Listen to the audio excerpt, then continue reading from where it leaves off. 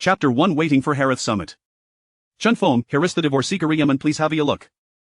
In Apravati residence Sainti capital Amananda woman sat facing Jacotharan the sofa the woman was dressed in formalitire, her arms crossed exuding generofaloofness. Chen Feng eglin seated the Gariman handed to himbeth woman and smiled bitterly. Ching jit war trillion exceptional manager handlin javenti madarofio your artists divorce so effortlessly. Indeed, the person sitting opposite Chen Feng to discuss divorce with Nathi's wife, Su Yuxin Buther manager Joking. Joking's neared Yuxin is fussy, such trivial matters are beneath her notice. Ah, abig stare indeed, for you, even divorcee's just a minor affair. Enough, Chen Feng, spare my sarcasm, ik know you don't want tis divorce, but doyoria labelli aveo deservusin, you done libby stumbling block on her path to stardom. Chen Feng forced a self-deprecating smile, yes, I suppose I no longer deserve her, but what could an ordinary university care possibly offer Toja per star, the holy internet knows Tatsu Yuxin Shuspan livis off a reason entire existence writ in her stardom, her marrying me weighs a stroke of luck for some own like me otherwise, how could an average university lecturer afford a luxury homie and drive the expensive cars? You understand at least, while you may be inadequate and mediocre, Yuxin is still gracious enough to leave the house for you, preventing you from ending upon the streets. So please stop clinging to work, Joking stated coldly. Other words, Chen Feng's brow tightened, are you trying to manipulate him? What did you say? Joking was taken aback. You call mean for your and mediocre, which implies that without Yuxin, I will be nothing, right?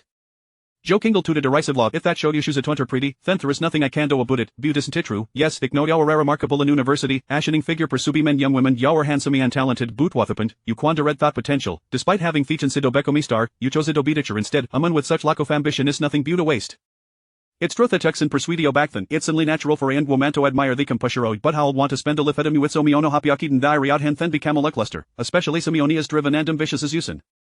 Ha ha ha. Rather than feeling gasamid at Joking's mockery, Chen Feng lafed sardonically, so being a teacher, nurturing the next generation is considered a waste, and being devoted to family amounts to incompetence? Two worlds, and their values are equally distorted. Indeed, Chen Feng had traversed into this world in his previous life, he was a singer, and upon his arrival in Thesperola University vocal performances stood in Hestown dead teen Tyra school with his talents, earning accolades from the department head. Once during a drunken night, the oldie and had asserted that Chen Feng would lead a newer in music. However, during graduation season, whenever Yoni expected him to sign with Hamidia company and launch his album, ha produced datature certification instead, had decided to stay on as a vocal instructor. Theo Dian was furious, directing Gabaragio Finsult Satham, yet to no avail.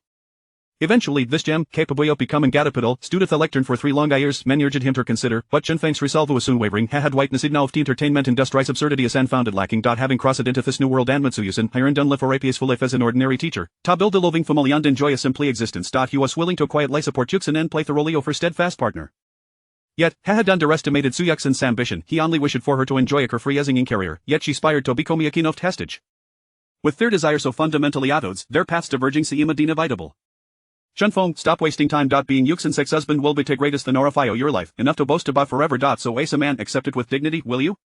Chen Feng turned to Zhouqing life it worth the oldham, he would have taught her a lesson in humanity, but now, heckle, be bothered. Even if him not worth much, I won't accept pitilith or keep the house, I didn't need it. Joking was taken aback, wash a troller fusing? Internally, Chet chuckled him and so devoid of worth, yet cling to his pride, he would regret would never reside in such grand luxury again. Fine, irrespective your decision. Buddled me briefly explained he contracts terms. Chen Feng war not to disclose any private information about our marriagito themadaya, nor tarnish Su Yuxin's public image in any way, do I understand? Athos Chen Feng picked up the agreement, examined it for a moment, and slowly furrowed his brow. Joking noticed Chen Feng Sunyasin continued, W.A. he drafted this confidentiality agreement to protect Thirtis. I believe your feelings for Yuxin are genuine, so a trustee will signet. Joking was indeed an experienced manager with just a few words, she had cornered Chen Feng however, she had underestimated him. His refusal to take the house was not a matter of pride, it was because deemed it unworthy of attachment. But was not semianto be easily manipulated. Chen Feng set the confidentiality agreement aside and said with a cold smile, it seems you prefer to evade the crucial issues, don't you? Joking paused, feigning ignorance, not sure what you mean. Chen Feng scoffed, are you pretending not to understand, don't you think the penalty ain't his confidentiality agreement is excessive? He pointed to stipulation indicating that if Chen Feng broke the agreement, the compensation would amount to stigering sumo fen billion. Suck an exorbitant figure. True to her professional caliber, Joking immediately ignored indifference, attempting to downplay the severity. Chen Feng, don't take this to heart, is just a means to enforce some accountability. Chen Feng remained expressionless as she pushed the agreement back to Archer. Imnitiful this term is clearly targeting, isn't it, Ms. Zhou? Spare me your petite tricks terry unnecessary. Joking was momentarily taken aback. Despite being Su Yuxin's manager, she had minimal direct interaction with Chen Feng, relying mainly on Yuxin's accounts. She hadn't anticipated that the kept man in public, the good band in Su Yuxin's size, could display such formidable a strength. Alright, it will revisit the confidentiality terms, Joking quickly regained her composure. None. Asherajek tetheroffer Chen Feng 2 cup the divorce agreement tan swiftly senethisnam, dismissing the confidentiality agreement entirely. Ier fusito signed hot confidentiality agreement, no mount would tempt me to exploit me privacy forgan, and if I want to discuss this matter with yon, that is my prerogative and none can restrict me. With that, Chen Feng stood up, prepared to leave when happest momentarily. Oh, by the way, please relay a message to Yusin be waiting for at the summit. Chapter 2, is this the man living off women? I await her at the mountaintop. Chen Feng's words left Zhou Qing perplexed for quite some time. What kind of agreement could this be between those two spouses? No, I must quickly inform Su Yuxin. She can no longer meet Chen Feng within new media. As Zhou Qing recounted the tale, Su Yuxin felt her heart constrict painfully. Did he simply walk away? Was there not a shred of reluctance? Qingjia, you must be deceiving me. He cannot possibly be so heartless. Yuxin, no matter how profound a relationship, it cannot withstand the test of time. Cease dwelling on this, you are no longer connected. Our next objective is the throne. Do you understand? Su Yuxin nodded. By the way, he mentioned waiting for you at the mountaintop. What does that mean? Is there an agreement regarding that mountain? Su Yuxin appeared somewhat bewildered, shaking her head. There is no agreement. Zhou Qing, lost in thought, suddenly gasped. Is he planning to enter the entertainment industry? Su Yuxin paused momentarily before shaking her head again. No way, he doesn't like the entertainment industry. It must be, the mountaintop he refers to signifies the pinnacle of entertainment. Su Yuxin contemplated this, finding some merit in Zhou Qing's interpretation, yet she remained unconvinced. If he had entered the industry 3 years ago, given his talent, his chances would have been substantial. However, now, he has already missed the prime opportunity. Approaching 30, while undeniably handsome, in this era dominated by youthful boy bands, he lacks even the chance to debut, let alone reach any mountaintop. Zhou Qing nodded with a smile. Indeed, yet he is a person who is blissfully unaware of his limitations. I have encountered many like him, who, believing they were once in the limelight, assume that mere effort will lead to success. With a scoff, Zhou Qing suddenly recalled something, her brow furrowing. He hasn't signed a non-disclosure agreement. He intends to exploit the current divorce frenzy. Su Yuxin snapped back to reality. Could it be that he's, after a moment's thought, she shook her head. In a way, Chen Feng is not that kind of person. Yet, when her gaze met Zhou Qing's, a flicker of panic ignited within her.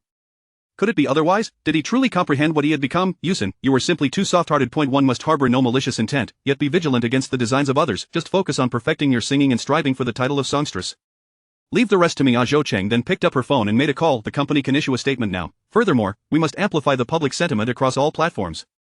Watching Zhou Qing's decisive actions, Su Yuxin realized that she had long been prepared for these developments, and she could not impede them. This wave of divorce publicity must be executed. Only by generating heat and traffic could she secure more advantageous resources and advance further. With this thought, Su Yuxin's eyes sparkled with fervor and ambition. The allure of becoming the songstress was simply irresistible. Zhou Qing's phone call was akin to pressing the launch button for a barrage of attacks on Chen Feng. Today's entertainment section headlines were officially born. A plethora of sensational news articles and posts began to surface online and spread like wildfire, mobilizing countless online commentators. Breaking news, the popular singer Su Yuxin has divorced. In-depth analysis, the secrets of Su Yuxin's ex-husband, Chen Feng, a teacher who ascended through the support of women. Chen Feng, the king of living off women, extravagantly squandering Su Yuxin's wealth. The relentless rumors flooded the internet, igniting widespread discussions. Yet, amidst the uproar, Chen Feng remained unaffected. Returning to the dormitory assigned to him at the school, he switched off his phone and buried himself under the covers, seeking solace in sleep. 2 years of romance, 3 years of marriage, 5 years of time, claiming there was no pain would be a lie. Nevertheless, he would not confide in others nor seek solace. Instead, he resembled a solitary tiger, retreating to lick his wounds in silence. The following day, he attended classes as usual, only to be met with the sorrowful and furious gazes of his students upon entering the classroom. What's the matter with you all? It is such a lovely day. Have you all been sunburned? Chen Feng asked, puzzled. Teacher, Mr. Chen, is it true that you've divorced? Madam was too much. How could she divorce someone as remarkable as you? Nonsense, she is not our madam. Chen Feng was visibly taken aback. However, he quickly deduced what had transpired. Zhou Qing had set her sights on him. Upon opening Weibo, he found himself inundated with increasing comments and entries about him, prompting him to switch off his phone once more. Zhou Qing, a seasoned agent in the industry, executed her plans with remarkable efficiency, launching her attacks with pinpoint precision. Public opinion, at times, could truly drown a person. Muttering Zhou Qing's name, Chen Feng couldn't help but smirk in mockery. Did they truly consider him a mere puppet? All right, class, we're about to start. Do not pay attention to those slanderous rumors, Chen Feng declared as he set his phone aside. At that moment, 2 female students had already taken out their phones, commencing a live stream. Among them was Ling Bingyan, renowned as the most beautiful voice in the capital. True to her name, she was an ethereal beauty, appearing aloof to others, yet Chen Feng knew her heart was warm and kind. Did you see that? This is our handsome and talented Mr. Chen. I tell you, Su Yuxin doesn't deserve our teacher at all. And nearby students nodded in agreement, for while netizens may be unaware, every individual who had attended Chen Feng's classes knew just how exceptional he was. The king of living off women is actually Mr. Ling Bingyan's teacher. No way, Ling Bingyan is actually defending the king of living off women. You don't understand, he is Bingyan's teacher, and who would dare offend their own teacher in such a situation? The previous comment holds some truth. The comments in Ling Bingyan's livestream irked her, for she knew just how remarkable Mr. Chen truly was, yet these netizens persistently slandered him. With a loud crash, a chair collided with a desk, startling Chen Feng, who was seated at the piano. He quickly glanced around, his movements comically exaggerated. What is going on? Chen Feng inquired. It turned out that Ling Bingyan, unable to contain her frustration, had stood up to urge her teacher, Chen Feng, to showcase his brilliance. Look at him like that, huh? I'm dying of laughter. Indeed, only the king of living off women could cause my Bingyan to flinch. She my Bingyan. Ling Bingyan glanced at the live stream screen, choosing to ignore it and instead turned her attention to Chen Feng. Mr. Chen, is what they say online truly the case? Chen Feng gazed at Ling Bingyan, perplexed. Do you doubt your teacher? Ling Bingyan's eyes twinkled mischievously. I believe you lack strength. If you truly possess strength, would you dare let me live stream this class? Chen Feng paused, then noticed the phone Ling Bingyan held aloft. He chuckled softly. Ling Bingyan had begun creating short videos in college, casually sharing her daily life. With her stunning beauty coupled with the prestige of the Capital Conservatory of Music, she had amassed over 700,000 followers, undeniably a social media sensation. Yet previously, she had sought to record his lessons but had been met with refusal from Chen Feng. Today, revisiting old grievances and even questioning his prowess, Chen Feng understood her intentions. The online chatter claimed he had only become a teacher due to Su Yuxin, and she sought to slap those naysayers in the face and restore his reputation. Shaking his head, as Ling Bingyan and the group of students began to feel disheartened, Chen Feng finally spoke. Since you're already live streaming, what do you need to ask me for? Chapter 3. Unfortunately, it is not you. With this remark, the entire class erupted in excitement. Ling Bingyan, in a fit of enthusiasm, swiftly picked up her phone. Although her fan base had not yet reached the multi-million mark, their loyalty was exceedingly high, especially considering her beauty. By this time, the live stream had been underway for over 10 minutes, and the number of viewers in the room had soared to 100,000, with the count still climbing. Many of Ling Bingyan's ardent admirers eagerly flocked to the live stream, unaware that she was filming with Chen Feng. Wait, is my wife Bingyan actually in class? Wow, is this a course from the Music Academy? I'm loving this. I want to be a student at the Music Academy and attend class with my wife Bingyan. Before long, a sharp-eyed internet user raised a question. Hold on, is that Chen Feng at the podium? No way. Isn't that Su Yuxin's husband? Don't be ridiculous. To be precise, he's her ex-husband. At this moment, the newly joined viewers began to piece things together, joining the discussion initiated by those who had entered the livestream earlier, and began to chatter about Chen Feng. Weren't they divorced? Why is he still teaching? Such dedication. He didn't even faint in the restroom? Soft Rice King, I really want to give you a good brawl. To be honest, Chen Feng is quite handsome. He does deserve the title of Soft Rice King. At this juncture, Chen Feng had already commenced his lecture. Classmates, today, I will teach you how to transition between vocal registers. When you sing from a lower pitch upwards, you will encounter difficulties at a certain point, making it easy to get stuck. This is where the transition occurs. At this moment, you must employ certain techniques to continue singing higher. There are two methods you can practice. For the first 10 minutes, Chen Feng focused on theoretical instruction, showcasing his professional qualities, though nothing particularly stunning transpired, as he allowed the anticipation to build. After about 20 minutes, the excitement in Ling Bingyan's livestream had surged, with a substantial fanbase and an increasing number of people recognizing Chen Feng, coupled with the morning's rumors about Su Yuxin's marital discord. A wave of onlookers poured in. Unbeknownst to them, the viewer count had already surpassed 500,000 and was still rapidly increasing. Ling Bingyan was overwhelmed with excitement. She had previously streamed only a few times for casual chats, with a mere few thousand viewers, but never had she anticipated such a vibrant turnout today. She found herself hesitant to speak, let alone inform Chen Feng that, at this very moment, 200,000 people were watching him teach. However, as she glanced at the barrage of comments, Ling Bingyan suddenly felt a surge of enthusiasm. It seemed she could no longer remain silent, whether driven by trolls or genuine viewers. The audience began to flood the chat with fervor. Why are we even discussing this useless stuff?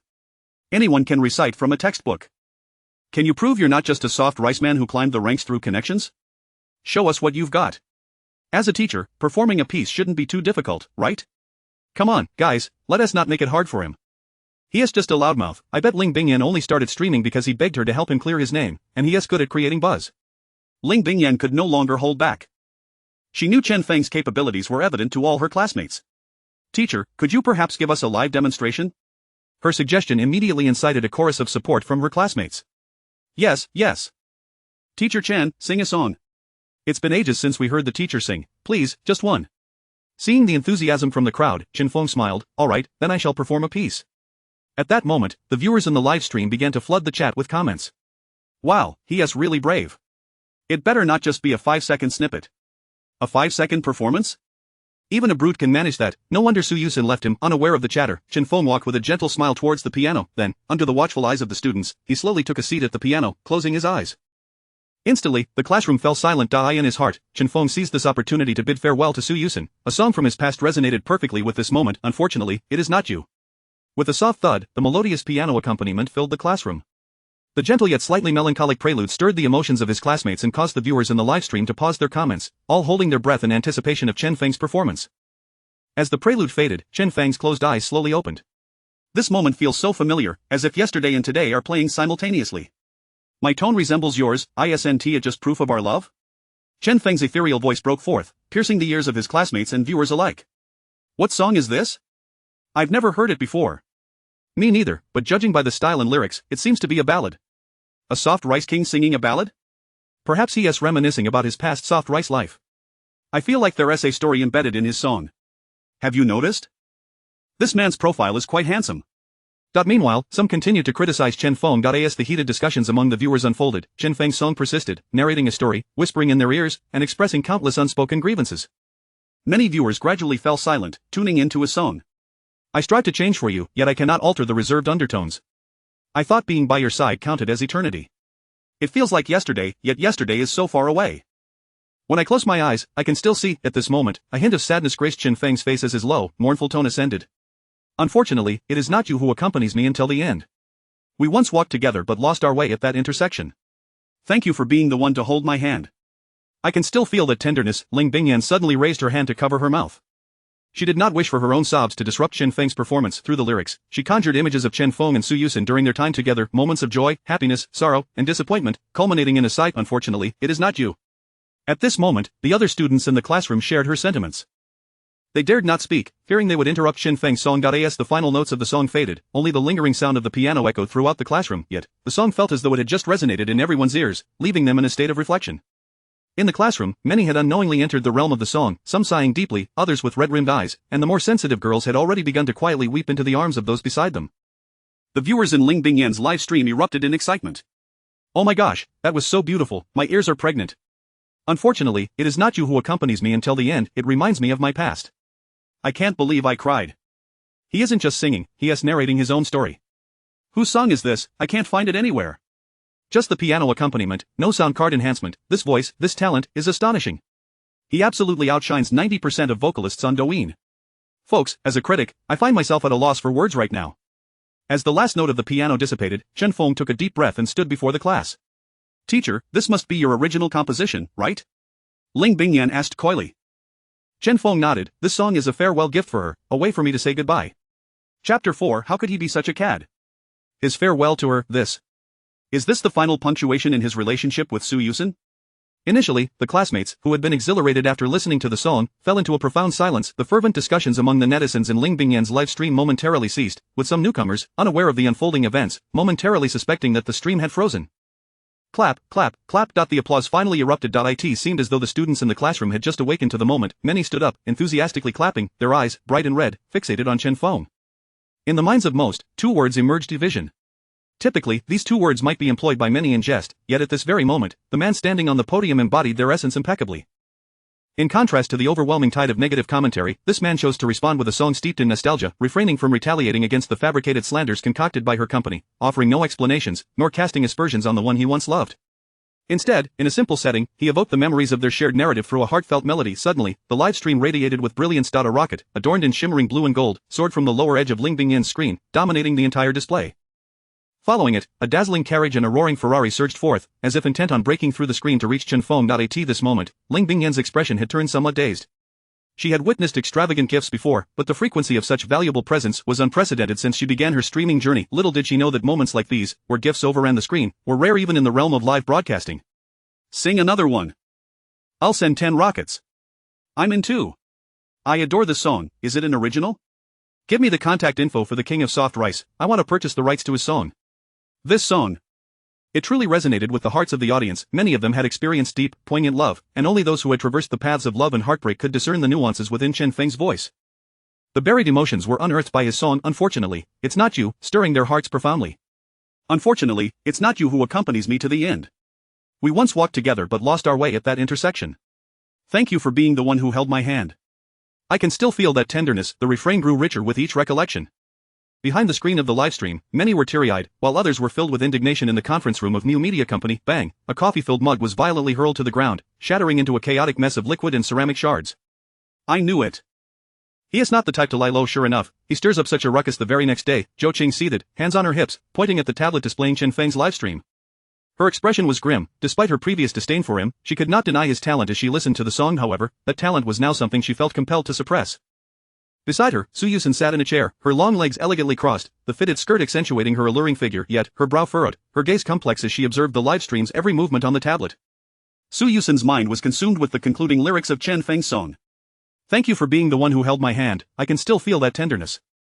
Thank you for being the one who held my hand. You still warm my heart. Su Yuxin felt a pang of pain, as if something had shattered within her, or perhaps something had been wrenched from her very being, leaving her with a tumult of emotions. Despite his years away from the stage, his brilliance remained undiminished, leading her to question the correctness of her decision to divorce him.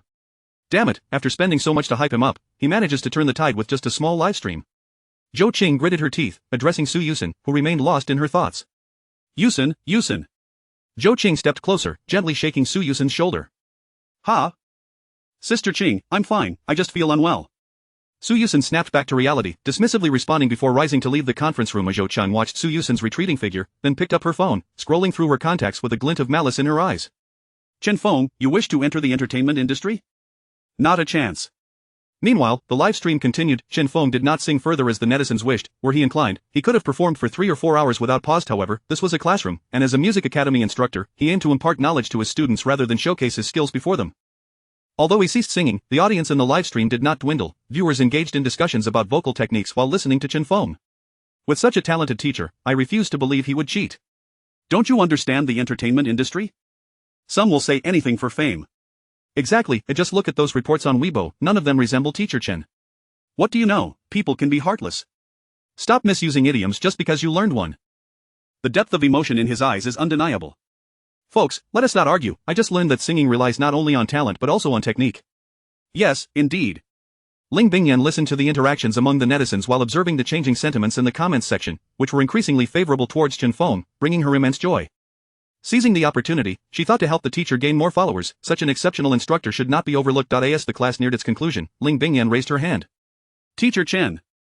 Hearing a student's call while drinking water, Chen Feng set down his thermos and turned to face Ling Bingyan. What is it, Ling? Ling Bingyan replied, Teacher, the netizens wish for you to share your Douyin account. They want to follow you. Follow me? After a moment's silence, Chen Feng wrote his Douyin account on the blackboard, a rather ordinary string of numbers. Many hurriedly entered the account into their Douyin apps. Seriously? Such an impressive individual has a Douyin account with only 5 followers and no profile picture, and not a single piece of content posted. Right, and his Douyin name is I Love My Home. What an intriguing person. If anyone claims Teacher Chen cheated again, I'll set them straight. Absolutely. Ding, ding, ding. The class bell rang, and Chen Feng began to gather his teaching materials as the door to the classroom gently swung open. The dean's secretary entered with measured steps. Teacher Chen, Dean Yin requests your presence in his office. Chapter 5 Teacher Chen, let us attend the concert together. Upon arriving at the dean's office, Chen Feng gently tapped on the door. Come in. As he entered the room, he nodded respectfully to the elderly man with graying hair yet brimming with vitality seated at the desk. Dean, you summoned me. Have a seat.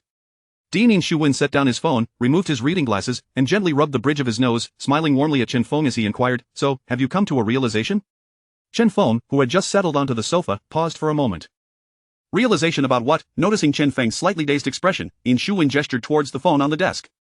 I just watched Xiaoling's livestream, her performance was quite impressive.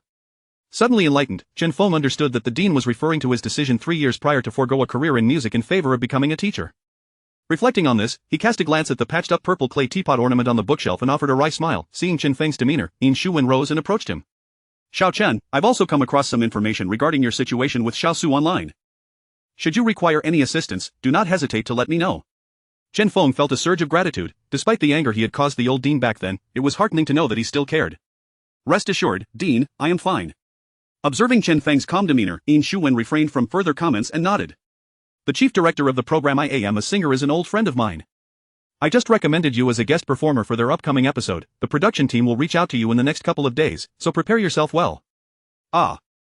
Dean, this, I can manage on my own. Chen Feng instinctively declined. Yin Shuwen furrowed his brow, feigning anger. Chen Feng, my request for you to appear on I am a singer is not merely for your own sake. Your name carries the prestige of our Beijing Conservatory of Music. A stellar performance on your part would undoubtedly enhance our institution's reputation. As your dean, you wouldn't disregard my words, would you? Any sensible person would grasp the essence of Yin Shuwen's statement. Continuing to refuse would imply a lack of understanding of human relationships. I understand, Dean.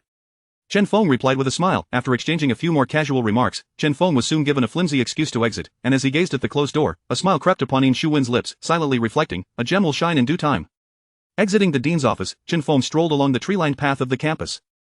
Suddenly, several figures darted into his view. Teacher Chen. Teacher Chen.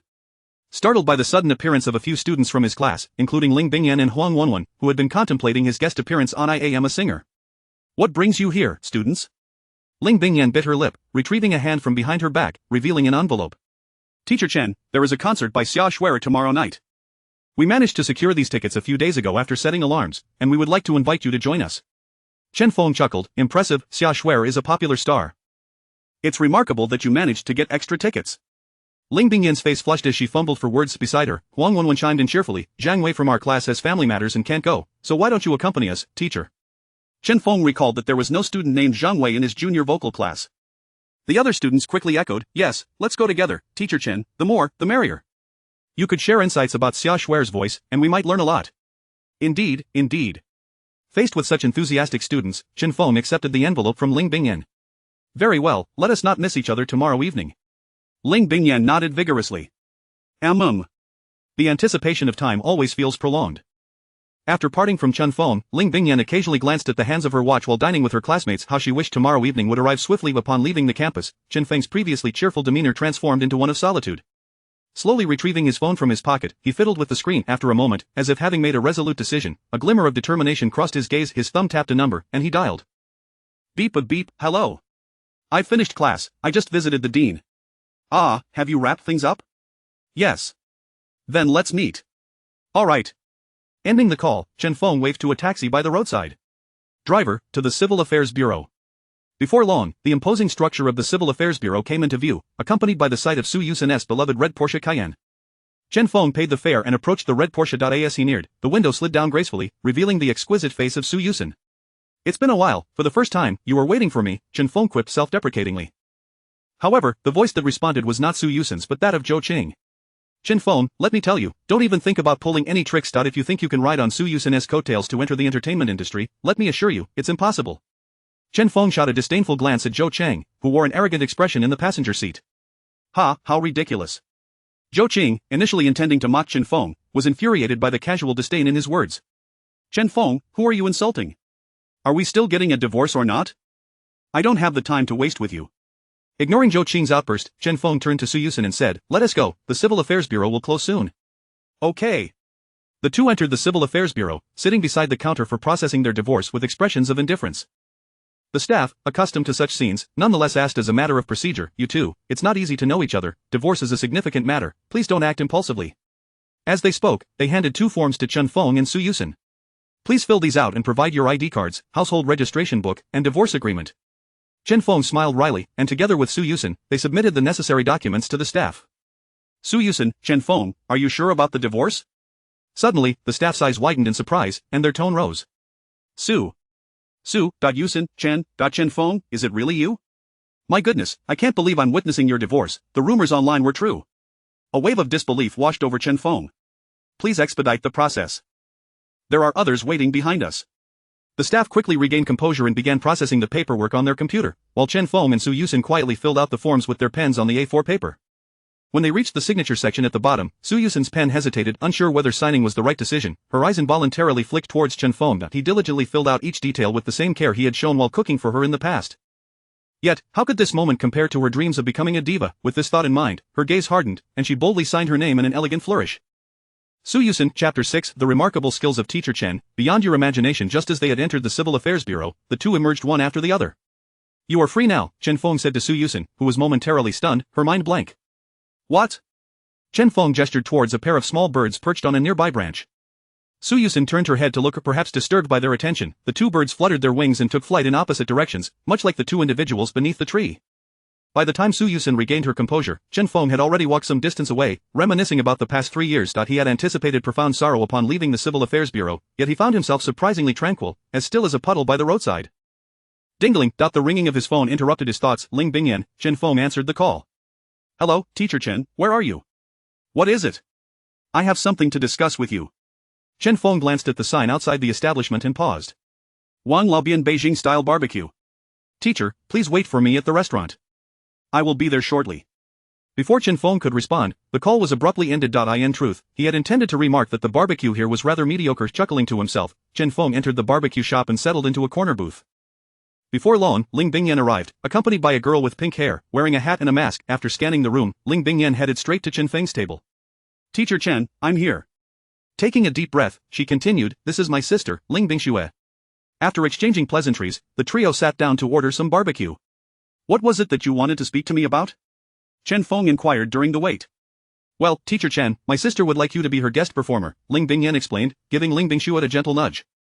Ling Bingxue glanced around before removing her mask, revealing a delicate visage with a rosy complexion, enchanting peach blossom eyes, and cascading pink wavy hair, making her quite striking. "Hello, Teacher Chen, I am Ling Bingxue, my stage name is Xia Shuer." Had Chen Feng been drinking water at that moment, he might have inadvertently sprayed it all over Ling Bingyan.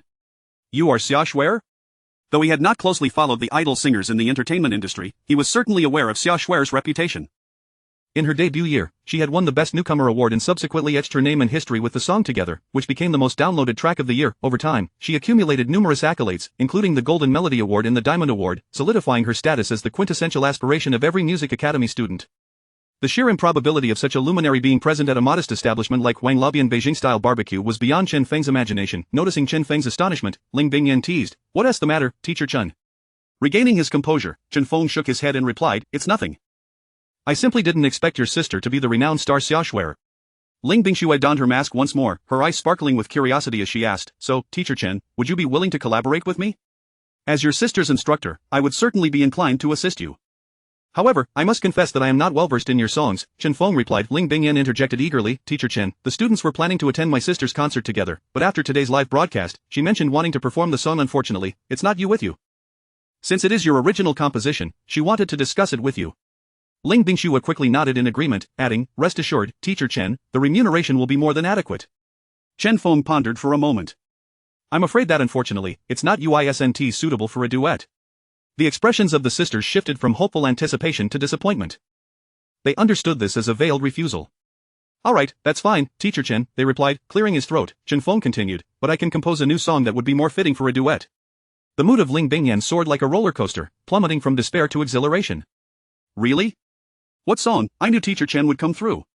Ling Bingxue, however, appeared somewhat hesitant, her brow furrowed. After all, her intention had been to perform. "Unfortunately, it's not you."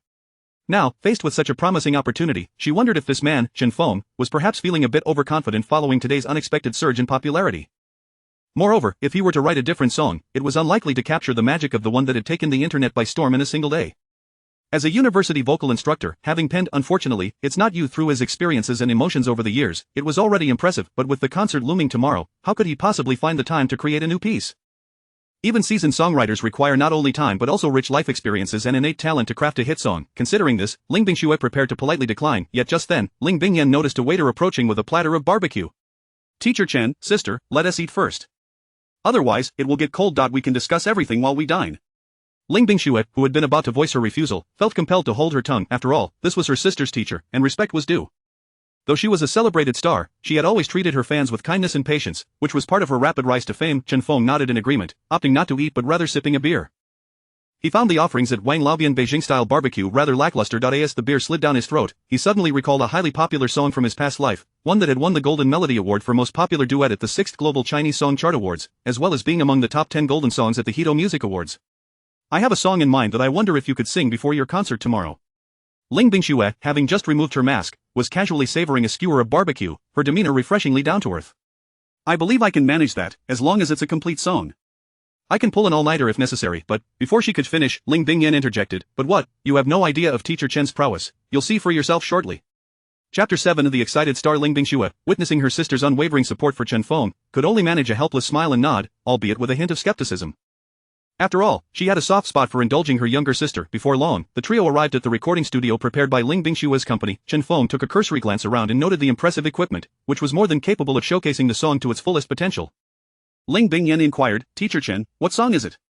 Had the other boys from school been present, they would surely have been taken aback. The current Ling Bingyan bore no resemblance to her usual icy demeanor, instead appearing as an eager, wide-eyed girl next door. Chen Feng smiled, retrieved an A4 sheet of paper and a pencil, and began to lean over the table, reminiscing about the song from his past life. "It's a duet love song. I'll write down the lyrics and melody for you to review shortly." With that, he immersed himself in writing on the A4 paper with earnest concentration. Observing the man's serious demeanor piqued Ling Bingxue's curiosity. She wondered what kind of song he would produce. It was well known that crafting a duet love song was significantly more challenging than composing a solo piece, as it required not only harmonious lyrics and melody but also the seamless blending of two distinct vocal timbres, a daunting task indeed. This was precisely why Ling Bingxue harbored doubts about Chen Feng's abilities. Very well, Teacher Chen, why don't you take a break? I'll practice the song I'm scheduled to sing tomorrow. After saying this, Ling Bingxue rose and entered the recording studio. While she indeed needed to rehearse for the upcoming performance, she hoped to provide Chen Feng a graceful exit, should he find himself unable to produce anything, thereby sparing them both from any embarrassment. Once inside the recording studio, Ling Bingxue sighed, hoping her sister and her teacher would understand her intentions. After politely seeing her into the studio, Chen Feng resumed his fervent recollection of the duet love song. After a while, he glanced up at Ling Bingyan. Is something the matter, Teacher Chen? Ling Bingyan inquired, assuming something was amiss. Nothing at all, could you let me see the class schedule? I want to check if I have a class tomorrow. Ling Bingyan placed her hand on her forehead. Teacher Chen, tomorrow is Saturday. Of course, there are no classes. Chen Feng nodded and continued to write quietly, his only concern being that his role as a guest vocalist while composing a song for Ling Bingxue might interfere with his teaching duties the next day. It must be said that over the past 3 years, Chen Feng had evolved into the embodiment of a dedicated teacher, constantly mindful of his students' well-being. Approximately 2 hours later, Chen Feng set down his pencil, lifted the heavily annotated A4 sheet, and began to hum the tune to himself. He then moved to the piano in the recording studio and attempted to play the accompaniment for the song. After several rounds of practice, he called out, Bingyan, please fetch your sister. I believe the song is nearly complete. The typically aloof goddess of the Capital Music Academy, Ling Bingyan, nodded obediently and followed Chen Feng's instructions, summoning Ling Bingxue. Sister, come out and see. Teacher Chen has finished writing the song. Ling Bingxue, who had been diligently rehearsing for the concert, froze momentarily. So soon, she exclaimed, incredulous at the rapidity of his work. She suspected he might have hastily cobbled together some lyrics or a melody, perhaps to save face before leaving in a hurry. With this thought lingering, Ling Bingxue stepped out of her practice area and approached the piano, taking the score from Chen Feng's hands and beginning to hum along to the melody, albeit hesitantly at first. As she continued, her initial fatigue began to dissipate, replaced by a burgeoning excitement reflected in her sparkling eyes. The lyrics stirred deep emotions within her, and the composition was truly a remarkable duet, worthy of the title of a classic love song. Ling Bingxue's heart raced as she realized that the song was on par with Unfortunately, It's Not You. Just moments ago, she had harbored doubts about Chen Feng's talent, yet here he was, a genuine creative genius, a rarity in the music industry ever since she had embarked on her journey. It seemed her sister was indeed correct, he had buried his own brilliance beneath the weight of love. After humming the song through a second time, Ling Bingxue recognized the intricacies woven into the piece. The clever use of counterpoint highlighted both the shared emotions of the characters and their underlying conflicts. Her sentiments had shifted from merely giving her sister face to genuine admiration for Chen Feng's recent creation. She turned to him and, with a tone of respect, asked, Teacher Chen, is this song truly yours? Chen Feng replied solemnly, I finished writing it 10 minutes after Ling Bingyan called me. I had just received my divorce certificate from Su Yuxin, so it was inspired by my emotions. As a time traveler, Chen Feng felt compelled to offer a plausible explanation. Realizing she had overstepped, Ling Bingxue lowered her head, her fingers nervously tracing circles as she apologized. I'm sorry. Chen Feng shook his head. It's perfectly fine. The whole internet knows about it now, there's no need to dwell on it. Teacher Chen, is this song really meant for me to sing? Rest assured, all expenses are negotiable, Ling Bingxue asked, a hint of trepidation in her voice, for she had only recently expressed doubt about his capabilities and sought confirmation. After a moment's reflection, Chen Feng responded, of course, you may sing it.as for the fees, we'll adhere to the current industry standards. Upon receiving his affirmation, Ling Bingxue could barely contain her excitement. Had it not been for her image as an idol, she would have leaped for joy. For her, having Chen Feng offer her a song was an extraordinary opportunity, as quality lyrics and melodies were exceedingly rare to come by, and even when found, one had to stand out among numerous competitors to secure them. With her excitement palpable, Ling Bingxue momentarily disregarded the time and promptly called her manager. Sister Shan, are you asleep? I'll send you my location, please bring the lyrics and contract over, and order some takeout while you're at it. We have to work late tonight. After a brief conversation, Ling Bingxue hung up the phone, beaming at Chen Feng. Teacher Chen, let us head to the recording studio and start practicing. Chapter 8. On stage, Chen Feng nodded as he removed his coat and gently draped it over the sleeping Ling Bingyan, who was already nestled on the sofa. Following Ling Bingxue, he entered the recording studio. Susan, Ling Bingxue's manager, was a seasoned figure in the industry, always presenting herself with a polished demeanor regardless of the hour. She entered carrying an array of snacks and noticed Ling Bingxue rehearsing songs with Chen Feng. Tapping on the large glass window of the studio, she signaled her arrival to the two. Upon noticing her, they set down their headphones and stepped outside. My dear young lady, what on earth are you doing? Do you realize what time it is? It's already 3 a.m., and you are still awake. What will happen to tomorrow's concert if your voice goes awry? While Susan chided, she retrieved a box of throat lozenges from her pocket and handed it to Ling Bingxue. Take a break and soothe your throat. Immediately after, Susan cast a glance at Chen Feng, smiling as she extended her hand. Hello, I am Susan, manager of the renowned Schwerer from Tianxia Entertainment. Chen Feng reciprocated with a warm smile and shook her hand. I am Chen Feng, a vocal instructor from the Beijing Conservatory of Music. Mr. Chen, I know you, you've been trending on social media all day, Susan remarked, shaking her phone in his direction. Chen Feng chuckled and scratched his head, choosing not to engage further in that topic, which he found unappealing. Sensing his reluctance, Susan, possessing keen insight, took out a contract and addressed Chen Feng. Schwer mentioned that you have a song she wishes to sign. As her manager, I naturally support her, but I must also ensure quality control, which I trust you understand. As fellow managers, Susan and Zhou Cheng were entirely different in demeanor. At least, that was how Chen Feng perceived it, and he did not mind Susan's approach. I understand, he replied, handing her the newly rewritten lyrics and score. With over a decade of experience, Susan was well versed in music theory. She first examined the lyrics, noting that they were far from the cliché, insipid words prevalent in the music scene today. This alone prompted her to nod in approval. After listening to Ling Bingxue hum a demo, she decisively declared her intention to sign the song. Remarkable. Mr. Chen, your composition possesses the caliber of a top-tier songwriter, if not higher. Susan lavished praise upon his creation, promptly presenting the contract for his signature. We will purchase the singing rights to the song, and you will receive 40 of the profits. Chen Feng could no longer contain his frustration. The contract is negotiable, and we're friends, so please refrain from addressing me so formally. It makes me quite uncomfortable. Ling Bingxue and Susan exchanged amused glances, unable to stifle their laughter. Mr. Chen, you truly are an amusing individual, Ling Bingxue remarked. Time flies when one is diligently working. After signing the contract, Chen Feng and Ling Bingxue returned to the recording studio to rehearse the new song. By the time they emerged, both had dark circles under their eyes. The group rested in the studio's lounge, only to awaken to the clock striking 3 p.m. Chen Feng, still in a haze, heard Susan's voice. Wake up, everyone, there are still over 4 hours until the concert, and instead of preparing, you're all here sleeping. By the time Chen Feng fully roused, he found himself aboard a business vehicle heading to the concert venue. Sing well tonight. Not only will there be thousands in attendance, but it will also be live-stream. Su Yuxin will be watching, you know. Ling Bingshue's words caused Chen Feng to furrow his brow. Must I always carry her label? I apologize, that was not my intention. I merely believe you should not be wrongfully accused. Ling Bingshue's words trailed off as Chen Feng chose not to pursue the topic further, instead asking, have you prepared everything else aside from the song we practiced yesterday? Absolutely. Upon arriving at the venue, Ling Bingxue had arranged a particularly special entrance for Chen Feng. Before departing, she reminded him, is everything set for the duet later? Chen Feng smiled nonchalantly, rest assured, this song is my creation, both the lyrics and melody are firmly lodged in my mind.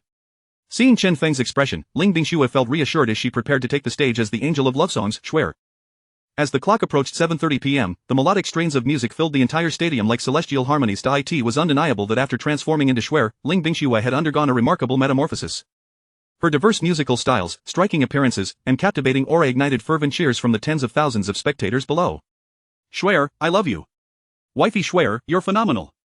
Schwer, soar bravely, we will always be by your side.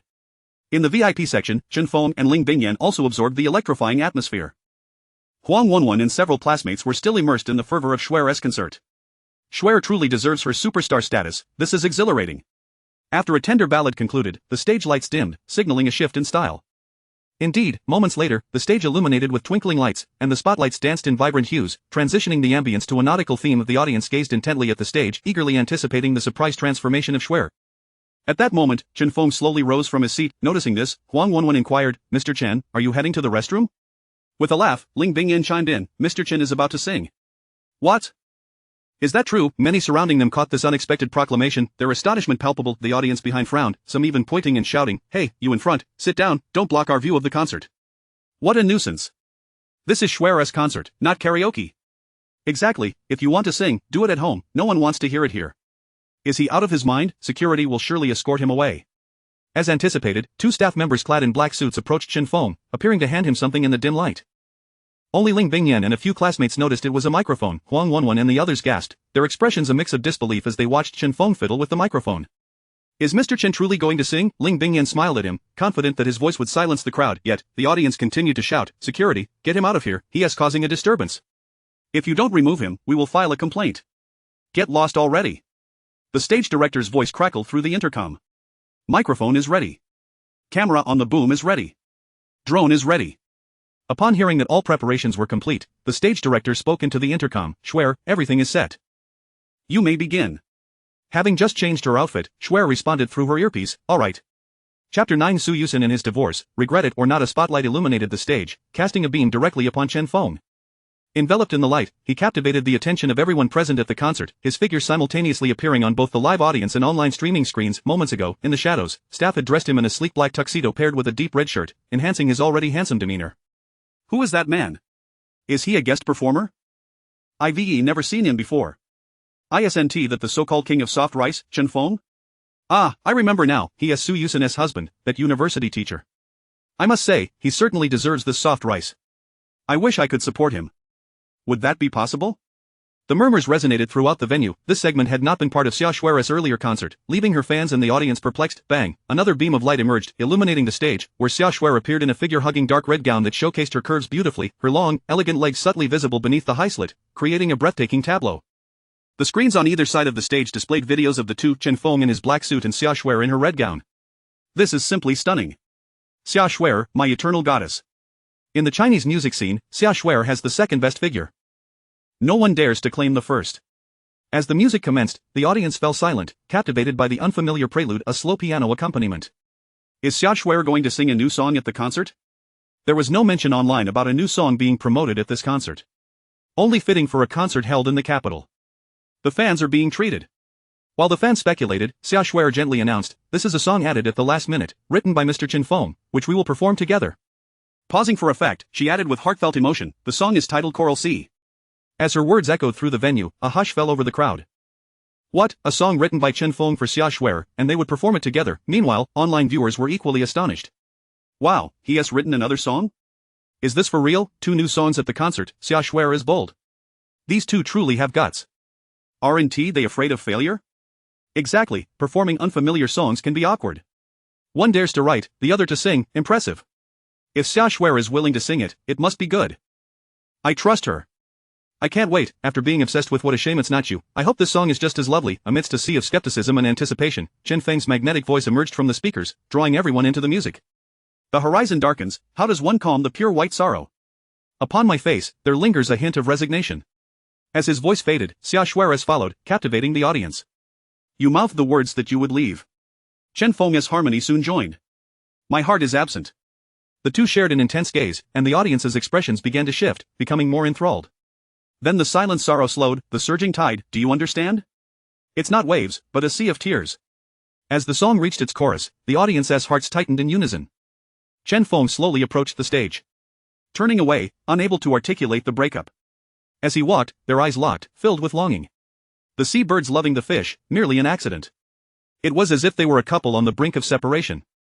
Chen Feng, singing while walking, exhibited no signs of unsteadiness. His measured pace on the big screen, paired with his passionate declaration of our love, complemented by Su Yuxin's harmonizing the love given, seemed to transport the audience to a poignant farewell scene.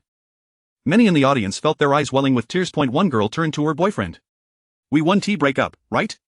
The boy looked at her with determination. Darling, we will never part. Similar scenes unfolded throughout the concert. As the first part of the song concluded, accompanied by interlude music, Chen Feng stepped flawlessly beside Su Yuxin. The large screens, which had previously displayed them separately, now showcased their united presence. The unique and detailed design captivated the audience like never before. Viewers online erupted with excitement. This collaboration is incredibly innovative. I suddenly feel that Chen Feng was elevated by being with Su Yuxin. This song is exquisite. It could easily pair with What a Shame It's Not You as a breakup duet. The lyrics are stunning, indeed. How could seabirds and fish ever truly be together? Even if they were, it would merely be an accident. Why hasn't such a talented person appeared in the music scene before? Look at his wife, no, ex-wife, she is quite the formidable figure. The melody of Choral C continued, an inexplicable sadness emanating from the song, and the audience was entranced by the bittersweet theme of parting. The stage director and crew were mesmerized. They had heard the song and its demo countless times, yet had never experienced such an enchanting duet. It was utterly captivating. What expectations hide within the shell? Waiting for the flowers to bloom.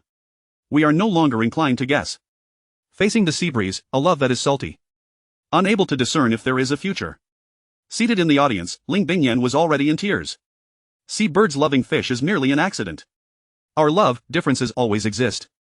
Indeed, it was Chen Feng's way of expressing that he and Su Yuxin were like seabirds and fish, two distinct species. One a star in the music scene, the other merely a university teacher. Their union was, in essence, an accident, with their disparate thoughts and differences ever present. At last, the song approached its conclusion. Chen Feng and Su Yuxin exchanged lingering glances as they slowly retreated. A smile cannot be forced, love buried deep, Choral C. As the concluding melody played on, a voice from the crowd cried out, "No, don't part." Soon, more voices joined in, until the entire audience resonated with, "Don't separate, don't separate." The song concluded, yet the audience remained unsatisfied, as Chen Feng and Xia Shui returned to center stage, bowing deeply to the audience. Thank you, everyone. Silence ensued. A moment later, boom. The audience erupted into thunderous applause, which lasted for over 10 seconds, showing no signs of fatigue. Observant viewers of the livestream noted that Xia Shui, while thanking the audience, had tears glistening in her eyes. That was incredible. Seabirds, fish, shells, coral sea, they all symbolize different meanings. This is Chen Feng. I am utterly in love with him. I can't believe it, Su Yuxin divorced him, what a regret. In a quiet conference room in an office building, the sound of a pin drop could be heard. Su Yuxin, her face pale, pointed at the screen on the wall and questioned Zhou Cheng, who sat in her chair. Sister Qing, why did the company make me divorce him? He has just been lucky recently. After all these years together, you know what he is like, don't you? He merely rode on your coattails to sing a couple of songs. What you need to do now is use your own popularity to release new music quickly. The internet has no memory. Zhou Qing coldly replied to Su Yuxin. Without waiting for her response, Zhou Cheng stood to leave, her intention clear, to silence Chen Feng. Chapter 10. Will the interactive segment go awry? Su Yuxin sat motionless in the vacant conference room, a look of bewilderment etched across her face. Beside her, within her designer handbag, lay the divorce certificate that she and her estranged husband had obtained just yesterday. Today, however, that very man was dazzling the audience at Xia Shui's concert. Could it be that what Chen Feng claimed was true? Would he truly be awaiting me at the pinnacle of the music world? Even now, a profound uncertainty lingered in Su Yuxin's heart. Having been married to Chen Feng for 3 years, her perception of him was largely defined by his domestic responsibilities, grocery shopping, cooking, and maintaining the household. She had never fathomed that her ex-husband, who once slashed prices at the market, could compose chart-topping love ballads like Regrettably Not You and Coral Sea. Su Yuxin strained to recall that over the years, Chen Feng had never once mentioned anything about songwriting. Now, propelled to stardom by a single hit, and with a second song earning him the chance to perform alongside the celebrated singer Xia Shui, how could she possibly believe it? She grappled with the notion that his sudden rise to fame was merely a byproduct of their divorce becoming a topic of public interest. As she pondered, her gaze remained fixed on the live broadcast. At that moment, the concert's livestream transitioned to an interactive segment with fans, a customary feature in concerts of this caliber. The host stood beside Chen Feng and Xia Shui, his enthusiastic voice resonating through the speakers. Now, we shall commence the fan interaction segment, where we will select 3 audience members from both online and on-site to engage with our Xia Shui. Upon noticing Chen Feng standing next to Xia Shui, the host assumed she intended to elevate him, prompting him to clear his throat. Of course, our teacher Chen is also available for interaction. Chen Feng, who had just prepared to step off the stage, found himself frozen in place. How did I become part of this? This segment was never mentioned during my discussions with Ling Bingshueta. He cast a puzzled glance at Xia Shui, who returned his look with equal confusion. They lowered their microphones and exchanged whispered comments, both sporting bemused smiles. Why must I interact with the audience? This wasn't part of the plan, Chen Feng murmured through clenched teeth. Xia Shui, waving to the audience, responded, I'm not sure what happened. Perhaps the host misspoke, but you can't leave now. Don't worry, I'll handle most of the interaction, you just need to stand there. Chen Feng glanced at the eager crowd below. It was indeed too late to exit, so he steeled himself to remain on stage. The drawing commenced, and the audience waved their glowsticks, fervently hoping to see their faces on the big screen. Pick me. Pick me. Seriously, bro, your taste is quite peculiar if you want to be chosen. Choose me, please. At last, the first fortunate fan was selected, a young woman in her 20s, whose excitement was palpable as she covered her mouth and gasped in astonishment. The host chuckled, it's clear this lovely lady is absolutely thrilled. The staff handed the microphone to the ecstatic fan. Xia Shui, hello, I'm your devoted fan, and I'm beyond excited to have the chance to interact with you. Xia Shui beamed, responding, hello, it's an honor to be loved by you and all my fans. Would you like me to sing for you, or do you have a question? The fan pondered for a moment and replied, I'd like to hear Chen Feng sing Regrettably Not You again. What? Xia Shui fumed internally, she had just claimed to be my fan, why would she want to hear Chen Feng sing? Despite her irritation, she maintained a cheerful demeanor as she turned to Chen Feng. Teacher Chen, our fan wants you to sing Regrettably Not You again. I wonder if we could have that honor? Chen Feng chuckled, casting a sly glance at the audience, then leaned in to speak softly to Xia Shui. Wasn't he? It said I just needed to stand here, why do I have to sing? Xia Shui wore an awkward smile. She had assured him moments ago that merely standing would suffice, yet the situation had turned against her so swiftly. Touching her waist, she discreetly switched off her audio device and whispered, why don't you sing a few lines for my fans? Please, Chen Feng hesitated. He was reluctant to perform Regrettably Not You again, his mind brimmed with countless classic masterpieces he could present. If he aimed to ascend the heights of the music industry, he did not wish to be criticized or labeled as someone who lived off a single song. Seeing Chen Feng's reluctance, Xia Shui felt a sense of urgency. This request was beyond their agreement, and if Chen Feng declined, no one could fault him. For the sake of the concert's success, Xia Shui resorted to pleading, her voice laced with a playful tone. Chen Feng, please, just this once. Chen Feng, taken aback by her request, realized that during his time with Su Yuxin, her commanding presence had never allowed her to appeal to any man in such a manner. Alright, speak nicely, and I might just relent. If your fans saw you like this, their jaws would drop to the floor. Seizing the moment, Xia Shui pressed on, so, will you sing? I knew you'd come through for us, Chen Feng sighed in exasperation. Fine. He picked up the microphone and smiled at the audience, saying, I will take the time to properly produce Regrettably not UN release it on online platforms in the future. If you wish to listen, you can download it then. Everyone, including Xia Shuer, was taken aback. The performer had just declined the audience's request for a reasonable interaction. This could potentially become a concert blunder.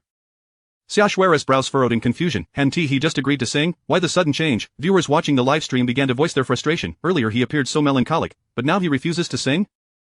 Just 2 days of fame, and he is already acting like a diva. Maybe he was lip-syncing all along. Just as the audience was left bewildered, Chen Feng continued, since everyone wishes to hear me sing, how about I perform an excerpt from my brand new original song?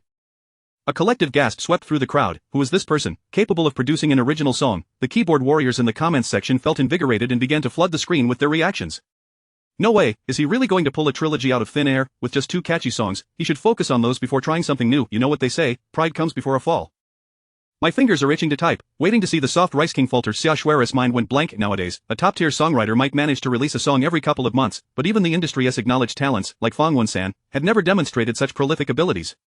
How could a mere university professor achieve this? Chapter 11 in the Breakup Trilogy. Recalling last night, when Chen Feng revealed that his creation of the duet choral C stemmed from obtaining a divorce certificate at the Civil Affairs Bureau, Xia Shuer felt a shiver run through her scalp.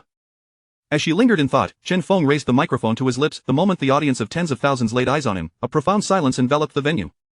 Their curiosity was palpable. This man, who had dominated the trending searches for 3 days since his divorce, was poised to unveil yet another spectacle. Many celebrities exert every effort to manufacture scandals and headlines, striving desperately to trend online, yet to no avail. In stark contrast, this man had managed to secure a spot on the trending list from the very first day of his divorce. Whether due to late-night outings with a certain woman or gossip involving a minor starlet, his name consistently raked in countless clicks. The following day, propelled by a student livestream that garnered over 1 million viewers, his poignant song, Unfortunately, It's Not You, dedicated to his ex-wife, swept across the internet, leaving netizens eagerly anticipating the recorded version. Today, just as the fervor surrounding Chen Feng's name was beginning to wane, his collaborative performance of Choral C with the idol singer Xia Shuer reignited the buzz, appending a hot label to his name once more. Was he about to dominate tomorrow's trending list as well? Without any prelude, Chen Feng's unaccompanied voice resonated throughout the concert hall. The little yellow flower of the story has been drifting since the year of its birth. The childhood swing sways in memory, persistently to this day. Xia Shuer nodded subtly. These refreshing lines effortlessly evoked nostalgic reflections of youthful days for the listeners. Re so si si do si la. So la si la so. As the prelude plays and I gaze at the sky, I recall the petals attempting to fall.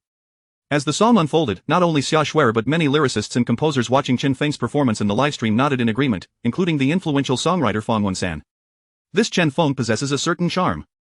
His lyrics are quite inventive, seamlessly integrating musical notes into the lyrics while naturally leading into the subsequent lines without a hint of awkwardness. Beside him, a female assistant poured warm water for Fang Wensan, commenting, Director Fang, this is the man who has been trending for 3 consecutive days. Oh?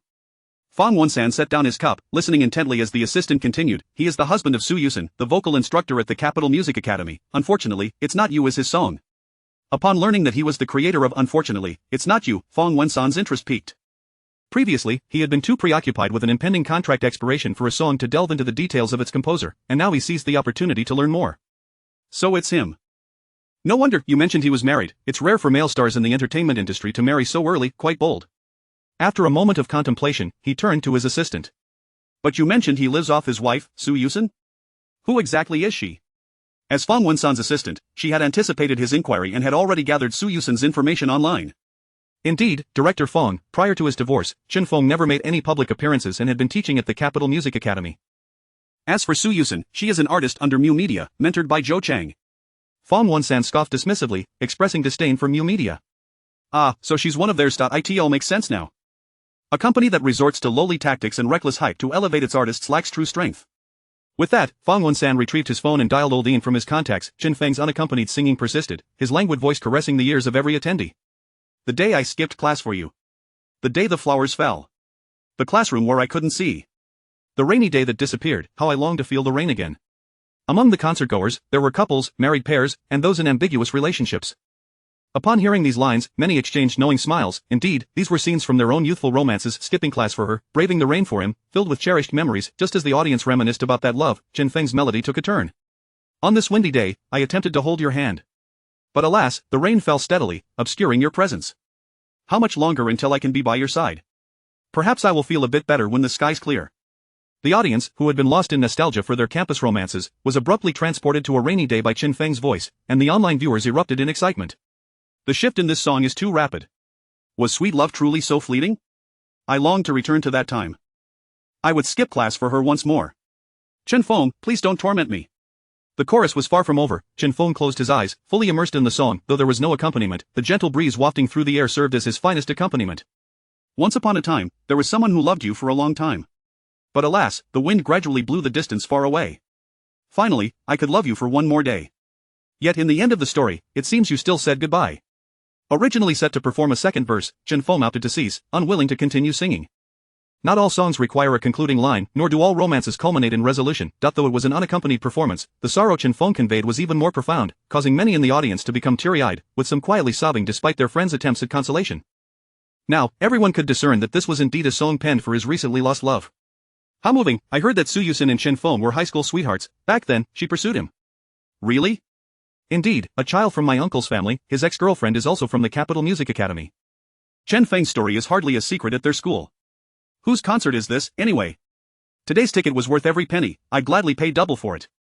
I hear he's a vocal instructor at the Capital Music Academy. Impressive, indeed.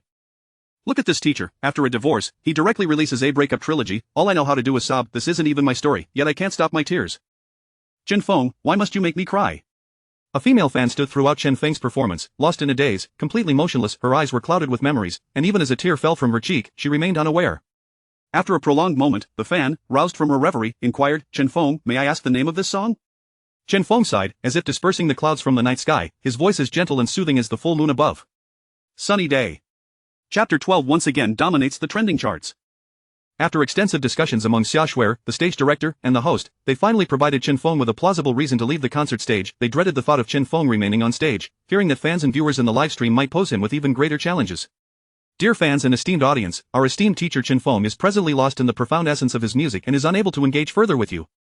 Let us kindly allow him to take a moment to rest, the host announced. Xia Shuer added, Teacher Chen Feng has been so deeply engrossed in his performance that his emotions have yet to settle. It must be said, this reasoning was irrefutable. Nearly everyone was aware that Chen Feng had recently divorced Su Yuxin, and the topic was still trending. How could his heart possibly find peace? The song he had just sung was one he crafted as a requiem for his lost love, and it was only natural for him to immerse himself in such poignant sentiment. With a playful tone, Xia Shuer reassured the audience, fear not, for I will be here to facilitate the fan interactions. Laughter erupted throughout the venue, as many nearly forgot whose concert it was. One could not deny that Chen Feng had stolen the spotlight. Meanwhile, in the livestream, comments flooded in with exclamations of, Chen Feng is incredible. Chen Feng is amazing. 6,666. Various gifts showered the screen. Amidst the raucous cheers, Chen Feng descended slowly in the stage lift, vanishing from sight. He let out a long sigh, adjusted his emotions, and joined his classmates Ling Bingyan and Huang Wenwen backstage. He knew he could not return to the audience, lest he be engulfed by the ocean of humanity. Teacher Chen, you will forever be my idol. Huang Wenwen exclaimed, her voice thick with emotion. Chen Feng smiled and replied, if you listen attentively in class, you too shall become a star. The essence of teaching was ingrained in Chen Feng's very being. Even at this moment, he did not forget to inspire his students to study diligently. The girls surrounded Chen Feng, weeping and showering him with compliments, for it was undeniable that his breakup trilogy was a formidable emotional journey for anyone to endure. Ling Bingyan raised her phone and exclaimed, look. Teacher Chen has once again dominated the trending charts. Indeed, several classmates checked their Weibo accounts and were greeted by the striking headline, Chen Feng's breakup trilogy. This was, in fact, Chen Feng's intentional act. Although Su Yuxin had divorced him, he did not wish to let go of years of shared feelings so easily. Through these 3 songs, he sought to commemorate their relationship. Whenever people sang these songs or even one of them, they would inevitably recall the story of Chen Feng and Su Yuxin. Meanwhile, the other protagonist of this tale, Su Yuxin, was lost in thought within the conference room of New Media. Beside her, Zhou Qing was on the phone, his complexion resembling that of a potato left too long in storage, pale and mottled. Why hasn't Su Yuxin's song been completed? Did the company hire you simply to lounge about? With so many professional lyricists and composers collaborating for a month, how is it that you still cannot produce a song that measures up to the one written by a mere university professor? If you cannot deliver the score soon, you will all need to pack your things and leave. Chen Feng's unexpected rise to fame had thrown Zhou Qing's plans into disarray. He had initially intended to leverage Su Yuxin's divorce for her promotional efforts, but the songs provided by the company paled in comparison to Chen Feng's. Unfortunately, it's not you. As the chief agent of New Media, Zhou Qing's influence was second only to that of the chairman and a few shareholders. Even the president of Mu had to consult with Zhou Cheng before making significant decisions. Consequently, Mu Media's approach to cultivating stars was uniform. If there were no scandals, they would create them. If there was no buzz, they would instigate drama to generate it. Only with public attention could there be opportunities for success. Su Yuxin was seen as a key talent to be nurtured over the coming years, and substantial resources had already been invested in her. To them, if Su Yuxin did not achieve something noteworthy, it would be a disservice to the company's investment. Thus, under Zhou Qing's relentless persuasion, Su Yuxin returned home with a newfound disdain for Chen Feng, perceiving him as an obstacle on her path to success, believing that once divorced, she would swiftly ascend to stardom. Now, as Su Yuxin had wished, she was divorced from Chen Feng, yet her name had plummeted down the trending charts, barely lingering for a moment after the divorce before falling out of the top 20 in entertainment. In stark contrast, her ex-husband Chen Feng remained in the top 3 of the trending charts for 4 consecutive days, occasionally even flirting with the #1 spot. Su Yuxin approached Zhou Qing, who had just hung up the phone. "Sister Qing, what was the meaning of my divorce?" Before Zhou Qing could respond, Su Yuxin continued, "Had I not divorced, with Chen Feng's love for me, I would have been the one singing. Unfortunately, it's not Yuan Sunny Day, and the duet of Coral Sea would have been performed by Chen Feng and me." Observing Su Yuxin's descent into madness, Zhou Qing's icy statement struck at her core. "He is so talented. Did he ever write a song for you while you were still together, apart from doing chores and cooking? What assistance did he provide? Do you truly believe he loved you?" Zhou Qing, a seasoned agent, had seen her fair share of tumultuous situations, and her words left Su Yuxin speechless. Indeed, had Su Yuxin remained married to Chen Feng, he would have continued his routine of working diligently, cooking, and managing household chores as an ordinary man. Yet, Su Yuxin yearned for more than mediocrity. With her striking beauty, impressive figure, and musical talent, she refused to squander the gifts bestowed upon her by fate. Noticing Su Yuxin's silence, Zhou Qing pressed on, "Yuxin, the company is aware of your aspirations to become a diva in the music industry. Look, everyone is rallying behind your career. Your divorce now allows you to fully devote yourself to it. I have your best interests at heart. After all, we've collaborated for so many years, and I've never led you astray." Once again swayed by Zhou Qing's words, Su Yuxin mechanically nodded in agreement. Suddenly, there was a gentle knock on the conference room door. Zhou Qing called out, "Come in." A tall, handsome young man entered, his half-long hair framing a face as fair as a girl's. "Sister Qing, you called for me?" Zhou Qing's demeanor shifted to one of warmth as she greeted him. "Guanlin, sit down. Let me introduce you." She gestured towards Su Yuxin, saying, "This is our company's superstar, Su Yuxin." Chen Guanlin rose and smiled. "Sister Xin, it's a pleasure to meet you. I've heard so much about you. I am Chen Guanlin, a trainee from the boy band program." Su Yuxin nodded in acknowledgement, listening as Zhou Qing continued the introduction. "Chen Guanlin is your rumored boyfriend during this time." Chapter 13. Is it confirmed? Su Yuxin realized that the company was once again attempting to generate buzz for her. After a brief conversation among the three, Chen Guanlin took his leave first. As the door to the conference room closed, Zhou Qing's previously cheerful demeanor shifted to one of impassivity. "The son of President Chen bears a striking resemblance to his father, does he not?" Su Yuxin was taken aback. "President Chen? You mean our Muse chairman, Chen Changqing?" Zhou Cheng nodded, and Su Yuxin then understood why the typically aloof Zhou Qing was displaying such courtesy towards a newcomer in the industry. "All right, prepare yourselves over the next couple of days. I've already made arrangements with the media." Su Yuxin nodded, having been persuaded by Zhou Qing, aware that this was one of her few opportunities to ascend in her career, and she must seize it. In the dead of night, after having a late-night snack with classmates Chen Feng, Ling Bingyan, and Huang Wenwen, they took a taxi to the hotel where they had booked to stay. Chen Feng had already moved all his belongings out of the villa he shared with Su Yuxin. That empty house had long since lost its warmth. For over a year, Su Yuxin had been so occupied with work that she rarely returned home. No matter what time Chen Feng came home, it was always shrouded in darkness. Even on summer nights, he felt no heat without the air conditioning, for the house was cold and uninviting. As the taxi halted at the hotel entrance, Chen Feng had just alighted when Ling Bingyan and Huang Wenwen also stepped out of the vehicle. "I've arrived. You two should head back now. No need to linger," Chen Feng said. Ling Bingyan and Huang Wenwen exchanged glances, and the more extroverted Huang Wenwen remarked, "Teacher Chen, we were just concerned about your living situation. An older man hastily moving out must be quite chaotic." Ling Bingyan added, "We thought we could help you tidy up. After all, girls tend to be more meticulous than boys." Chen Feng was at a loss for words, feeling underestimated.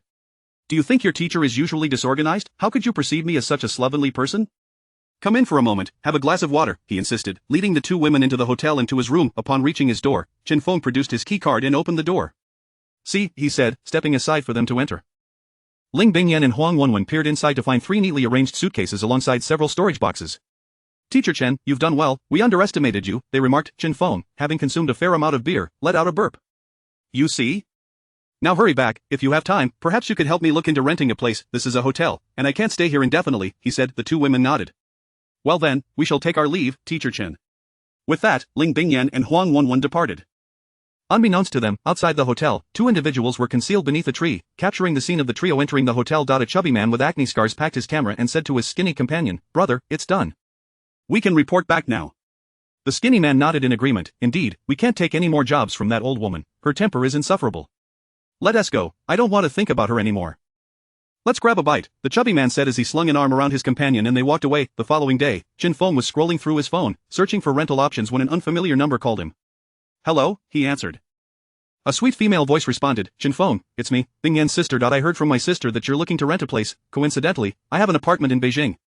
Although Chen Feng had met Ling Bingxue at a concert, they weren't particularly close, and he felt reluctant to trouble her. Thank you, but I appreciate your kindness, he began, but was interrupted by Ling Bingxue. Chen Feng, I've been wanting to rent that apartment for a while. Why rent to a stranger when I can rent it to you, whom I can trust? This made it difficult for Chen Feng to refuse. After a moment of hesitation, he replied, thank you very much. Ling Bingxue continued, no need to be polite. We're practically family. After all, you shared a room with my sister, Chen Feng sputtered. What are you saying? When did I ever share a room with Ling Bingyan? His reaction caused Ling Bingxue to hesitate. Haven't you seen Weibo?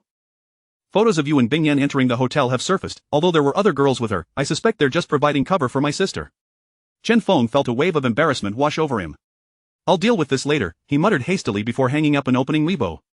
Chen Feng, the scoundrel, confirmed to have entered a hotel with his female student. The headline featured an eye-catching hot label. Chen Feng quickly clicked on the trending topic, finding the first post adorned with 3 photos capturing him, Ling Bingyan, and Huang Wenwen entering the hotel. Wasn't this exactly the scene from last night? The accompanying text read, Scoundrel Chen Feng and his vocal music student Ling Bingyan enter the same hotel, with her friend Huang Wenwen accompanying her as a decoy. The comments beneath this post had already surpassed 10,000 and continued to grow. Has the lovesick fool turned into a lovesick maniac? Chen Feng, are you really that brainless to go to a hotel with a female student? It seems the breakup trilogy has truly become a swan song. Scoundrel Chen Feng, it was wise for Xinxin to leave you. I can't believe I shed tears for your song yesterday, ugh. Did the male teacher lose his senses, prompting him to encourage his female student late at night? Nonsense, Chen Feng was merely giving his student a lesson. Malicious comments poured in relentlessly. Chen Feng, however, remained unfazed. His greatest concern was for Ling Bingyan. Just then, while searching for Ling Bingyan's contact information, the earlier call came in again. Chen Feng, if you're free, come to the recording studio from a few days ago. My sister is on her way there now. Chen Feng promptly replied, okay, I'm on my way. Grabbing a piece of clothing, he made his way downstairs, only to find several reporters waiting outside the hotel. As soon as they spotted Chen Feng, they rushed towards him. Chen Feng, I'm a reporter from Beijing. Can you tell us what you were doing entering a hotel with a female student? Chen Feng, did you divorce Su Yuxin for your female student? I'm an entertainment reporter. Will you be releasing a series of divorce songs? Chen Feng, are all your songs original? Faced with the barrage of questions, Chen Feng halted. I'm sorry, but I'm in a hurry. However, I can assure you that the truth is not as it's portrayed online. Whether you believe it or not is up to you, he stated before turning away from the stunned reporters and departing. A cluster of reporters remained, bewildered. After all those questions, he only gave us one answer? How can he be so arrogant in the entertainment industry? He's definitely feeling guilty. He's trying to evade us.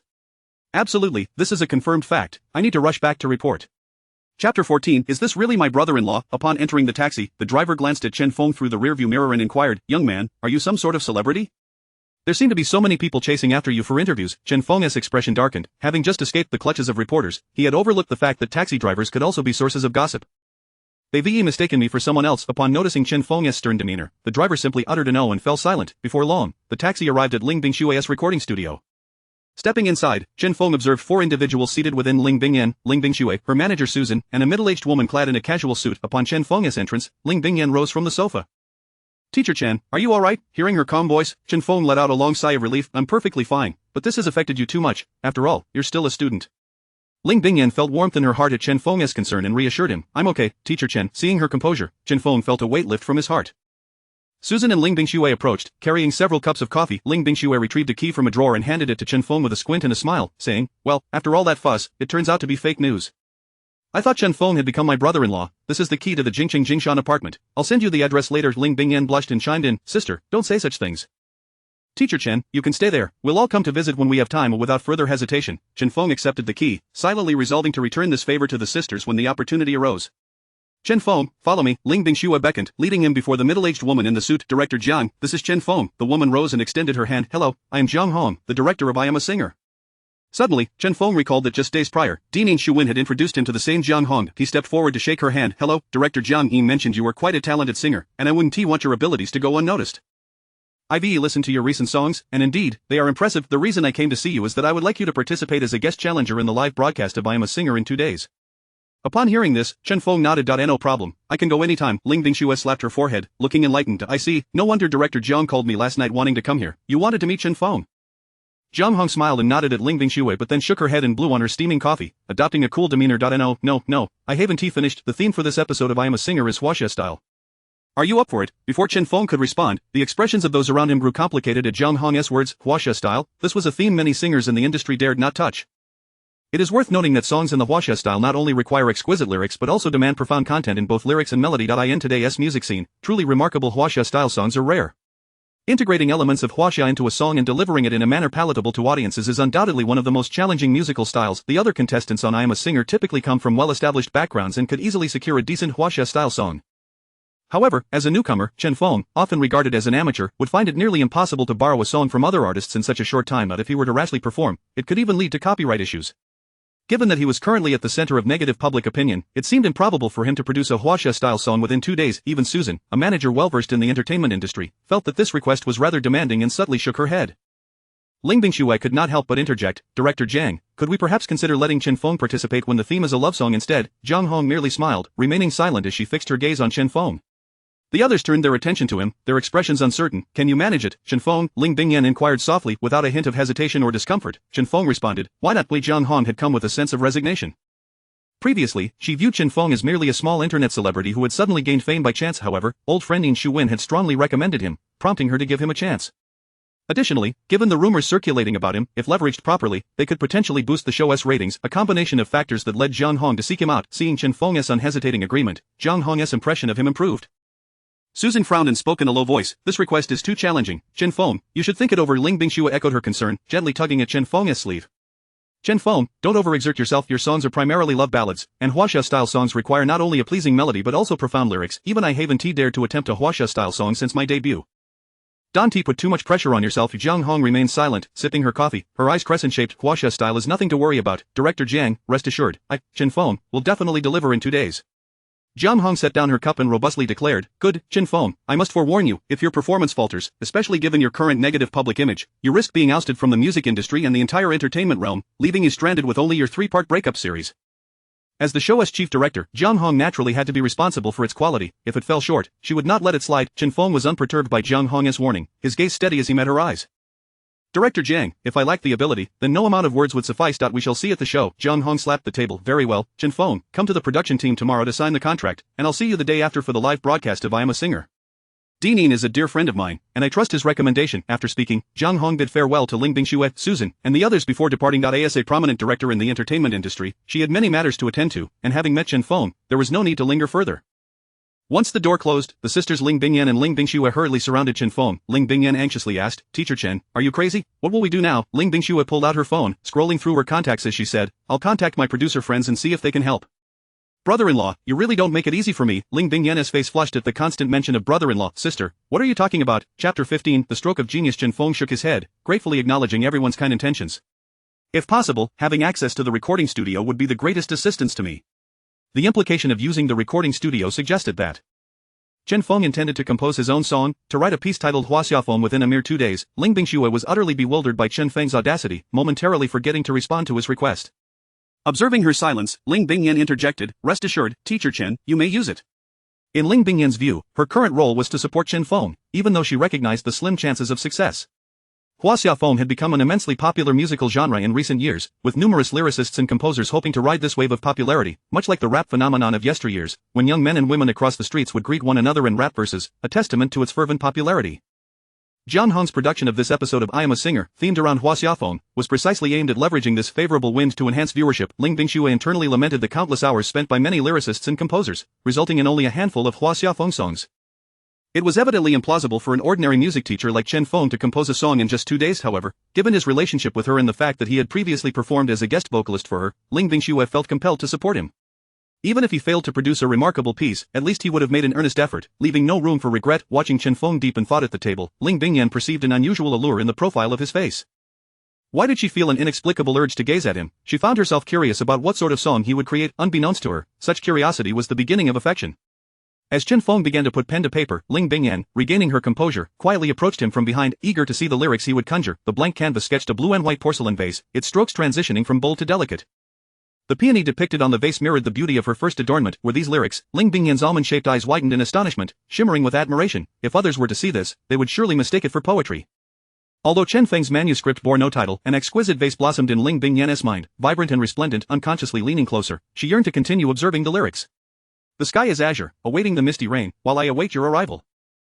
Wisps of smoke rise leisurely, separated by countless miles across the river. At the base of the vase, inscriptions echo the elegance of a bygone dynasty, as if I had foreseen our fateful encounter. Ling Bingyan was entranced by the brilliance of the lines.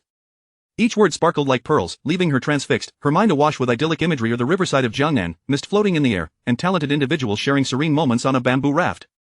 Unbeknownst to her, a strand of hair fell, brushing against Chen Feng's ear, causing him to jolt from his reverie. Instinctively turning around, Chen Feng found himself in close proximity to Ling Bingyan, who was bending slightly to read the lyrics.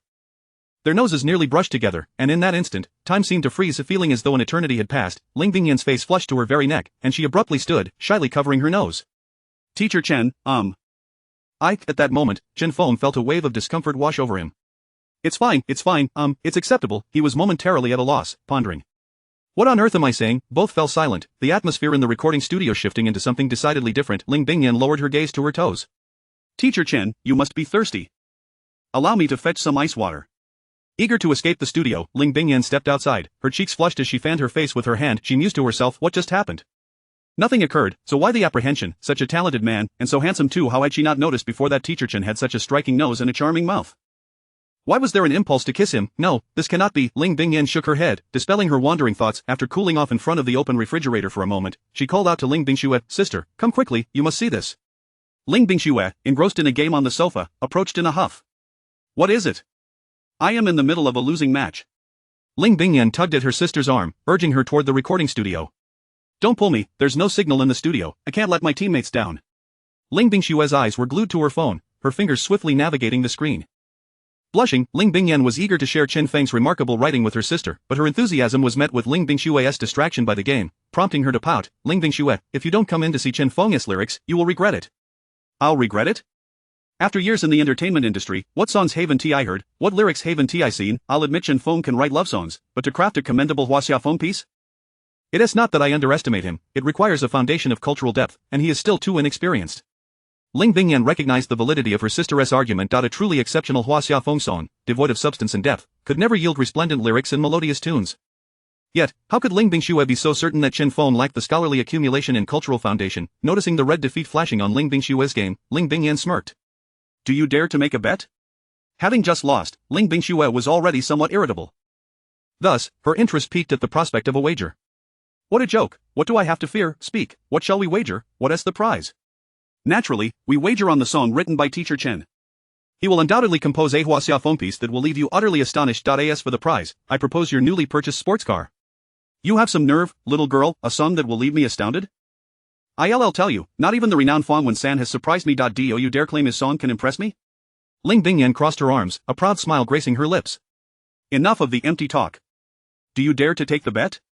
Of course I dare, but you have yet to specify what I'll win if I triumph. How about this? If you lose, you must agree to 3 of my requests. At this, Ling Bingyan pointed to herself. Am I to lose? Chen Feng will surely astonish you, Ling Bingxue, just wait for the day you hand over the keys to your new sports car to me. Ling Bingxue, incensed by her sister's confidence, snapped back, fine, a daughter once married is like spilled water. You haven't even wed Chen Feng yet you defend him so fervently.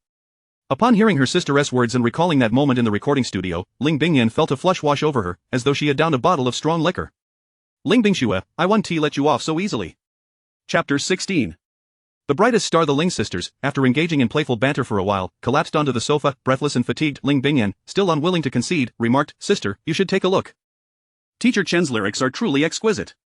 Ling Bingxue, who was ready for another round of their game, chuckled. What is the matter? The moment you heard you had to agree to 3 requests, you lost your confidence? It's not too late to back out of our wager, don't say I didn't warn you. Ling Bingyan huffed and turned her head away, choosing to ignore her sister, who was still bantering while engrossed in the game.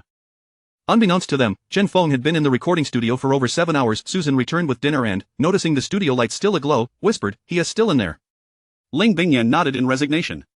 Indeed, he hasn't left that chair. Susan cast a respectful glance at Chen Feng, who was still hunched over, jotting down notes. He truly possesses remarkable tenacity. Suddenly, the door to the recording studio swung open, and a weary-looking Chen Feng emerged. The song is complete. All that's left is to assemble a band. The Ling sisters and Susan stared in awe at the man with dark circles under his eyes, and they unanimously gave him a thumbs up in admiration. Chen Feng tossed the manuscript to Ling Bingxue and took the takeout dinner from Susan's hands, his movements fluid and seamless.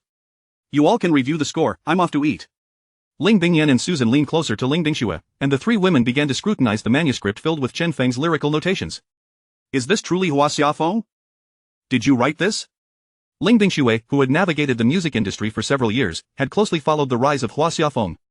Despite the plethora of songs emerging from this genre, she always felt they lacked a certain depth. While many could compose touching ballads, and Chen Feng had penned melancholic songs like If Only It Weren't You, Coral Sea, and Sunny Day, none had fully captivated her proud heart until now. She was utterly astonished. Raw clay outlines the blue and white porcelain, its brush strokes transitioning from bold to faint. The vase's surface depicts peonies, reminiscent of your first adornment. Soft sandalwood smoke wafts through the window, revealing my innermost thoughts. On the rice paper, my pen pauses halfway through. Beginning with the imagery of painting the vase, he then uses the peonies on blue and white porcelain to symbolize her beauty. The incense smoke filtering through the window halts the act of writing, encapsulating the emotions he harbors for the woman he longs for. Ling Bingxue read each line, her cheeks gradually tinged with crimson. Just hours earlier, she had mocked Chen Feng for his inability to craft a Hua Xiafeng song, wagering with her sister that he would surely fail. How arrogant she had been, and now her face burned in embarrassment. The manuscript she held between her fingers had completely humbled her before Chen Feng's creative prowess, prompting her to read further. The sky azure awaits the misty rain, while I await you. The cooking smoke spirals upward, separated by countless miles. At the bottom of the vase, inscriptions mimic the elegance of ancient dynasties. Let this be my prologue to meeting you. It was breathtaking. Exquisite beyond measure, the evocative imagery of the Jiangnan rain, the precious roux-kiln blue and white porcelain, and the eloquent verses felt like a long-held confession of unrequited love. The entire song painted such a magnificent scene that it left one yearning for more. How could it be so romantic? Ling Bingxue slowly lifted her gaze to Chen Feng, who was vigorously devouring his meal. It was hard to reconcile that such elegant and moving lyrics were penned by the man before her, whose mouth was still dusted with rice. Susan, lost in the beauty of the lyrics, finally extricated herself and immediately turned to Ling Bingxue. Schwerer, why not persuade him to join our company? Ling Bingxue sighed as she observed the man relishing his food. I'm beginning to think the same. I just wonder if our modest establishment is worthy of such a grand talent. After a moment of contemplation, she refrained from voicing her doubts and instead asked, Chen Feng, what did you say when you came out just now? With his mouth still full, Chen Feng replied, I need to assemble a band, including drums, flutes, percussion, guitars, cellos, violins, pipa, and guzheng. However, to the three women, his words sounded like I need wah wah wah, wah wah wah. After a lengthy conversation, the trio finally grasped his intention. Ling Bingyan eagerly volunteered, I can play the guzheng. Ling Bingxue chimed in, then I shall take on the pipa. Susan, with a note of concern, inquired, the lyrics are indeed exceptional, but how is the composition coming along? Ling Bingyan patted Susan's shoulder and said mysteriously, Susan, the Chinese music scene is about to undergo a transformation. Susan paused, her eyes widening in realization. Really? Ling Bingxue, with a serious expression, affirmed, absolutely. I haven't even sung the melody yet, but just the lyrics alone are unlike anything I have ever encountered, elegant and deeply emotional. Alright, then I'll contact some instrumentalists to accompany Chen Feng, she declared. Chen Feng, still occupied with his meal, interjected, thank you, Susan, I already have potential band members in mind. Oh? Noticing the puzzled expressions of the three women, he smiled and added, as a teacher at the Beijing Conservatory of Music, forming a band isn't too challenging. After finishing his meal, Chen Feng stepped out to make a phone call. Ling Bingyan took a seat in the yard, glancing at her trending topic on Weibo, which was adorned with a prominent hot tag. She never imagined she would trend while still in university, but the topic was not one she desired. Upon opening the topic, she found the comments had reached 6 figures. It's been a day, and Chen Feng hasn't even acknowledged us. Could he be gagged under a female student's bed? If he doesn't show up, I'll keep berating him until he does. Scoundrel, scoundrel, scoundrel. I don't get it. Chen Feng is divorced, so who he chooses to be with is his own business. Why berate him? Ha, where did all those who called Chen Feng a devoted man disappear to? Come out and fight. I don't care, him entering a hotel with Ling Bingyan is already wrong. I hope he treats her gently. Chuckling, Ling Bingyan couldn't help but laugh at the comments. What's so amusing? Chen Feng, having finished his call, approached and sat beside her. Teacher Chen, I was just reading the trending topic. The netizens are quite entertaining with their varied comments. Chen Feng replied gently, they're merely idle people spouting nonsense, do not take it to heart. As for me, I simply ignore them. Ling Bingyan nodded, affirming with a firm Teacher, look. There are stars tonight. Chen Feng gazed up at the speckled sky. Indeed, the night is truly beautiful. Teacher Chen, look. Following Ling Bingyan's pointed finger, a particularly bright star caught his eye, dazzling and resplendent. What is that?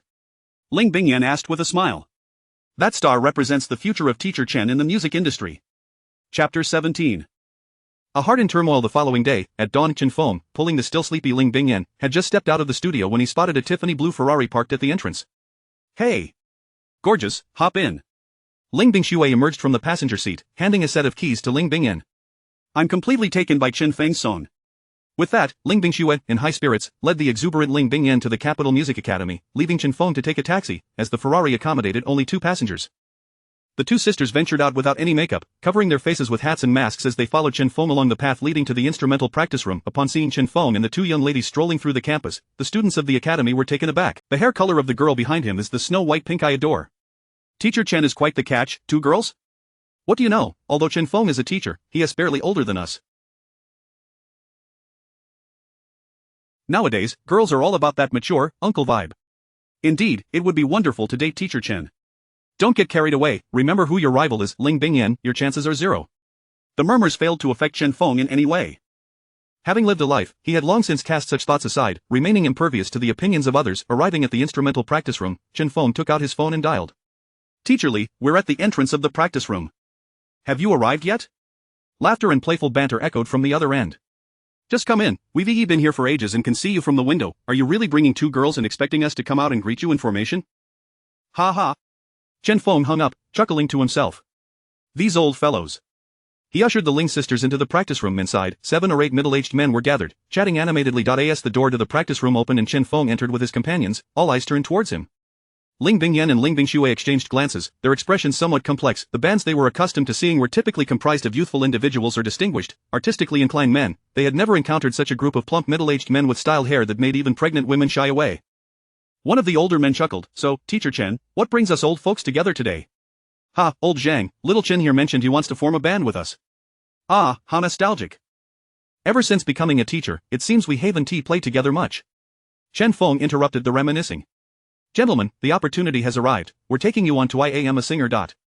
One of the Mediterranean gentlemen remarked, oh, little Chen is taking us on a show.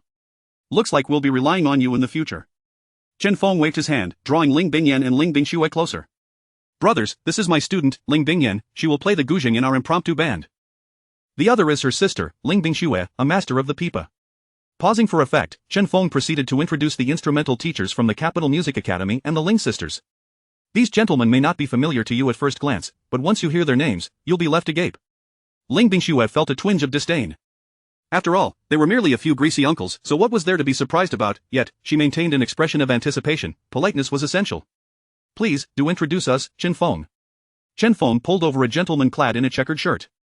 Master of the wooden drum, Zheng Yizhi. Flute virtuoso, Wang Tianlai. Drummer, Brother Qi Bao. Guitarist, Kong Kong. Cellist, Liang Jiaming, and violinist, Jiu. Upon hearing the names, Ling Bingxue stood frozen, unsure of what to say. Each of these individuals held a significant status in the music industry, their disciples dominated the contemporary music scene, and many renowned composers had intricate ties to them. As influential figures behind the scenes, few had witnessed their true selves. After a brief moment of bewilderment, Ling Bingxue bowed deeply to the group of middle-aged gentlemen. Greetings, esteemed seniors. She then turned to Chen Feng, making a face. Chen Feng, had I known you had such solid connections with these powerful figures, we wouldn't have embarrassed ourselves here. Her endearing demeanor elicited hearty laughter from everyone in the room. After exchanging a few light-hearted jests, Chen Feng retrieved the sheet music he had prepared the night before, distributing it among the group. Qi Bao approached Chen Feng, casting a furtive glance around before whispering in his ear. So, are you really involved with that girl? Chen Feng raised an eyebrow in confusion. Which girl? What do you mean? Seeing Chen Feng's puzzled expression, Qi Bao smirked and subtly nodded towards Ling Bingyan. The one right behind you, Ling Bingyan. Chen Feng rolled his eyes. Of course not. You know what kind of person I am, old Qi. I've noticed you're becoming increasingly gossipy with age. Qi Bao chuckled. Just looking out for you. Seeing there was no juicy gossip to share, Qi Bao took the sheet music and began distributing it to the others, who quickly became engrossed in it. The practice room fell into a serene silence as everyone immersed themselves in the music. These individuals were all exceedingly accomplished in their musical pursuits, and upon glancing at Chen Feng's composition, they immediately recognized its brilliance.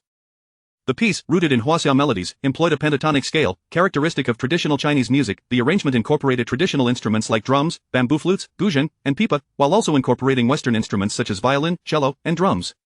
The harmonies were meticulously crafted and aptly suited, with every design perfectly setting the emotional tone, blending ancient charm with modern flair. Clear yet occasionally mysterious, the song's beauty lay in its poignant expression of yearning and parting, depicted with exquisite delicacy, its subtleties rich in meaning. It was a piece of art, akin to savoring a green olive, deserving of slow reflection. Zheng Yizhi's expression grew ever more complex. Chen Feng, did you really compose this? Ling Bingyan and Ling Bingxue set down their sheets, puzzled by Zheng Yizhi's reaction. Was there something amiss with such an exceptional composition that warranted his expletive? As they pondered, Zheng Yixi sighed.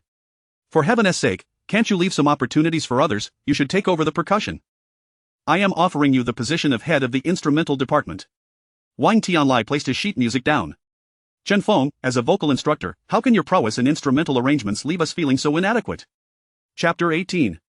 Who is he? Chen Feng smiled silently, naturally refraining from revealing that he had lived 2 lives. In his previous existence, he was a versatile artist of national renown, accumulating an impressive array of awards over a decade of tumultuous activity in the entertainment industry. How could such a trivial matter possibly trouble him? Wang Tianlai cast a disdainful glance at the smiling Chen Feng and addressed the group. Shouldn't our band have a name? Pfft, Chen Feng's smile widened, transforming into laughter. Given your ages and your somewhat greasy appearances, let's call ourselves the Old Lantern Band. Laughter erupted among the crowd. All right, it's settled.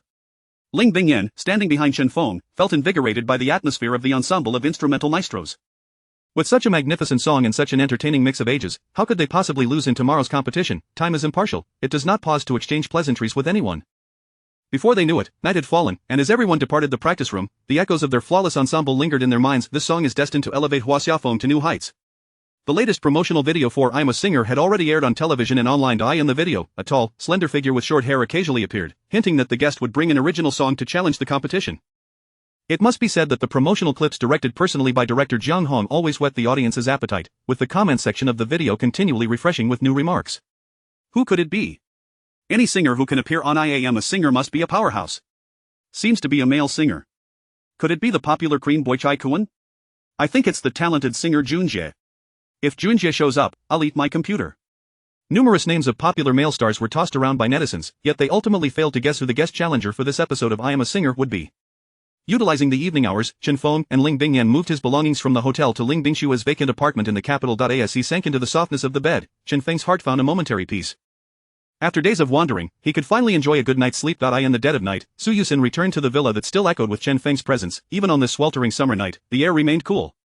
She gently opened the door and stepped inside. The emptiness enveloped her. The clean floor reflected the silvery moonlight, preventing the room from being entirely shrouded in darkness. As she traced her fingers along the wall, she could not locate the light switch, and for the first time, she felt a sense of estrangement from this home. No one awaited her return. In fact, she didn't even know where her slippers were and inadvertently kicked the doorframe upon entering. Wincing in pain, she padded barefoot to the sofa and fell back against its softness, seeking solace. There was no steaming bowl of soup waiting on the table, and a wave of loneliness washed over Su Yuxin. Her plans for publicity, derailed by Chen Feng's sudden scandal, had to be postponed once more. Exhausted in body and spirit, she concocted an excuse of feeling unwell, cancelled 2 engagements, and retreated home to rest for a few days. Now, all her frustrations and anger surged within her. Squinting at a photograph on the table that hadn't been taken away, she saw Chen Feng smiling back at her, reflecting on the days since their divorce. Although Chen Feng had physically departed, he continued to obstruct her path. A deep resentment welled up within Su Yuxin. To her, the smile in the photograph felt like an endless mockery. Chen Feng, why do you always stand in the way of my ascent to becoming a diva? Finally, the long-anticipated I Am a Singer was about to commence. The live broadcast displayed posters of several singers present at the venue. Hello everyone, I am the guest host for this season of I Am a Singer, your good friend, Chen Yuhua. As soon as he finished speaking, the crowd erupted in enthusiastic cheers. Hua Hua is here. Ah, so handsome, I'm going to faint. The host for this episode is actually Chen Yuhua. Hua Hua. Hua Hua, I love you, I want to have your babies. Winking at his fans, Chen Yuhua made a peace sign and switched to a new card, beginning to introduce the lineup of singers for the episode. The born diva, Ailing. The all-round new star, Fan Chengcheng. The ethereal singer, Li Jian. The prince of love songs, Wu Qingfeng. The charming male star, Zhong Wei. At this point, Chen Yuhua deliberately paused for dramatic effect, smiling broadly at the audience below. The singer of power. Haha, it's me. The audience erupted in laughter, and the viewers in the livestream were equally entertained by Chen Yuhua's humor. Chen Yuhua, stop singing and go tell jokes. Ha, don't let him steal the thunder from the comedians. The funniest singer and the most musical comedian. Hua Hua is both handsome and humorous. Chen Yuhua felt the live audience's response was fantastic, casually tossing aside his card, which elicited another round of screams from his fans. Then, with a mysterious expression directed at the camera, he said, but don't forget, we also have our challenger singer. The entire audience held their breath, eagerly awaiting Chen Yuhua's revelation. They were desperate to know who had the audacity to challenge the prominent singers of the entertainment industry. If it were a recorded episode, perhaps to promote a newcomer, one could achieve excellent results through sound engineering and post-production. However, since the allegations of behind-the-scenes manipulation, this season of I Am a Singer had transitioned to live broadcasts, aimed at providing viewers with a fair and just competition. The speculation over the identity of the challenger guest persisted unabated in the live chat. If it's not Chai Kuan, I'll eat poop upside down. Go ahead, it definitely isn't Chai Kun. He's busy live streaming sales on Weibo right now. After watching I Am a Singer, ILL go watch your live stream of eating poop upside down. I'm part of the staff, I have insider information. This time, it's Xia Shuer. Nonsense, the preview showed a man. Are you suggesting Xia Shuer has undergone a sex change? Xia Shuer is definitely here, I saw her enter. Probably just here to watch the show. Xia Shuer, marry me. Drink if you can, if not, go to the dog-s table. The live chat was abuzz with excitement, while on stage, Chen Yuhua continued to build suspense, buoyed by the positive reactions he had just received. His name is Chapter 19 singing resembled the cacophony of a dog's bark.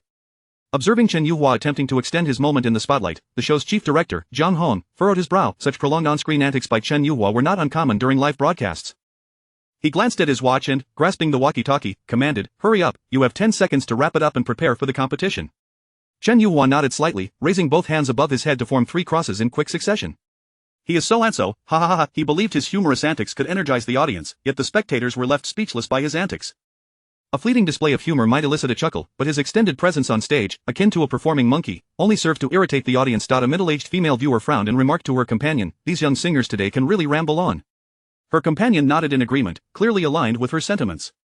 Someone nearby quickly noted Chen Yuhua's little gestures and chuckled, "This competition is getting interesting." Chen Yuhua just made a hand gesture indicating that so-and-so is a certain someone, while also implying that the guest performer will fail. The tension is palpable. The person beside him quickly grasped the implication.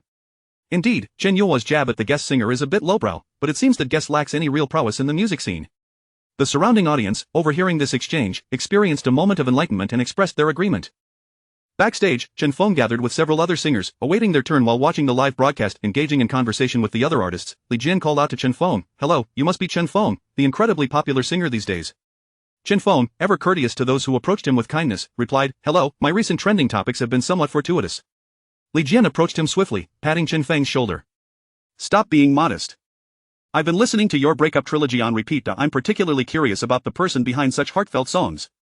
A tall young woman approached, visibly excited, waving her arms animatedly. "Are you Chen Feng? Oh my god, I absolutely adore your music." Li Jian took on the role of the elder brother. "Ailing, why don't you introduce yourself?" Ailing adjusted her attire, covering her mouth while giggling. "Oh, I got so excited earlier that I forgot. Hello, I'm Ailing from Bay Island Province, a huge fan of yours. I especially love your song What a Shame It's Not You. I hope we can collaborate someday." The trio engaged in lively conversation, delving deeper into topics ranging from pop music to classical, from rock to blues. Seated on the sofa, Fan Chengcheng scoffed disdainfully, shaking his head slightly and rolling his eyes, his expression dripping with contempt. Just a little internet celebrity riding the coattails of a divorce for attention, pretending to be a lyricist. He has only got 3 songs, who knows if he even wrote them. Fan Chengcheng's words reached Chen Feng's ears, but they slipped in one ear and out the other. The derogatory remark caused Wu Qingfeng, seated beside him, to quickly furrow his brow and subtly shift away, hoping to go unnoticed. Meanwhile, Zhang Wei sat on another sofa, eyes closed, seemingly indifferent to the commotion around him. Ailing and Li Jian consoled Chen Feng, urging him not to dwell on such trivialities. Chen Feng smiled faintly. After a while, the stage manager called for Ailing to prepare for her performance. Concluding their chat with Chen Feng. On stage, Chen Yuhua continued to interact with the audience in what he believed to be humorous ways, occasionally saying something that might amuse the crowd. However, his repetitive jests began to aggravate those eager to watch the competition. The online viewers, far less forgiving than the live audience, expressed their displeasure vehemently. "Is Chen Yuhua an idiot? Who the hell wants to watch him? Get off the stage. Your singing sounds like a dog barking." "No way, does he really think he is funny?" Chen Yuhua's fans quickly sprang to his defense. "We love him, he is so handsome and talented. He works so hard. Who are you to criticize him? Chen Yuhua is so charming, he can do whatever he wants. Brother, stay true to your style, we adore you." Wherever there are people, there exists a battleground, and conflicts are inevitable, as a deluge of comments flooded the screen. Finally, amidst the cheers from the live audience, the stage lights illuminated. The first performer, Ailing, graced the stage with her song If Heaven Has Feelings. As the wind stirs, the blossoms fall. Who will take up the brush to paint your beauty? Alone under the moon, tears stain my attire, the flowing waters bear witness to a lifetime of deep affection. Her heartfelt performance garnered unanimous praise from both the audience and online viewers. As steady as ever. "Sister Ailing, you're phenomenal. If the opening act is this good, it seems everyone has come prepared today. Could it be that the guest performer has raised the stakes? If that is the case, I'm quite curious about who the guest performer will be." Chen Yuhua stepped onto the stage, still tossing a handcard to the audience in what he perceived as a suave manner, oblivious to the fact that he was being ruthlessly criticized in the livestream comments. Subsequently, Li Jian's One Thought, One Lifetime and Wu Qingfeng's Reflections of the Mountains and Rivers presented the audience with a refreshing take on Huaxia style. I adore Li Jian, his pure voice transports you to the snowy cliffs of his songs. The lyrics are so perfectly balanced, line by line, step by step, day by day, year by year. I am in awe. I recognize Chen Feng's song. It was specially composed for the cultural relics commemorative piece, Huaxia style. It is simply beautiful. Chen Feng's voice rivals Li Jian's. It's truly a difficult choice. Only children make choices. As an adult, I love both.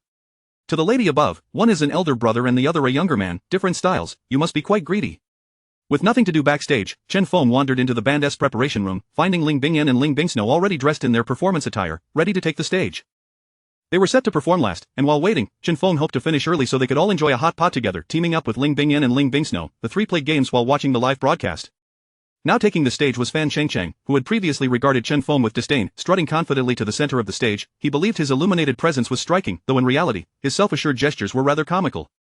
Before he even began to sing, his fans in the livestream were already ecstatic.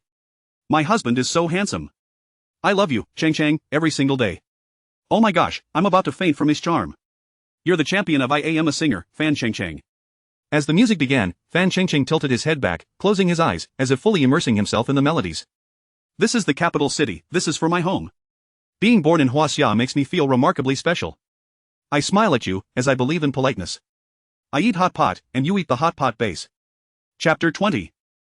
The challenger is about to make an entrance. Fan Cheng crouched on stage, swaying rhythmically to his own rap, eliciting a spine-tingling reaction from the audience and viewers in the livestream. What a handsome young lad, could he possibly have Parkinson's? What a pity, what a pity. Old man up there, stop talking nonsense. Our brother is so handsome, what do you know? Brother is the most handsome, no rebuttals accepted. Cheng is destined to meet, and Fan shall be your counterpart, twins reign as kings, and Ching shall be the emperor. Coke without ice, love Cheng must be heartfelt. The spring water from the agricultural university is a bit sweet. Not loving Ching seems a bit precarious. Gradually, dissenting voices in the comments were drowned out by an endless tide of supportive remarks. Whenever a discordant note emerged, his fans would instantly flood the screen with their cheering slogans. After an agonizing 5 minutes, most of the audience sighed in exasperation, questioning how such a person could grace the stage of I Am a Singer. Some of Fan Cheng's fans were straining their voices in fervent support. Cheng, you are the best. Cheng, fly bravely. We shall always be by your side. Fan Cheng turned towards the loudest section of the audience, one hand behind his back while the other gracefully traced circles in the air, performing a slow, princely bow. Help, I'm going to faint. Fan Cheng actually bowed to me. I might sell my house to give gifts to Cheng. Chen Yuhua, beaming with a smile, stepped onto the stage, winking as he began to interview Fan Cheng. Cheng, we are good friends, but I must admit, I've never heard that song before. Fan Cheng replied with pride, this is an original piece where I blend rap with Huaxia style. As future stars of the Chinese music scene, we must bear this significant responsibility, continuously inheriting and innovating. Chen Yuhua exclaimed, well said, Cheng, I am truly proud to have such an outstanding friend like you. The audience in the live stream erupted in discontent, flooding the comments. Look, does he have no shame? If he must shoulder this burden, then the Chinese music scene is doomed. Did I hear that correctly? Even a monkey can be a king? If the production team of I Am a Singer doesn't kick him off, I won't watch anymore. Watch or not, our brother is so accomplished, you must be jealous. If you don't want to watch, then go. Who needs your viewership? Cheng is still young, the road ahead is long. Please, brainless fans, stop the wash. Did Fan Cheng not say he eats hot pot while his brainless fans eat hot pot base? In the livestream, a battle in the comments was about to commence, while on stage, Chen Yuhua posed a second question to Fan Cheng. Cheng, recently there's been someone online who has released 3 original songs in just a few days, gaining immense popularity. As an exceptional original artist yourself, have you considered collaborating with him? Fan Cheng, fully aware of whom Chen Yuhua was referring to, adjusted his stance and flashed a sly smile at the camera, cryptically responding, I hope that day will come. A quick-witted netizen inquired, could it be that Chen Feng is the challenger? In an instant, this comment was overwhelmed by the flood of support for Fan Cheng. In the waiting area, staff hurriedly entered. Quickly, Chen Feng, get ready, it's almost your turn to go on stage. Ling Bingshui exclaimed, so soon. Chen Feng patted the backs of a few old fellows behind him who had already dozed off, responding to Ling Bingshui's confusion.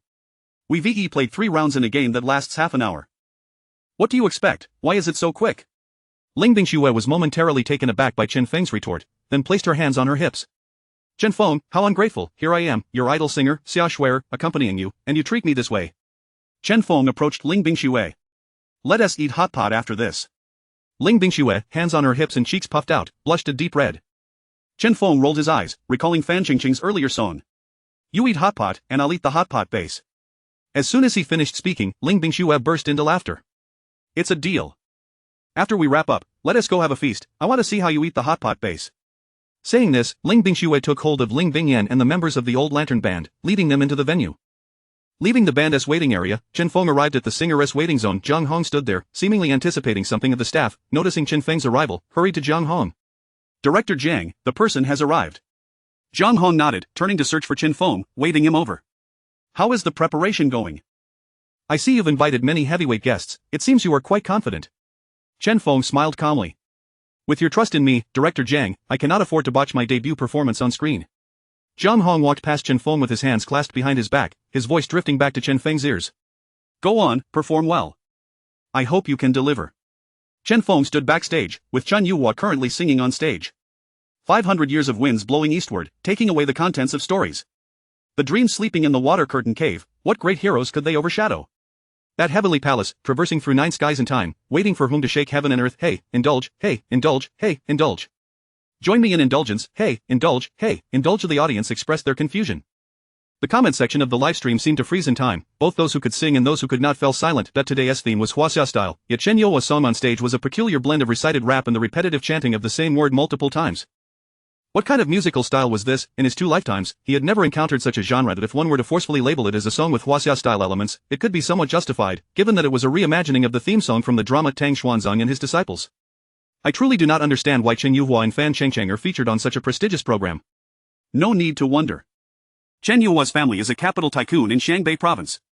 What about Fan Chengcheng? The eldest sister of the Fan family, she is like a big sister in the entertainment industry. Understood, understood. I have learned. At long last, after enduring the performance, Chen Feng and the audience finished listening to Chen Yuhua's uniquely styled song. The challenger is finally about to take the stage. Damn it, if only we could fast forward. We've waited nearly 2 hours. I beg the production team to send that monkey back to the zoo. For those who just mentioned eating feces upside down, please prepare what you need to eat while inverted. Chapter 21. No more pretense. I envy to tears on stage. Chen Yuhua had just finished singing yet had to continue hosting the show. He could distinctly perceive from the audience's demeanor that his recent performance was likely to be met with disdain. Internally, he cursed the director for insisting on a Huaxia style. None of the singers and producers he knew had any affinity for crafting such challenging songs. However, the title of a musical prodigy was not one to be easily relinquished. After 2 days of collaboration with the producers at his company, he reluctantly chose to adapt a theme song from a television drama. To his dismay, the audience was utterly unresponsive. Yet now, on stage, he could not afford to display any signs of discomfort. He had to muster the courage to introduce the next guest performer. Nevertheless, Chen Yuhua mused that since he had not sung well, he would drag someone down with him, perhaps even push them into the fray. Casting a swift glance at his cue card, he nonchalantly tossed it aside in a manner he fancied was stylish, though others found it rather awkward. Next, we have the final singer of the day, whose introduction I have been teasing for quite some time, and I am eager to present him to you all. The audience below erupted in excitement, their anticipation palpable, with comments flying thick and fast. If he can't sing, then at least stop rambling. Chen Yuhua should retire. Get lost, what else with the unnecessary chatter? If he hosts the next episode of I Am a Singer, I absolutely will not watch. What's wrong with him speaking a bit more? If you don't want to watch, then just leave.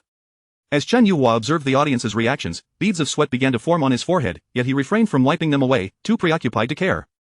He understood that soon, the ire of the online commentators would not be directed at him any longer. He was merely accumulating their wrath. With his eyes slightly narrowed and the corners of his mouth involuntarily curving upward, Chen Yuhua's tone shifted from somber to exuberant. He, an unknown university lecturer, achieved overnight fame. He has maintained an unshakable position atop the trending searches. He, through a song titled Unfortunately, Not You after his divorce, captured the hearts of the entire internet.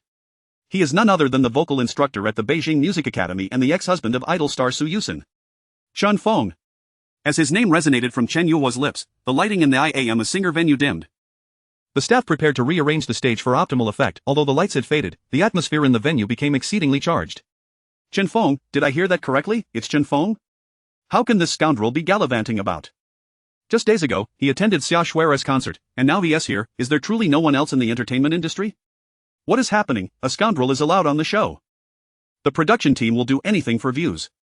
Ha, Chen Feng is here. I bet his female students are too. I've waited nearly 2 hours, only to find out it's Chen Feng? Had I known he would be here, I wouldn't have come to the venue at all. Ever since Chen Yuhua announced that the guest performer was Chen Feng, the number of viewers in the I Am a Singer livestream soared. Many netizens, upon learning that the guest was indeed the notorious Chen Feng, deliberately tuned into the livestream just to hurl insults at him. Did he come straight from a hotel? As long as he sings, I will criticize him. Scoundrel, may he suffer for betraying Yuxin. Hurry and leave, don't tarnish the integrity of I am a singer. Perhaps the show should be renamed I am the King of Infidelity. The relentless barrage of derogatory comments brought a sense of hidden delight to Su Yuxin, who had just tuned into the livestream. Had it not been for Zhou Qing's call urging her to watch, she might have missed the spectacle of Chen Feng being ridiculed. She opened her liquor cabinet and poured herself a glass of whiskey. My dear ex-husband, look at you now. The program's setup was swiftly completed. Though the lights in the venue had dimmed, the attending audience and viewers discerned that there were indeed numerous figures on stage. Didn't they say the guest performer was Chen Feng? He must have summoned his friends and family, fearing a backlash. Isn't it obvious? Bodyguards. At that moment, something in the center of the stage flickered briefly and faintly. What was that? Could Chen Feng be transforming? In a world teeming with those lacking sharp perception, there will invariably be those endowed with keen insight. It is a hallmark of netizens to uncover the essence of a situation through subtle details. Indeed, a particularly observant viewer commented, "Folks, guess what I see, a reflective bald head belonging to several Mediterranean uncles, ha." A moment of silence ensued. The livestream chat was soon inundated with mocking remarks, the sheer volume of comments overwhelming the screen. No way, did Chen Feng really bring his friends and family along? Is that Chen Feng's distant uncle? The current shows have become absurd. In a bid to compete, they resorted to a comedic approach. Chen Yuhua is performing a stand-up routine, while Chen Feng seems to be here for a skit. Boom, just as the audience was engaged in heated discussion, or rather, mockery of Chen Feng, the iconic lights of I am a singer illuminated the stage, accompanied by the sound of the singer's entrance. Chen Feng, bathed in brilliance, slowly made his way to the center of the stage, and as he came to a halt, the light gradually radiated outward. The previously disparaging audience members found themselves momentarily speechless. To the left, a long-haired beauty clad in a white qipao gracefully sat before a guzheng, her brows resembling emerald feathers, skin as fair as snow, waist as delicate as silk, and teeth like pearls. Isn't that the young lady who entered the hotel with Chen Feng? Chen Feng, the scoundrel, how fortunate he is. He was once married to Su Yuxin, and now he is with such a stunning beauty. They say when the heavens close a door, they open a window. Which window has Chen Feng been granted? As viewers engaged in lively discussion, to the right, a girl with pink hair, holding a small harp, also entered the audience's line of sight. Xia Shuer, adorned in a splendidly fitted gown and sporting her long, rosy curls, exuded an air of both nobility and playful charm, the epitome of pure allure. The viewers went utterly wild. What merit does Chen Feng possess to accompany himself with such beautiful women? No way, did he manage to snag Xia Shuer just by being a backup singer at a concert? I can't keep up the facade any longer. I am envious to the point of tears. What good is inviting more people? Does he think he can win by sheer numbers? Does he take us for fools? Exactly, many of the other singers are of Xia Shuer's caliber. He is truly naive to think that just by bringing her along, the viewers would regard him more favorably. Chapter 22, I confess my jealousy. Chen Feng held the microphone with one hand, standing upright in the center of the stage, his eyes tightly closed in anticipation of the prelude. Behind him, the old lantern band materialized in full view of the audience. Chen Feng is impressive, bringing his own band to challenge the venue. Don't be ridiculous, the program team of I am a singer probably didn't want to accompany him, fearing it might tarnish their reputation.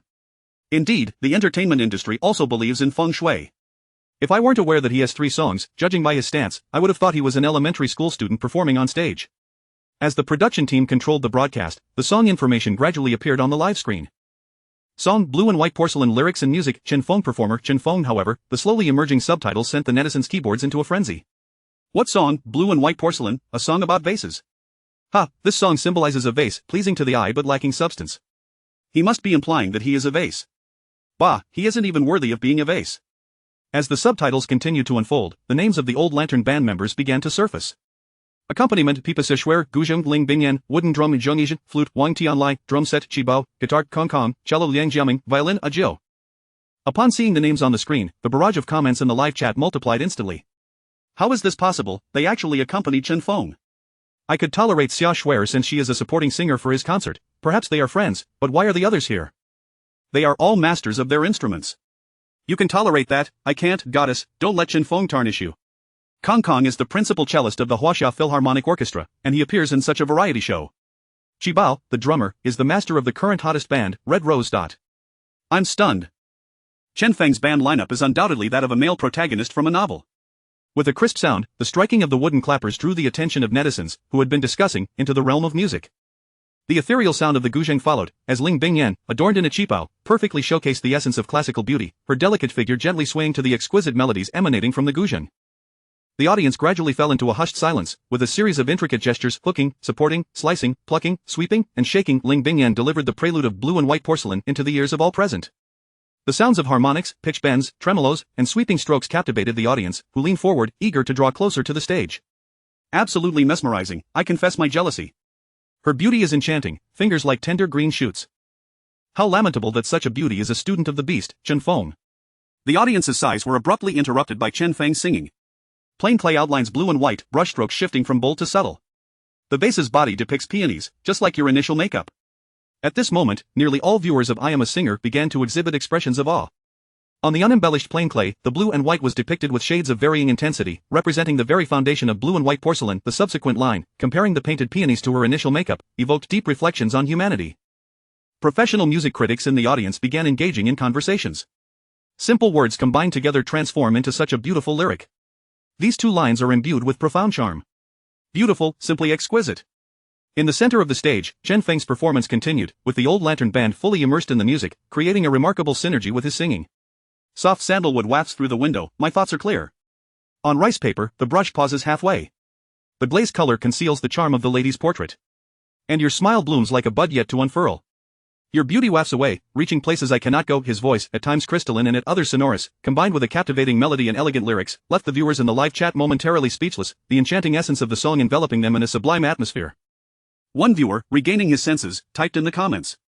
Wow, he truly could not find the words to praise the song, and soon others followed suit. I blame my poor studies. When it comes to compliments, all I can say is wow, the wow brigade has arrived, leaving no grass unturned.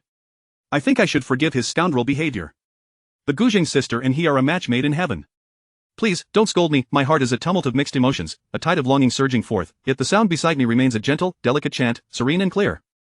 This talent, even if he is a scoundrel, I cannot help but adore. A figure with pink hair, dressed in a striking red cheapao, Xia Shuer sat gracefully on a wooden chair, her hands rhythmically plucking the pipa strings. As the saying goes, the turning axle plucks the strings in a few notes, the melody resonates with emotion before it's even formed. Xia Shuer elevated the entire tune with her exquisite pipa performance. Following a brief accompaniment, the chorus surged forth powerfully. The sky blue awaits the misty rain, while I wait for you.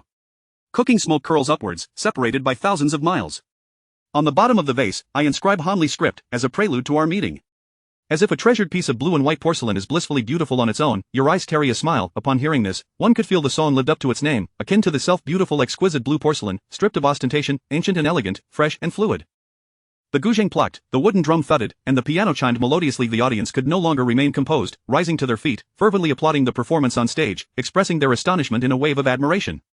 The barrage of comments in the live chat completely obscured the broadcast screen, leaving only a few floating comments visible at the top. Huaxia style, this is the true essence of Huaxia music.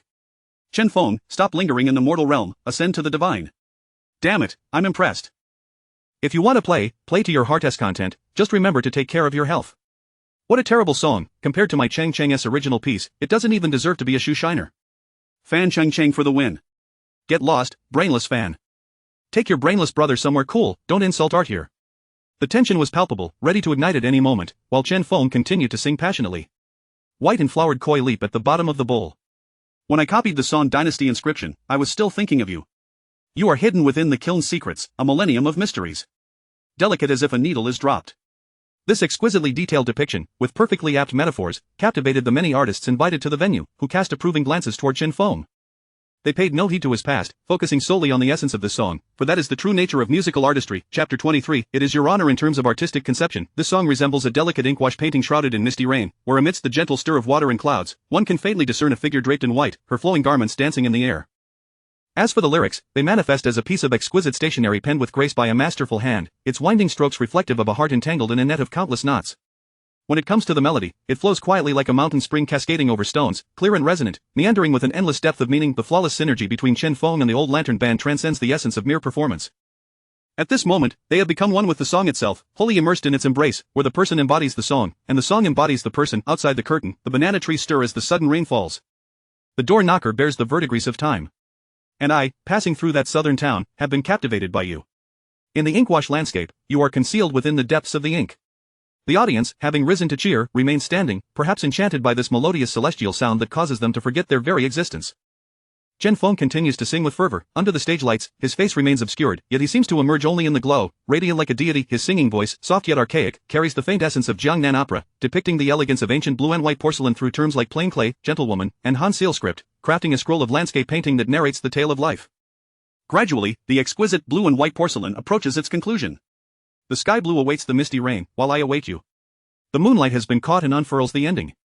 Like the timeless beauty of blue and white porcelain, you smile with your eyes as the final notes linger. The sound of the zither still dances in the air, with Ling Bingyan and Xia Shuer weaving their melodies, seemingly intent on merging all into the enchanting scenery of Jiangnan. Finally, the complete performance of blue and white porcelain draws to a close. The audience remains silent, stunned and awestruck, leaving them momentarily blank. The silence, this lingering 5 minutes, leaves everyone in a state of disbelief. Suddenly, a thunderous applause erupts, as if it could pierce through the ceiling and reach the heavens. Thank you. Amidst the resounding applause, Chen Feng bows deeply to the audience with a smile.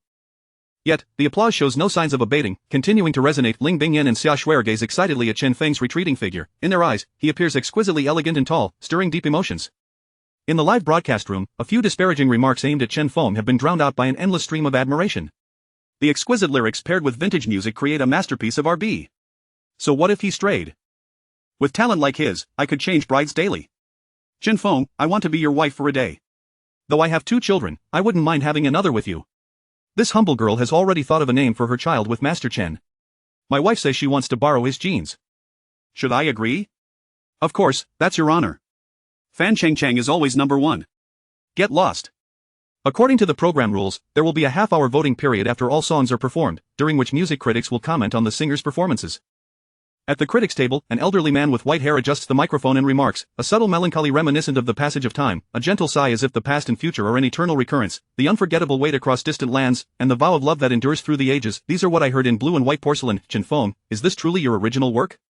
Chen Feng confidently nods. The elderly man slowly extends his right hand, thumb raised. Excellent. I hope you will compose more songs like blue and white porcelain in the future. In the live broadcast room, notable music critics express their admiration as well. A netizen with the username Fong Jialao San states, I believe the most poignant word in blue and white porcelain is wait. That single word encapsulates so much helplessness and regret. The comments below echo this sentiment. May I ask for a name? Fong Jialao San, may I inquire if you are Fong Wen-san? Given your words, I feel you must be Fong Wen-san. Is this a mutual admiration between creators? You all really know how to flatter. This song is convoluted and hard to comprehend, while Chingching's songs are direct and clear, requiring no thought to understand.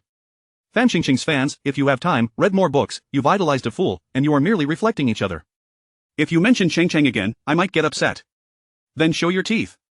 The online skirmish has no impact on the live broadcast of I Am a Singer, which continues smoothly, with all contestants seated on sofas awaiting results. Li Jian, Ailing, and Zhong Wei express their utmost admiration for Chen Feng's vocal prowess and the lyrics and melody of blue and white porcelain. Chen Yuhua and Fan Chingching sit nearby, whispering to each other while occasionally casting cold smiles at Chen Feng. Wu Qingfeng remains silent, waiting for the results, yet unlike before, he offers Chen Feng a friendly smile. Soon, the results are announced to the advancing contestants Li Jian, Ailing, Wu Qingfeng, Zhong Wei, and Chen Yuhua. One spot remains, yet neither Chen Feng nor Fan Chingching's names have been called. Hua Hua, truly deserving. Ha, among the two of them, his song is comparatively superior. What about Chen Feng? Why isn't Chen Feng's name mentioned? No way, is there going to be a scandal even in the live broadcast? What about the scoundrel Chen Feng? Why didn't he advance? His character has nothing to do with his song. Stirring the emotions of the audience is, of course, for the sake of the show, director Zhang Hong watches the two with a stoic expression. There is still one advancement spot left. Fan Chengcheng, Chen Feng, are you prepared to face the audience's choice? Fan Chengcheng feigns nervousness, taking a deep breath and stating, as a singer, it is my duty to sing truly excellent songs for you. I love you all.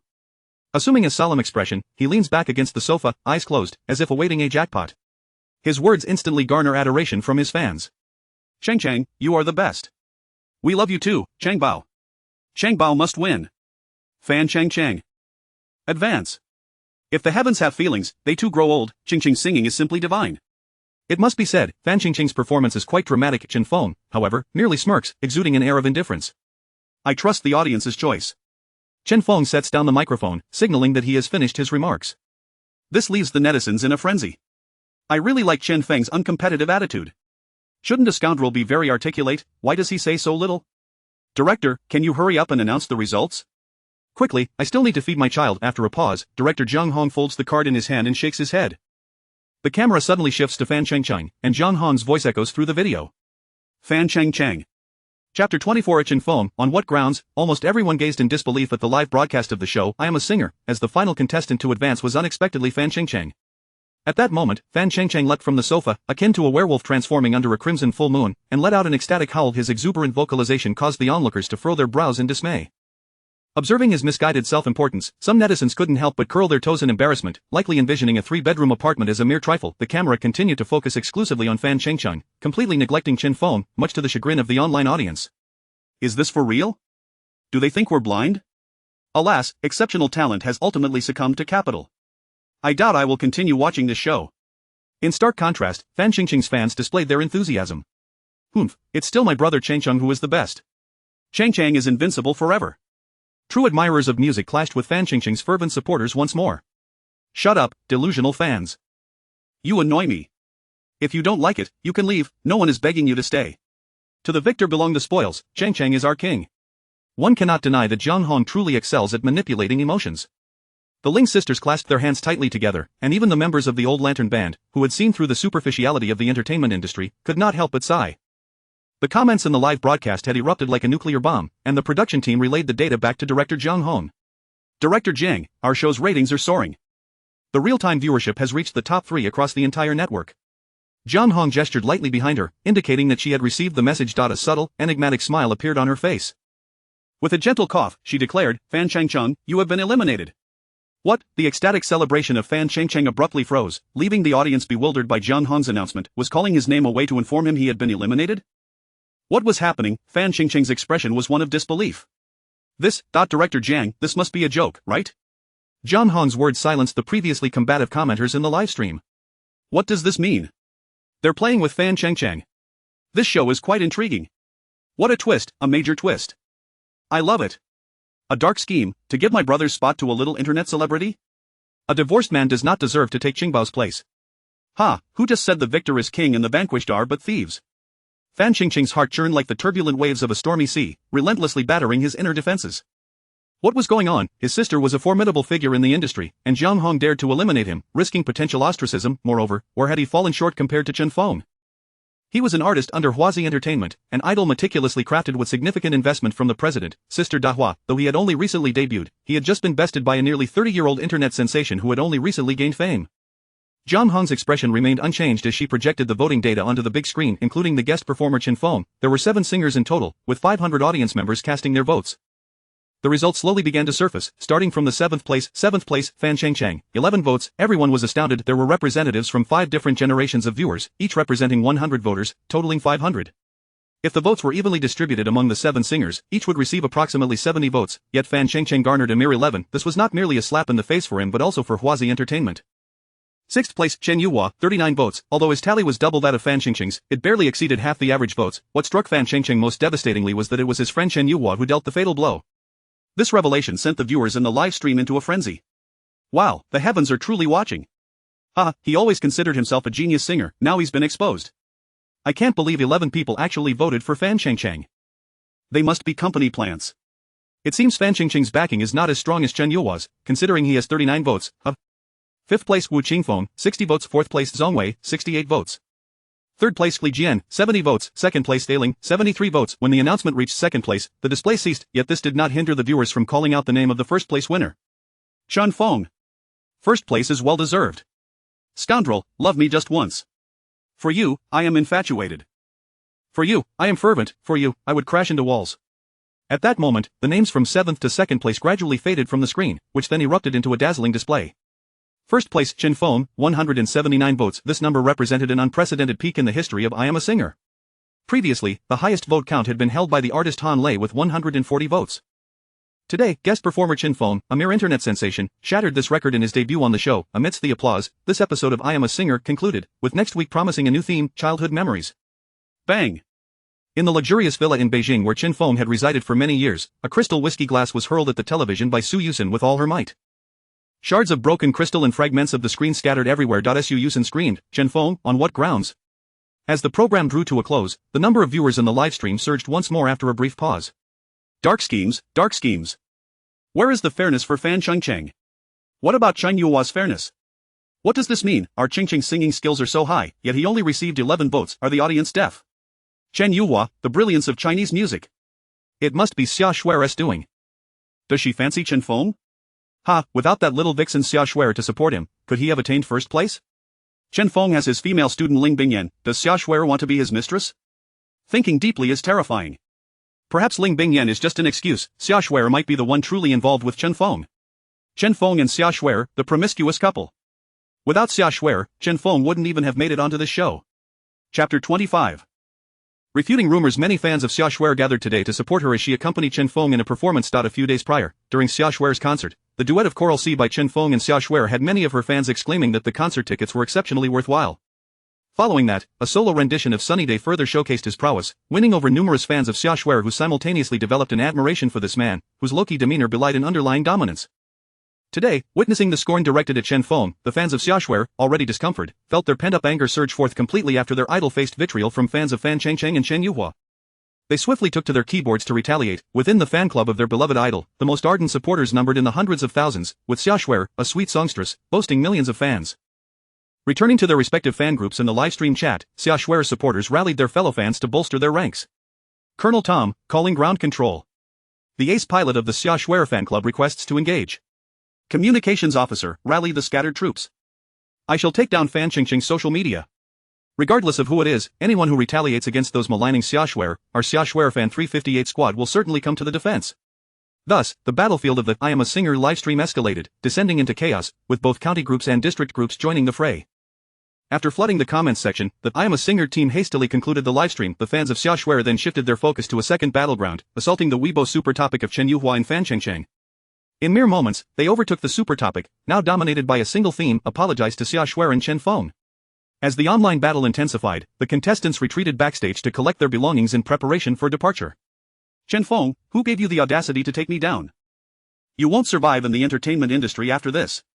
While removing his performance attire, Chen Feng, bare-chested, revealed a physique of solid muscle that expanded with his movements. Ailing, standing nearby, instinctively covered her mouth, her cheeks flushed. Beneath such a handsome visage lay a physique of perfection, coupled with a mind of remarkable talent. What madness drove Su Yuxin to divorce him, if only she, Ailing, dared not contemplate further. Chen Feng's demeanor caused the previously arrogant Fan Chengcheng to take a half step back. Swallowing hard, he queried, Chen Feng, are you even listening? Now dressed in casual clothes, Chen Feng turned his head, squinting as he asked, do you need something? Startled by Chen Feng's imposing presence, Fan Chengcheng stammered, I doubt if you dare to go against me, Dawaji won't forgive you, prepare for a ban. Oh, very well, I shall await your arrival. With that, Chen Feng turned and walked towards the exit, leaving Fan Chengcheng standing there, dumbfounded. Did he truly not fear Dawaji's wrath? Having lived a lifetime, Chen Feng was indifferent to the concept of a ban. It was merely a punitive measure employed by major companies against artists in need of traffic. In a music industry starved for quality songs, talent equated to popularity. Moreover, the Ling sisters and the Old Lantern bandmates awaited him for hot pot, leaving little inclination to squabble with a frog at the bottom of a well. Upon reaching the exit, Chen Feng found himself surrounded by Li Jian and Ailing. Even Zhongwei and Wu Qingfeng, who had barely interacted before, approached him to exchange contact information. Their courtesy towards Chen Feng stemmed not solely from his performance of Blue and White Porcelain. They had just learned that, unfortunately, It's Not You, Choral C, Sunny Day, and today's Blue and White Porcelain were all composed by Chen Feng, with him also penning the lyrics. Each of these songs represented the pinnacle of the Chinese music scene. As time passed, more people would discover his solo compositions, and it was certain that these songs would become widely celebrated, transforming into timeless classics. His songwriting ability was precisely what these artists coveted. Though the Chinese music industry appeared prosperous, it was, in reality, bereft of quality compositions. The current crop of songwriters was severely limited. Establishing a friendship with Chen Feng would greatly benefit their future endeavors in the music realm. Furthermore, they could potentially gain early access to Chen Feng's future works. As Chen Feng engaged in casual conversation, a journalist accompanied by her cameraman entered the room. Hello, Chen Feng, may I conduct a post-match interview with you? A nearby staff member approached Chen Feng, whispering, there are always interviews after live competitions. You needn't worry, just say a few words. Having grown weary of the entertainment industry in his past life, Chen Feng naturally understood the mechanics of post-match interviews. He followed the journalist into the corridor outside the room, adopting a relaxed posture and a nonchalant expression. To an outsider, he would certainly appear accustomed to being in front of the camera. Hello, Chen Feng, may I ask how you feel about the rumors surrounding you? Chen Feng raised an eyebrow, surprised that the program's reporter would pose such a question. He had already ceased to care about this issue when he observed that Ling Bingyan was similarly unconcerned. Over the past 2 days, he had maintained a nonchalant attitude, and even now, he remained unfazed. How do I feel? Naturally, I view it through my phone. The journalist was taken aback by Chen Feng's response. Based on her experience, a newcomer would typically be nervous in front of the camera, stumbling over their words just to articulate their thoughts. Chen Feng's answer caught her off guard, effectively derailing her prepared questions. Yet, unwilling to relent, she pressed on, Chen Feng, you just divorced and immediately got together with your student. Was it a seamless transition? Glimpsing the journalist's press badge, Chen Feng's initial confusion dissipated. Muhi Entertainment Report. So, she wasn't an official reporter. Muhi Entertainment seemed to be Su Yuxin's agency, a third-rate media outlet under Muhi Media. A sudden realization struck him. It was highly possible that his rumored relationship with Ling Bingyan had originated from this source. With this in mind, he decided to clarify the situation through this medium. Tilting his head, he fixed his gaze on the camera perched on the shoulder of the cameraman behind her. I would like to officially clarify that there is nothing between Ling Bingyan and myself. The hotel corridor is under surveillance, and neither she nor her classmates entered my room. Chapter 26. Recognized while having breakfast. As Chen Feng enjoyed his breakfast, the journalist naturally thought that he would clarify the situation. However, it was of little consequence. This was not a live broadcast. He could simply edit the footage later and send it out, and that would suffice for Sister Cheng. With this thought in mind, the journalist chuckled and prepared to conclude the interview. Alright, since that's the case, I won't disturb you further, Teacher Chen. After saying this, the journalist and the cameraman ready to leave when Chen Feng suddenly called out, "Wait." The journalist and cameraman turned back in confusion, following Chen Feng's gesture to look up. Do you see that? There are surveillance cameras. If your report tomorrow is incomplete, that footage could spell disaster for you. The journalist was taken aback by Chen Feng's astuteness. Someone with such ample experience could hardly be considered a newcomer in the entertainment industry. Gritting his teeth, he offered a forced smile and nodded at Chen Feng before storming off in a huff. At that moment, the Ling sisters approached and encountered the flustered journalist who had just been put in his place by Chen Feng. Seeing the distorted expression on his face, they exchanged puzzled glances with Chen Feng. He, of course, indicated that nothing was amiss and cheerfully joined everyone to indulge in hot pot. During the meal, Ling Bingxue persistently urged Chen Feng to try the hot pot broth. The atmosphere was lively, and everyone was thoroughly intoxicated with joy. The next morning, Chen Feng awoke with a pained expression, groggy and disoriented. As he squinted around the room. As he recalled the events of the previous night, he realized he could not quite remember how he had gotten home.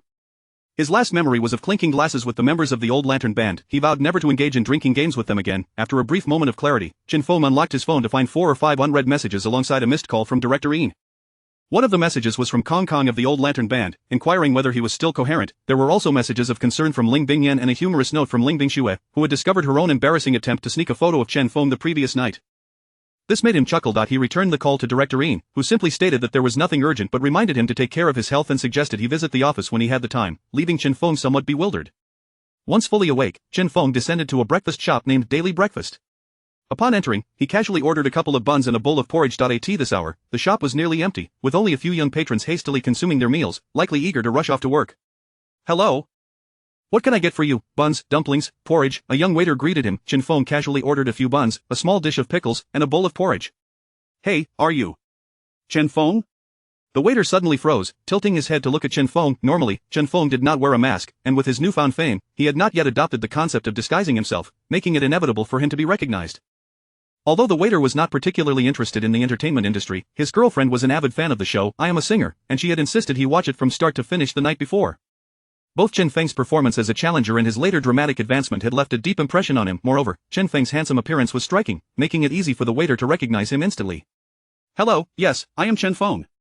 The feeling of being recognized brought a certain joy to his heart. Oh my goodness. It really is you, Teacher Chen Feng. Your performance on I Am a Singer yesterday was absolutely phenomenal. The waiter exclaimed, his voice involuntarily rising in pitch. The previously engrossed diners looked up in surprise. Chen Feng? Is he the one who sang the trilogy of breakups? Isn't he the one who performed Blue and White Porcelain? Wow, it's really Chen Feng. He looks even more handsome in person than on TV. At that moment, a girl with a bun in her mouth approached, clutching a pen and paper. She hurriedly set the bun down on the table and, with an excited expression, asked, Teacher Chen Feng, could I get your autograph, please? Naturally, Chen Feng would not refuse such a request. He took the grease-stained pen from the girl and gladly signed his name on the paper. Fortunately, breakfast hours had already passed, otherwise, it would have been nearly impossible for him to enjoy his meal amid the onslaught of autograph requests. In the shop, both the waitstaff and the chef, as well as the other diners, gathered around, asking Chen Feng for his signature. The patrons displayed commendable etiquette, returning to their seats after receiving their autographs, gazing at Chen Feng with delight without causing further disturbance. After a considerable time, the crowd finally dispersed. At that moment, the young waiter approached with a tray, balancing 3 plates and a bowl atop it. After gently placing Chen Feng's ordered meal on the table, the waiter set down the final dish. Teacher Chen Feng, our boss learned that you were dining here and specifically called to have an extra dish sent your way. We hope you can visit our little shop more often. Chen Feng exchanged pleasantries with the waiter, and seeing the young man's insistence, he accepted graciously, planning to settle the bill for the boss's treat later. Observing Chen Feng's demeanor, the surrounding customers noted that many celebrities would never dine at such a breakfast shop, which made them feel that Chen Feng was more genuine and down-to-earth. Taking a bite of the bun, Chen Feng was astonished. The shop's buns were exceptionally delicious. He had never tasted anything quite like them since arriving in this world. After a while, the waiter approached, adjusting his apron, and asked, So, Teacher Chen Feng, how do you find our buns? Chen Feng gave a thumbs up. They're absolutely delectable. Hearing Chen Feng's praise, the waiter beamed with pride. Our chef is extraordinary. His ancestors actually made buns for the emperor in the royal kitchen. We hope you'll visit us more often. Chen Feng nodded, continuing to savor the buns. Just then, his phone buzzed with a message from Ling Bingyan. He opened his phone to read, Teacher Chen, the classroom for today's lesson has been changed to the lecture hall. A change of classroom. Before Chen Feng could inquire further, a second message from Ling Bingyan arrived. Ever since last night's program aired, the students at our school have gone wild. You must be mentally prepared for your class. Chen Feng replied with an OK emoji and polished off his breakfast in a few swift bites. As the effects of his hangover gradually faded, Chen Feng got up, paid the bill, and left the breakfast shop. The young waiter called out from the entrance, Teacher Chen Feng, please come by often. Having just experienced being recognized in the breakfast shop, Chen Feng decided to buy a hat from a nearby store before hurrying to catch a taxi to the Capital Music Academy. Chapter 27. Suddenly, I felt that he had hindered my entrance into the esteemed gates of the Beijing Conservatory of Music. Surrounding students and faculty gathered to gawk at him. Teacher Chen is here. Isn't that the superstar, Teacher Chen? Ah, I've been his colleague for 3 years and had no idea he possessed such talent. Had I known, I would have flattered him more. It's all because of Su Yuxin, she has distracted my dear Chen. As the faculty and students chattered away, they enthusiastically greeted Chen Feng. Hello, Teacher Chen. Xiao Chen, welcome. Teacher Chen, do your best. The unexpected warmth left Chen Feng somewhat overwhelmed, as his hands were nearly in constant motion. Eventually, he arrived at the door of Yin Shuwen's office and let out a long sigh. Guided by the dean's secretary, he entered the office. Dean, you summoned me. Yin Shuwen, while brewing tea, chuckled, Take a seat, Xiao Chen. Chen Feng did not take a seat. Instead, he approached Dean Shuwen, took the tea set from his hands, and began to arrange the tea ceremony. Chen Feng had always held the dean in great respect and would never allow himself to be served tea. Yin Shuwen, in turn, offered no objections, watching Chen Feng prepare the tea with a smile. 3 years ago, I encouraged you to venture into the music world, yet you insisted on becoming a teacher. Am I not correct? Chen Feng responded with a smile, Indeed, you are right. I have come to apologize for my earlier decision. Setting the brewed tea before Yin Shuwen, Chen Feng opened the bag he had brought and revealed a quaint, antique wooden box. This piqued the interest of Yin Shuwen, who had a fondness for such artifacts. As he keenly observed the box in Chen Feng's hands, Chen Feng placed the wooden box on the table and slowly opened it. Yin Shuwen's eyes brightened. Inside was a delicate purple clay teapot. Dean, I have long held onto the regret of breaking your beloved purple clay teapot, and I have been inquiring about renowned artisans' works to replace it, Chen Feng said as he pushed the teapot towards Yin Shuwen. Yin Shuwen carefully lifted the teapot, noting its warm, gentle hue, its ancient charm, and the jade-like sheen. The inner wall and bottom bore the stamp of the Jinsha Temple monk. A glimmer of excitement shone in Yin Shuwen's eyes as he gazed at Chen Feng, his voice tinged with emotion. This is, with a broad smile, Chen Feng replied, Indeed, it is a work from the Ming dynasty by the Jinsha Temple monk. I spent 3 years searching for it. Hearing this confirmation, Yin Shuwen was overwhelmed with joy, his eyes sparkling. As a lifelong admirer of refined objects, he understood the significance of this teapot's creator. The Jinsha Temple monk, a pioneer in the art of purple clay teapots, produced work of immeasurable worth, far surpassing the teapot he had shattered 3 years prior. Chen Feng, this Yin Shuwen began, but was interrupted by Chen Feng. Dean, this is not merely compensation. It is also my heartfelt gratitude for your unwavering guidance. Yin Shuwen regarded Chen Feng with warmth. Chen Feng was his most valued student, excelling both in character and talent, yet, the choices Chen Feng had made had left him disheartened. It was not that the teaching profession was unworthy, but rather that Chen Feng should not confine himself to the Beijing Conservatory of Music. That he was destined for the music world, where his brilliance could illuminate the lives of many. However, though it was somewhat delayed, the outcome was ultimately favorable. Chen Feng had returned to the path he had once envisioned for him. Excellent, excellent, excellent. Yin Shuwen set the teapot aside with care and turned with a grin, Join us for dinner at my home tonight.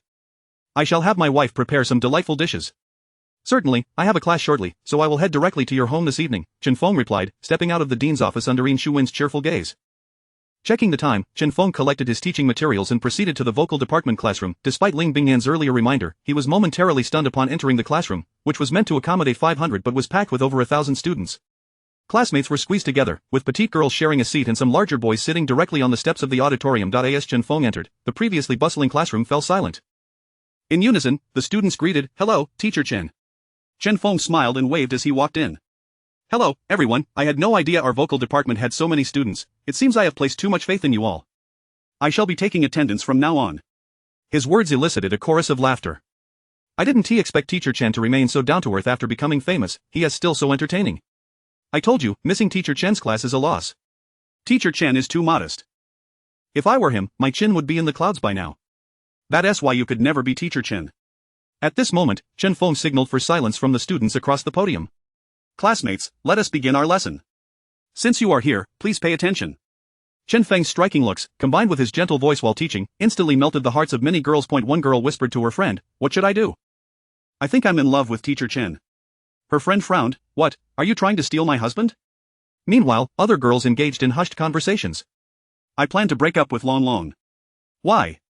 "I suddenly feel he is hindering my studies." The academy, in an effort to promote itself, had arranged for a live broadcast of Chen Feng's class, showcasing his wit, humor, and gentleness to a broader audience online. If I had a teacher like this, I would have certainly pursued a university education sooner. To the one above, you are mistaken. One must first gain admission to university to have such a teacher. Ah, another exemplary teacher from someone else's school. I adore Chen Feng, he exhibits no airs of a celebrity. Even today, with the rise of countless internet personalities who flaunt their status, it's refreshing to see that Chen Feng, despite his fame, still returns to school to earnestly teach his students. In the expansive auditorium, Chen Feng realized he needed to keep the microphone close to his mouth, or the students at the back would not hear his lecture. In our last class, we studied how to transition quickly from low to high notes. Today, we will delve into the states of singing and resonance.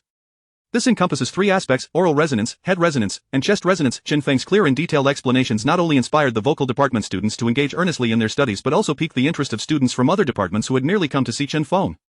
Chapter 28: The effect of 1 + 1 being greater than 2. I truly must have been out of my mind. Why did I not pursue studies in the vocal department? I squandered the chance to become a student of Teacher Chen. It would be absolutely marvelous if Teacher Chen could offer an elective course. I don't care. If he has a class in the future, I will attend. I never realized vocal classes could be so fascinating. A lively vocal lesson soon came to an end. Chen Feng, bowing his head to gather his teaching materials and preparing to leave, was suddenly met with a dimming of his surroundings. A throng of students had gathered around him. "Teacher Chen, could I possibly have your autograph? Teacher Chen, may I take a photo with you? Teacher Chen, would it be a privilege to invite you for a meal?" Observing the swarm of students eagerly awaiting their chance for photographs and signatures by the podium, Chen Feng felt his head swell considerably. With the assistance of his fellow classmates from the vocal department, Chen Feng managed to snap a group photo with the entire classroom, thus diffusing the situation. Subsequently, he made a hasty exit, retreating to his office. "Teacher Chen, I too wish to take a photo with you." Just as he settled down, barely having taken a sip of water, he heard another request for a photograph next to him. Instinctively, he hurriedly set down his cup and stood up, only to find a tall girl with pink hair and a baseball cap removing her mask. "What, now that Teacher Chen has gained fame, you want to act all high and mighty?" Upon recognizing the visitor as Ling Bingxue, Chen Feng rolled his eyes and resumed his seat. "If you genuinely want to take a photo, I could take 100 with you." "Put." Chen Feng's words sent Ling Bingxue into fits of giggles. "From now on, I shall frequently attend your classes." Chen Feng wore a look of horror. "No, if the students discover that the superstar Xia Shuer has arrived, how could I possibly teach? They would all flock to you for autographs and photos." Suddenly, Chen Feng smirked mischievously, intending to frighten Ling Bingxue. He took a couple of steps to the corridor entrance and, raising his voice deliberately, declared, "The idol singer Xia Shuer has arrived. I must fetch you some water." Pooh. Ling Bingxue immediately rushed to Chen Feng's side, covering his mouth with her hand. "Are you insane? Do you want to be besieged like you?" In her haste, Ling Bingxue found herself leaning against Chen Feng, feeling his warmth, leaving him momentarily stunned. Regaining her composure, she quickly jumped off him, adjusting her clothing while attempting to hide her slightly flushed cheeks beneath her cap. How embarrassing to be so close to Chen Feng. Thankfully, her sister did not walk in. For a brief moment, Ling Bingxue was taken aback. Why was she thinking about her sister? After a while, she finally spoke. I am not here to tease you. I have something to discuss." Chen Feng also regained his calm, sitting back and awaiting her next words. "Do you have other commitments this afternoon?" Ling Bingxue looked at Chen Feng with a smile. Upon seeing him shake his head, she stood up and pulled him towards the door. Chen Feng felt utterly bewildered. "Wait, I need to grab a hat and mask too." Thus, the two of them, dressed very conservatively, boarded the chauffeur-driven vehicle at the entrance. Once inside, Chen Feng noticed Ling Bingyan was also in the car, leaving him even more perplexed about what the two sisters were planning. "What's the rush? You're here too." "Hello, Teacher Chen." Ling Bingyan, sitting in the front row, greeted Chen Feng before turning her head away. Observing the peculiar behavior of the Ling sisters and the now mobile vehicle, Chen Feng felt as if he had been whisked away. Taking a few deep breaths, Ling Bingxue remarked, "It's nothing urgent. You'll find out when we arrive." And so, in a haze of confusion, Chen Feng arrived at the Tianxia Group headquarters, where Susan was already waiting downstairs. Upon seeing the three of them exit the vehicle, Susan waved her hand. "Welcome back, Mississippi." Although Chen Feng had not previously paid much attention to the entertainment industry, he had often heard the name Tianxia Media from Su Yuxin. As a subsidiary of Tianxia Group, Tianxia Media was the agency Su Yuxin had aspired to join right after her graduation, yet her qualifications hadn't been sufficient to attract their interest, leading her to become an artist under Mu Entertainment instead. Tianxia Group is a large conglomerate encompassing music, film, entertainment, and investment, with the founder Ling Tianxiang being a prominent figure in the industry. As Chen Feng entered the Tianxia Group building with Susan and the others, he was soon recognized by several people. Wow, it's Chen Feng. He is even more handsome in person. Indeed, he far surpasses the young talent who previously considered joining our company. The eldest and second young ladies are bringing Chen Feng back? Is it true that there is something brewing between the second young lady and Chen Feng? Don't spread rumors. Upon reaching the floor dedicated to Tianxia Media, Ling Bingxue led Chen Feng directly to the conference room. Through the door, Chen Feng could hear the sound of singing emanating from within. Unfortunately, it is not you who accompanies me until the end. We once walked together but lost our way at that intersection. I am grateful that it was you who held my hand. I can still feel that tenderness. It was the song Unfortunately, It Is Not You, which he had sung recently. Chen Feng glanced back at the grinning Ling sisters, beginning to understand the purpose of their visit today. As Susan pushed open the conference room door, 7 or 8 individuals turned their heads to look at them. Ling Bingxue entered with Chen Feng. I have brought you Chen Feng, he is my good friend, so please do not mistreat him. The people in the room, well aware that Ling Bingxue was jesting, looked at Chen Feng with smiles of amusement. Among them, a middle-aged man wearing a beret and black-rimmed glasses stepped forward and said, Schwer truly knows how to joke. We are eager to have Chen Feng on board. How could we possibly treat him differently? Ling Bingxue introduced him to Chen Feng. This is director Zhang Yibai. Before she could finish her sentence, Zhang Yibai approached Chen Feng, excitedly extending both hands to grasp his. Wonderful. It is truly fantastic to have you here. Our eldest and second young ladies have such influence. Ling Bingxue was both amused and exasperated, suspecting that Zhang Yibai might not realize that Chen Feng had been practically dragged here by her. Meanwhile, Ling Bingyan looked worried as she said, Director Zhang, please stay calm, don't devour Chen Feng. Zhang Yibai led Chen Feng to the conference table, gently pressing on his shoulder to indicate he should sit down. We were just listening to your song Unfortunately, It Is Not You. Our Tianxia Film and Tianxia Media are collaborating on a youthful-themed film titled In a Hurry that year, and your song fits perfectly with our movie. As he spoke, Zhang Yibai pulled a promotional brochure for the movie from his assistant and handed it to Chen Feng. The lead roles were played by Peng Yuyan and Ni, alongside a host of idol stars such as Zheng Kai and Wei Chen, creating a truly lavish cast. The conference room fell silent as everyone awaited Chen Feng's response. Those with discerning eyes in the industry could see that, Unfortunately, It Is Not You was bound to become a hit in due course. Combining this song with the grand production of In a Hurry that year would undoubtedly yield results greater than the sum of their parts. Chapter 29. The designation. Chen Feng took the promotional brochure and began to read. Of course, he was familiar with the film and had a profound impression of its theme song. The ethereal voice of the diva Wang Fei, imbued with a subtle melancholy, vividly encapsulated the sentimental nature of youth. Observing Chen Feng's earnestness, Zhang Yibai felt a surge of joy. Ah, this song is truly magnificent. It reminds me of my youth. When I watched the live broadcast back then, I even felt an impulse to reach out to my ex-girlfriend. The expressions of those around him turned complex as they silently thought, Director Zhang, perhaps it would be wise to say less. Who knows what your sister-in-law might overhear, and you certainly wouldn't want her to throw you out of the house. Chen Feng glanced back towards the Ling sisters, noticing that Ling Bingyan was blushing as she looked at him, while Ling Bingxue clasped her hands together and performed a bow in his direction. Brother Feng, please do me a favor. Chen Feng intentionally displayed a mischievous smile and replied, I am already aware of the plot of the years we spent together. I believe that the song Unfortunately, It's Not You does not quite suit this film. Zhang Yibai assumed that Chen Feng's statement was a subtle hint for a higher price. The price is negotiable, Chen Feng. How about 1? 2 million? His gaze was earnest, indicating that as long as the price fell within his acceptable range, he was open to discussion. Having thrived in the entertainment industry in his past life, Chen Feng understood that this figure was indeed quite favorable for a theme song. With a loud bang, Ling Bingxue arose, pouting as she swiftly approached Chen Feng. Chen Feng, you didn't sing this song at my concert, and now for the movie's theme song, you still refuse to let us use it. Ignoring Ling Bingxue's grumbling, Chen Feng addressed Zhang Yibai with sincerity, I can compose a new song for you. He then requested a piece of paper and a pen from Zhang Yibai's assistant and, under the bewildered gaze of everyone in the conference room, leaned over the table and began to write the score. What is he doing? Zhang Yibai was perplexed by Chen Feng's actions but felt too shy to approach him, instead glancing at Ling Bingyan and Ling Bingxue. Although the Ling sisters had previously witnessed Chen Feng's sudden bursts of inspiration leading him to compose on the spot, they remained skeptical. Ling Bingyan whispered, he must be writing a song. Let us not disturb him for now. Zhang Yibai was bewildered. He had never seen anyone compose so casually. Why not simply use Unfortunately, It's Not You? In no time, the A4 sheet in Chen Feng's hands was densely filled with his writing. A song was complete. He turned the paper around on the table and slid it directly in front of Zhang Yibai. Picking up the score, Zhang Yibai examined it closely and naturally, he was not well versed in music and could only scrutinize the lyrics. During those hasty years, how many times did we say goodbye before we lingered? Regrettably, no one truly loved. It was not a mere eloquence of emotions. During those hasty years, we hastily cast aside promises too burdensome to bear. We could only wait for others to fulfill them. Zhang Yibai placed the score down with a slight tremor in his hands, his face a mask of disbelief as he inquired, Teacher Chen, what is this? Unbeknownst to him, his form of address for Chen Feng had subtly shifted. He already harbored an answer within, merely awaiting Chen Feng to confirm it. Chen Feng smiled. Director Zhang, I genuinely believe that unfortunately, it's not you does not encapsulate the essence of youth, and its theme does not align well with the years we spent together. Thus, this song is more fitting. Zhang Yibai cleared his throat. The lyrics of this song are truly remarkable, and they perfectly resonate with our film. However, I am not quite sure how to interpret the music. Chen Feng retrieved the score from Zhang Yibai's hands. Bingyan, come over and take a look, then sing along with me. Ling Bingyan asked in surprise, what? Me? Chen Feng gently encouraged, yes, come here. As he spoke, he gestured for her to join him. Ling Bingyan obediently approached Chen Feng's side, earnestly examining the score, while the curious Ling Bingxue sat beside her, stretching her neck to get a better view. After a moment, Ling Bingyan lifted her gaze to Chen Feng, indicating her readiness. Sing along with me. With that, Chen Feng began to sing the song. During those hasty years, how many times did we say goodbye before we lingered? Regrettably, no one truly loved.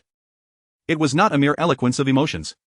During those hasty years, we hastily cast aside promises too burdensome to bear, we could only wait for others to fulfill them. Initially humming softly, Ling Bingyan gradually found her rhythm, her voice growing stronger. If our reunion cannot bring tears to our eyes, can we still blush? Just as that year, we hastily etched a beautiful rumor of forever together. If the past is still worth cherishing, do not hasten to resolve past grievances. Who would willingly allow this, to be unencumbered and unconnected? We must owe each other. Otherwise, how can we reminisce? The sound of Ling Bingyan's voice filled Chen Feng with delight. Initially, he merely intended to seize the opportunity for her to try the song, but he was astonished to find that her voice bore a striking resemblance to Wang Fei's, passionate, ethereal, and pure. The most astonished, however, were the members of the production team. For the years we spent together. Zhang Yibai sat there, dumbfounded, after the song concluded, his demeanor frozen in astonishment and wonder. Chen Feng's singing embodied youth and vitality, tinged with nostalgia. Ling Bingyan's vocal delivery floated like a celestial melody, light, yet unwavering, clear, spirited, and refreshing. All these attributes resonated within her voice. It was simply exquisite, utterly enchanting. Though the entire song was performed a cappella, devoid of instrumental accompaniment, it conjured vivid images of every classic scene from the film in the minds of the production team members. Some emotional staff members even found themselves reminiscing about their own regrets from high school, their eyes unavoidably moistening. Ling Bingxue sat nearby, transfixed by the heartfelt performance of Chen Feng and Ling Bingyan, her mind seemingly lost in thought. After a while, Zhang Yibai finally emerged from the spell of the song. Teacher Chen, that was incredible, simply perfect. This is exactly what I have long desired. This song is the finishing touch for the years we spent together. It is worth 1.6 million, I want it. As he spoke, Zhang Yibai inexplicably began to tear up. In his gaze, Chen Feng discerned a singular word: longing. Alright, no problem. Chen Feng readily agreed. However, this song must be sung by Ling Bingyan. Initially expecting Chen Feng to present more demands, Zhang Yibai was taken aback by this stipulation. Although Ling Bingyan was still a student at the music academy, everyone in the Tianxia group knew that as the daughter of Ling Tianxiang, she possessed an exceptional voice, and it was merely a matter of time before she became a star. Zhang Yibai smiled. Very well, we will definitely consider this. Chen Feng raised a finger and shook it. Not just consider, she must sing it, this is a condition. Chapter 30 Helpless Swish. Ling Bingyan's lively gaze fixed upon Chen Feng.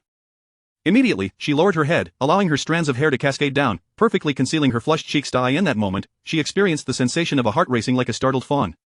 Suddenly, Ling Bingyan comprehended why Chen Feng had invited her to sing alongside him after composing the song. It was Chen Feng who was paving the way for her smooth entry into the music industry. How could one not be fond of such a person? Gradually, Ling Bingyan's thoughts began to stray. Susan rose and approached Chen Feng, whispering, Bingyan is the youngest daughter of Chairman Ling. With this single remark, Chen Feng's toes instinctively curled in embarrassment. He had thought he could seize this opportunity to showcase Ling Bingyan's exquisite voice, only to find himself the unwitting fool in the end. Why didn't you tell me earlier? Susan mused, realizing that fate had conspired against Chen Feng, who evidently had not been attentive to the conversations around him. Despite her consistently addressing Ling Bingyan as Miss Ling Bingxue and referring to her as the second Miss Ling, it was common knowledge in the entertainment industry that the Ling family owned Tianxia Group. Was that not sufficient? At that moment, Zhang Yibai seemed to have an epiphany as he raised an eyebrow. No problem, Teacher Chen, I will ensure Bingyan sings the song. However, does this song have a title? Seizing the opportunity, Chen Feng promptly responded, the title is in a flash. Once everything was finalized, Zhang Yibai's assistant prepared the contract and presented it before the two. Chen Feng perused it briefly. The film in a flash had acquired only the rights to use the theme song, not its distribution rights. In other words, the production team had purchased the usage rights to the song, while the revenue generated from it would ultimately belong to Chen Feng. While Chen Feng examined the contract, Zhang Yibai inquired, does Teacher Chen have a management company? Chen Feng shook his head. The previously quiet Ling Bingxue suddenly slapped her thigh. Right, Chen Feng still doesn't have a management company. How could I forget? Susan, hurry and sign Chen Feng onto our company. Previously, when Chen Feng composed Blue and White Porcelain, Susan had considered signing him, but later hesitated, unsure if he would return. After all, those exceptionally talented singers often had their own studios. However, since Ling Bingxue had brought it up, she decided to give it a try. Thus, Susan approached Chen Feng, softly asking, "Teacher Chen, since you don't have a management company, how about joining Tianxia Media? I believe you are aware of our standing and reputation in the industry. Rest assured, we can offer you the highest level of contract, and you can receive a generous 70 commission. The quality resources available at Tianxia Media are unattainable for many stars." Chen Feng set the contract down, apologetically stating to Susan, "I'm sorry, Sister Susan, but despite our friendship, I have no intention of signing with a company." In his view, management companies were akin to a double-edged sword, useful for signing collaborations and arranging programs, yet potentially confining in other respects. Susan returned to Ling Bingshue's side, visibly disappointed, and shrugged her shoulders. Ling Bingshue's eyes darted as she motioned for Susan to keep an eye on Chen Feng, then she picked up the phone and exited the room. After a while, Ling Bingxue re-entered the conference room and found Chen Feng just finishing signing the contract. Preparing to leave, gritting her teeth, she swiftly approached and grasped Chen Feng's sleeve. Ling Bingxue had just called her father, the chairman of the group, Ling Tianxiang, relaying every detail about Chen Feng's song, his talent, and his remarkable creative abilities. Immediately, Ling Tianxiang instructed her to spare no effort in retaining Chen Feng. With this reassurance, Ling Bingxue exclaimed, "Chen Feng, wait." Chen Feng turned back, puzzled. Ling Bingxue led him into her office, adorned with an abundance of pink decor, exuding an adorable charm. "Chen Feng, I want to sign you. Will you?" Chen Feng shook his head. "I am a teacher at the Beijing Conservatory of Music. How could I sign a contract with you? More importantly, you understand the constraints that come with management companies." Ling Bingxue huffed. "I knew you'd come up with an excuse to evade. How about this, Chen Feng? I want to sign you as an artist instead. Why not come to Tianxia Media as the chief music consultant? Surely, you can grant me this favor." With a fierce expression, she approached Chen Feng, who found her demeanor both mischievous and charming. Ling Bingxue, with her ferocious expression, advanced step by step toward him, while he retreated until his back pressed against the wall. With no escape left, Ling Bingxue propped one arm against the wall, extending her other hand to gently grasp Chen Feng's chin. "Don't worry. If you join me, I'll offer you an annual salary of 2 million, and all the profits from the songs you create will be yours. We will release them under the name of Tianxia Media. Additionally, I expect you to train some of our new talents. And I require a few original songs from you. Is that acceptable? If not, I want to let you leave this building." Chen Feng could no longer suppress his laughter. Ling Bingshue's fierce demeanor vanished amidst his chuckles. "Chen Feng, can't you cooperate with me a little?" With a smile, Chen Feng raised his hands in surrender. All right, I agree. Please, great leader, let me go." Although he laughed, Chen Feng felt a deep respect for Ling Bingxue. The terms she offered were indeed generous and demonstrated her vision. "Now that's more like it." Ling Bingxue settled into her chair and called Susan to prepare the agreement. Chen Feng's thoughts were quite straightforward. Establishing his own company would be exhausting, requiring him to support employees and invest excessive energy, all while being unfamiliar with other companies. Joining a firm like Mu Entertainment, where Su Yuxin currently resided, would lead to various demands and constraints that could prove detrimental. At present, Chen Feng simply wished to focus on writing and singing, without being burdened by excessive concerns. Although Ling Bingxue had a somewhat carefree demeanor, she was sincere and remained a good friend in his life, and her sister, Ling Bingyan, was also one of his students. For both emotional and rational reasons, this company appeared to be the optimal choice. After a while, Susan arrived at Ling Bingshue's office, carrying the freshly drafted agreement. In an atmosphere filled with enthusiasm and joy, Ling Bingxue and Chen Feng signed the contract. Ling Bingxue extended her delicate hand for a customary handshake with Chen Feng, officially marking him as the chief music consultant of Tianxia Media. "Congratulations, Consultant Chen, you must treat us to a meal." Chen Feng was at a loss for words. "Boss, you haven't even paid me yet, and you're already trying to exploit me." Ling Bingxue retorted, "You just sold a song that earned us our Tianxia Group 6 million. How can you not treat us?" All right, I have something to attend to today. I'll treat you in a couple of days." Chen Feng realized that he had no leverage against Ling Bingxue. Chapter 31. The slap that left a mark. In the evening, Chen Feng brought some fruits to Yin Shuwen's home. As soon as he entered, the delightful aroma wafted through the air, making his stomach grumble audibly. Yin Shuwen called out towards the kitchen, "Come out and see who has arrived." At the kitchen door, Yin Shuwen's beloved partner, Zheng Shuman, emerged carrying the last 2 dishes. As a proud student of Yin Shuwen, Chen Feng had often frequented their home during his university years. Upon seeing the abundance of fruits in Chen Feng's hands, Zheng Shuman scolded, "Why bring so much? Just coming over is enough, don't do this next time. Come in, Xiao Feng, and join old Yin for a couple of drinks," she added. Chen Feng hastened his steps. "Auntie, let me take care of this," he said, gently accepting the plates from Zheng Shuman and placing them on the table. As Zheng Shuman turned to Yin Shuwen, saying, "Old Yin, Xiao Feng is here, so you should quickly fetch your liquor. Today, you deserve a break." Before long, with a beaming smile, Yin Shuwen emerged from the bedroom, a bottle of white wine in hand. "Ha, today's dishes look splendid," Zheng Shuman exclaimed, playfully patting Yin Shuwen. "Admit it, you just wanted an excuse to drink with Xiao Feng." Yin Shuwen chuckled silently. Watching this affectionate couple who had shared decades together stirred a sense of warmth in Chen Feng's heart. As they sat down, Chen Feng filled the glasses for both Yin Shuwen and himself. After enjoying a few dishes, Yin Shuwen inquired, Xiao Feng, what are your plans for the future? Plans? Chen Feng looked puzzled. Well, I suppose I'll teach, and maybe sing a bit. Upon hearing this, Yin Shuwen set down his chopsticks. I've spoken with the head of the vocal department here at the school, and we've arranged for other teachers to cover your classes. I'm planning to assign you to a less demanding position, which will benefit your future development. After a moment of silence, Chen Feng recognized the wisdom in Yin Shuwen's consideration. If he intended to pursue a career in the entertainment industry, he could not be overloaded with responsibilities at the school. After a few drinks with the old dean, Chen Feng assisted the slightly inebriated Yin Shuwen to his bedroom. After bidding farewell to Zheng Shuman, he returned to his modest apartment. In a luxurious private room of a KTV under the auspices of Mu, Fan Chengcheng and Chen Guanlin were enjoying drinks together. Though they belonged to different agencies, both had risen to fame through the same variety show.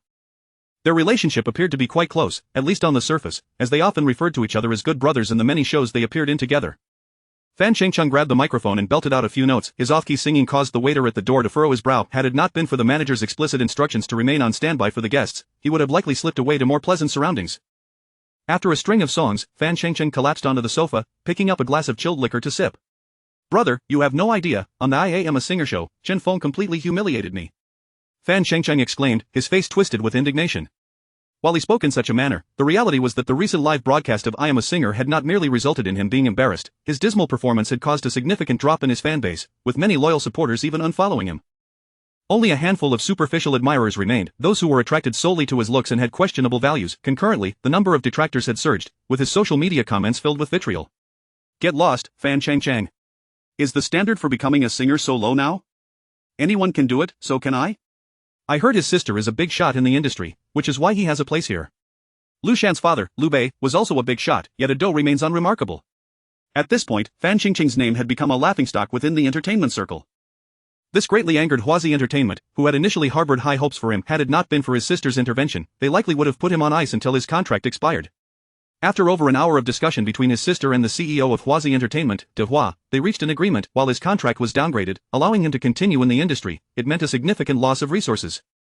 Consequently, Fan Qingqing's animosity towards Chen Feng intensified. The mere mention of Chen Feng's name ignited flames of fury in his eyes. If looks could kill, Chen Feng would surely have found himself in dire straits. I never anticipated that this seemingly ordinary university teacher possessed such talent, he muttered. Despite his words, Chen Guanlin felt an unsettling calm within himself. He was acutely aware of his own capabilities. The agency's manager, Zhou Qing, had secured a spot for him as a challenger on the show. Initially planning to eliminate Fan Chengcheng, he was blindsided by the sudden emergence of a formidable competitor, which derailed his plans, and now, he found himself unable to decline. The show was set to commence shortly, and he could hardly claim he was unable to participate, as that would incur hefty penalties for breach of contract. With Fan Chengcheng having been humiliated by Chen Feng in the last episode, would it not be his turn next? While Chen Yuhua's skills were also rather mediocre, he still possessed some vocal ability, making him appear superior in comparison. Chen Guanlin wrestled with his emotions, feeling trapped. As these thoughts swirled in his mind, he raised his glass and took a hearty swig of liquor, the burning sensation coursing down his throat eliciting a strange sense of enjoyment. Brother, I'm set to appear on the next episode. What do you think I should do? Should I let him have another go at me? Chen Guanlin's words left Fan Chengcheng speechless. How would I know, big brother? Look at my current plight.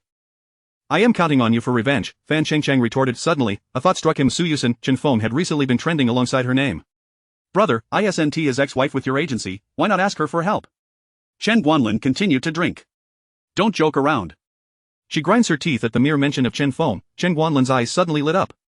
Oh, right, a few days ago, the company wanted us to stir up some rumors together, but it never progressed. Fan Chengcheng eagerly chimed in, indeed. Just the other day, you mentioned it. I heard that Chen Feng had deep feelings for Su Yuxin, which inspired him to create the breakup trilogy. Perhaps you could leverage their profound connection.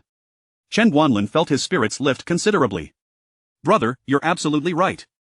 This romantic fool undoubtedly has a weakness. By utilizing Su Yuxin to disrupt Chen Feng's focus, how could he possibly compete with me? With that, he pulled out his phone and dialed Zhou Qing's number.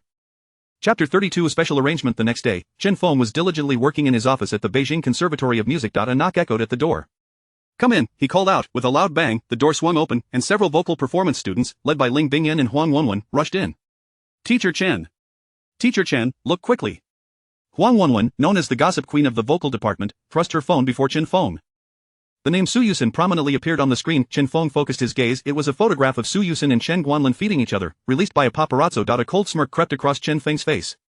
Knowing the nature of Mu Entertainment, he could easily surmise that the photo had been staged. Indeed, the artists of Mu Entertainment would stop at nothing to achieve fame. On Weibo, the trending topics surrounding Su Yuxin and Chen Guanlin were rapidly multiplying. The pop star Su Yuxin and the rising idol Chen Guanlin dining together, feeding each other. It is rumored that Chen Guanlin will be a guest on the upcoming episode of I Am a Singer. Their intimate gestures suggest they are a couple. The entertainment industry witnesses yet another May-December romance with Su Yuxin and Chen Guanlin sweetly together.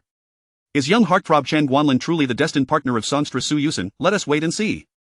Once Huang Wenwen had absorbed the trending topics, she eagerly opened the comments section. Thousands of remarks propelled Su Yuxin and Chen Guanlin's topic to the top of the trending list. I'm in stitches, family. The tastes of these young heartthrobs are truly perplexing. What do you know? Tender beef eats old grass, it's a lesson in taste. Isn't Su Yuxin freshly divorced? Indeed, her ex-husband is Chen Feng, the one who sang Blue and White Porcelain on I Am a Singer a couple of days ago. Wow, what a situation. The new flame and the old love are set to share the stage. A flock of crows seemed to fly over Chen Feng's head as he glanced up at his students. Who is this Chen Guanlin? Huang Wenwen looked astounded. Teacher Chen, you seriously don't know Chen Guanlin? He is your opponent in the competition this weekend.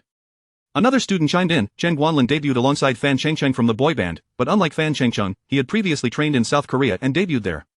Ling Bingyan and her classmates exchanged puzzled glances. Why did he return? Was his career in South Korea unsatisfactory? The student sighed. Although he possesses handsome looks, his dancing and singing skills are undeniably weak. Eventually, the group he was in disbanded, prompting his return to our country. Huang Wenwen teased, you seem to know him quite well. Were you a fan at one point? The student's face flushed instantly. Well, back then, I was rather naive. Meanwhile, in the conference room of Mu Entertainment, Zhou Qing, Su Yuxin, Chen Guanlin, and several company executives sat together, reviewing real-time data from Weibo. Despite the unfavorable comments, the overall statistics were promising, with their topic fluctuating within the top 5 of trending searches. With a little manipulation from their hire team, it could remain trending for an extended period. Zhou Qing was elated by such favorable results. Guanlin, you truly are Chen's son. Your instinct for publicity surpasses even my own, Zhou Qing remarked, her words dripping with politeness. Had he not been the son of the company president, she would have refrained from such flattery. Thank you, Sister Qing, but my intentions are solely for the advancement of the company, Chen Guanlin replied modestly. Zhou Qing gave him an encouraging gesture before turning to Su Yuxin. Yuxin, has the song been recorded? Upon Su Yuxin's nod, Zhou Cheng picked up the phone and instructed her staff to expedite the submission for review on the music platform, ensuring the song would be launched by Friday. Each individual in the conference room harbored their own thoughts. Chen Guanlin gazed at the intimate photo of himself and Su Yuxin trending on Weibo, chuckling inwardly. The romantic Chen Feng. His heart may be aflame, but will it cost him his voice? Is he not feeling sorrowful right now? In the end, he shall lose to me. Fan Chengcheng, you fool, once I have eliminated Chen Feng, I shall garner the acclaim of a true singer, rendering you devoid of any utility.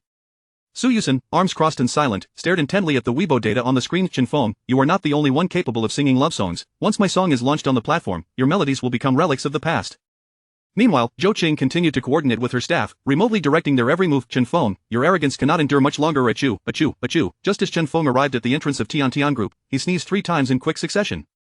What is happening? The weather is splendid today, and I feel perfectly fine. Surely, I am not coming down with a cold. Shaking his head, he proceeded to the floor designated for Tian Media. Recently, he had discussed with Ling Bingxue the desire to record a few songs and upload them to a music platform, particularly Sunny Day, which only had his live rendition from Summer Snow's concert circulating online. Fans had yet to hear the complete version. Chen Feng felt that the song's essence was lacking, for a piece by Zhou Dong truly deserves both lyrics and melody to be appreciated in unison for optimal effect. As he entered the company, the bustling employees paused their tasks, turning their attention towards him. Sister Susan approached with a steaming cup of coffee. Chen Feng, are you alright? Have some coffee. I know how emotions can be. The more Chen Feng listened, the more uneasy he felt, interrupting Susan. Sister Susan, what are you talking about? Susan, who had prepared to offer comforting words, now appeared bewildered. You don't know? Su Yuxin is with the young heartthrob. After a moment's hesitation, Susan revealed the news, believing it was something Chen Feng would eventually discover. Just then, Ling Bingxue approached, observing the staff's rapt attention on Chen Feng, her expression turning stern. Are you all not working? With a buzz, the employees of Tian Media scattered like startled birds, returning to their tasks. Ling Bingxue stepped beside Chen Feng. Are you all right? Chen Feng glanced at Susan, then at Ling Bingxue. Are you both bored? I came to record songs, not to indulge in your gossip. I have long since moved on from thoughts of Su Yuxin. Ling Bingxue and Susan exchanged glances, retracting their necks in unison. Confirming Chen Feng was fine, they guided him to the recording studio. A pink recording studio came into view. What do you think, Consultant Chen? This is my newly renovated studio, no more need to run back and forth to that temporary setup. Faced with the room's overwhelming pink decor and whimsical cartoon motifs, Chen Feng held back a chuckle before giving Ling Bingxue a thumbs up. It's simply splendid. It suits you perfectly. Chapter 33. Why not let the boss position be yours? At around 7 in the evening, Su Yuxin updated her personal Weibo. Hello everyone, I have not had the chance to meet you all for a while as I have been dealing with some personal matters.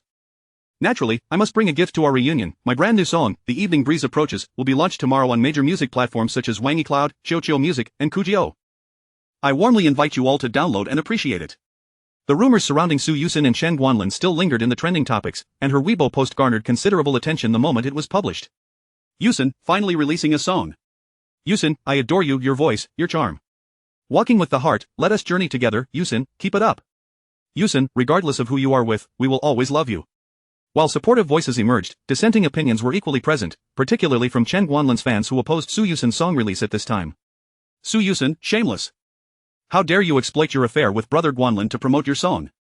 If you don't love him, please don't hurt him, keep your distance from Brother Guanlin. Brother Guanlin, do not be deceived by Su Yuxin. She merely seeks to utilize you for publicity. Are you and Brother Guanlin truly in a relationship? If not, please do not take advantage of our brother. Though Su Yuxin faced numerous slanders and insults regarding the publicity stunt with Chen Guanlin, she remained unfazed. Such is the inevitable nature of the publicity path, the more attention she received, the greater the opportunity for her music to be heard. This has always been the modus operandi of Miu Entertainment in cultivating its stars, scandal first, publicity foremost. After a while, Chen Guanlin also updated his Weibo with a brief statement, please support Yuxin. Below this statement, he shared Su Yuxin's post about her new song release. Brother, what is your relationship with her? Rest assured, brother doesn't like her. He merely wishes to help her. Brother, Su Yuxin is not a good person. Brother, she has been divorced. Whatever you do, we will support you. Guanlin, forever the king of song. All the happenings on Weibo were swiftly noticed by the employees of Tianxia Media. The news of Chen Feng becoming the chief music advisor at Tianxia Media had already spread throughout the company. Being colleagues in the same organization, everyone naturally viewed this situation from Chen Feng's perspective. Initially, the rumors between Su Yuxin and Chen Guanlin had evoked a sense of sympathy for Chen Feng. How could one date so soon after a divorce? Wouldn't it be better to keep a low profile? Now, this woman was attempting to ride the wave of publicity to launch her new song. This behavior quickly united the employees of Tianxia Media in a singular opinion, to bring down Su Yuxin. When Chen Feng finished recording the breakup trilogy in the recording studio, it was already late at night. Within the Tianxia group building, aside from the security personnel, there were hardly any others present. As Chen Feng pushed open the studio door, he was unexpectedly confronted by Ling Bingxue. She stood with her hands on her hips, thrusting her phone directly at Chen Feng's face. Fortunately, Chen Feng managed to dodge quickly, otherwise, his face would have borne a rectangular red mark from Ling Bingxue's phone. Ling Bingxue, what are you doing? Chen Feng stepped back, gazing at her in astonishment. She is actually using her scandal to promote her song. This is something only a second-rate singer would do. I truly feel sorry for you, Chen Feng. Still slightly dazed, Chen Feng focused his gaze on the phone. He noticed that beneath the trending topic of Su Yuxin and Chen Guanlin's rumors, a new entry had appeared. Su Yuxin's new song, The Evening Breeze Approaches, is set to be released. Chen Feng remained unruffled, lifting his eyelids to meet Ling Bingxue's gaze. Oh, she is releasing a song. This time, it was Ling Bingxue's turn to be surprised. You are not angry? Chen Feng tilted his head. Why should I be angry? I have no connection with her anymore. Whatever she chooses to do is no longer my concern. But it's just her doing this. Ling Bingxue was left utterly speechless by Chen Feng's response. Indeed, why should he be angry? She was merely his ex-wife. If he was unfazed, why should she be? Ling Bingxue's thoughts became tangled as she pondered why she was so invested in this man's affairs. Chen Feng brushed past the still motionless Ling Bingxue. Instead of worrying about her, why not listen to my recording? Ling Bingxue's eyes lit up as she followed Chen Feng to the office. She watched as he plugged a USB drive into the computer, then lifted the headphones from the desk and handed them to her. As she gently placed the headphones over her ears, a melodious voice flowed into her consciousness. It's a pity it isn't you, accompanying me to the end. We once walked together, yet lost our way at that intersection. Thank you for being the one who once held my hand. And I can still feel that tenderness. Chen Feng masterfully showcased the golden pairing of true and false voices. With each note, Ling Bingxue instinctively shielded the headphones with her hands, unwilling to let any sound besides the song penetrate her ears. She felt herself entirely enveloped in the music. A reunion, a familiar tone, a warm memory, a path only half-traveled, fearful of repeating the past, but even more afraid of not having the chance to do so. Soon, the song It's a Pity It Isn't You reached its conclusion. Following it, a male and female voice intertwined in the headphones, their poignant melodies evoking tears, a duet of choral C sung by herself and Chen Feng. During the recording, she had hardly paid attention, but the newly renovated studio and recording equipment presented their voices in perfect harmony. Turning away, unable to express the breakup. Seabird's loving fish is merely an accident. Our love. The differences persist. Amidst the dust of the wind, which accumulates into pain. The soaring duet penetrated Ling Bingxue's heart. Unbeknownst to her, a tear slipped from the corner of her eye. The farthest distance in the world is that between a bird and a fish, one soaring through the sky, the other submerged in the depths of the sea. Like a dream, intoxicating and enchanting eye in the blink of an eye, she was transported back to her youthful days, the complete version of Sunny Day effortlessly flowing through her eardrums. On a windy day, I tried to hold your hand. But alas, the rain gradually falls. To the point where I cannot see you. How much longer until I can be by your side? Perhaps I will feel a bit better when the sun shines again. Once upon a time, there was someone who loved you for a long time. But alas, the wind gradually blows, blowing the distance far away. After much difficulty, we can love another day. But in the end of the story, it seems you still said goodbye. As the song concluded, Ling Bingxue remained entranced, reminiscing about her school days, the object of her secret affection, and the innocent and pure eternity of youth. After a long while, Ling Bingxue removed the headphones from her pastel hair, her tear-filled eyes evoking a sense of endearment. Chen Feng, why not let the position of the boss of Tianxia Media be yours? Chapter 34. It's all your fault. Chen Feng naturally disregarded Ling Bingxue's nonsensical remarks. Even if he were to agree, the most prominent figure of the Tianxia group, Ling Tianxiang, would never consent. Time is of the essence. Since the song has been recorded, we should promptly release it. Ling Bingxue felt a surge of anger upon recalling how Su Yuxin had just divorced Chen Feng and immediately ignited rumors with some young idol.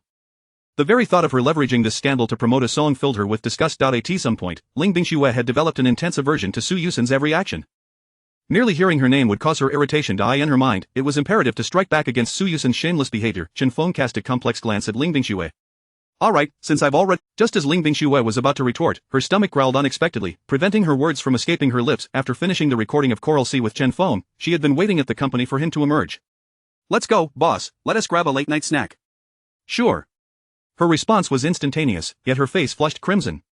Just the two of them? No way, no way. Observing her sister's behavior around Chen Feng, it was evident to any discerning eye that she had feelings for him. But if her sister were to discover that she was having late-night snacks alone with Chen Feng, it would be— Ling Bingxue dared not entertain the thought further, quickly catching up to Chen Feng. I'll call Bing Yan to join us. Chen Feng glanced at his watch, the shortest hand pointed to midnight. Isn't it a bit late to call her out now? Ling Bingxue, flustered, gestured animatedly to Chen Feng. It's not late. It's barely this hour, and she usually stays up late. With that, she dialed Ling Bingyan. Beep beep beep. Ling Bingyan's phone went unanswered. Ling Bingxue stood awkwardly, smiling at Chen Feng, unsure of what to say. She genuinely wanted to dine with him, but he might very well be her future brother-in-law. Logically speaking, what was wrong with having dinner with one's brother-in-law? Yet, the more she sought an explanation, the less she could find a reasonable one. Recalling their previous inadvertent intimate moments, a faint blush crept onto Ling Bingxue's cheeks. Noticing that she appeared lost in thought, Chen Feng stepped forward, saying, "If Bingyan is already asleep, we can invite her next time. I am also quite hungry, let us go eat." I just remembered something I need to take care of. Chen Feng, I'll step out for a moment.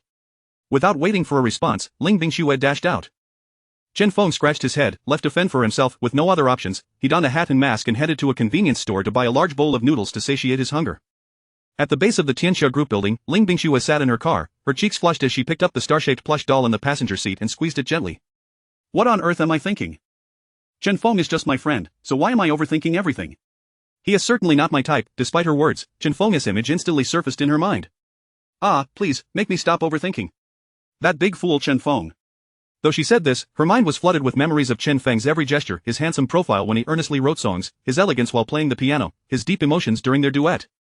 Shaking her head, Ling Bingxue tried to suppress her thoughts of him. However, in her excitement, she had forgotten to inform Chen Feng about verifying a personal Weibo account. After much hesitation, she picked up her phone and sent him a message. Chen Feng, just finishing his evening routine, picked up his phone. Who could be messaging me at this hour? Upon opening it, he saw it was Ling Bingxue. Hadn't she mentioned being busy? Next to her pink avatar was a note: set up a Weibo account. The company will verify it for you to promote the release of 3 songs. Naturally, Chen Feng had a Weibo account, primarily following comedic bloggers for a bit of lighthearted amusement. He sent his account details back to Ling Bingxue, adding, "Are you done with your tasks? It's late, wrap up quickly and head home safely." Ling Bingxue forwarded Chen Feng's account information to the person in charge of publicity at the company, only to receive a second message from him shortly after. How infuriating. Why does he care about me? Her heart, which had begun to calm, raced once more. She pressed down hard on the accelerator, causing her parked sports car to roar like a beast, startling a couple passing by. Ling Bingxue herself was taken aback, patting her chest, thankful she had left it in park. Otherwise, the consequences would have been dire. Bang, bang, bang. The sound of someone knocking on her car window broke the moment. Ling Bingxue turned to see the couple she had startled, their faces filled with anger, likely coming to confront her about the scare. She rolled down the window. "I'm so sorry. I accidentally pressed the accelerator, I truly apologize." The couple, initially intent on reprimanding her, softened considerably upon seeing her demeanor. Upon closer inspection, their eyes widened. The girl among them gasped, You're Xia Shuer." The girl exclaimed in disbelief, "Wow, Xia Shuer, Xia Shuer." She jumped excitedly, tugging on her boyfriend's arm. Though the streets of the capital were quieter at night than during the day, there were still plenty of passers-by. Many turned their heads at the girl's enthusiastic shouts, and upon spotting the pink-haired figure within the car, they rushed over, eager to catch a glimpse of the star, Xiaoshui. Ling Bingxue, seeing the commotion, quickly smiled at the girl. I'm sorry, let us meet again another time. With that, she rolled up the window and accelerated away from the parking spot. The sports car shot out like a spirited beast spotting its prey, leaving behind a trail of red taillights for the eager onlookers. On her way home, Ling Bingxue let out a sigh of relief, thankful to have escaped. Had she been surrounded by fans, she would have likely been stuck there for the entire night. Chen Feng, she attributed all of this chaos to the message he had sent, which had sent her heart into a frenzy. It's all your fault, it's all your fault, it's all your fault. Chapter 35 Chen Feng's Enchantment. Greetings, everyone, I am Chen Feng. The songs Regrettably Not You, Coral Sea, and Sunny Day will be released tonight on the 3 major music platforms. I express my heartfelt gratitude for your unwavering support and affection. Accompanying this text is a video of Chen Feng sitting on a chair, recording. This is Chen Feng's first Weibo post after obtaining his verified account the following day upon arriving at the company. A staff member from Tianxia Media chuckled and remarked, Teacher Chen, it would be best if you also shared the same content on Douyin, as it would allow more people to see the promotion. If you're busy, the company can post on your behalf. Alright. Were it any other company, Chen Feng would undoubtedly refrain from relinquishing his account, for past experiences have taught him that many celebrities have faced setbacks due to operational errors by their representatives. Moreover, should a conflict arise between an artist and the company, the issue surrounding the account could become quite cumbersome, significantly affecting future career prospects. Nonetheless, Chen Feng harbored a profound trust in the staff of Tianxia Media, bolstered by his connections with Ling Bingyan and Ling Bingxue, along with the harmonious relationship between the artists and the company, which provided him with a sense of reassurance. After providing the staff with the account password, he began contemplating which song to perform in 2 days. For I am a singer. Chen Feng's dilemma was not the lack of songs to sing, but rather the overwhelming abundance of choices, as he sought to select the most fitting one. Just as he was jotting down notes on an A4 sheet, a commotion erupted outside. 5 million followers. Oh my, am I seeing this correctly? A Douyin account with no content at all has amassed 5 million followers. What on earth is happening? Hurry, look at Teacher Chen's Weibo. The follower count has already reached 300,000. So soon? The cacophony caught Ling Bingxue's attention, prompting her to exit her office to investigate the commotion. An employee informed her, Teacher Chen's Douyin account, despite having no content, has already garnered 5 million followers, and the promotional post on Weibo, which was made just 10 minutes ago, has already attracted over 300,000 followers, with the number still climbing. Such an astonishing figure. Even Ling Bingxue, who had long been established in the industry, felt a twinge of envy. She promptly turned and strode into Chen Feng's office, pushing the door open. Chen Feng, come out. Even Chen Feng, upon learning of this, was somewhat taken aback. He occasionally browsed Douyin for humorous videos, and the notifications had consistently shown 99, so he had not paid much attention to follower counts or private messages. Beneath the promotional content on Weibo, nearly 10,000 comments had already accumulated. It's Chen Feng. He has Weibo now. Awesome, I can finally hear the breakup trilogy. I just got divorced, and Chen Feng has released a song. My timing couldn't be more perfect. What does marriage truly bring to women? What does marriage truly bring to men? My Pinduoduo order has arrived. Tonight I shall weep uncontrollably. After perusing a few comments, Chen Feng began to interact with his fans. On Douyin, he posted the same content as on Weibo. No way, am I seeing this right? Teacher Chen actually posted content on Douyin. I thought he was just a guy who enjoyed following funny accounts. I'm tearing up. Is the official version of Breakup Trilogy finally being released? I can't wait to hear what the full version of Sunny Day sounds like. Teacher Chen, may you never falter. Within the bustling office of Tianxia Media, everyone was diligently working to promote Chen Feng's new song set to launch that evening. Ling Bingxue instructed Susan to contact all artists under Tianxia Group to rally support for Chen Feng. The atmosphere in Tianxia Media was vibrant and lively, with New Entertainment engaged in similar promotional efforts. Immediately have all the representatives use the company artists' accounts to promote Su Yuxin's song. Zhou Cheng was making one phone call after another, while Su Yuxin, Chen Guanlin, and others interacted with fans. After hanging up the phone, Zhou Cheng's expression darkened. This Chen Feng truly has no sense of gratitude. He always appears to obstruct Su Yuxin whenever she seeks to advance. Beside her, Su Yuxin, who was occasionally communicating with fans, wore a grim expression. She had initially thought this time would be free of obstacles, yet he was releasing a song simultaneously. Even if it was one he had previously performed, she hadn't anticipated that it would still hold such influence.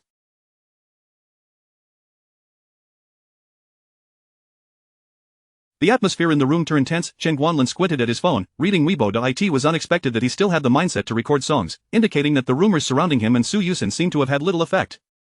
A different approach was required. In no time, a whirlwind of activity erupted on Weibo, with Xiaoshui, Li Jian, and Ailing swiftly retweeting Chen Feng's post, with Xiaoshui even adding a few pig emojis to her retweet. The comments from Xiaoshui's fans were filled with astonishment. It's over, Xiaoshui has been swept away by Chen Feng, the pig. I don't understand. What charm does Chen Feng possess that has even our young lady Xiaoshui entranced? No, Schwer, don't get involved with a divorced man. Although I must admit he is quite talented. Schwer, just focus on singing, I'll date him for you. On Su Yuxin's side, artists from Mu Entertainment and Chen Guanlin's circle of friends, including Chai Kun, Fan Chengcheng, and Chen Yuhua, rallied their fans to support the download of the song The Evening Breeze Approaches. On the surface, it appeared as though they were promoting separately and independently, but in reality, it was not merely a contest of vocal prowess, but rather a competition of the two companies' standings within the industry. Soon, it was time for the weekly prime slot for music releases on the platforms, precise and punctual, without any errors. At this moment, many awaited eagerly, as the fervor surrounding the event was palpable. Netizens were highly intrigued to discover who would emerge victorious in this so-called post-divorce battle. On Chen Feng's side, among the three songs, the overwhelming majority of netizens opted for Sunny Day, as this was a piece Chen Feng had only sung a cappella at Xia Shui's concert, without any accompaniment, leaving them curious about what the complete version would entail. Among them was Fang Wensan, a benchmark for lyricists and composers in the industry, who had been quietly observing Chen Feng for quite some time, contemplating whether to collaborate with him. Purchase, play, a deep, resonant guitar riff erupted without warning, followed by the emergence of Chen Feng's voice. The song commenced. The little yellow flower of the story has been drifting since the year of its birth. The swings of childhood sway in memory until now. Re so si si do si la. So la si la so. Chapter 36. To sting this song, this melody, Fang Wenshan unconsciously turned up the volume in his earphones. Chen Feng's deep, languid voice reverberated in his mind, gradually mesmerizing him until he closed his eyes completely. He was wholly immersed, as if transported back to his youth, reliving those vibrant days. The day I skipped class for you. The day the flowers fell. The classroom we shared. Chen Feng's voice exquisitely blended tenderness with fervor, tinged with a hint of sorrow. On this windy day, I tried holding your hand. But alas, the rain poured down, obscuring your figure. Fang Wenshan was astonished. After years of being a lyricist and composer, he found himself unable to restrain his emotions, listening repeatedly, over and over again. Once upon a time, there was someone who loved you dearly. But gradually, the wind blew the distance far apart. Many shared Fang Wenshan's sentiments. The comments on Sunny Day erupted fervently, with praises skyrocketing. I cried, "What is this song? I can't stop after just one listen." Ah, my youth, my high school days, how I miss them. Goodness, when I came to my senses, I found myself kneeling on the floor. Quick, promote it, promote it. This is outrageous, absolutely outrageous. The lyrics, the music, and the performance are all by one person. This is what it means to be one with the song. Chen Feng's narratively rich voice, paired with the enchanting melody of Sunny Day, captivated countless netizens, leading to a surge in purchases. Within mere hours, it had surged into the top 10 of the Huaxian New Music Chart, securing the 9th position. The Huaxian New Music Chart is the most authoritative and trusted ranking among netizens, akin to the mainland music charts or Duban ratings of Chen Feng's past life.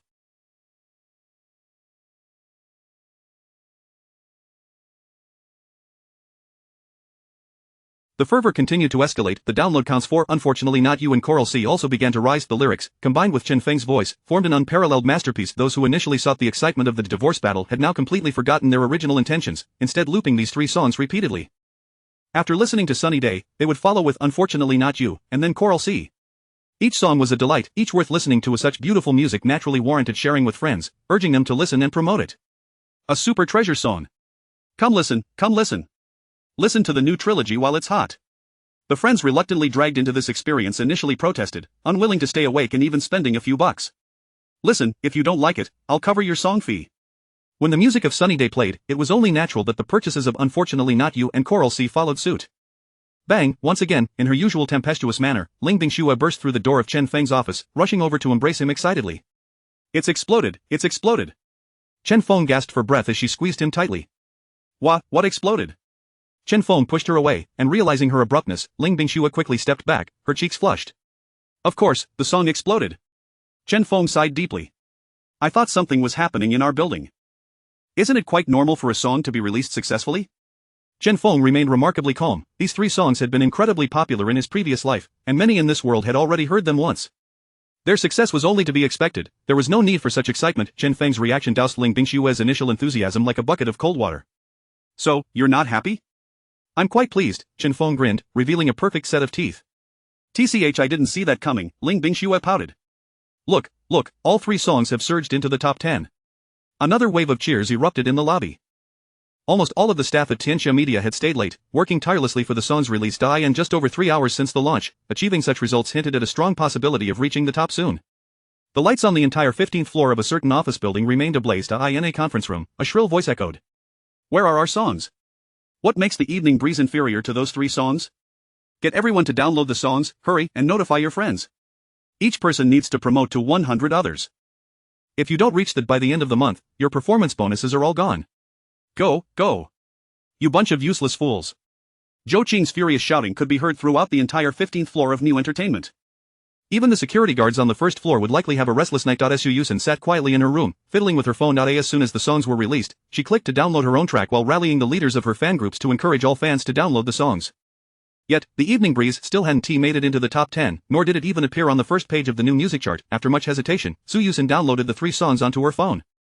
Glancing at Chen Feng's profile on the cover, she couldn't help but recall how he would always be there to greet her at the door the moment she returned home. But now, those memories felt so distant, as she was met only with the cold air, the darkness, and the emptiness of her home. Her fingers gently pressed the play button. The accompaniment of Sunny Day was not short. As soon as she clicked it, the sound of Chen Feng strumming his guitar filled the air, low and melancholic. Once upon a time, there was someone who loved you dearly. But gradually, the wind blew the distance far apart. After much effort, we could love for one more day. Yet in the end, it seems you still said goodbye. Su Yuxin was left speechless, her fingers uncontrollably tapping the play button for Unfortunately Not You. Unfortunately Not You, accompanying me to the end. Once together, but lost at that intersection. Memory surged forth in an instant as Su Yuxin played the third song, Choral C. Turning away, unable to express the breakup. The azure choral C, a moment missed, now pale. Back then, we were not mature enough to be honest. The passion faded. Smiles became forced. Love buried deep in the choral C. Chen Feng and Ling Bingshue's duet pierced through her heart with every line, yet she couldn't help but listen on, tears streaming down her face. Bang, crash, her expensive phone was hurled to the ground with force. As if still unsatisfied, she relentlessly stomped on it with the heel of her high-heeled shoe, driving the heel straight through the device, pinning it to the floor. Chapter 37. Breaking into the top 5. Zhou Chang and the staff from Mu Entertainment rushed in. Yuxin, what's wrong? Are you alright? Upon seeing Su Yuxin with her slightly disheveled hair, the other staff members, except for Zhou Qing, cautiously retreated outside. Xiaoli, hand me your phone. Su Yuxin's icy tone made the last staff member, who was about to exit, freeze in place as if struck by lightning. She cast a glance at Zhou Qing. Give it to her. Naturally, Zhou Chang would not allow Xiaoli to refuse. Trembling, Xiaoli reluctantly handed over his newly purchased phone to Su Yuxin and then waited in the corner of the room for the storm to arrive. Su Yuxin reopened Weibo to take a look. Unsurprisingly, Chen Feng's breakup trilogy was prominently featured at the top of the trending list. Again, it was in first place. 3 of his songs were in the top 10 of the Huaxia Music New Song Chart. In less than 4 hours, what kind of prowess was this? Initially, the company had planned for her to break into the top 10 of the Huaxia Music New Song Chart within 2 days, which had already been a monumental effort. Yet Chen Feng was now demonstrating that entering the new song chart could be accomplished in mere hours. With these few hours, he had conveyed to her that breaking into the top 10 did not require hype or scandals. What gives him the right? Before their divorce, he had merely been a man content with a mundane existence, shuttling between school and the market. How could a life so simple yield such profound creative depth? Zhou Chang remained silent as Su Yuxin turned to Xiaoli. What do you think? What gives him the right? Xiaoli thought to himself that the storm had indeed struck him. I guess it must be good luck? Su Yuxin laughed. What good luck does he have? He has just a house husband. Where does his luck come from? Xiaoli shrank back. I don't know. At that moment, Zhou Qing spoke up. Xiaoli, you can leave now. Hearing Zhou Qing's words, Xiaoli felt as if he had been granted a reprieve. Without a word about the phone, he hurriedly exited Su Yuxin's room. Sister Qing, what should I do now? With no one else in the room, Su Yuxin slumped into a chair, her expression exceedingly complex. Zhou Qing approached her and gently patted her back. I've already arranged for someone to infiltrate Xia Shui's fan club. They will incite her fans to boycott Chen Feng. Su Yuxin nodded silently. Her emotions were in turmoil, akin to having her phone flung from her grasp while riding a roller coaster. After all her efforts, hype, scandals, and releases, she had anticipated that her status in the industry would skyrocket. Yet now, she found herself falling from grace. There was no mention of her on the trending topics, and her songs languished beyond the top 20 on the Huaxia Music New Song Chart. Life truly was a roller coaster. The download numbers for Breakup Trilogy continued to surge. In a high-end private room at a KTV under Mu, Chen Guanlin sulked as he drank from his cup, while Fan Chengcheng sang on the sofa, and Chai Kun flirted with a beauty beside him. Suddenly, Chen Guanlin stood up abruptly, hurling his glass across the room. Over the past few days, he had already smashed several glasses, yet even so, he felt no relief. Can you stop singing and think of a way to help me? Pausing her song, Fan Chengcheng shrugged and approached Chen Guanlin, offering comfort. If it's not working, just go up and sing casually.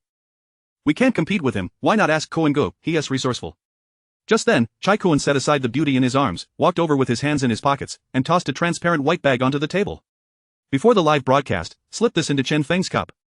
Do I need to elaborate further? This, both Chen Guanlin and Fan Chengcheng looked up at Chai Kun. Isn't that illegal, Koen Go? Chai Kun wore an expression of cold indifference laced with disdain. You think you haven't done anything illegal before?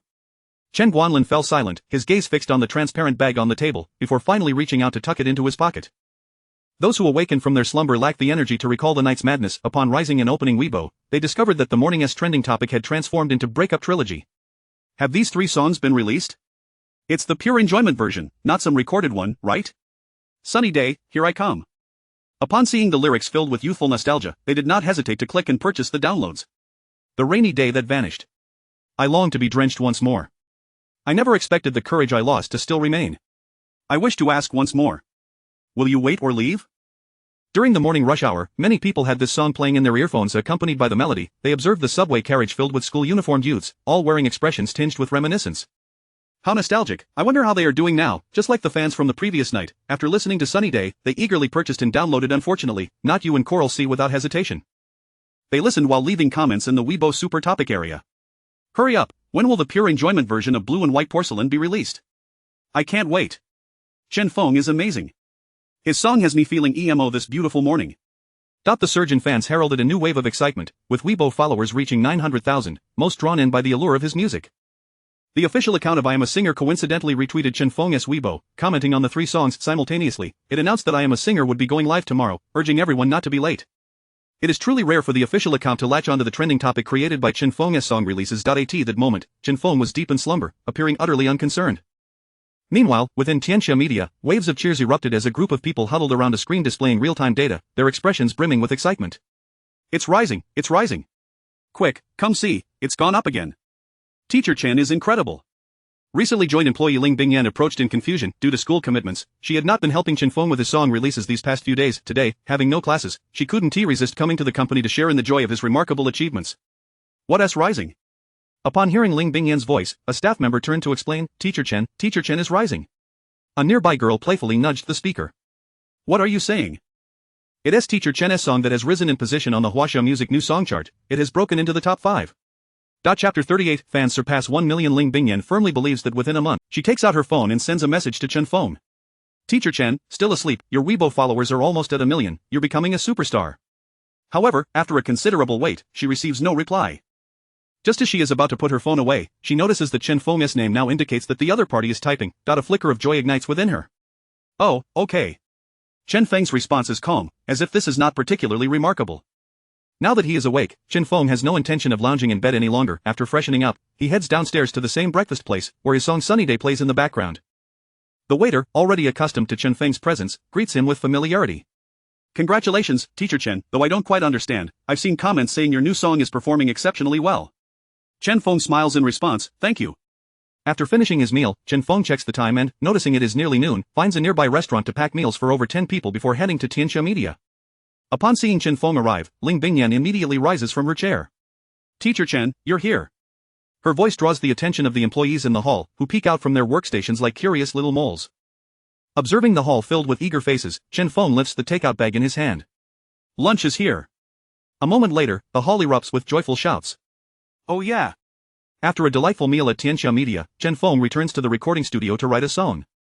This time, he intends to compose a piece for the I Am a Singer competition. Time flies. Summoned by a phone call to a meeting with the program team, Chen Feng encounters Chen Guanlin, whom netizens have dubbed his rival.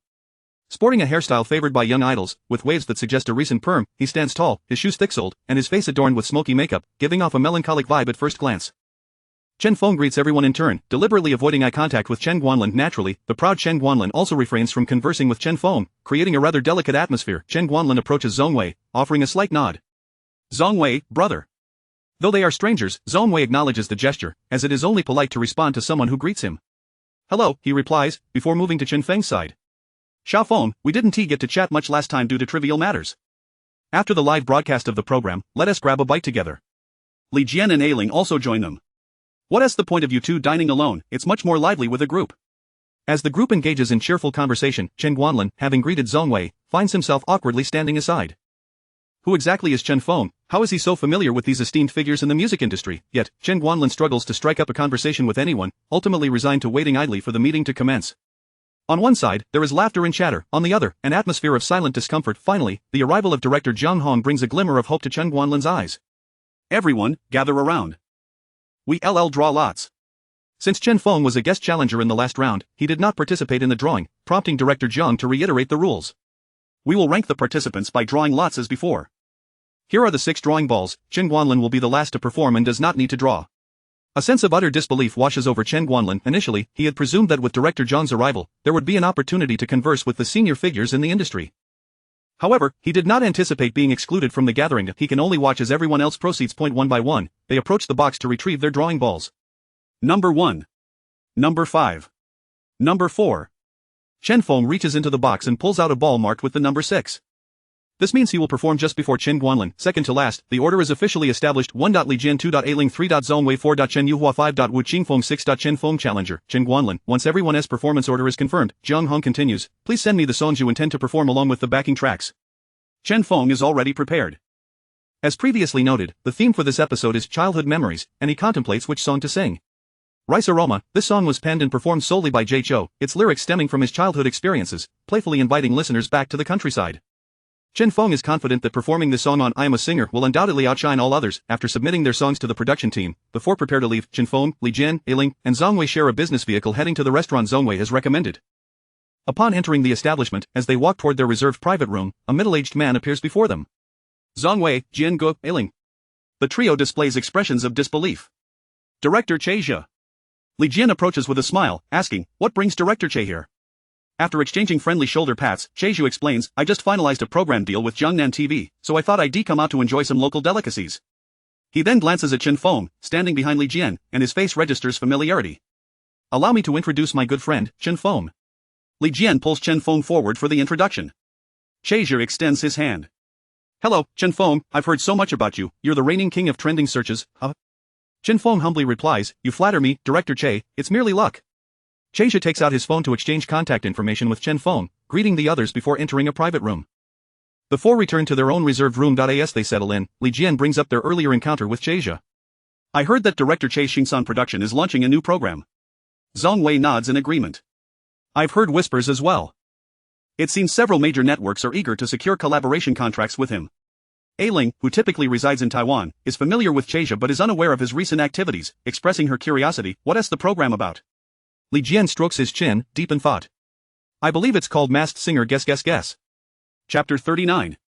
Fragrance of rice. The following day, Chen Feng arrived at the live broadcast venue of I Am a Singer by noon. Due to the nature of the live program, each singer was required to communicate with the production team and the band teachers in advance to ensure a smooth performance.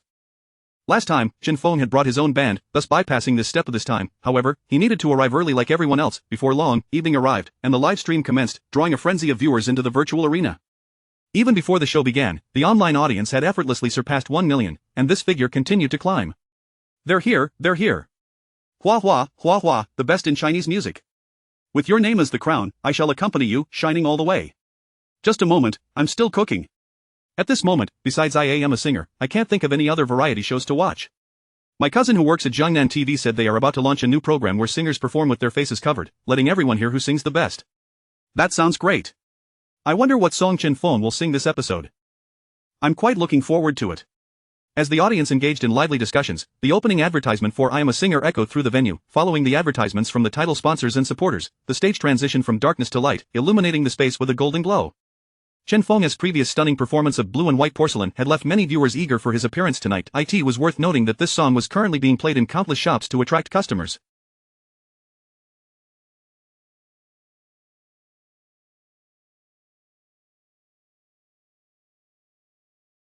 As the show officially commenced, the number of viewers in the livestream soared to a staggering 5 million. The first singer to take the stage was Li Jian. After performing that era, his performance was commendable yet lacked standout moments, likely due to the choice of a rather mundane song that offered little in terms of dramatic highs and lows.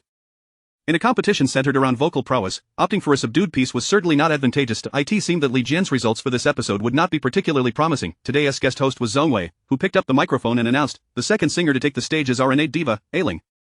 Dressed in a dazzling outfit, Ailing stepped onto the stage and began her performance under the watchful eyes of the audience. In the waiting area backstage, several individuals were glued to the live broadcast on the television screen, including Chen Guanlin, who sat among them with one hand in his pocket, tightly gripping the packet of white powder that Chai Kuan had given him.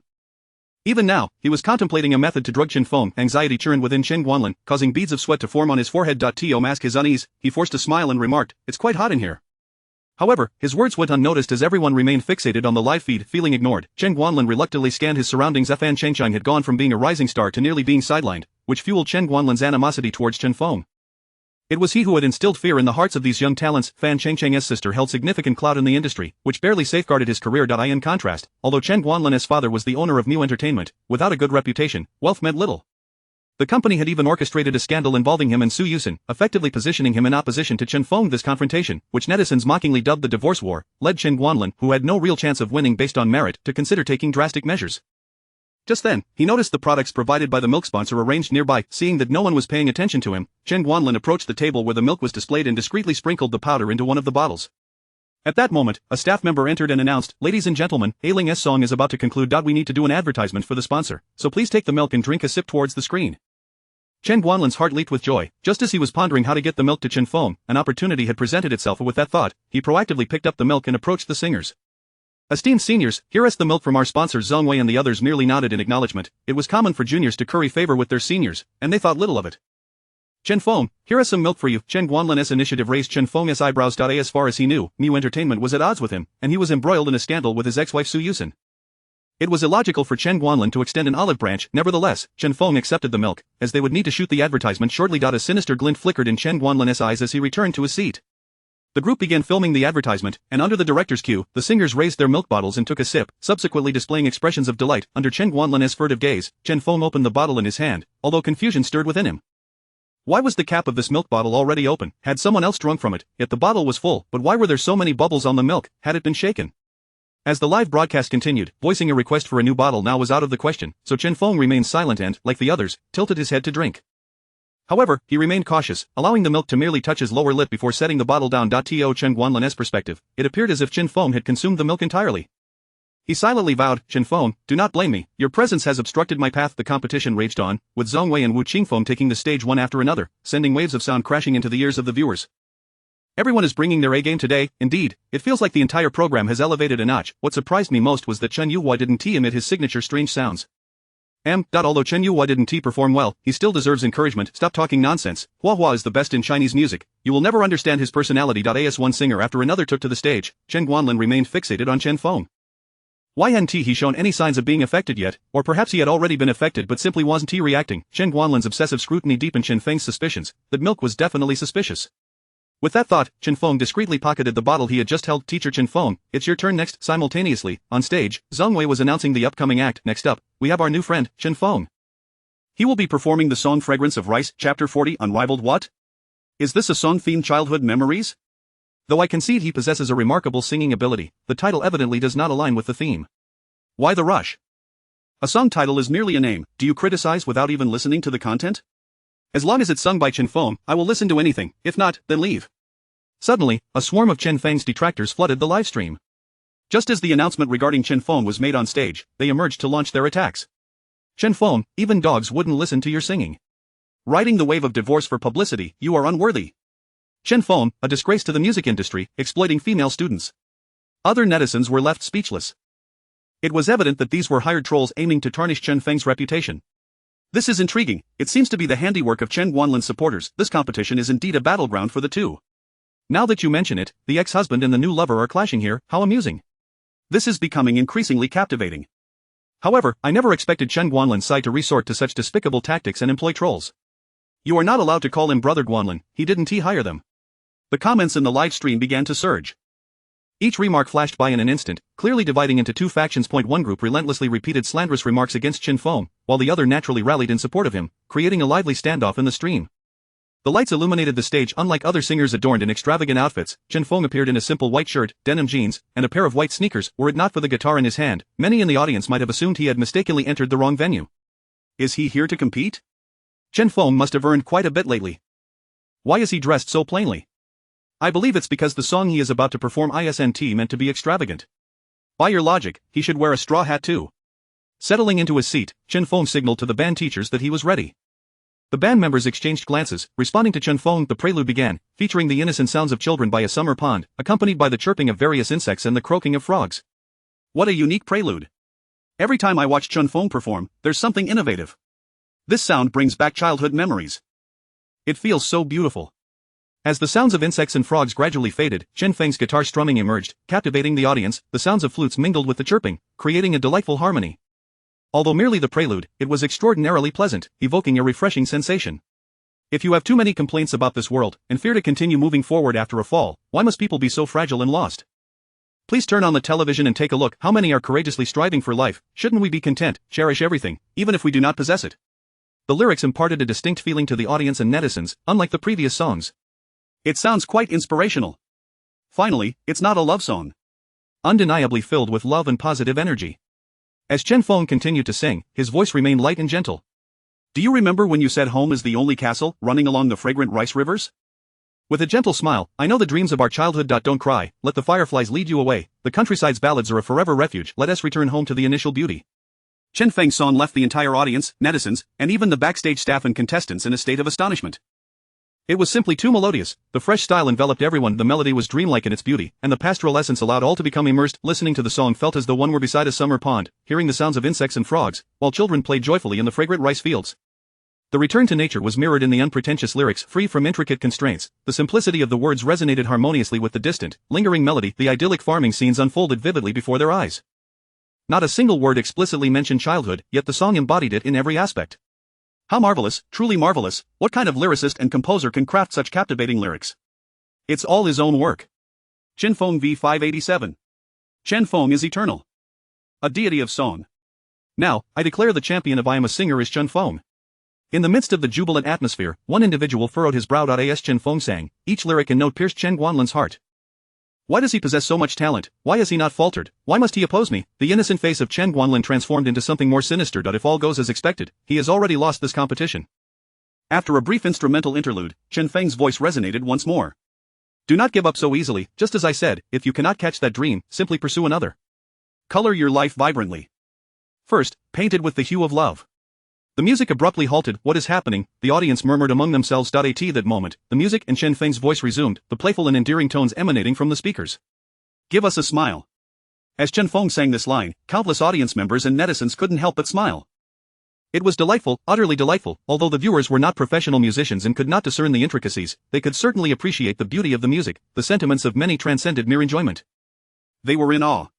Is that rap? Does Chen Feng's song also include a rap segment? Oh my, is there any musical style Chen Feng cannot master? 66666. I am genuinely astonished. If Chen Feng continues like this, he will be unrivaled in the music realm. Amazing. Far superior to those young idols' rap. Chen Feng's voice did not falter. Achieving fame is not the goal. Finding joy and happiness is what truly matters. The paper airplane of childhood has finally returned to my hands. Chen Feng's tone shifted, his rap rising in pitch. The so-called joy, running barefoot through the fields, chasing dragonflies until exhausted. Stealing fruit and getting stung by bees, who was laughing, I leaned against the scarecrow, singing and drifting off to sleep. Oh, the afternoon guitar sounds crisper amidst the insect chorus. Oh, when sunlight spills onto the path, I fear not a broken heart. Cherish everything, even if we do not possess it. Chapter 41 harbors a mystery. The livestream's barrage is filled with enthusiastic exclamations of YYDS. Viewers, their hands trembling with excitement, find themselves at a loss for words. Freed from the intricate constraints of language, simple phrases resonate more profoundly with the melody's distant, lingering essence, crickets chirping, sunlight streaming, the fragrance of rice paddies, clear springs, children's songs, paper airplanes, scarecrows, fireflies. I can only blame my lack of culture. A single exclamation of wow can traverse the world. Family, I believe this is not merely a simple song. I feel profoundly moved. Am I the only one who finds it unappealing? Surely not. What is your taste? This song is not something anyone can just sing. In an instant, the disparaging comments of naysayers were drowned out by a chorus of approval, as if they had never existed. Haters, go away. Go worship your idol, Guanlin, and refrain from insulting music here. Chen Feng rose from his chair, clutching his guitar, and leapt forward a couple of steps. At that moment, the lyrics to Rice Fragrance appeared on the backdrop of the stage. Everyone, sing along with me. No sooner had the words left his lips than the audience surged to their feet, young, middle-aged, and even the silver-haired elderly. In that joyous melody, they were transported back to their childhood selves. The entire venue, captivated by the lyrics projected behind them, began to sing in unison. Do you remember when you said home is the only castle? Running along the flowing rice fragrance river. With a gentle smile, I know the dreams of my childhood. Don't cry. Let the fireflies guide you away. The countryside songs are an everlasting refuge. Let's go home. Return to the initial beauty. Following this, the crowd erupted in cheers, thunderous applause resounding throughout. The live stream was flooded with praise. There are many genius singers, but I have never encountered one whose genre spans so widely and whose every song is a classic. Neither have I. He is undoubtedly the foremost figure in the music industry. I can't wait for the pure versions of Blue and White Porcelain and Rice Fragrance to be released. Does Chen Feng have a fan club? I want to join immediately. Me too, me too. In the backstage viewing area, silence reigned. Who exactly is Chen Feng? Up until now, the quality of his songs has been top-notch. I doubt even Feng Wensan could produce such a plethora of high-quality works in a short span. Ailing remarked in awe. A genius creator, Li Jian shook his head. The usually taciturn Wu Qingfeng commented, this isn't a competition. It resembles his personal concert. On stage, Zhang Wei stepped forward, and before he could speak, an audience member shouted. Chen Feng, sing another one. Hearing the collective voice of the crowd, others joined in. Sing another one. It's so beautiful. Sing another. The netizens in the live stream echoed the sentiment. Chen Feng, sing another. Zhang Wei, who seldom witnessed such a scene, remained composed, for he was a veteran in the music scene with remarkable on-the-spot adaptability. He smiled and said, all right, I understand everyone has feelings, but let me, as the host, say a few words first, shall I? His demeanor elicited smiles from the audience, who understood that this was a competition, not a concert, and that the performers could not cater to their demands. Yet, Chen Feng's rendition of Rice Fragrance was so enchanting that it stirred the audience's buried innocence, compelling them to cheer uncontrollably. Chen Feng, what made you choose to sing this song? Upon hearing Zhang Wei's question, Chen Feng responded without much thought. Well, because the lyrics of this song are very simple, much like our childhood, simple and joyful. I hope to use this opportunity of competition to awaken everyone's buried childhood memories, lost amidst trivialities and pressures. Applause erupted once more, as many felt deeply moved by Chen Feng's words after listening to Rice Fragrance. In today's society, the pressure is immense, facing issues of cars, houses, loans, and many more. It seems we have forgotten the carefree days of playing joyfully in the fields at 7 or 8 years old, frolicking by the water. The phrase carefree feels increasingly distant after hearing Chen Feng's words. Some audience members felt their eyes moisten. They resolved that upon waking tomorrow, they would take their families out to enjoy life, just as the lyrics suggest, let yourself be happy. That is what truly matters, seeking their own joy as an attitude towards life. In a corner of the room, Chen Guanlin sat in a daze. How could he possibly perform after Chen Feng's celestial-like masterpiece? Although the company had prepared a song for him, it was of an entirely different caliber. Having just consumed milk laced with medication, how could Chen Feng sing so brilliantly? Did he not drink it? Had he somehow discovered the ruse? No, my actions were discreet enough. Lost in thought and fear, Chen Guanlin failed to hear the staff calling for him. It was only when a staff member approached and nudged him that he snapped back to reality. Guanlin, it's time to go on stage. Dazed, he made his way toward the stage, coincidentally encountering Chen Feng as he descended. Chen Guanlin's gaze flickered, turning his head to the side, silently chanting to himself, hurry up, hurry up. Meanwhile, Chen Feng regarded him with a knowing smile, leisurely advancing forward. As they brushed past each other, Chen Feng's voice whispered in Chen Guanlin's ear, the milk is quite good. With that, Chen Feng fell silent, continuing on his way. Chen Guanlin, however, froze in place, his legs trembling. Does he know? I'm finished. What should I do? He has discovered me. Chen Guanlin felt stars spinning before his eyes, his body growing weak, his steps becoming unsteady. Yet, he remained preoccupied with the earlier dilemma. If he had been discovered, what now? Thud, Chen Guanlin collapsed forward, his face meeting the hard marble floor in a rather intimate embrace. Meanwhile, Zhang Hong, awaiting Chen Guanlin's performance, received news through her earpiece. Director Zhang, Chen Guanlin has fainted. What? Zhang Hong was utterly speechless. Quick, call 120 to take him to the hospital. After giving her orders, she slammed her fist on the table in frustration. Today's young stars are simply unreliable. To faint at such a critical moment. If it were a recorded segment, it could be salvaged later, but this is live, it's a performance accident. Furthermore, even if previous singers had fainted, it would have been acceptable, yet, he, as an invited singer, was meant to be the show's final highlight. Now, with that highlight gone, the program would conclude prematurely amidst great anticipation. Zhang Hong's gaze turned sharply, radiating an intensity that suggested anyone who dared to cross her would meet a swift demise. Just as Chen Feng entered the viewing area, he received the news of Chen Guanlin's fainting. He said nothing but cast a glance at the spot in his casual attire where he had hidden the bottle of milk. It was becoming increasingly evident that Chen Guanlin was up to something. Chapter 42. Ascending the new song chart. After 5 minutes had elapsed, Chen Guanlin's figure had yet to emerge from behind the stage, prompting a flurry of comments from the viewers in the livestream. What is going on? Is Chen Feng's song too intimidating for him? After employing such despicable tactics as hiring online trolls, is he too afraid to show his face? Stop talking nonsense. Brother Guanlin is surely preparing a unique entrance, a world of future stars that you simply cannot comprehend. At that moment, guest host Zhang Wei stepped out from backstage, his expression grave. I apologize, but due to unforeseen health issues, our challenge singer is unable to perform, and thus this episode must come to an abrupt end. With the challenge singer's exit, the remaining contestants saw little point in their rankings. The comments section fell silent for a brief moment before erupting in mockery. Hey, who was it that said Brother Guanlin had a special entrance? Is it really necessary to be this amusing? How special indeed. I'm laughing so hard I could lose my teeth, folks. He got so scared he had to go to the hospital. I can no longer seriously doubt Su Yuxin's judgment. What on earth made her divorce such a talented gem and end up with a cowardly young man who won't even step on stage? What do you even know? She asked after his physique. Oh, so you're implying that Chen Feng has some unspeakable ailment?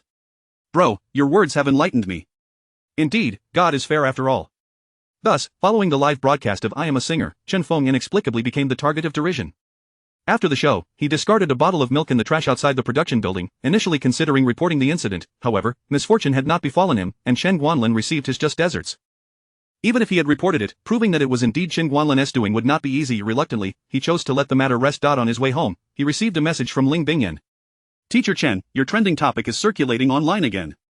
Chen Feng remained unfazed, believing it was quite natural to be trending. I know, today's performance was rather good. It seems the viewers appreciated it, hence the trending status. After a while, Ling Bingyan replied with an embarrassed emoji and added, you should see it for yourself. Chen Feng was puzzled by her meaning. Was he trending not because of his song? With that thought, his curiosity piqued. He opened Weibo. The top trending topic read, Chen Guanlin inexplicably fainted at the live venue and has been sent to the hospital. Chen Feng clicked into the thread. Despite the harm Chen Guanlin had sought to inflict upon himself, he did not wish to see him perish in such a manner. Upon discovering that he had regained consciousness, Chen Feng let out a sigh of relief. He then began searching for trending topics related to himself. There were two. The first was recalling a beautiful childhood with rice aroma. Glancing at the title, Chen Feng smiled, thinking he would interact with his fan friends once he returned home. However, upon seeing the title of the second trending topic, his mood for interaction vanished entirely. The second trending topic boldly declared, the mystery of Chen Feng and Su Yuxin's divorce. Furrowing his brows, Chen Feng clicked into the thread, bewildered as to why this topic had resurfaced. Was Mu Entertainment being excessively relentless, continuously bringing up his divorce? Yet, he soon realized he might have misjudged Mu Entertainment. The thread revealed, Chen Feng and Su Yuxin divorced because Chen Feng is incapable.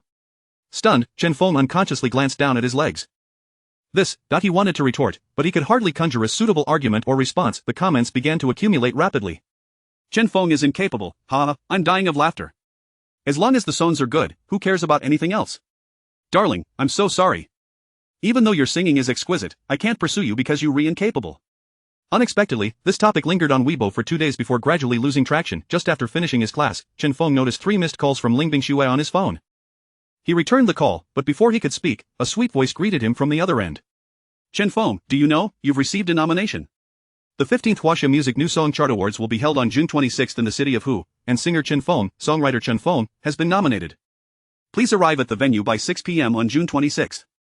Ling Bingxue excitedly recited the contents of the invitation. A nomination. As his junior year was drawing to a close, Chen Feng had been entirely focused on teaching his students and had not kept up with other matters. He confirmed again, so soon, a nomination? Ling Bingxue, exasperated by his lack of awareness of his own achievements, replied, Teacher Chen, these 3 songs have dominated the top 3 of the Huaxia Music New Song Chart. Do you think they should invite you to the awards ceremony? The notion of being in the top 3 was something Chen Feng could easily comprehend, given how prevalent those songs were throughout the city. What surprised him was the swiftness with which he had achieved such recognition, along with an invitation to the Huaxia Music New Song Chart Awards. After chatting with Ling Bingxue for a few moments, Chen Feng hung up and quickly checked the latest rankings on Xiuqiu Music. Unfortunately not you, Sunny Day, and Coral Sea were neatly aligned as numbers 1 through 3. However, a nomination is merely a nomination, winning is an entirely different matter. At present, it seemed reasonable to be nominated as one of the top 3 songs on the new song chart, but whether he could secure an award was uncertain, especially considering the multitude of formidable talents in the music industry.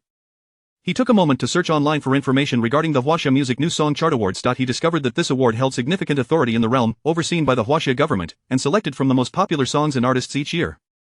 The selection criteria not only considered popularity but also the quality of the works, lyrics, and the singer's vocal prowess. This award was highly prestigious, serving as a stepping stone for emerging artists.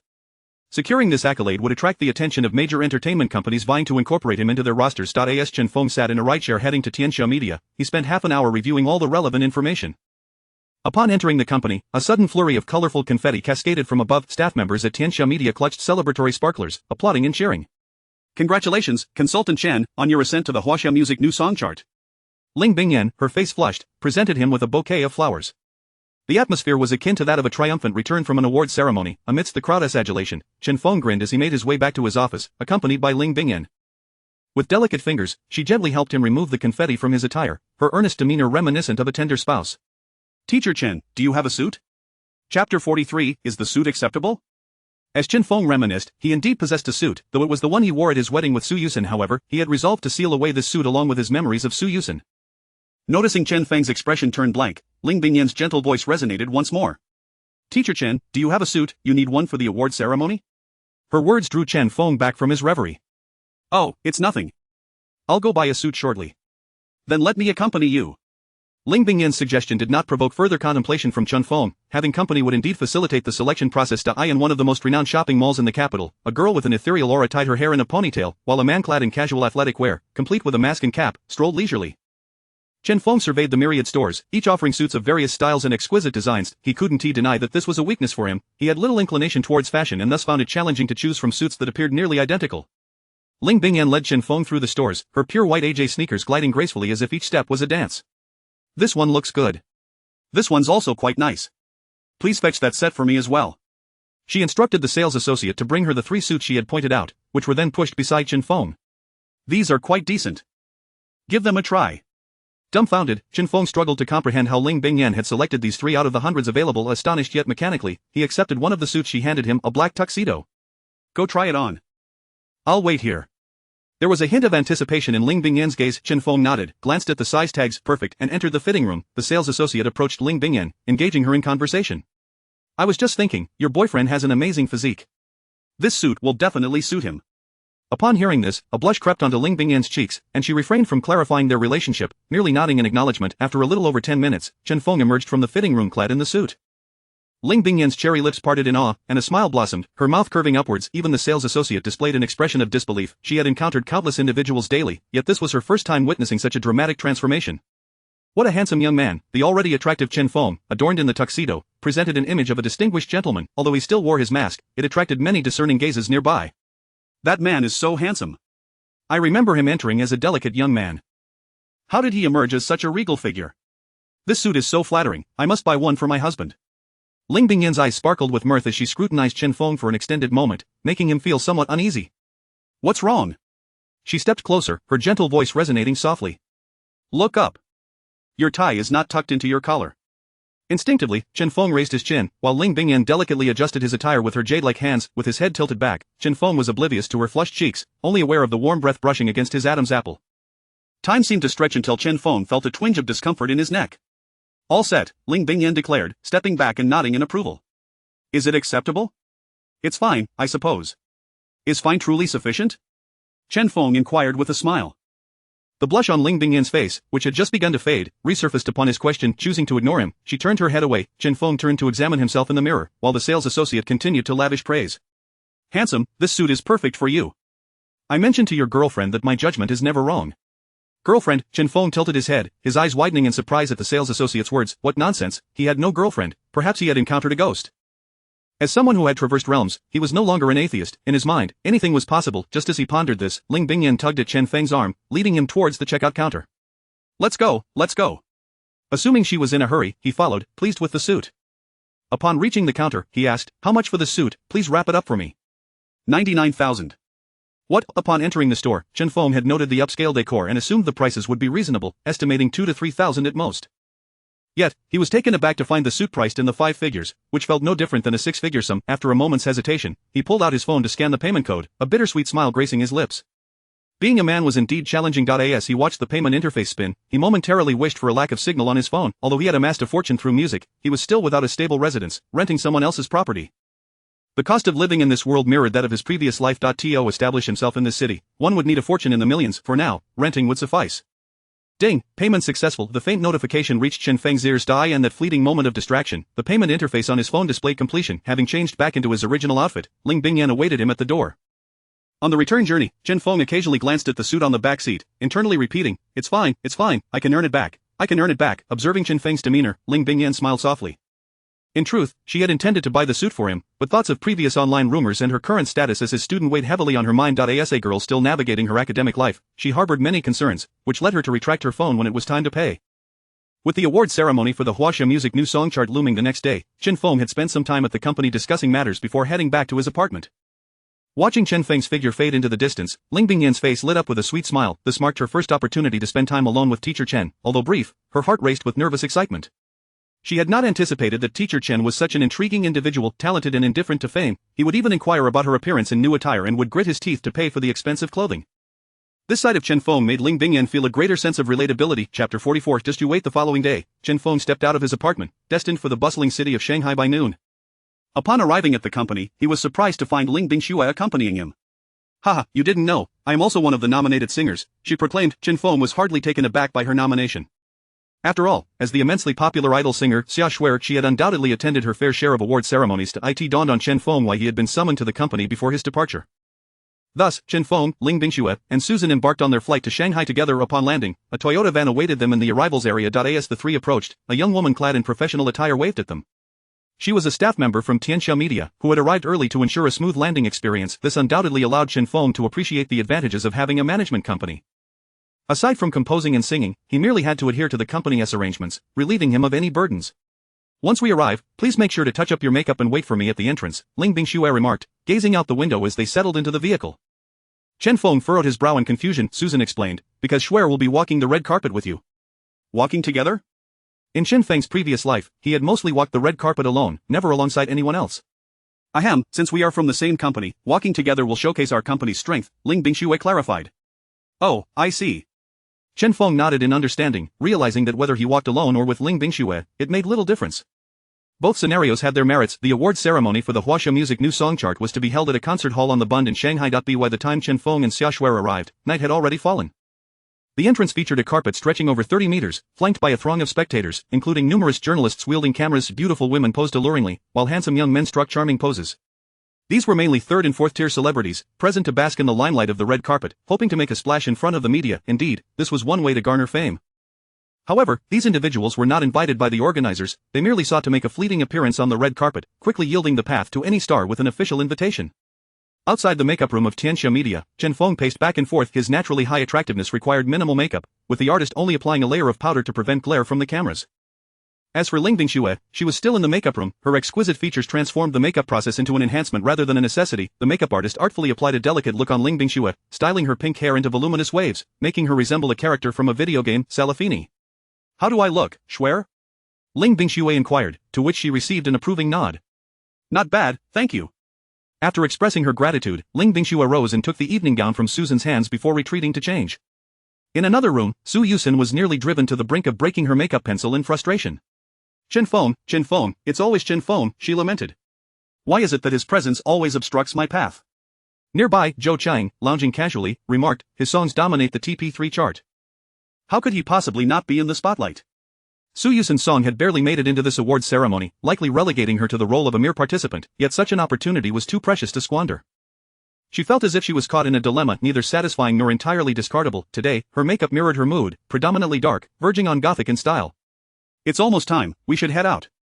IVE arranged for other young talents to accompany you, Zhou Cheng announced, before striding into the venue with her handbag in TOW. Su Yuxin, having been in the industry for about 3 years, was well acquainted with the red carpet proceedings, and as a manager, she had no need to linger any longer. The door to Tianxia Media's makeup room swung open, revealing Ling Bingxue, now transformed into Xia Shuer, standing before Chen Feng adorned in a deep blue off-the-shoulder evening gown. The satin fabric shimmered like a galaxy, adorned with countless specks of starlight. Her cascading pink waves danced freely, embodying the whimsical essence of Xia Shuer. Even Chen Feng, having lived 2 lives, found himself momentarily speechless. She was breathtaking. The staff member responsible for ushering them in was momentarily entranced. Is that a fairy? Had Chen Feng and Xia Shuer not turned to regard the staff member, she might have remained mesmerized by her beauty. Miss Shuer, do you require a male companion? A gentle voice inquired nearby. Upon hearing the voice, Xia Shuer turned gracefully, her gown swirling elegantly with her movement, the starlight reflected in the light, transforming her into a radiant figure akin to a nebula, dazzling and magnificent. Chai Kuan? Chen Feng realized that the tall, dark-eyed man before him was indeed Chai Kuan, who had debuted with outstanding accolades from the reality show Practice Idol, boasting millions of fans. After 2 years in the industry, he had subtly emerged as a representative figure among young stars, commanding respect even from many seasoned singers. Chai Kuan extended his hand in invitation, awaiting Xia Shuer to place her hand upon it. It was no secret that numerous freshly debuted female stars yearned to walk the red carpet with him, thus, to be invited by Chai Kuan was no small feat in the world of new talents. However, Chai Kuan was mistaken. Xia Shuer elegantly raised an eyebrow and replied, I already have a partner for the red carpet. Her tone was gentle yet resolute. Chai Kuan's brow furrowed in confusion. Who is it? His gaze drifted toward a tall, handsome gentleman not far away. Xia Shuer chuckled softly, that's none of your concern. With that, she gracefully stepped toward Chen Feng, linking her arm with his as they made their way toward the exit, or a vehicle awaited to transport the stars to the not-so-distant red carpet entrance. Don't look back, just follow me, she whispered beside him. Chen Feng nodded in understanding, matching his pace with hers. Observing the sweet demeanor of the pair, Chai Kuan's fists clenched involuntarily. From the moment Xia Shuer debuted, Chai Kuan had harbored a deep admiration for the pink-haired beauty. He had even encouraged some of his devoted female fans to dye their hair pink to fulfill his peculiar fantasies. Ah, Kuan, that's Chen Feng, his manager whispered beside him. Chai Kuan's expression darkened. He had previously endured Chen Guangling's treachery without retaliation, yet Chen Feng's recent rise to prominence irked him. A man who had been kicked by Su Yuxin dared to compete with him for Xiaoshuer? Chen Feng, just you wait. Chapter 45 has concluded. Fortunately, this is the backstage area, and the media did not capture the scene of Chai Kuan being rejected, otherwise, Chai Kuan's reputation would undoubtedly plummet, leading to a certain social demise. The luxury vehicle gradually came to a halt at the entrance of the concert hall, where the elegant Xiaoshuer, adorned in a flowing gown, disembarked alongside Chen Feng, who was clad in a black suit. What is Xiaoshuer and Chen Feng are attending the award ceremony together. Xiaoshuer is a renowned pop idol, while Chen Feng is an emerging powerhouse in the music industry, both making their grand entrance. This is the very vortex of celebrity. Journalists hastily abandoned the recently passed young star, flocking towards them. Click, click, click. The incessant flashes of lights and the sounds of cameras echo as if the reporters are determined to capture every conceivable angle of the duo. In the distance, Susan observed the scene, and an idea rose unbidden from the depths of her heart. A perfect match. The graceful Xiaoshuer linked arms with the tall and handsome Chen Feng, traversing the short stretch of the red carpet at a leisurely pace. Chen Feng, with an innate poise before the camera, effortlessly posed, waved amiably, and flashed a sincere smile. Every gesture was impeccably executed. At one point, Xiaoshuer even found herself wondering if Chen Feng was a well-established star living incognito. In the live broadcast, Chen Feng and Xiaoshuer were now in the frame. The comments section of the Huaxia Music New Song Awards livestream began to change. Xiaoshuer is here. Love you so much. Is she a fairy? Xiaoshuer, bring home the award. Is that Chen Feng beside her? Oh my, they are walking the red carpet together. What does that mean? Seeing them reminds me of Coral C. He looks quite dashing, but there's still a notable gap compared to my Kuan. Indeed, Kuan is the most handsome. Chen Feng is merely a recent internet sensation, incomparable to my Kuan. If you can watch, then do, if not, leave. The fans on both sides immediately clashed in a verbal battle, yet Chen Feng's rising fame was still overshadowed by Chai Kuan's established popularity. Chen Feng lacked a dedicated fan club in the hierarchies that often characterize fandoms. Instead, he had only those who genuinely appreciated his music. Moreover, Chen Feng's fans tended to be more mature and composed individuals, thus lacking the fervor of Chai Kuan's more zealous supporters. Consequently, they were at a disadvantage in the verbal skirmish. Although many of Chen Feng's fans refrained from participating in the online spats, it did not imply a lack of admiration for him. The majority of the discussion in the live chat revolved around the entrance of the two stars. A match made in heaven. If they were together, how delightful. I support them, even though Chen Feng is divorced. His character shines through his songs. Stop, don't you remember? Chen Feng is lacking. He was dumped by Su Yuxin for a reason. So that's how it is. Let's forget it then. What a pity, what a pity. How could the enchanting Xiaoshuer be with someone deemed inadequate in that regard?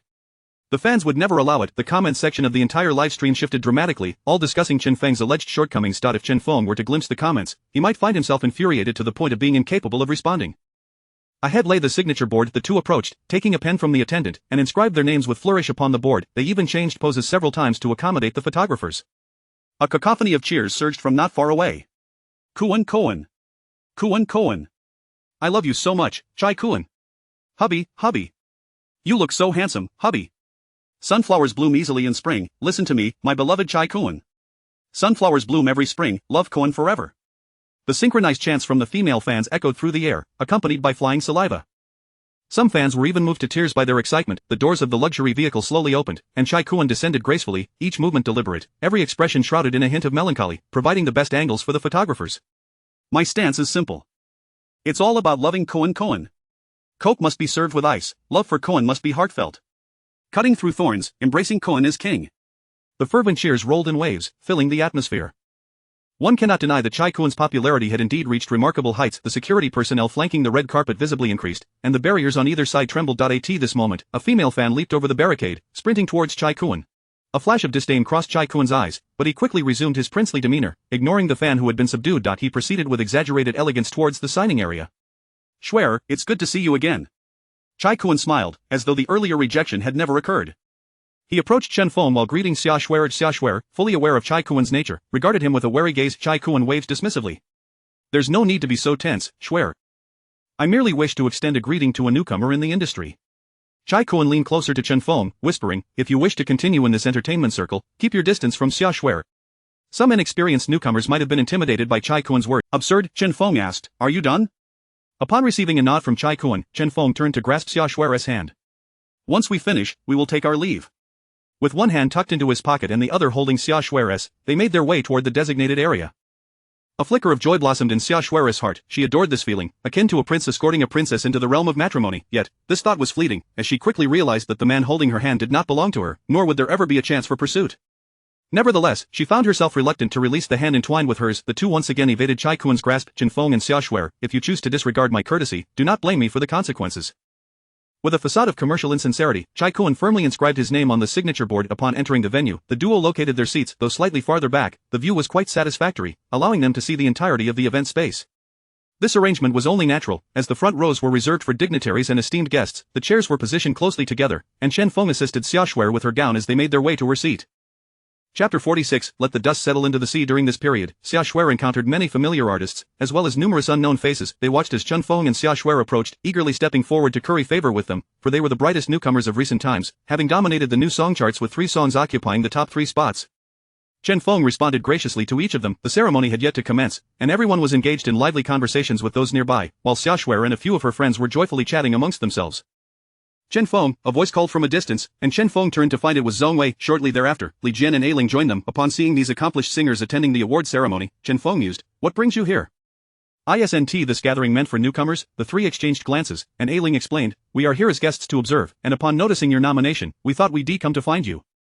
Meanwhile, the other fresh faces, also new to the industry, could only watch enviously as the seasoned artists surrounded Chen Feng in conversation. Come on, Chen Feng, spill the beans.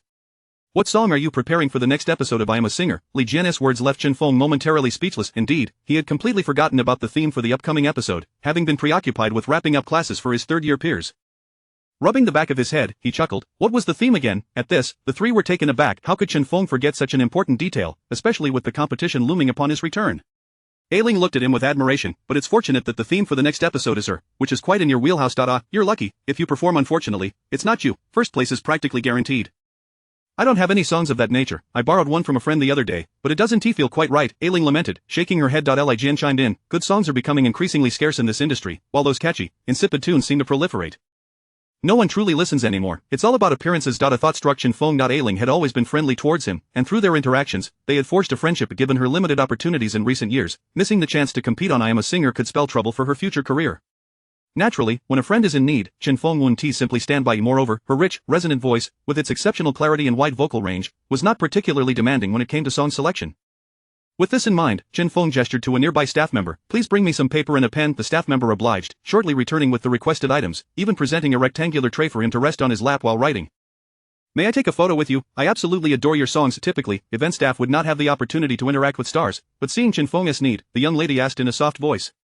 Of course, Chen Feng replied, and with Li Jian's assistance, he snapped a picture with her as a gesture of gratitude. Look at you, Chen Feng, your fanbase is expanding, Li Jian remarked with a grin, giving Chen Feng a playful pat. With a smile in response, Chen Feng settled down to write. The three watched curiously, uncertain of what he was doing. However, when Chen Feng began to put pen to paper, they quickly realized he was composing a song. Chen Feng, are you writing a song, right here, at the awards ceremony? Your inspiration strikes just like that. Ailing, Li Jian, and Zhong Wei were all astounded, yet, they refrained from interrupting him, fully aware that inspiration is paramount for a songwriter. Regardless of the eventual quality of the song, it must first be penned before the muse slips away. As more people gathered around, curiosity piqued at this individual fervently writing before the ceremony commenced. Writing a song, right now? Here, word spread rapidly, and soon, several rows of onlookers were fixated on Chen Feng's direction, whispering amongst themselves, Is that Chen Feng? Yes, he is over there writing a song. What a show-off. The younger artists, seated at a distance, regarded the scene with disdain, eager to avoid appearing unoriginal, while simultaneously feeling perplexed by the process. After a while, Chen Feng paused, shaking out his tired right hand. Ailing, take a look at this. I wrote this song for you. He extended the freshly penned sheet to Ailing, who took it with a perplexed expression. Mode Dance Hall, what a peculiar title. Laughter erupted from those nearby upon hearing the name. What is this? After all that anticipation, he comes up with a dance hall, laughable, the title sounds so kitsch, who would listen to such a song nowadays? Let us disperse. I thought it would be something impressive. After all that pretense, he delivers this, that place is engulfed in winter for half the year. How could they even have a dance hall? Many people drifted away, grumbling about Chen Feng's work as they left, yet, a few remained, holding little hope for the song's quality, knowing that a good song requires extensive refinement, often taking weeks to perfect. Nevertheless, they were eager to linger behind Ailing, curious to see if Chen Feng's writing could spark their own creativity. Yet if only I had the time, come back and visit me. Witness how the heavy snow ages, how my eyes melt away. As they caught sight of the initial lines, the onlookers' eyes lit up with excitement. The lyrics were remarkably well crafted, each line employing rhetorical devices with such appropriateness and fluidity. The opening was imbued with a palpable emotion, revealing it to be a song steeped in longing. Not if you see me, please turn around in surprise, let the dust settle into the sea. Ailing, Li Jian, and Zhong Wei exchanged stunned glances, their expressions reflecting awe as they earnestly continued reading. Suddenly, Chen Feng felt something poke at his ribs. Ouch! He exclaimed, rubbing the spot as he turned to find Xia Shuer pouting at him. Little brother, you wrote the years we flew by for me, and now you've composed a song for Ailing. When will you write one for me? Xia Shui's slightly aggrieved expression melted Chen Feng's heart, making him wish to embrace her and ruffle her hair. Alright, I'll write one for you as soon as I get back. Chapter 47. It's not just about singing skills, but about emotion. Having familiarized herself with the lyrics, Ailing began to hum this song along with the melody. I have never seen a village where the aurora appears, nor have I witnessed anyone setting off fireworks in the deep of night. The evening star resembles your eyes, both lethal and incendiary. You said nothing at all. The wild wind disturbed me. One could sense that this was a song akin to a folk ballad. As the melody gradually rose, Ailing's voice proved to be perfectly suited for this piece, and her emotions swelled as she hummed. Li Jian, reluctant to interrupt her, softly remarked, "These lyrics are profoundly evocative, brimming with longing and nostalgia." Upon hearing Li Jian's appraisal, the few individuals remaining nearby cast hopeful glances at Chen Feng, yearning for a song of such caliber for themselves. 3,000 miles, I chanced upon you. Die in the garden, skirts danced in the breeze, under the lights, the dawn was shaken off. Die in the dance hall of Mo, 1980. The melody flowed seamlessly, stirring the emotions of those present. The perception of Chen Feng among the crowd underwent a dramatic transformation. What kind of enchantment did this man possess? If there is time, will you come to see me? To witness how the heavy snow ages, how my eyes melt away. If you were to see me, please turn away in astonishment. I fear my tears and white hair would resemble a shameful jest. Before long, Ailing completed a rendition of the song, her eyes glistening with unshed tears. Thank you. Ailing struggled to contain her emotions. In recent years, as she aged, she lost many fans attracted solely by her looks. Although she still had loyal fans who appreciated her vocal talents, her career had been on a downward trajectory. The lyricists and composers she had previously collaborated with seldom sought her out for new songs, leaving her to sing only her older works. Chen Feng's song had genuinely extended a lifeline to her. The surrounding crowd was utterly astonished. How remarkable. Due to their vantage point, they had not seen the entire score, but from Ailing's humming, they discerned the song's brilliance. To those around, this song fully showcased Chen Feng's talent while allowing Ailing's unique voice to shine. Only a voice like hers could fully unleash the song's potential. Unconsciously, several individuals gave Chen Feng a thumbs up. I will purchase this song, name your price, and I shall comply. Ailing's words left the still dazed onlookers wide-eyed in disbelief. What was happening? To name a price so casually, what if Chen Feng demanded an exorbitant sum? Would they be forced to sell their possessions for a single song? Although this composition suited Ailing perfectly, surely it could not warrant such extremes. I won't ask for much, just 1 million. This sum was indeed quite reasonable. For a song like Mo Dance Hall, one could easily believe that offers of 200,000 or even 300,000 could arise. As anticipated, someone nearby spoke up. I'll offer 180,000. Sell this song to me. The crowd turned to see who had spoken. It's Yuan Lang, the composer from Mu Entertainment. In the entertainment industry, many held a disdainful view of Mu Media, known for their unscrupulous methods, penchant for sensationalism, and scandalmongering. There were many similar media companies, and they had contributed to the current murky state of the entertainment world. Upon hearing it was someone from Mu Entertainment, Chen Feng's expression turned cold, ignoring Yuan Lang's words and continuing his conversation with Ailing about Mo Dance Hall. 200,000. Chen Feng naturally heard Yuan Lang's voice but remained unfazed. 240,000. Yuan Lang's face grew somewhat pallid. He believed himself to be bold, offering such a price for a freshly minted song without any deliberation. Anyone would be tempted.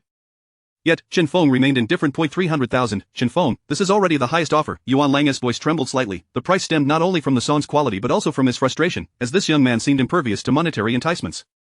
At this moment, Chen Feng slowly turned back. Just because you've made an offer, does that mean I must sell to you? Gasp. Chen Feng's words stunned all the onlookers, and even Xia Shui's eyes sparkled with brilliance. This song was specifically crafted for Ailing. What does it have to do with you? Can money truly buy everything? Chen Feng's remarks left Yuan Lang speechless, garnering newfound respect from the crowd for him. This was a stark contrast of 200,000. Chen Feng didn't even spare a glance at the offer. It was well known that such a sum could compel some starlets to compromise their integrity. This song, can't you XAN sing it? Yuan Lang's face flushed red with anger. In his moment of confusion, he unwisely brought up Chen Feng's ex-wife. Chen Feng, whose demeanor had been icy, now bore a gaze that could kill. Mu Entertainment was indeed shameless. His previous words had already afforded them courtesy, yet now they dared to invoke Su Yuxin in their discussion. One who seeks to drink the cup of wine must also accept the cup of punishment. Chen Feng smirked. None of you from Mu Entertainment shall ever receive my songs. Having said this, he turned back to continue his discourse with Ailing regarding the song. At that moment, Xia Shui stood, adopting an official tone. As the chief music consultant of Tianxia Media, Chen Feng's song rights are legally protected. Should anyone perform his songs without authorization, it will be considered infringement, and the legal department of Tianxia Group is not to be trifled with. This statement should have been made by the manager, Susan, but with her absence and Xia Shui's anger, she spoke up, crossing her arms defiantly as she took her seat. Ailing, while you indeed sing this song beautifully, I believe it still lacks a certain essence. No way, the crowd gasped in disbelief. Though Ailing had been somewhat lukewarm in recent years, her title as a natural-born diva was not without merit. Is he serious? After composing a few songs, he dares to critique Ailing? What hubris? Is Chen Feng still harboring grievances, transferring his ire onto Ailing? Various speculations swirled among the onlookers. When it came to singing, Ailing was undoubtedly confident. Among female singers, there were perhaps only a handful whose voices surpassed hers. Chen Feng, of course, could hear the murmurs of the crowd, and it was likely Ailing was equally puzzled by his remarks. When I say it lacks essence, I do not refer to vocal prowess, but rather to the emotional expression conveyed through this song. Emotion. Ailing was momentarily stunned, and the surrounding crowd shared her bewilderment. Everyone leaned in, eager to hear what Chen Feng would articulate next. Chapter 48 Best Single Award. This song conveys a profound sense of longing. Ailing, I believe you can truly feel it. But have you ever contemplated, Ailing, that if two individuals have been apart for many years, the moment they finally reunite might be fraught with complexity? The haunting memory of her youthful allure juxtaposed against one's own inevitable aging. Silence enveloped the atmosphere. Everyone around fell into a deep hush. Chen Feng continued, this song not only expresses nostalgia but also embodies the poignant sorrow of one's own mortality, the reality that one day, we shall all depart. As his words lingered, several pairs of astonished eyes turned toward Chen Feng. Indeed, he spoke with great truth. This encapsulates the very essence of the song. To move others, one must first be moved oneself, thereby grasping the lyrics and melody to their fullest extent, presenting the song in its most exquisite form to the audience. Ailing suddenly bowed deeply to Chen Feng. Thank you, Ah Feng. The young idols nearby were utterly dumbfounded. Ailing bowing to a newcomer. Who is she? The very epitome of a born songstress, a true powerhouse in the music industry. She holds a significant status, yet here she was, bowing to a newcomer receiving an award. Unbelievable. Impressive. With this song, you are bound to carve out a place in the Chinese music scene. Li Jin nodded, a hint of envy in his tone. Chen Feng's love songs are unparalleled. I would be thrilled to have a song penned by him, ha ha ha.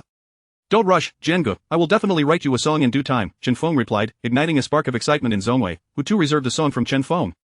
Ladies and gentlemen, the award ceremony is about to commence, please take your seats promptly. The host's voice resonated throughout the spacious concert hall. The group exchanged greetings before returning to their seats, eagerly awaiting the event's commencement. Before long, the lights dimmed gradually, and a melodious tune began to fill the air. While present fell silent, their faces alight with anticipation, gazing toward the stage. As the singing faded, the stage lights illuminated in a romantic and elegant display. Emerging from backstage were a male and a female host, He Jiao and Wang Bingbing. This unexpected pairing took everyone by surprise. He Jiao, a leading figure in entertainment hosting for nearly 2 decades, was indeed a surprising presence at this new song awards ceremony. As for Wang Bingbing, she was a rising star in the hosting world, propelled into the limelight over the past 2 years, captivating countless male fans with her first love visage. True to form, as soon as the duo appeared, the livestream was flooded with comments. The weather is warm, yet my heart is icy. Winter has arrived, my hands are cold, my feet are cold, and my heart is also cold. From now on, regardless of the warmth of spring or the heat of summer, my heart shall remain cold. One can only imagine the excitement if they had the chance to see Wang Bingbing in person. On stage, the two engaged in a witty and humorous back and forth, delivering numerous jokes, yet Chen Feng found himself unable to grasp even a single punchline, while those around him erupted in laughter. Fearing social isolation, he joined in with a few half-hearted chuckles. Beside him, Xia Shuer maintained a serene smile, quietly observing the stage. Chen Feng found himself momentarily astonished. The presence beside him was not the icy Lin Bingxue but rather her sister, Lin Bingyan. As the lights occasionally swept across, her features appeared angelic, delicate and smooth. After an extensive opening, the pair finally concluded their self-indulgently humorous banter, and the award ceremony commenced in earnest. Host He Jiao, a seasoned veteran, expertly gauged the audience's emotions. Each award was introduced with deliberate suspense, inciting excitement among the newcomers, as he stretched his voice for dramatic effect. Chen Feng could only roll his eyes in response. Meanwhile, Xia Shuer remained composed, seated immovably with a smile. Although the preceding awards were minor, each star taking the stage to accept an accolade spoke tearfully and gratefully, delivering heartfelt acceptance speeches.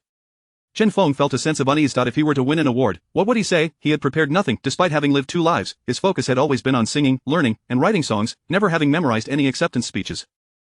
Thanking company leaders, parents, fans, and the platform of the Huaxia Music New Song Awards, he had expressed gratitude for all that could be acknowledged. Attending this ceremony, Chen Feng realized just how many awards were presented, some with names so lengthy he had never heard of them before.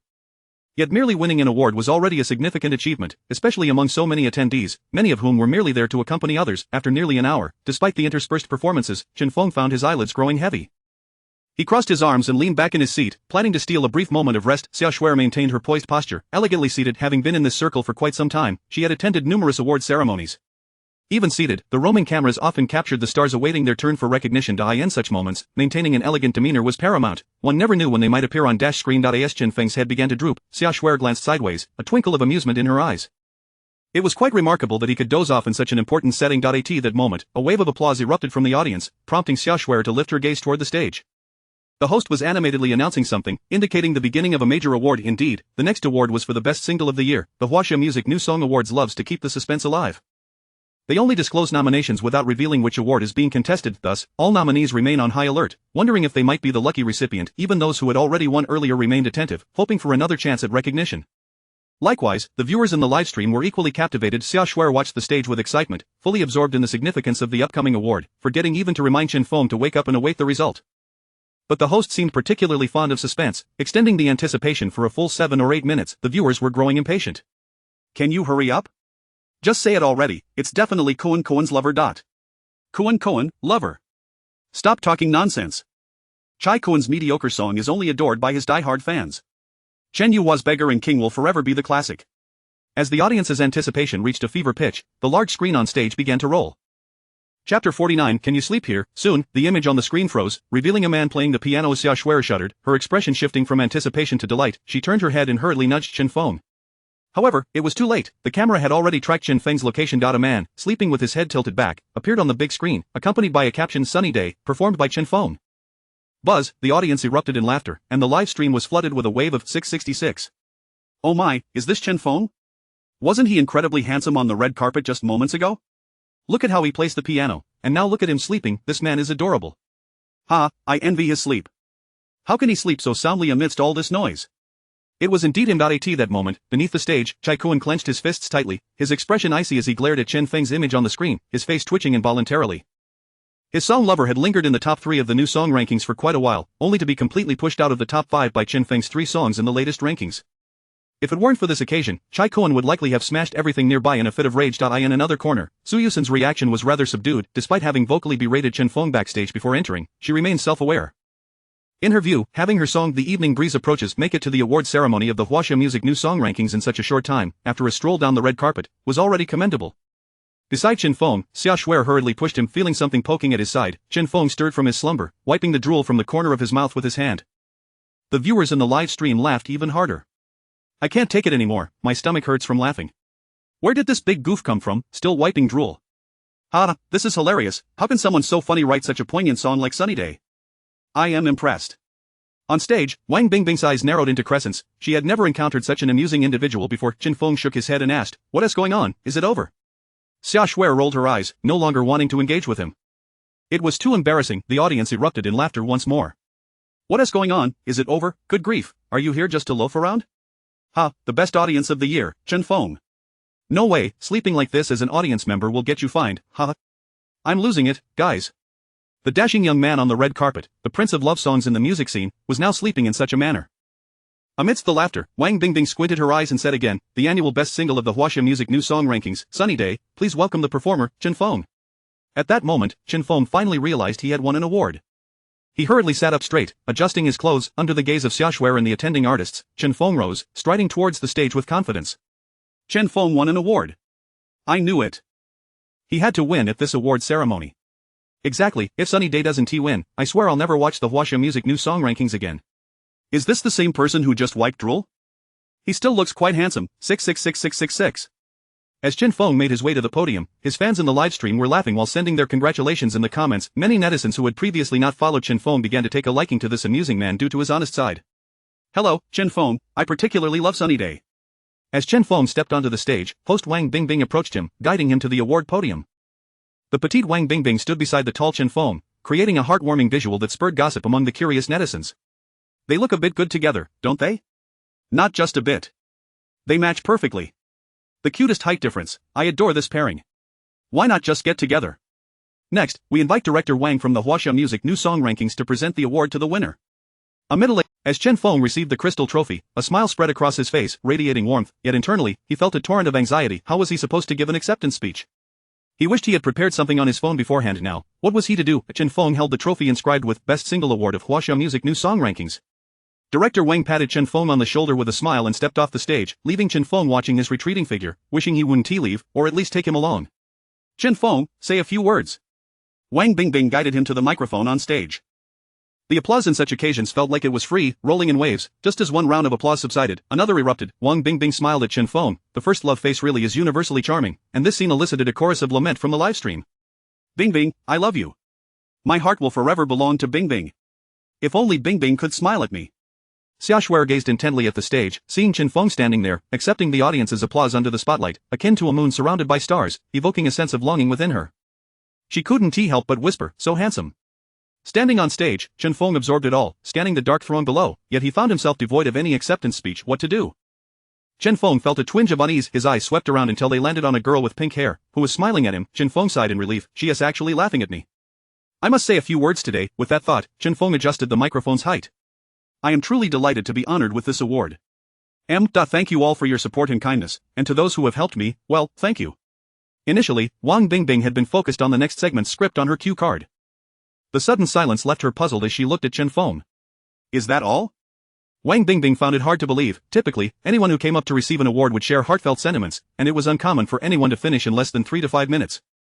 Being on stage wasn't merely about giving a speech, it was also an opportunity to be seen by the media, the officials, and the big names in the industry, ensuring they remembered one's face. Yet, this guy, he wrapped it up in just 2 sentences. However, Chen Feng had already stepped down from the podium, smiling at her. Clearly, it was over. Chapter 50 awarded again. Ah, dear family, Chen Feng has so many melodious songs, yet he cannot seem to utter a single word of acceptance speech. It appears that God has once again closed a door on him. Again? What was the first door? Don't you know, Chen Feng is lacking in that regard. Goodness, it seems the heavens are just. Wang Bingbing was quick to react as well. Having come from a state media background, her hosting skills were quite solid. She promptly seized the microphone and smiled at the audience, saying, let us all give a round of applause for Chen Feng's brief yet heartfelt words. The applause thundered below, people clapped while casting astonished glances at Chen Feng. Of course, there were also expressions of admiration and jealousy. Oomph, what a farce. Chai Kuan squinted, licking the spot on his lower teeth, displaying a disdainful demeanor. The nearby young idols echoed his sentiments. Exactly, what is he pretending for? The next award will surely be ours, Koen Gu. Indeed, Koen Gu, crush him in the back. Chen Feng grasped the trophy with one hand and hurried back to his seat. He did not wish to be scrutinized by so many eyes. Upon returning, he sat upright, his gaze fixed intently on the stage. Oh my, I can't take it anymore. What should I do? I'm about to die laughing at Chen Feng. Does he have to be so serious while being funny? Please, is he really like this all the time? I suddenly want to enroll in the Beijing Conservatory of Music to see what the everyday Chen Laoshi is like. I want to go too, I want to go. I wonder if Chen Feng will win another award. Who knows? With so many people, they probably have to accommodate everyone, they can't just award him every time. As Chen Feng settled down, Xia Shuai beside him extended a finger. Having won an award, you must treat us to a meal. Chen Feng handed the trophy to Xia Shuai. Here, it's yours. I don't want it. Below the stage, the two whispered and playfully jostled each other. Meanwhile, the host continued to build suspense for the next segment. Chen Feng was not interested in their trivial chatter. Next up is the Huaxia Music New Song Chart, Best Newcomer Award, with 3 nominees. He Jiao spoke passionately. He, debuting as a member of a boy band, has consistently released songs after going solo, captivating a legion of fans with his striking looks and enchanting voice. Please welcome, Chai Kuan. Chai Kuan rose slowly, strutting towards the stage with an air of arrogance. In the livestream, his fans seemed to have been waiting for this moment. As he stood, they flooded out of the chat. Chai Kuan, I love you. Kuan Bao, truly deserving. Chai Kuan bravely soars, we will always follow. The dream-chasing youth sleeps not, the future is bright for Kuan. Falling petals and flying snow, only my little Kuan in my heart. The fervor had other netizens wondering if these individuals were under some spell. Simultaneously, He Jiao continued, she, having debuted 3 years ago, excels at love songs, her elegant voice and aloof demeanor encapsulated in one person. Please welcome, Su Yuxin. What? Su Yuxin was stunned. She had never anticipated winning an award initially, she had merely come to make an appearance, not expecting any unexpected gains. Flustered, she adjusted her hair and dress, gracefully making her way to the stage. Yuxin, you are the best. Such poise, whoever wins her will be truly fortunate. Come on, you're just lusting after Su Yuxin's figure, not a true fan. He Jiao switched to another card, momentarily caught off guard before his professional smile returned. The final nominee, who shot to fame during a chance livestream and has never fallen from the trending list since, has released one heart-touching song after another, evoking both nostalgia and tears. Please welcome, Chen Feng. Won another award? The stars on stage turned to gaze at the tall figure. Before his seat had even warmed, Chen Feng awkwardly smiled and waved as he made his way to the stage. In the livestream, when He Jiao announced his name, the chat erupted. Seriously, he won again, what gives? This must be rigged, relevant authorities need to investigate. What is the reason, just because he is good-looking and can sing? Is your precious not winning making you bitter? Those who didn't win, go home and look in the mirror. Stop spewing nonsense here. As he reached the stage, Chai Kuan and Chen Feng stood on either side, with Su Yuxin in the middle. This left the netizens momentarily bewildered.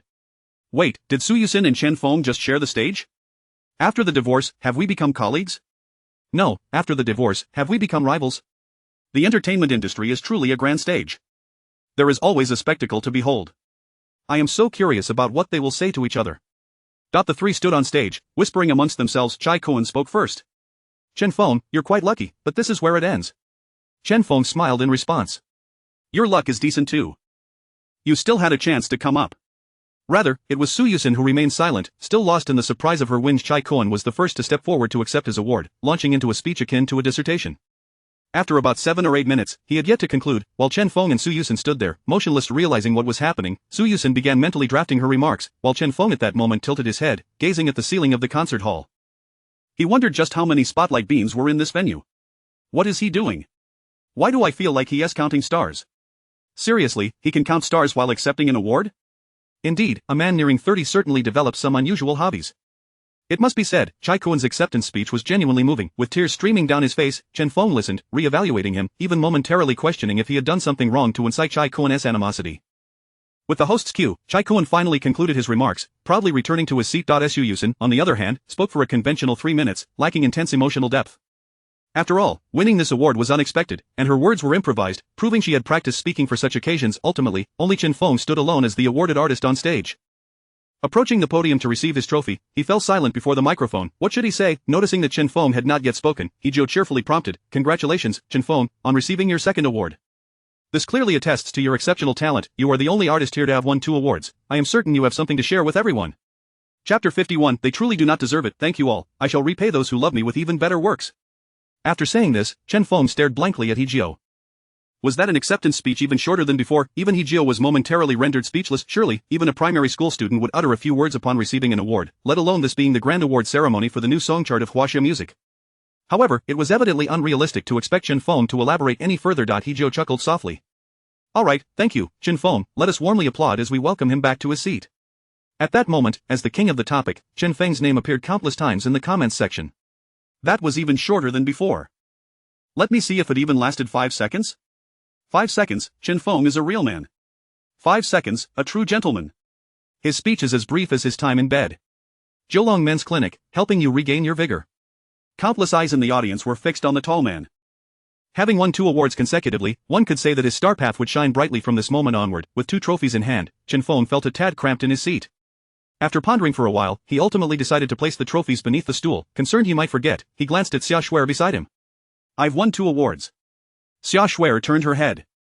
You don't need to say. Everyone in this room knows. Chen Feng looked down at the trophies nestled between his legs. I'm afraid I might forget, so please remind me to take the trophies when we leave. How infuriating. Xia Shuer felt an overwhelming urge to jump up and deliver a blow to Chen Feng's head. How could he be so oblivious? Due to his 2 awards, Chen Feng's visibility surged significantly, with many reporters beginning to congregate around him, occasionally raising their cameras. Some even connected their cameras directly to their laptops, squatting in the aisles to edit their newspieces. It was understandable, as this was a first-hand headline story. If they could secure a prime position, it would undoubtedly be explosive. Who knew, perhaps this news could elevate them to an editorial position. Had it not been for the ongoing award presentations on stage and the multitude of other artists around, many reporters might have thrust their microphones and cameras directly into Chen Feng's face. On stage, Hejio and Wang Bingbing delivered their lines with fervor, and it appeared that the remaining awards would be no less significant. Wang Bingbing changed her cue card and, narrowing her iconic crescent-eyed gaze, smiled as she announced, "Next, we shall reveal the award for the best duet song on the Huaxia Music New Song Chart." They are. Wang Bingbing couldn't help but cover her mouth, her face a mask of disbelief. A competent host would certainly engage the audience's emotions, and Wang Bingbing was no exception. However, this time, she not only stirred the audience's sentiments but her own emotions surged as well. Buzz, the celebrity attendees began to murmur among themselves. What happened? Is there some sort of surprise? These stars began to share in her curiosity, speculating on what was unfolding. Amidst the chatter, Wang Bingbing announced the names. The winning song is Choral C, performed by Xia Shuer and Chen Feng. Boom! What may have started as whispers transformed into a chorus of exclamations throughout the room. Again, they've won? Is this the 3rd time? What is he trying to do, monopolize all the awards? Initially, there may have been blessings and envy, but now it all morphed into unabashed jealousy.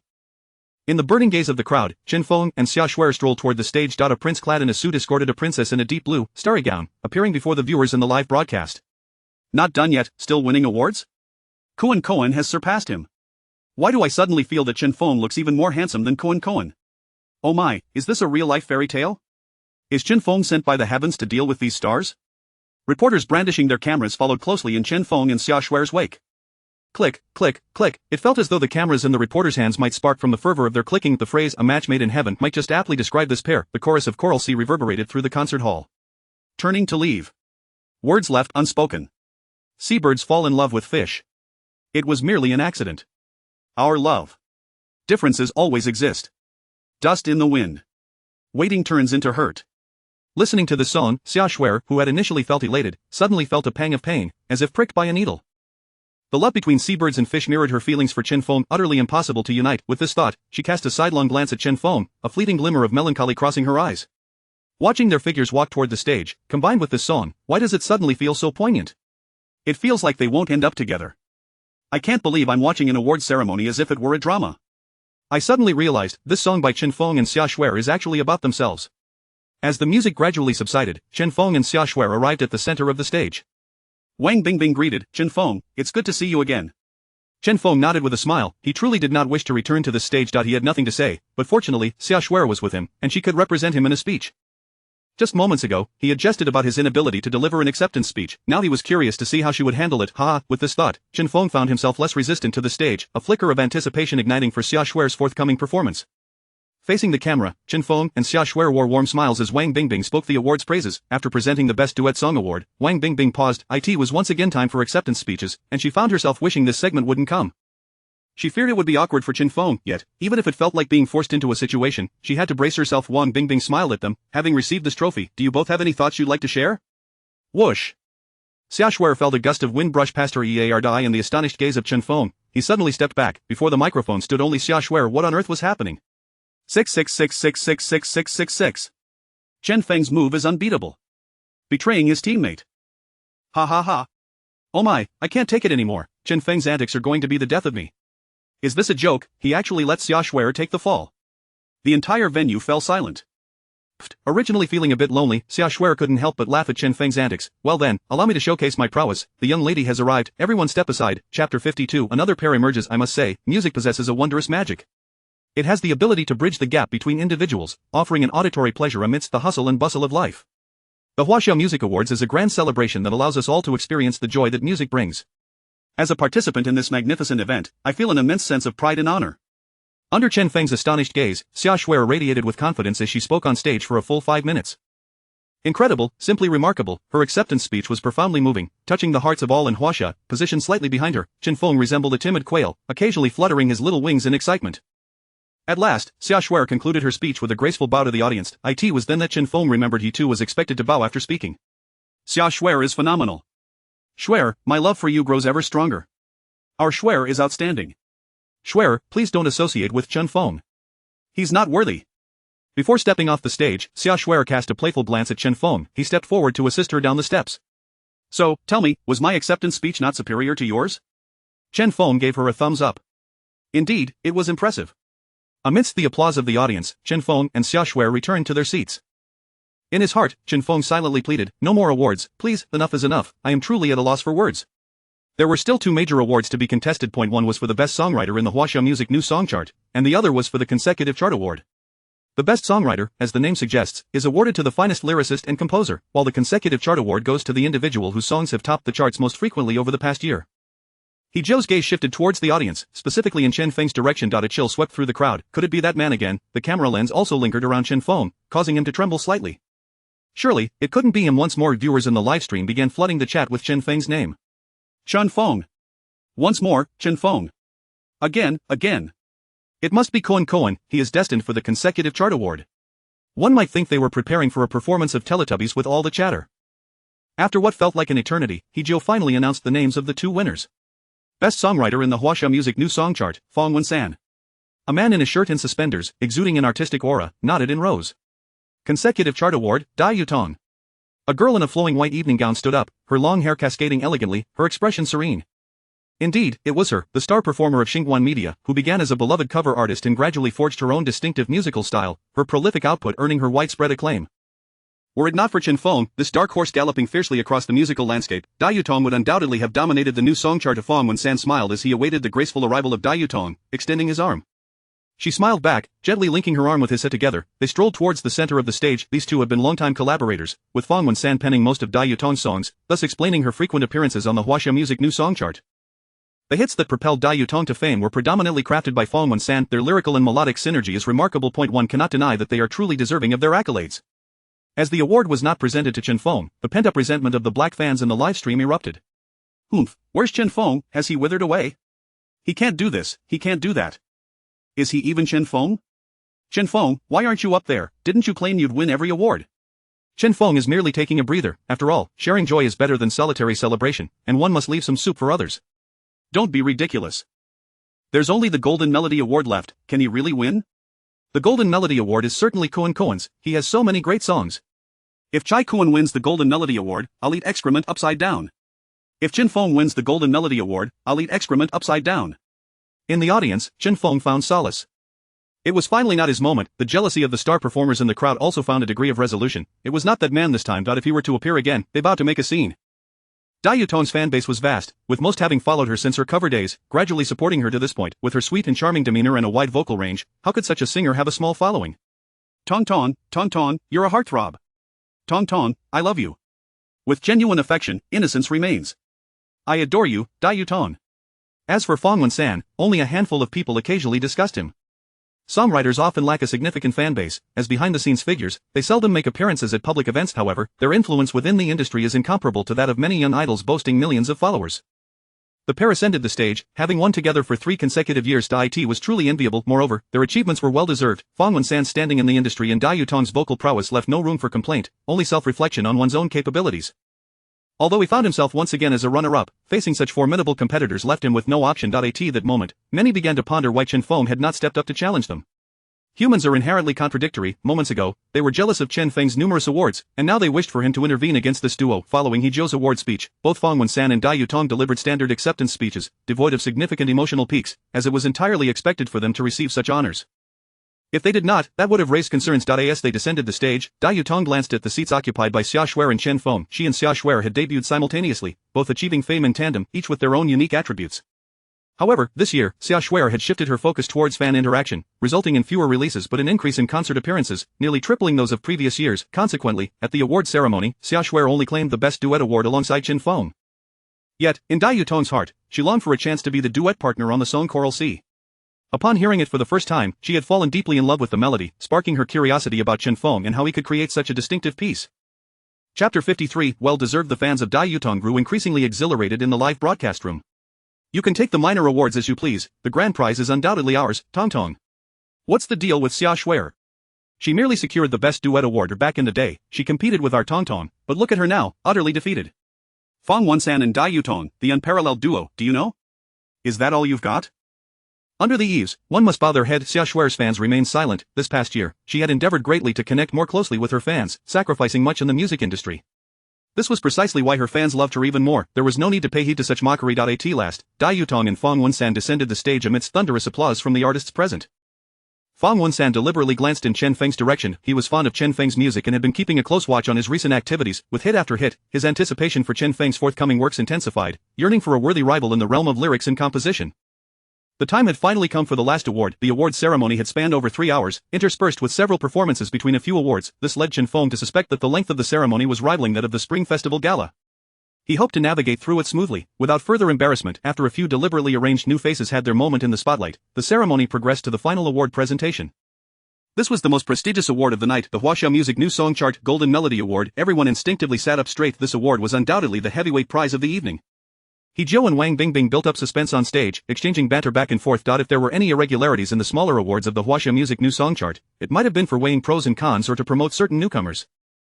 However, the final awards, especially the Golden Melody Award, were entirely transparent, determined solely by the votes of music enthusiasts online. The reason this award is called the Golden Melody Award is due to its remarkably high value. At long last, the large screen on stage began to flicker. The rapid flashing made it nearly impossible for anyone to discern who was featured within. A gasp arose from the audience. I see Koen. Upon spotting his nominated counterpart, Chai Koen raised his chin. It's Yutong. Do I see Chen Yuo's silhouette? The recipient of this year's Huaxia Music New Song Chart Golden Melody Award is. With He Zhou's excited voice, the screen suddenly froze on the image of an individual lecturing in a university classroom. He Zhou was momentarily stunned, and the stars present shared his confusion. The person in the photograph was dressed quite ordinarily, lacking the flamboyance typically associated with celebrity attire. Fong Wen-san was the first to regain his composure, laughing aloud. How amusing, this young man is quite intriguing. Golden Melody Award, Regrettably Not You, singer, creator. Chen Feng. Within the Tianxia group, many were glued to the live broadcast. Upon the announcement of Regrettably Not You and Chen Feng's name, not only Tianxia Media, but the entire corporate building erupted with excitement. Ah! He won! It's the grandest Golden Melody Award. Look, it's our chief music consultant. Feng Gu is incredible. Incredible, incredible, Tianxia Media is incredible. Our Tianxia group is incredible. But as the saying goes, one's honor is shared by all, one's loss is shared by all. Tianxia Group has a foothold in various sectors of the entertainment industry, and they are all interconnected. Witnessing a member of their group win an award brought immense joy to everyone. The live broadcast room fell into a brief silence. Moments later, it erupted. Again, another award, and it's the Golden Melody Award? Who just said to eat dirt? Show yourself. Where are Chai Kuan's delusional fans? Why are they silent now? Congratulations, Chen Feng, congratulations, Xia Shuer. Why congratulate Xia Shuer? What do you know, Xia Shuer and Chen Feng are so close, they might as well be family in the future. You make a valid point. The camera in the live broadcast room focused on the seat beside Xia Shuer, where a man in a suit sat, looking bewildered. Wait, is this dazed individual Chen Feng? It seems he hasn't quite realized what's happening yet. Who said Xia Shuer is a perfect match for him? I didn't say that. Stop talking nonsense. The netizens bantered back and forth, while on stage, Wang Bingbing was already urging Chen Feng to come forward to accept the award. Chen Feng was acutely aware that he needed to go up, yet at that moment, he was preoccupied with how to articulate his acceptance speech. The more anxious he became, the more his mind went blank. Although his looks were striking, his songwriting prowess admirable, and his singing voice enchanting, none of this could mask his inability to concoct empty platitudes. Step by step, he made his way to the stage at a deliberate pace. Chen Feng, are you alright? Li Jian, Ailing, and others seated in the front row cast concerned glances his way. Chen Feng waved his hand dismissively. At last, he arrived on stage. Below, Chai Kuan had left an imprint on his chair from gripping it so tightly, time and again receiving awards, time and again slapping his own face. Chen Feng was an individual who absolutely could not be allowed to thrive in the music scene. Since his debut, Chai Kuan had never won 2 awards at the same ceremony, while this newcomer Chen Feng had, astonishingly, received the honor not once, not twice, but 4 times. It was evident that wherever Chai Kuan went tonight, it would be utter chaos. The host seemed to have taken a liking to Chen Feng's appearances on stage. What a surprise, Chen Feng. It seems this gala was organized just for you, He Zhou jested, igniting the emotions of the stars seated below, who chuckled in response. Chen Feng humbly remarked, "It's all luck, all luck." It is the care everyone has shown me. A collective gasp arose. Chen Feng could actually string together sentences. In his previous award acceptances, he had either awkwardly smiled or simply expressed thanks, but now he was engaging in conversation with the host. He Zhou retorted, "No, the Golden Melody Award is determined by the votes of the fans, regrettably not you. Achieving this honor is undoubtedly a testament to your talent, not mere luck." After saying this, He Zhou addressed the audience. Chen Feng has made history. Let us give him the warmest applause, shall we? Although the other nominated stars were somewhat reluctant, they had no choice but to comply. Indeed, no one had ever claimed that Regrettably Not You was unappealing. On the contrary, nearly everyone who had listened to it found themselves captivated. It was a song imbued with magic. The highest authority in Huaxia music presented Chen Feng with the Golden Melody Award trophy. Wang Bingbing handed Chen Feng a microphone. This time, Chen Feng, your acceptance speech better not be so brief. Chapter 54. A promotional moment on stage. The spotlight was entirely focused on him. Below, the audience gazed at Chen Feng with expressions of curiosity and anticipation, eager to hear what acceptance speech he might deliver this time. Would it be even shorter than the last? Honestly, I was quite taken aback by this award. I never anticipated that everyone would be so fond of What a Shame It's Not You've Done. This song came to me by chance, and it is this very serendipity that allowed people to know me, a university professor. I hope everyone considers applying to the Capital Music Academy. The crowd of celebrities below fell into an astonished silence. Conversely, the livestream was abuzz with activity. What is Chen Feng doing? Is he promoting something? How much is the Capital Music Academy paying him for this? ILL offered double from the Capital Dance Academy. The Central Academy of Drama offers triple. I am the true star-making base, don't forget me. I suspect he was sent here by the Academy to fulfill a mission, and the primary task is recruitment? I can only imagine the dean at home, chuckling to the point of wrinkles forming like a blooming chrysanthemum. The astute netizen was correct. Dean of the Capital Music Academy was indeed at home, watching the livestream and sipping a drink, his face adorned with a smile that gathered into a delightful array of creases, akin to an elderly daisy unfurled. As Chen Feng's mentor, Dean was well aware of his student's capabilities. He turned to his wife beside him and said, "Did you see that? No matter the grandeur of the stage, Xiao Feng remains unflappable and composed." Chen Feng bowed in the direction of the audience, signaling that he had concluded his remarks. Gradually, under the influence of a few individuals, applause erupted from the crowd. The attending celebrities exchanged glances, bewildered, struggling to grasp the situation. As they clapped, some wondered, he has been on stage 4 times now, yet his acceptance speech has barely totaled a minute. Is this the level of sophistication expected from a true singer? Could my verbosity be the reason my songs lack such popularity? Should I consider altering my style? He Zhou and Wang Bingbing stared wide-eyed as they watched Chen Feng descend the stage. He leaving just like that? With a mere wave of his sleeve, he departed without taking a cloud with him. They exchanged incredulous glances. Was he so accustomed to winning awards that he had grown indifferent? Did he not comprehend the significance of this accolade? Securing this award could pave the way for his ascendance to the pinnacle of the music industry with just a modicum of effort?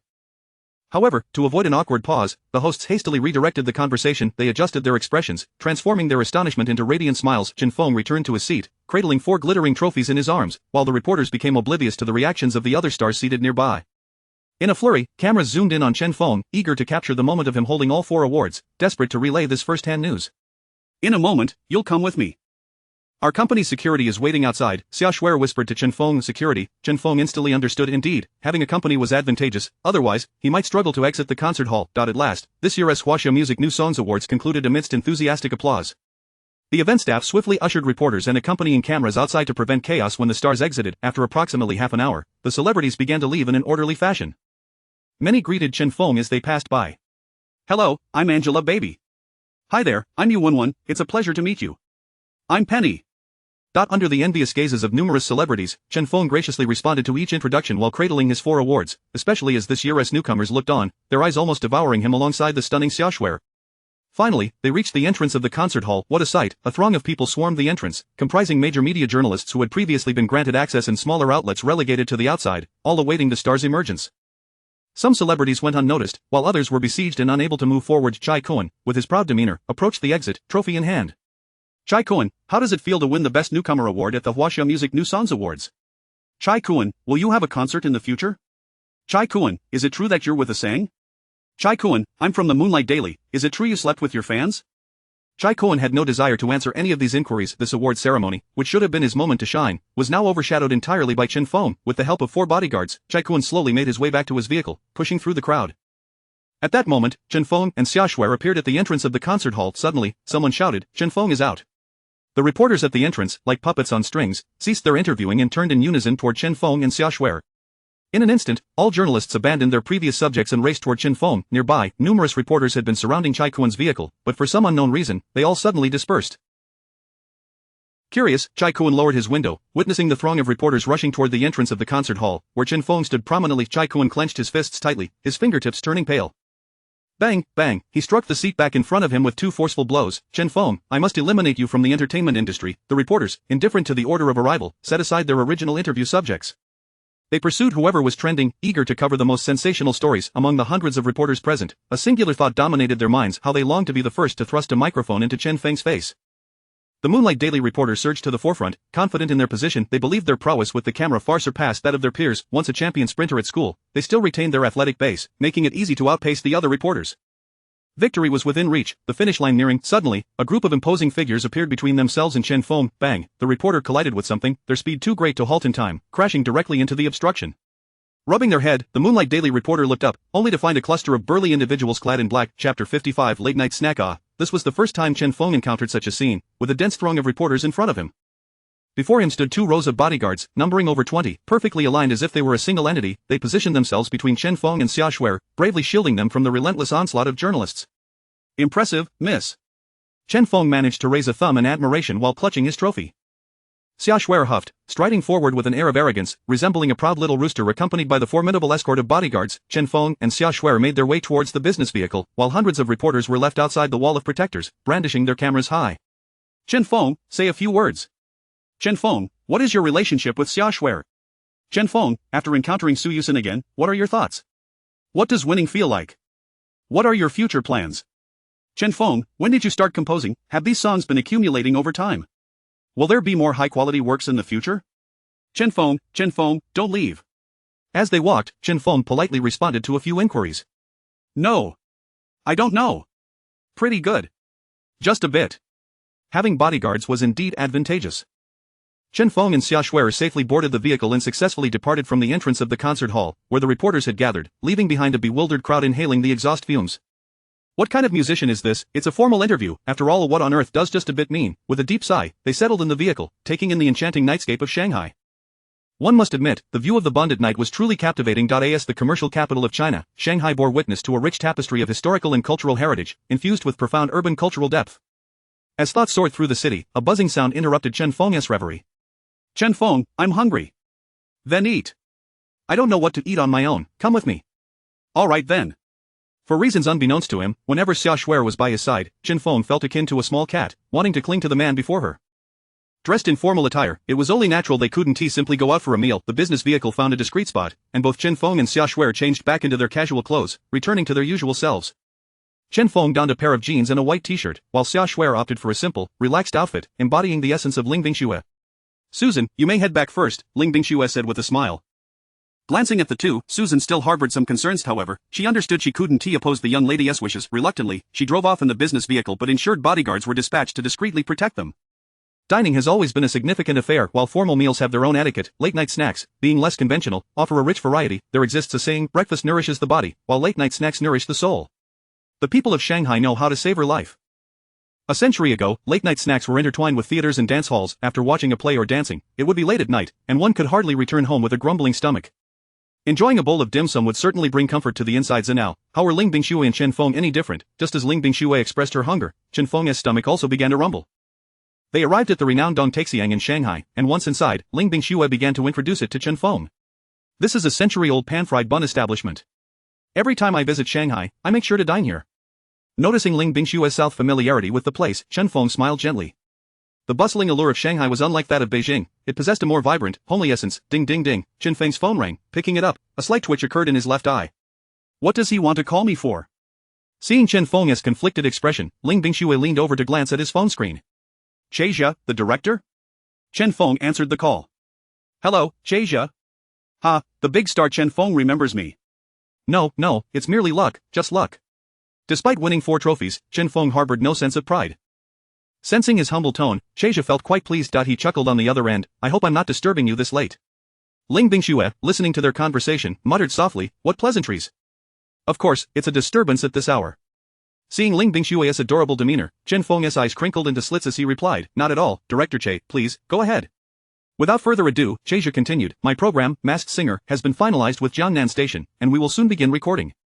Come and be a contestant." Chen Feng was momentarily taken aback. This program, he had heard about from Li Jian and others, was a highly sought-after show among major television networks. It was a format that had never been seen before in this world. In his previous life, this program had stood shoulder to shoulder with I Am a Singer, consistently adored by audiences. The production team would invite judges from the music industry, many of whom had been in the field for over a decade or even 2, possessing extensive networks within the entertainment realm.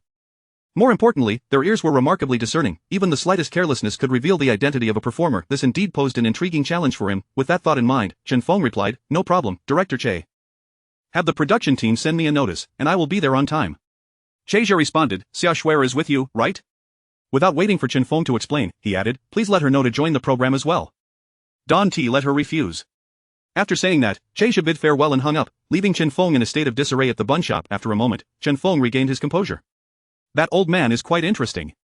He looked across at lamentation, who was already savoring her pan-fried bun, her mouth full. "Yes, he has quite a character. Otherwise, he wouldn't have devised such an unconventional program. He asked me to inform you about participating in the competition. I heard." "Oh, is the bun delicious?" "Delicious, but be careful while eating. Don't splatter soup all over your face." The atmosphere was simply yet warm. Watching the man in front of her, occasionally needing to wipe his face while enjoying the bun, lamentation wished time could freeze at that moment and never move forward. By the time they returned to the hotel, it was already late at night, and they bid each other farewell at the door of their room. "Get some rest. Good night." Chapter 56, the grand finale. Upon returning to his room, Chen Feng did not succumb to slumber immediately. Instead, he sent the song he was about to perform for I Am a Singer to the production team before finally drifting off to sleep. When he awoke, the latest promotional material for I Am a Singer was already trending on Weibo and various hot search lists, thanks in large part to the sensational news of his 4 awards from the previous night. Due to an unfortunate incident during the last live broadcast, where challenger singer Chen Guanlin fainted and was unable to perform, no new singer rankings were generated. Consequently, the competition had reached its final stages, prompting director Jiang Hong to declare this episode as the grand finale, foregoing the invitation of challenger contestants. The official announcement sparked a flurry of discussions online. Is this really the end? Another unfinished business has emerged? What about Chen Guanlin's fans? Care to share your thoughts? Guanlin fainted from sheer exhaustion. Why mock him? As far as I know, Chen Guanlin had no engagements at that time. What could possibly tire him out to that extent? What was he doing with his overly zealous fans last night? Nonetheless, the anticipation for the grand finale of I Am a Singer remained palpable. After taking a flight back to the capital at noon, Chen Feng parted ways with lamentation and others upon landing, proceeding directly to the live broadcast venue for I Am a Singer. By the time he arrived at the production team, it was already 3 in the afternoon. Li Jian, Ailing, and others, who had attended the award ceremony with him the previous day, were already engrossed in rehearsing their songs with the band instructors. Upon seeing Chen Feng, Zhang Hong promptly pulled him aside. "Why did you arrive so late? I reviewed your song, and it is excellent. You must ensure a good synergy with the band instructors." Having gradually interacted with Chen Feng, Zhang Hong no longer underestimated this music teacher. From her initial disdain to recognizing him as the key figure driving the trending topics for I Am a Singer, Chen Feng had proven himself as a formidable force in the music industry through his remarkable songs. In response to Zhang Hong's remarks, Chen Feng smiled. "No need for that. As long as the band instructors familiarize themselves with the sheet music, I can simply run through it with them once everyone finishes their practice." The confidence radiating from Chen Feng's eyes momentarily startled Zhang Hong. It was no wonder. Having seen the sheet music Chen Feng sent earlier that morning, she was utterly astounded. Initially, she had worried that hastily concluding I Am a Singer might lead to a decline in its reputation due to a lack of quality songs. However, with Chen Feng as a remedy, her spirits were considerably lifted, even becoming somewhat excited. This song was undoubtedly a masterpiece, an ideal precursor for the upcoming season of the show. "Alright, then you shall decide for yourself." With that, Zhang Hong departed towards Chen Yuhua's direction. The surrounding staff were left in astonishment. As a top director in the variety show realm, her fiery temperament was well known, yet today, she exhibited such a favorable demeanor towards Chen Feng. However, it was easy to comprehend. After all, he was the recipient of 4 awards from the Huaxia Music New Song Chart. His future was undeniably bright, and anyone would be inclined to show him some respect. As the final episode approached, only the most talented contestants remained on stage, with the sole concern being whether Chen Yuhua would falter at a critical moment. Time flew by, and soon it was nearly time for the program to begin. Chen Feng rehearsed once more with the band, achieving remarkable results. Some instructors even compared the songs of the afternoon's contestants, speculating that Chen Feng's performance could rival that of Ailing for the championship title. The anticipation surrounding the grand finale drew countless viewers into the live broadcast. Tonight's competition would be simultaneously aired on Mango TV, Mango Video, and various live streaming platforms via the official Mango account. Sofa. Chair. How childish. Still resorting to this outdated routine? Grand finale, here we go. Now, only the strongest singers remain. I expect everyone to put forth their best performances. Is Chen Yuhua a strong singer, too? You haven't heard his The Monkey King?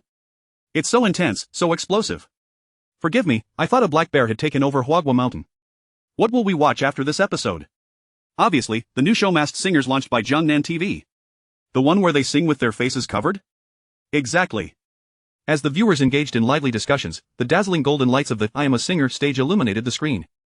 The program officially commenced. The appearance of the special host, Wang Han, set the stage for I Am a Singer. Under Wang Han's narration, the audience learned of the new regulations for the grand finale, namely, that the 500 attendees would no longer participate in voting for singer rankings. Instead, the power of voting was entrusted to the viewers at home and online. Each account was granted a single vote, meaning each could support only one favored singer. Recently, Chen Feng's performances in the music scene had been unparalleled, from the breakup trilogy consisting of Unfortunately Not You, Coral Sea, and Sunny Day, to his renditions of Blue and White Porcelain and Rice Fragrance on I Am a Singer. Time and again, he captured the hearts of netizens. Many found themselves drawn to him as a person through his songs, especially after his amusing persona during the award ceremony led many to follow him on Weibo and Douyin. In the past couple of days, Chen Feng had scarcely paid attention to his social media accounts. Had he seen the current state, he would undoubtedly be taken aback. Both accounts had surged past 10 million followers. For context, the popular young star Kai Kun's Weibo followers barely exceeded 15 million. The livestream audience instantly surpassed 10 million, a genuine figure, not inflated data. It seemed likely that the viewership for this grand finale would reach double the usual numbers. As Wang Han's electrifying words filled the air, the opening act for the grand finale was announced. Wu Qingfeng, after an entrancing performance of If Only Sounds Could Remember, the audience erupted into applause, fervently chanting Wu Qingfeng's name. Absolutely amazing. The emotion in the opening song is so profound. It appears to be a battle of champions. That high note pales in comparison to Huahua's. What, Chen Yuhua's is merely a howl, not a high note. Day after day, year after year, every turn feels like the first encounter. The lyrics are exquisite. Not tall, but his voice is powerful. The accolades poured in. Zhang Hong watched the ever-rising viewership with a smile creeping across her face. Although I Am a Singer had reached its grand finale, and this episode would mark its conclusion, achieving a viewership peak never before seen would undoubtedly add a vibrant stroke to her career as a variety show director. This would also serve as capital for her continued prominence in the realm of variety programming. Chapter 57, A New Song is Sung. Wu Qingfeng was exceedingly pleased with his performance. After exchanging a few words with the host, Wang Han, he waved to the audience below and descended from the stage. In his view, his performance today had not only met but even surpassed his anticipated goals in terms of pitch, lyrical interpretation, and synergy with the band. That was more than enough for him. Wang Han stood on stage, microphone in hand. Let us bid farewell to Wu Qingfeng as he takes a well-deserved rest. The audience responded with thunderous applause. As the clapping gradually subsided, with Wang Han introducing them one by one, Li Jian and Zhang Wei took to the stage, each presenting their most captivating signature songs. Let us give it our all. Absolutely splendid. Today feels like a celebration of love songs. What should I do? I want to vote for each one of them. Mango TV is so annoying, they excel at nothing but stirring up emotions. After Zhang Wei concluded his performance, the competition had reached its halfway mark. Wang Han praised the performances of the top 3 singers while hinting that the 3 contestants for the second half were soon to take the stage. With a new card in hand, Wang Han announced, "Next, let us welcome the 4th contestant, the innate diva from Taiwan Ailing, who will present the song Mode Dance Hall." But netizens in the livestream began to express their bewilderment. What kind of name is Mode Dance Hall? I can't find anything about it online. Has Ailing released a new song? A Taiwanese artist singing about a city in northeast China? Taiwan and Mo are worlds apart. Has Ailing really been to that dance hall? I never thought there would still be dance halls open. I assumed they had become a relic of the past. The curiosity of the netizens sparked intense discussion. The song title itself was peculiar. What could possibly be sung about a dance hall? Furthermore, there was no information about this song online. It must be a new release. However, astute netizens discovered a story online regarding the Mo Dance Hall, which recounted how an establishment opened in Mo County often saw elders dancing alone. With this newfound knowledge, the anticipation for the song grew. After all, aside from Chen Feng, few singers had dared to present new songs recently under the watchful eyes of the audience. Ailing appeared on stage, adorned in an ensemble reminiscent of the 1980s. She wore a brown shirt paired with a white high-waisted skirt, embellished with solid red circles, exuding a pure and vibrant charm that accentuated her figure beautifully. After standing center stage for a moment, no music began to play. When would she start singing? Were the sound equipment malfunctioning? The audience was perplexed. Just as confusion reigned, Ailing took a deep breath. The unique multicolored lights of the dance hall illuminated, with a reflective disco ball composed of red, yellow, and blue glass hovering above the stage, spinning in an erratic pattern. Ailing's silhouette became ethereal under the kaleidoscopic lights. Without any musical accompaniment, her distinctive voice resonated from the speakers. If there is time, will you come to see me?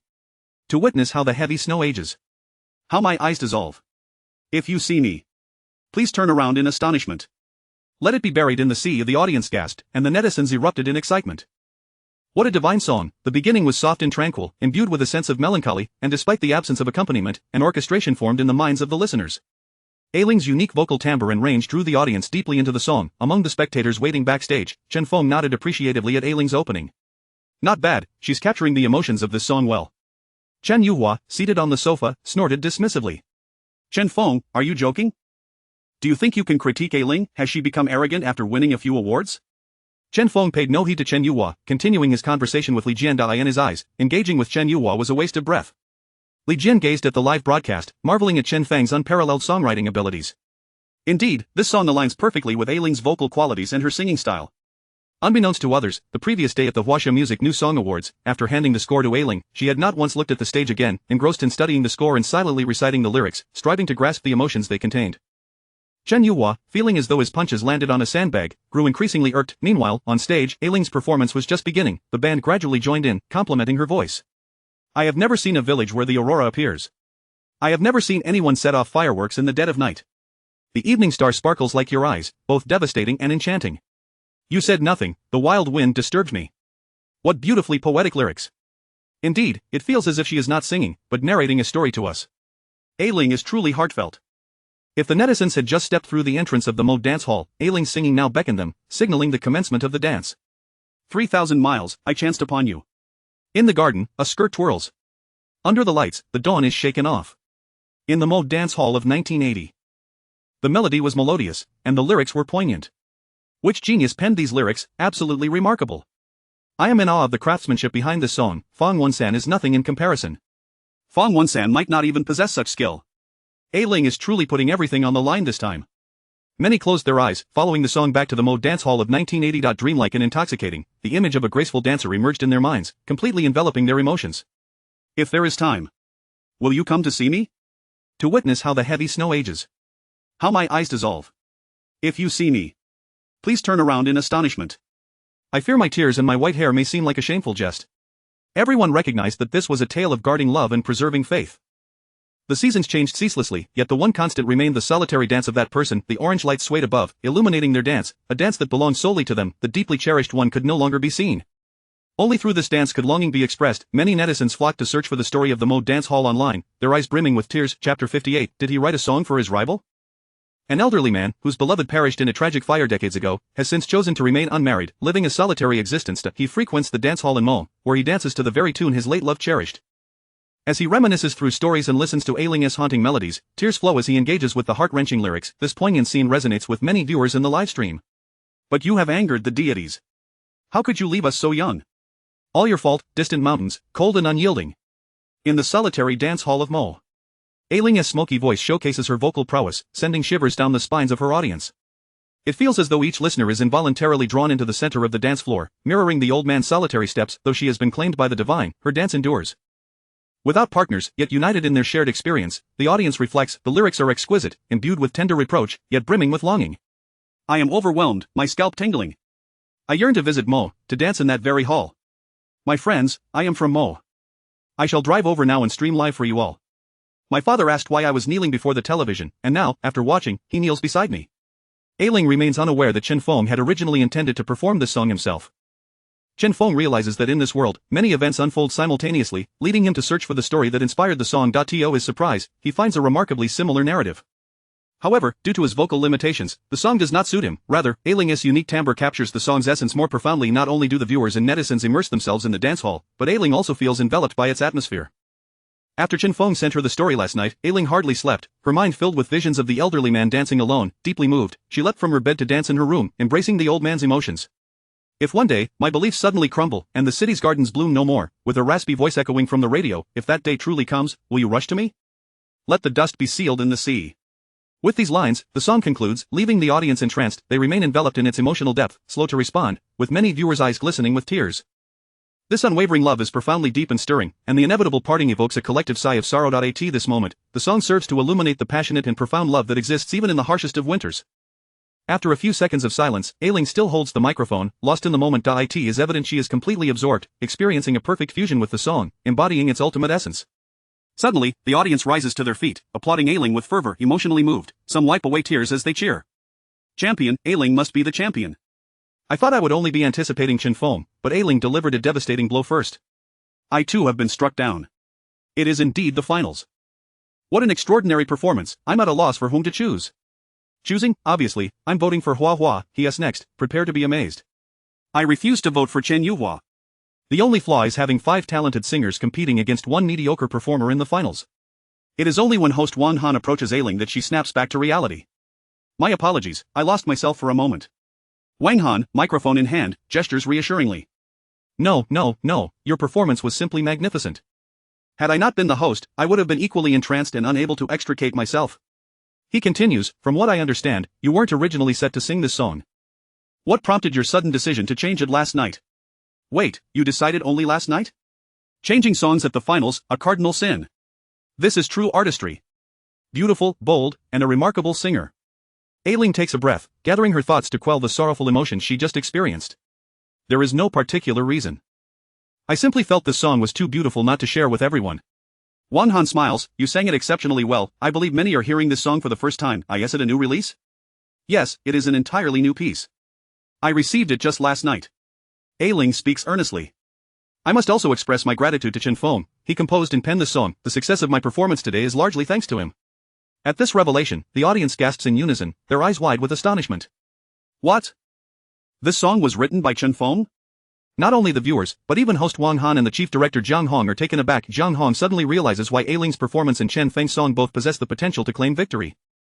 All songs are penned by Chen Feng, who may well become a future luminary in the music industry. In the waiting area, Chen Yuhua, preparing for his next performance, is momentarily stunned by the news. His expression is one of sheer incredulity. He wrote it. Wu Qingfeng gazes at Chen Feng in astonishment, giving him a thumbs up. Impressive, truly impressive, I am thoroughly convinced. Realizing the implications, Chen Yuhua quickly exits the waiting area, his face flushed with embarrassment. Just moments ago, he had derided Chen Feng's qualifications to critique Ailing's singing. Now, it appears he is the most qualified among all present to evaluate her performance. The true fool was himself. The uproar in the livestream is palpable, with countless comments flooding the screen. What, Chen Feng wrote it? Writing songs for your rival? Now that's true vision. Such a splendid song, and he lets Ailing perform it instead of singing it himself? Heavens, what remarkable generosity. They must be very close friends behind the scenes. Chapter 59. Is there really no bottleneck? In the previous 2 episodes, with a rendition of Blue and White Porcelain and Rice Aroma, Chen Feng's performance led many viewers and netizens to discard the labels of divorcee, kept man, and pretty boy that had been affixed to him. Such a talented individual, does he truly need to rely on others for sustenance or play the role of a pretty face? And now, the impression of Chen Feng as a treasure among men has only deepened. On stage, Wang Han's jaw dropped in astonishment, forming an A shape. Is this song really written by teacher Chen Feng? Ailing mused, her expression reflective. Indeed, this song was composed by Chen Feng yesterday during our participation in the Huaxia Music New Song Chart. He wrote it live at the venue. The audience collectively gasped in disbelief as Ailing's words hung in the air. She was not surprised by their reaction, having been more exhilarated than the current spectators at the time. Absolutely, it was during the time before the gala began that Chen Feng composed it, and he even borrowed paper and a pen from the staff nearby. What? Jiang Hong instinctively crumpled the program sheet in her hands. It was not just the audience below who were taken aback by Ailing's revelation, netizens were equally ablaze with excitement in the livestream. What the hell? How much time could it have been before the opening? A mere 10 minutes? He actually finished a song? And he did it in such a noisy environment. This isn't just any song, it's mode dance hall. Does he really experience no bottlenecks in songwriting? Is it that easy for him?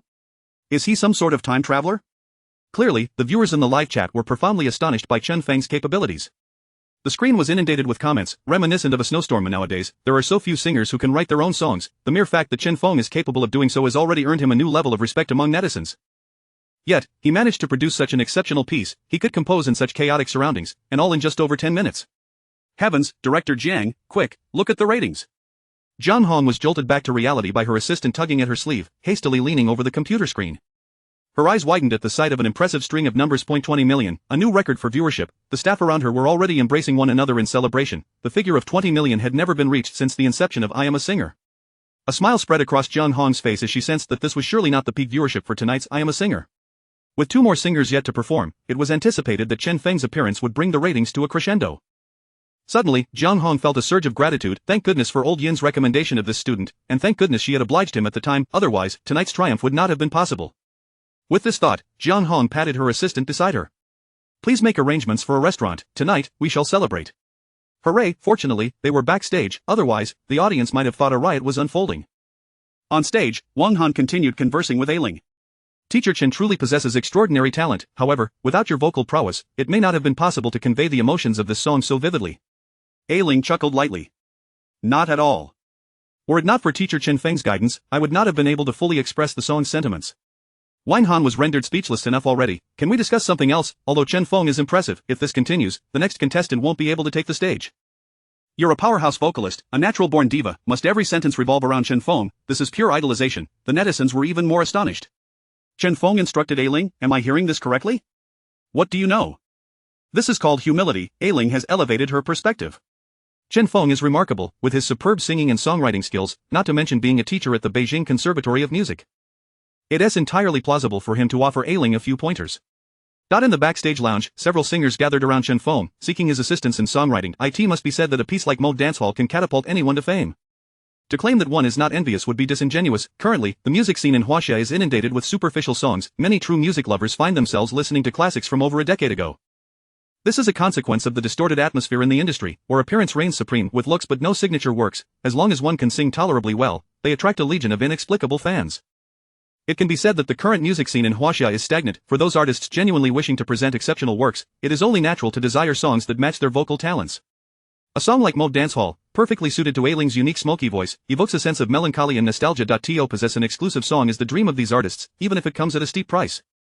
Awaiting their turn behind the curtain, Chen Yuhua wore a grim expression. How bitterly envious. What is there to sing about a song adapted from something decades old? How could this possibly be considered popular music, lacking those breathtaking high notes?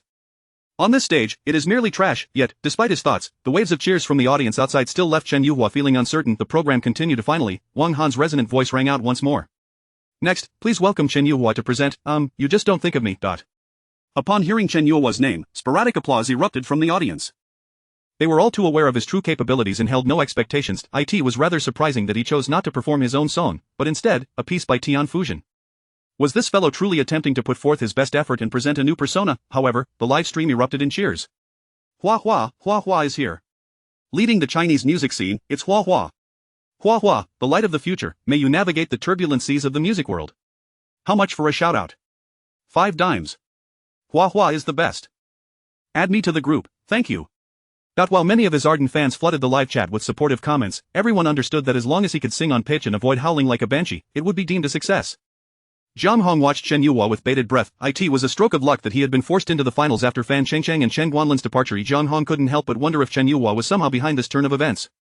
If given the chance, she would certainly replace him. Alas. Chapter 60 of floating. Some audience members, still immersed in the ambience of Mode Dance Hall, even contemplated covering their ears. They wished to shield their inner sanctum from the potential contamination of Chen Yuhua's voice. The music began to play. It must be said that the prelude of Tian Fujian's song Don't You Remember Me was exceptionally melodious. The piano notes were simple yet brimming with emotion. I've been lonely for so long, and still, I am not healed. It feels as if the whole world is mocking me. How proud can I be? Am I not fragile? With just a touch from you, I am rendered powerless. The piano accompaniment had been resonating for quite some time, yet the audience heard nothing. This was due to the persistent thud-thud-thud of the piano's rhythm. The audience and online viewers awaited Chen Yuhua to take the stage. Is he going to sing? The accompaniment has been playing forever. Is he afraid? Too scared to sing? He might as well feign fainting like Chung Guanlin. Hey folks, you're mistaken, one trick can't be used twice. You don't understand a thing, Brother Hua is merely brewing his emotions. The accompaniment continued. Observant individuals noticed that Chen Yuhua was indeed singing, albeit at a lower volume. What? I'm utterly perplexed. Lost in his own reverie. Fine, but we came here to listen to music, not to witness him performing.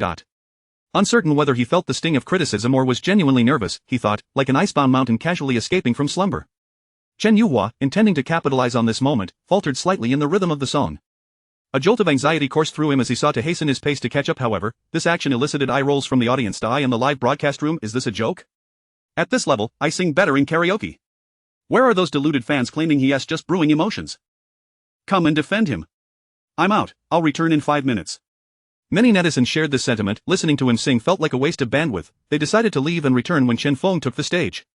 Chen Yuhua's performance had effectively soured Jiang Hong's previously good mood. He harbored the same thoughts as the viewers. If he couldn't perform, he might as well pretend to faint. At this point, no one would blame him, and he might even gain a favorable reputation. At that moment, Director Jiang, it's bad, come quickly. Furrowing his brow, Jiang Hong leaned over the display screen, where the once soaring viewership of 20 million had plummeted dramatically, and now, there were less than 8 million viewers in the live room. This foolish idiot. Jiang Hong seethed, throwing the script in his hand forcefully to the ground.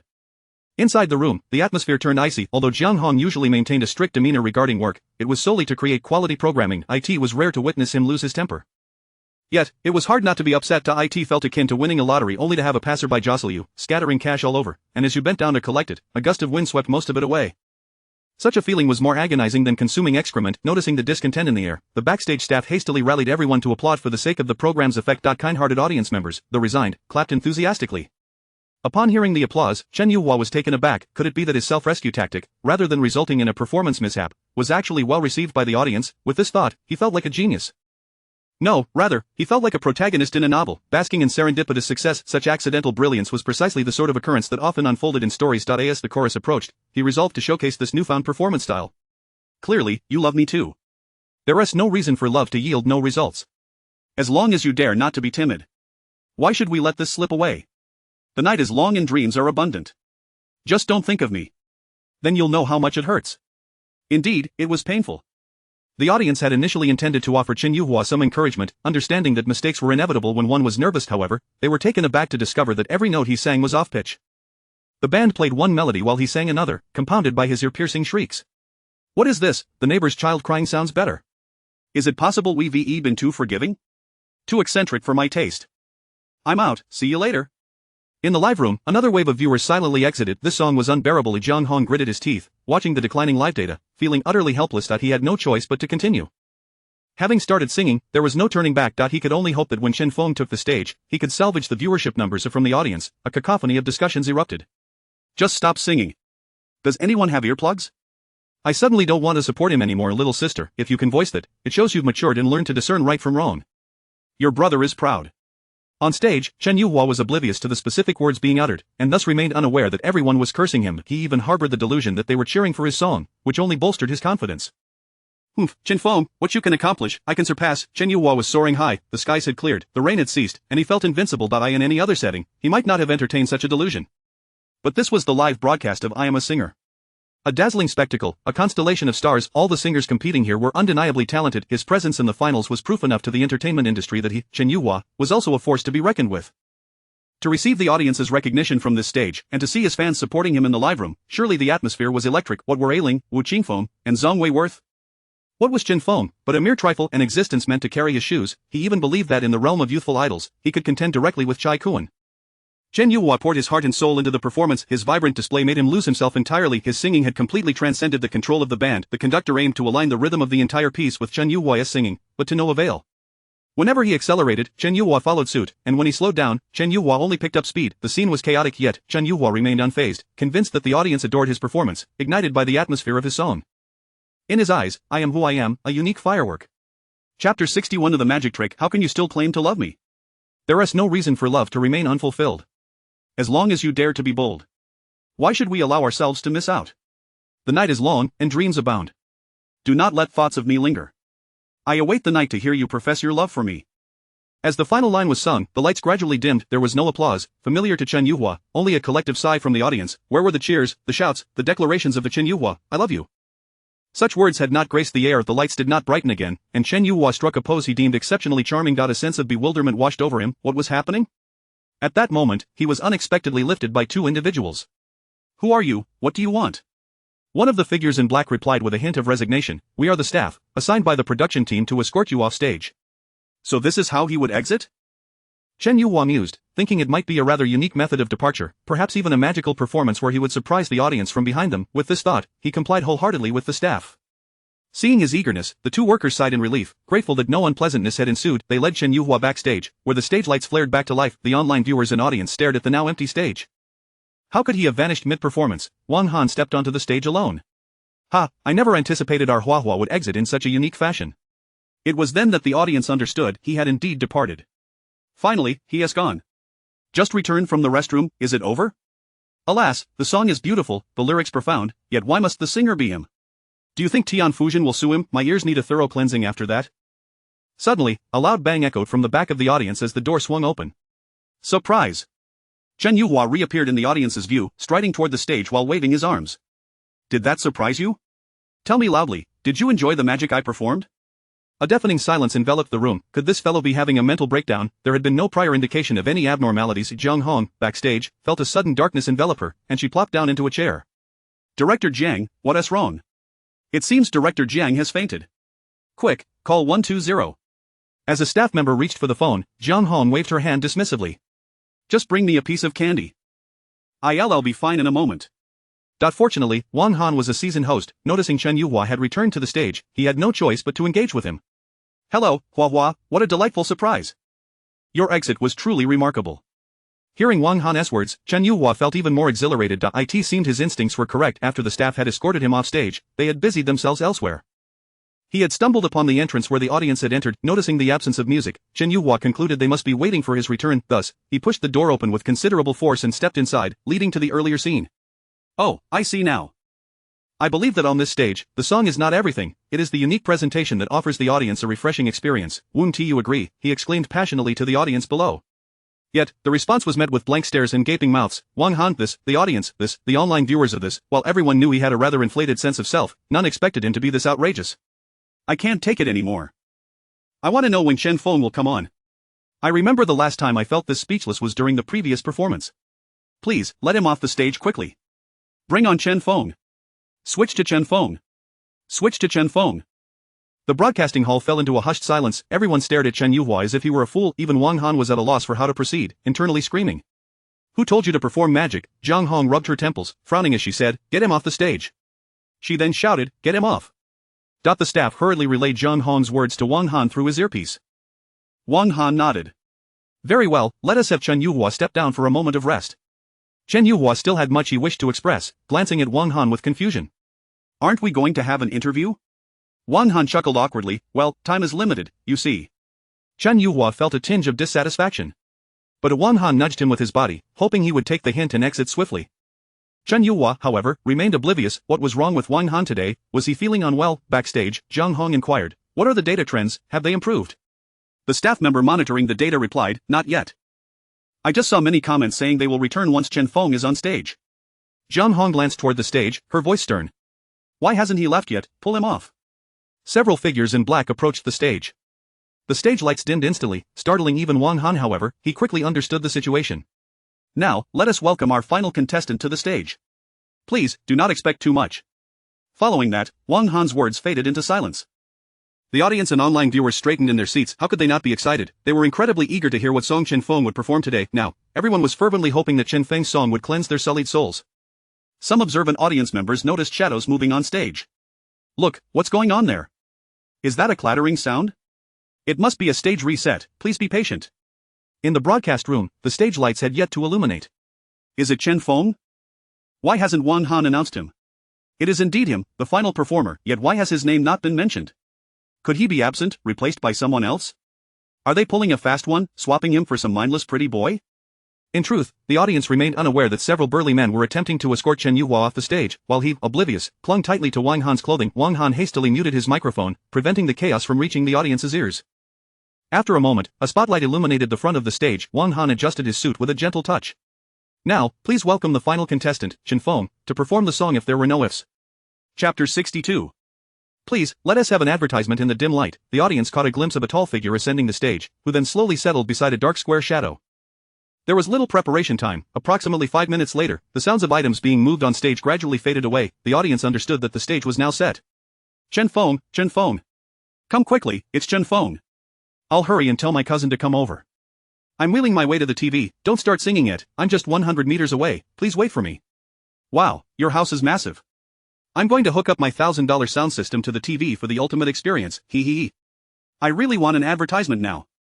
Production team, roll the ads, quick. Yes, let us have an advertisement so others can return in time to listen to Chen Feng's song. Ads, ads. The monitoring staff were taken aback by the comments flooding the chat. Director Jiang, you should take a look at this. Jiang Hong, in a foul mood, approached with an icy tone. What now? I hope you haven't brought me bad news. The staff member trembled, pointing at the computer screen, uncertain whether the news was good or bad. Director Jiang, the comments are all requesting ads. They want to wait for other viewers to see Chen Feng's performance. This scene caused Jiang Hong to hesitate momentarily. In all his years as a variety show director, he had never encountered an audience making such a request. He had, however, often been asked to eliminate advertisements. As a seasoned director, Jiang Hong understood that producing a show meant striving to meet the audience's desires. With the screen inundated with requests for ads, he ceased to hesitate, decisively picking up the intercom and stating, Chen Feng, please hold for a few minutes, the audience wants to wait before you sing. Chen Feng had no objections and did not inquire about the specifics.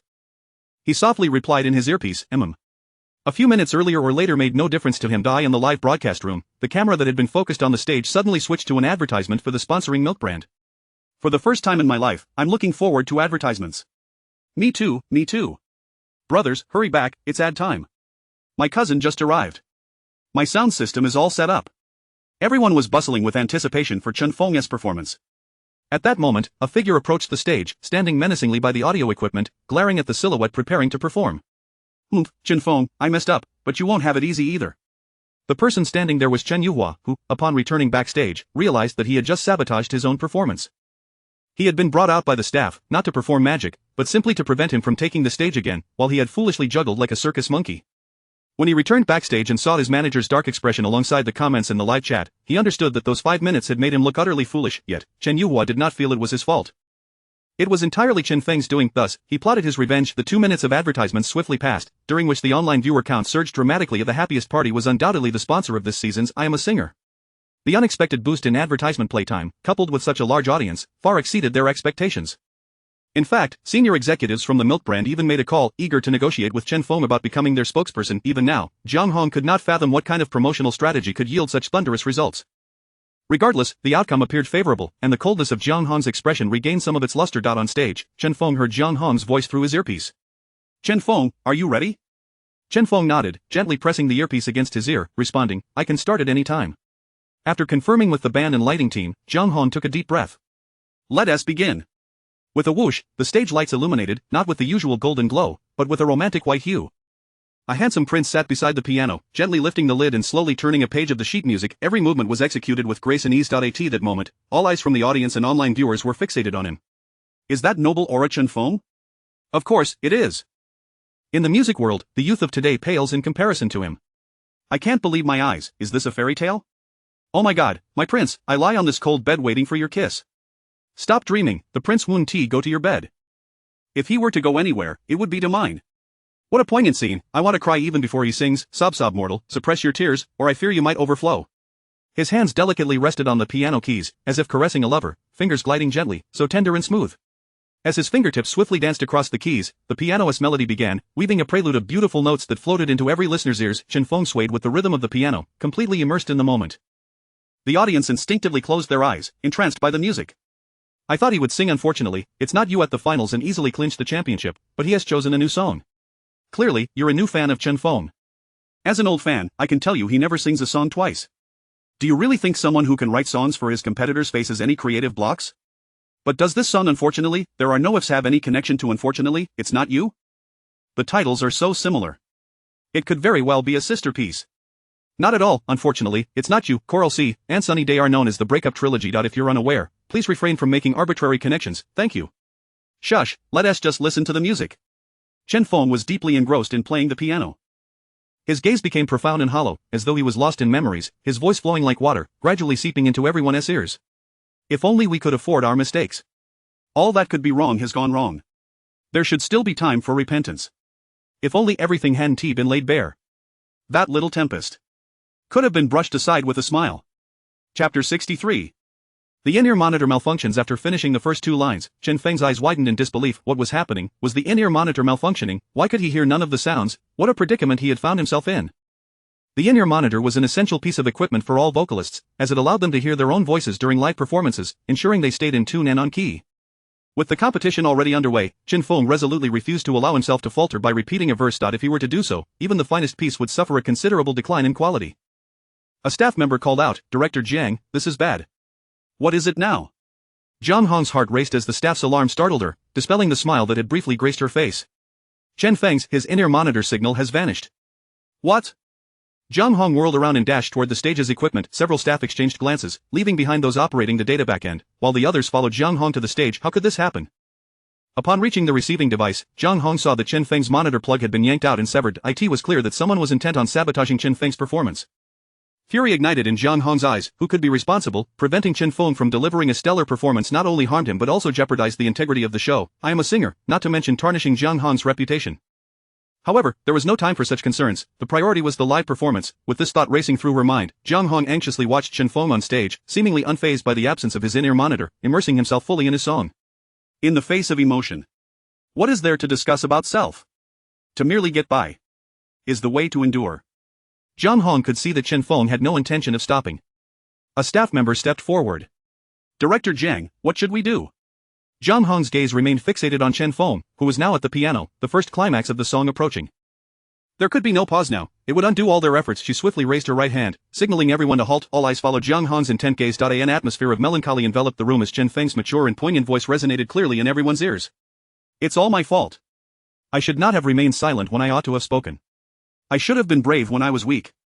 If it weren't for me misunderstanding my own indifference, causing us both sorrow. But the you back then, and the me now. If only we could start over." His voice penetrated the minds of all listeners. Many in front of the screen found themselves reminiscing about how they had failed to cherish their own past relationships, tears cascading down their cheeks. With reddened eyes, they gazed at the man performing on screen, typing furiously. "If I could have another chance, I would steadfastly be with him. I must find her, right now. Before hearing his song, I never knew I could cry so easily. Please, next time, try a happier song.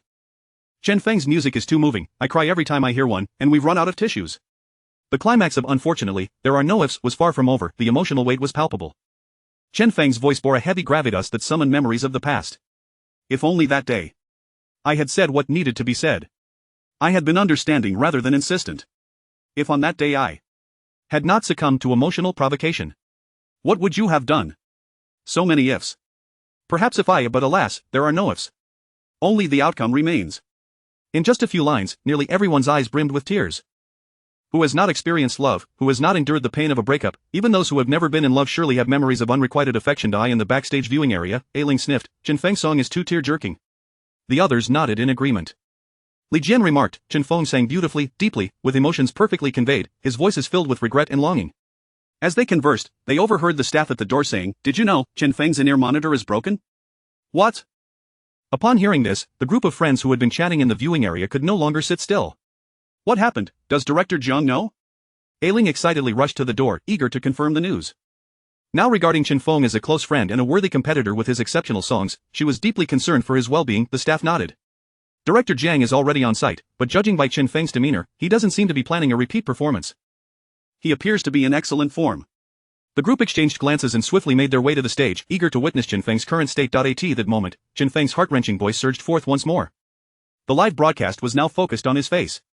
If I had understood sooner that impulsive you, or if I had met the mature me a bit later.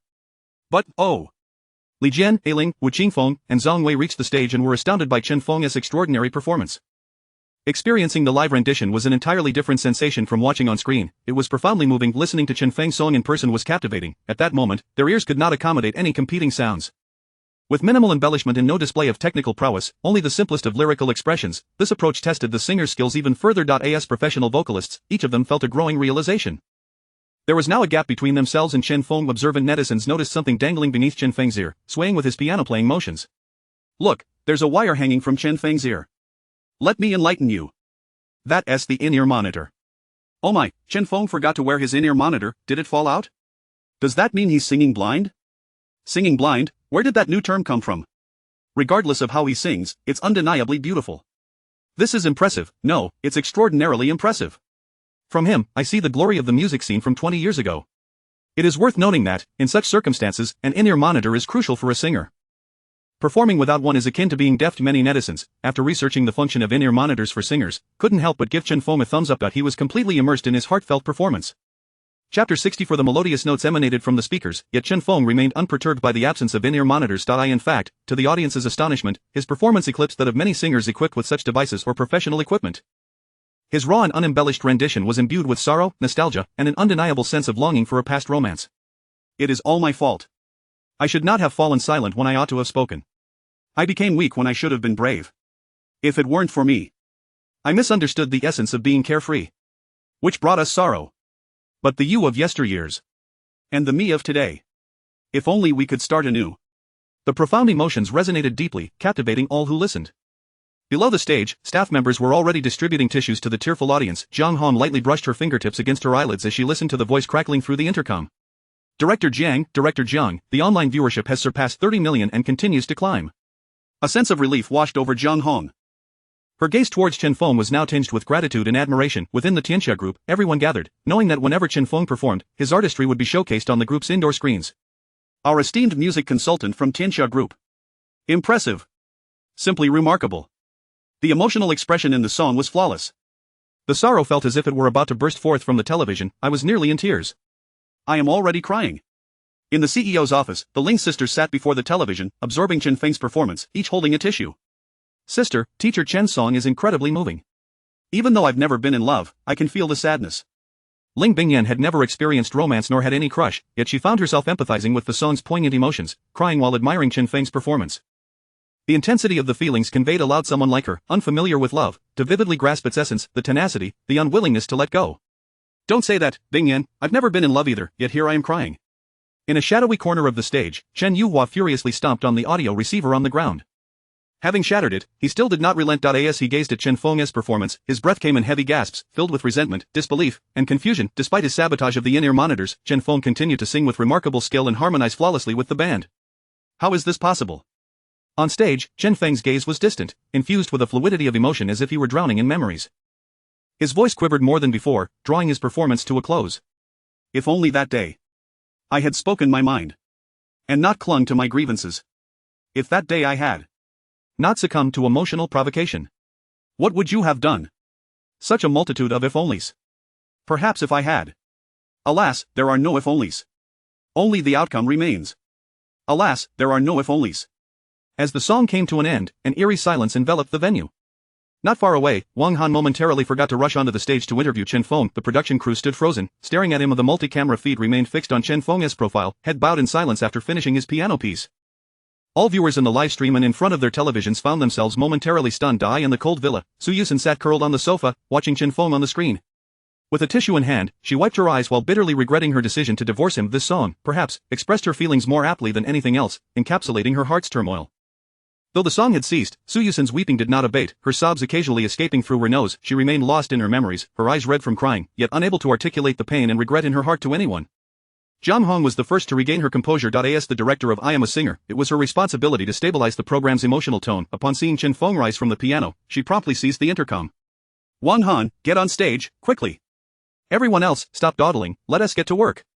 Wang Han, roused by Jiang Hong's command, strode purposefully onto the stage, adjusting his demeanor as he emerged from the song's sorrowful ambience. The audience, noticing Wang Han on stage, also came to their senses, realizing the song had concluded. Then, the entire venue erupted into rapturous applause. The audience stood, fervently clapping for Chen Feng, tears still glistening in their eyes. The previously hushed atmosphere transformed into a cacophony of applause. Viewers in the livestream flooded the screen with YYDS, an expression of admiration. I suddenly find myself nostalgic for those days of dozing off in math class with a high ponytail, passing notes in language class, and writing letters during study hall. She was so oblivious, unaware that I had waited for her all those years. Did you know? A person can sit expressionless, then suddenly their eyes well up, and tears start flowing uncontrollably. If only we could always be together. Following the stream of YYDS, the viewers' memories poured forth. The applause did not subside, lasting even longer than the program had allocated. 30 seconds, 40 seconds, 50 seconds. Wang Han attempted to interject several times but found no opportunity. The audience continued to clap, showing no signs of wanting to stop. Perhaps this was their only means of expressing their love for Chen Feng and his song. After a moment, as the applause began to wane slightly, Wang Han swiftly took up the microphone. Let me ask you, do you think Chen Feng's performance was amazing? Wang Han's strategy to redirect attention proved effective. The applause diminished significantly. Absolutely. Wang Han continued, now let us take a moment to hear what Chen Feng has to say. Finally, the clapping subsided. Wang Han released a sigh of relief, but below, murmurs arose among the audience. What can Chen Feng possibly say? I bet he can manage only 2 sentences. Just look at his performance at the New Song Awards. Among all the award winners, their speeches combined barely lasted 2 minutes. I wager he'll only say one thing today. Haha, he may be handsome and talented, but he is indeed quite reticent. Don't say that. Laughing right after crying feels a bit disrespectful to the song. At that moment, Wang Han spoke into the microphone. Chen Feng, earlier Ailing mentioned that you wrote that song. I would like to ask, did you also compose the lyrics and music yourself? Chapter 65. Well-deserved. Chen Feng did not disappoint the audience. Grasping the microphone in his hand, he succinctly stated, indeed. His economy of words was vividly manifest. It is truly him, that Chen Feng has returned. How amusing, how delightful, 66666, function. Inspiration only strikes when he creates. Wishing to chat casually, dream on. Fortunately, Wang Han had already familiarized himself with Chen Feng's nature while seated in the audience. Alright, Chen Feng, what emotions were you harboring while creating this song? Emotions? Was it even necessary to inquire? Undoubtedly, they were feelings of profound sorrow, melancholy, and solitude. Chen Feng, momentarily thrown off by the in-ear monitor, was not in the best of spirits. I was in a rather poor mood. This revelation left not only the audience but also the viewers in the live stream momentarily stunned. Impressive. Listening to your words is akin to receiving enlightenment. The last time I spoke like this was indeed the last time. The Yangtze River's waves push the previous waves forward, yet the former waves are overtaken by the latter? It cannot be said to be entirely unrelated. One can only assert it is completely unconnected. I admire Chen Feng's talent for elaborate storytelling.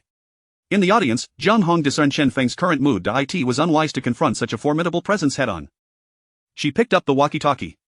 Wang Han, no further questions, let us proceed. Wang Han, sharing her sentiment, smiled and said, thank you, Chen Feng, for your insightful response. After Chen Feng departed the stage, Wang Han continued reciting his script. The 6 contestants of this episode of I Am a Singer have completed their performances, and we shall now commence the voting segment. Please cast your precious votes in the lower left corner. Delicious milk, just drink it. As Wang Han's words faded, the broadcast transitioned into advertising time. In the live stream, viewers began to cast their votes. This competition has been extraordinarily thrilling. To call it a battle of the gods would not be an exaggeration. What should we do? Who should we choose? As expected of the finals, the quality of the songs is unparalleled. Teacher Li Jian is exceptional. I believe Ailing's song is the most melodious and tells a story. Does Chen Feng's song lack a narrative? I find it even more compelling. With only one vote in hand, the audience and viewers faced a difficult decision. Everyone wished to vote for multiple contestants but could only select one. If only we could cast 5 votes, sigh. Aren't there 6 singers? There are 5 singers, plus 1 singer. Ha ha ha ha ha ha. Yes, it's 5 singers plus 1. I'm laughing so hard, family. Regrettably, each voter possessed but a single ballot. I vote for Teacher Li Jian. I cast my vote for Wu Qingfeng. I want to give my vote to Zhongwei. He's my favorite. Ailing. Mo Ballroom is unrivaled. I will vote for Chen Feng, his song resonates with me the most. I also choose Chen Feng, his stage presence is remarkable. The advertising interval swiftly concluded, and the live stream transformed into a split screen, featuring one side showing the stage and the other the backstage viewing area. The 6 contestants sat together on a sofa, awaiting the final results. Wang Han stood on stage to announce the outcomes, gazing at the voting results in his hand. A flicker of change crossed Wang Han's expression. Hello everyone, I am your host Wang Han, and I now possess the voting results. Predictably, he employed the familiar tactic of building suspense before revealing the results. The audience had grown accustomed to this routine. After interacting with the attendees, Wang Han solemnly declared, "Now, I shall announce the recipient of the third place award. It is teacher Wu Qingfeng with his If the Sound is Remembered." In an instant, applause erupted from the audience. Third place was anticipated. Wu Qingfeng's opening performance had successfully elevated the atmosphere of the stage, which was commendable given the strength of the competitors this episode. Managing to surpass Song Wei and Li Jian was indeed impressive. Wu Qingfeng himself held no grievances. He regarded securing third place as the best result he could hope for, knowing full well there were two insurmountable giants ahead of him. Had this song been performed on a regular day, it would undoubtedly have claimed first place. However, the two songs performed today were simply too formidable. In the viewing area, the others applauded Wu Qingfeng warmly. He stood, waved to them, then turned to face the audience on stage. Thank you. I will continue to strive and present more excellent works to repay everyone for their support. It must be said, Wu Qingfeng maintained a commendable attitude. In truth, his ranking was of little consequence given his status in the music industry. It was merely a variety show. What mattered most were his songs and his body of work. A song with widespread acclaim was paramount for any singer. Following the order of rankings in I Am a Singer, the next to be unveiled were the fourth and fifth places. Unsurprisingly, they were Song Wei and Li Jian, and neither of them expressed any dissent. They offered some remarks to the production team and the audience before exiting the stage. Now, only the first, second, and sixth places remained to be announced. However, as long as one had functioning ears and eyes, predicting the sixth place contestant was a foregone conclusion. The gap in ability between the top five and the sixth was simply too vast. While suspense was to be maintained, it was prudent first to announce the inconsequential sixth place. Chen Yuhua, sixth place, congratulations. Wang Han deliberately emphasized the word congratulations at the end of his announcement. This left the viewers in fits of laughter. Is the last place being announced already? No way, do we really need to congratulate the sixth place? Quick, call 120, I've laughed my appendix out. Ha. There are only 6 contestants, anyone could end up in sixth place, and we still need to congratulate them. Brother Han has a knack for hosting. Even Chen Yuhua, the sixth place, gets a congratulatory note. Indeed. In the backstage viewing area, Chen Yuhua's face turned pale. Being declared sixth place was bad enough, but to be congratulated as well was too much. However, the production team and Wang Han paid little heed to such matters. Chen Yuhua, as a young rising star, could easily be replaced. Today he could shine, while tomorrow he could be ousted. He was merely a product of the times. Thus, Chen Yuhua dared not voice any objections and could only grimace as he ascended the stage. Yet, with no other option, he forced himself to respond, "Thank you, Brother Han. I am very happy to have learned so much from my seniors." One must admit, Chen Yuhua displayed a modicum of intelligence in salvaging the situation. Chapter 66, a brief respite. Thus, after a few awkward exchanges on stage, Chen Yuhua exited in a rather disheartened manner. Now, only the first and second places remain to be announced. Wang Han remarked, shaking the list in his hands while beaming at the audience. The spectators were left in suspense, their anticipation palpable as they gazed at Wang Han on the stage. Who will be crowned the champion of this episode? Behind the scenes, Ailing clenched her fists in alignment with Wang Han's words, eager to discover the extent of her gap with Chen Feng. The answer will be revealed after the commercial break. Put. Everyone felt deflated by Wang Han's antics. That old man is quite the trickster. I've been holding my stomach for this, just to see who the champion is, and this is what I get. Wang Han, you're ruining my patience. Hurry up, I need to feed the baby. After a brief commercial, Wang Han's familiar visage reappeared on screens everywhere. The backstage staff communicated the statistics to Jiang Hong below the stage. The live stream has reached an impressive 50 million viewers. Jiang Hong responded with a bright smile, excellent. Meanwhile, Wang Han withdrew the earlier card. The champion of this season's I Am a Singer is, the screen shifted once more to display Chen Feng and Ailing, one on the left and the other on the right, an exhilarating moment. It is Chen Feng. Wang Han exclaimed, followed by, and our second place goes to Ailing. Congratulations to both. Indeed, these were the two individuals truly deserving of accolades. A thunderous applause erupted from the audience, who had long since lost count of how many times they had clapped with such fervor today. However, to them, it no longer mattered. The performances had been so splendid that even sore hands were a small price to pay. Chen Feng's victory was anticipated by many, rendering it no shock. What a pity there is no if was his own, and he had accompanied it with his own performance, while also composing and writing Mode Dancehall. 2 songs presented on the same stage. If he were not to be crowned champion, then who could rightfully claim that title? Congratulations, Chen Feng. Well deserved, indeed. To secure the championship on I Am a Singer is an extraordinary feat. What remarkable talent. Let us release an album featuring these 3 songs from I Am a Singer. Absolutely, with such incredible songwriting skills and vocal prowess, these 3 songs must be compiled into an album. Please, we beg you. Release Blue and White Porcelain, Rice Aroma, and What a Pity There Is No If. We plead. Ailing rose and approached Chen Feng for an embrace. Congratulations. Chen Feng smiled gently. And congratulations to you as well. Ailing released Chen Feng and nodded in acknowledgement. She felt no disappointment. Without Chen Feng, she would not have achieved such an outstanding performance. Had it not been for him, she would likely have lingered around 4th or 5th place. Everyone was simply too remarkable. Moreover, Mo Dance Hall was an invaluable treasure for Ailing. This song transcended mere rankings or monetary value. Chen Feng and Ailing joined hands as they made their way to the stage, where Li Jian and others extended their congratulations. Congratulations, Chen Feng. Amazing. Don't forget to write me a song next time. Only Chen Yuhua stood aside, casting a spiteful glare at them. Wang Han refrained from further interviews and promptly declared, the finals of I Am a Singer have concluded. After the show, Chen Feng exited the studio. Outside, a throng of reporters and fans surged toward him. Chen Feng. Please sign my name. Chen Feng, I love you. Chen Feng, are you single? Marry me. Wow, Chen Feng was taken aback. Even after the award ceremony yesterday, he had never encountered such a scene. The crowd was overwhelmingly focused on him, while only a few fans approached the other singers for autographs. Chen Yuhua, meanwhile, was completely ignored. Once the most popular, he now found himself overlooked. Today, for reasons unknown, his exit to the car was unusually smooth. The other stars signed autographs for their fans before making their way to their vehicles. Yet, the reporters continued to pursue Chen Feng, bombarding him with questions. Where will you perform next? Are there plans for an album? Is the rumor about you and Xia Shuai true? Is Su Yuxin regretting her decision and looking to remarry you? After much effort, Chen Feng finally maneuvered through the crowd and settled into the business car dispatched by Tianxia Media. As soon as he entered, he was startled. Congratulations. 2 ladies, please hide quickly. If the reporters catch sight of you, no one will leave here today. To his surprise, it was the Ling sisters seated inside the vehicle. Chen Feng glanced at the driver, who wore a wry smile but said nothing. It was hardly feasible to deny the arrival of the young ladies. Why aren't you two resting at home? What brings you here? Ling Bingxue huffed. It's just that my younger sister misses you. Ling Bingyan's cheeks flushed as she playfully nudged her sister. What are you saying, sister? Each time, Ling Bingxue would use Ling Bingyan to mask her own longing for Chen Feng. After all, one couldn't possibly compete with their own sister for affection. At that moment, Ling Bingyan handed Chen Feng a bottle of water. Teacher Chen, have some water. Chen Feng turned to offer her a gentle smile, taking a couple of sips. The business car moved forward at a leisurely pace. Advisor Chen, what are your upcoming plans? Chen Feng glanced back at Ling Bingxue. Why do you ask? As your boss, I ought to be aware of your arrangements in the near future. Ling Bingshue's inquiry did not seem out of place. Chen Feng pondered for a moment. I suppose I will take a short break and then participate in the Masked Singer program. In truth, he had not given this matter much thought. The group casually found a nearby eatery for a late-night snack. Upon returning to the car, Chen Feng yawned, feeling utterly relaxed yet somewhat fatigued, yearning for rest. He silenced his phone, determined that no one would disturb him from this moment onward.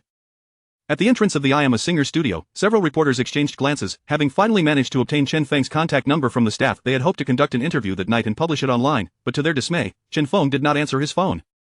On the journey home, Chen Feng reclined comfortably in the second row of the business car. By the way, Bingyan, have I completed all my classes? He suddenly recalled this matter, having been too busy recently to remember his teaching obligations at the Beijing Music Academy. Yes, Teacher Chen, all your courses have concluded, and some departments have even started their holiday. Gazing through the sunroof at the starry sky, Chen Feng mused, Boss, grant me a few days off. Chapter 67. Give it a try holiday? Consultant Chen, you have surpassed me and are on the verge of becoming the star of our company. How could I dare to manage you? Ling Bingxue remarked with a playful tone. That's wonderful. Thus, Chen Feng's vacation commenced. With nearly a month remaining until the recording of Masked Singer, the courses at the Beijing Conservatory of Music had also concluded. He was not inclined to spend his days in a relentless flurry of activity. Awakening at noon, Chen Feng picked up his phone. Fortunately, he had silenced it the previous night, otherwise, a languorous slumber would have been impossible. Messages of congratulations poured in from classmates and teachers at the conservatory, along with congratulatory texts and dining invitations from employees of Tianxia Group, and several calls from friends. He responded to each in turn. However, the most vexing aspect was the over 100 missed calls from unfamiliar numbers. Someone had evidently leaked his number. It seemed imperative to change his phone number. In the breakfast shop downstairs, amidst the congratulations from the staff, Chen Feng began to relish his lunch. As he savored a steamed bun, his phone screen illuminated, revealing a message from Ling Bingyan. Teacher Chen, the recording of In the Haste of Youth is complete. Shortly thereafter, an audio file was sent. Such promptness, Chen Feng quickly finished his bun. He opened Ling Bingyan's file directly. The somber resonance of the piano and cello prelude emanated from his phone speaker, reminiscent of the sunset after a high school day. Ling Bingyan's voice appeared at just the right moment, evoking memories of when he had first sung this song with her, back when she still exhibited a degree of awkwardness. At that time, her familiarity with In the Haste of Youth was a far cry from recurrent prowess, yet her performance had left him entranced. Ling Bingyan's singing bore a significant contrast to that of Ling Bingxue. It was steady, devoid of playfulness. Her voice was ethereal and melodious, tender like a gentle breeze, offering a sense of comfort. Regrettably, this audio file was merely 1 minute long, not the complete song. Chen Feng found himself yearning for more and nevertheless, he replied to Ling Bingyan, "You've begun recording so quickly?" It seemed as though she had been awaiting his response, as she replied almost instantly. Indeed, the movie is set to release soon, and the theme song must be launched prior to the film. Chen Feng understood that the vast majority of movie theme songs are released online shortly after the trailer. A captivating theme song could usher in a significant wave of box office success. He responded, "Alright, I'll listen again." Once more, he opened the file, attentively listening while internally comparing Ling Bingyan's voice to that of Wang Fei, the diva from his previous world. After a while, Chen Feng sent Ling Bingyan a message. "You can accentuate a touch of strength within the warmth." Warmth? Strength? What on earth was he implying? Ling Bingyan furrowed her brows. During her previous singing practices, she had adopted a route of calm and deep emotions. Yet, as the lyricist and composer of this song, as well as the teacher she admired most, she chose to trust him. Yes, while your singing is heartfelt, this song is about youth. It must embody elements of vitality, not merely high notes, Chen Feng patiently elucidated to Ling Bingyan. Although he was unsure if she would grasp his meaning, he could not simply say that Wang Fei had sung it in this manner.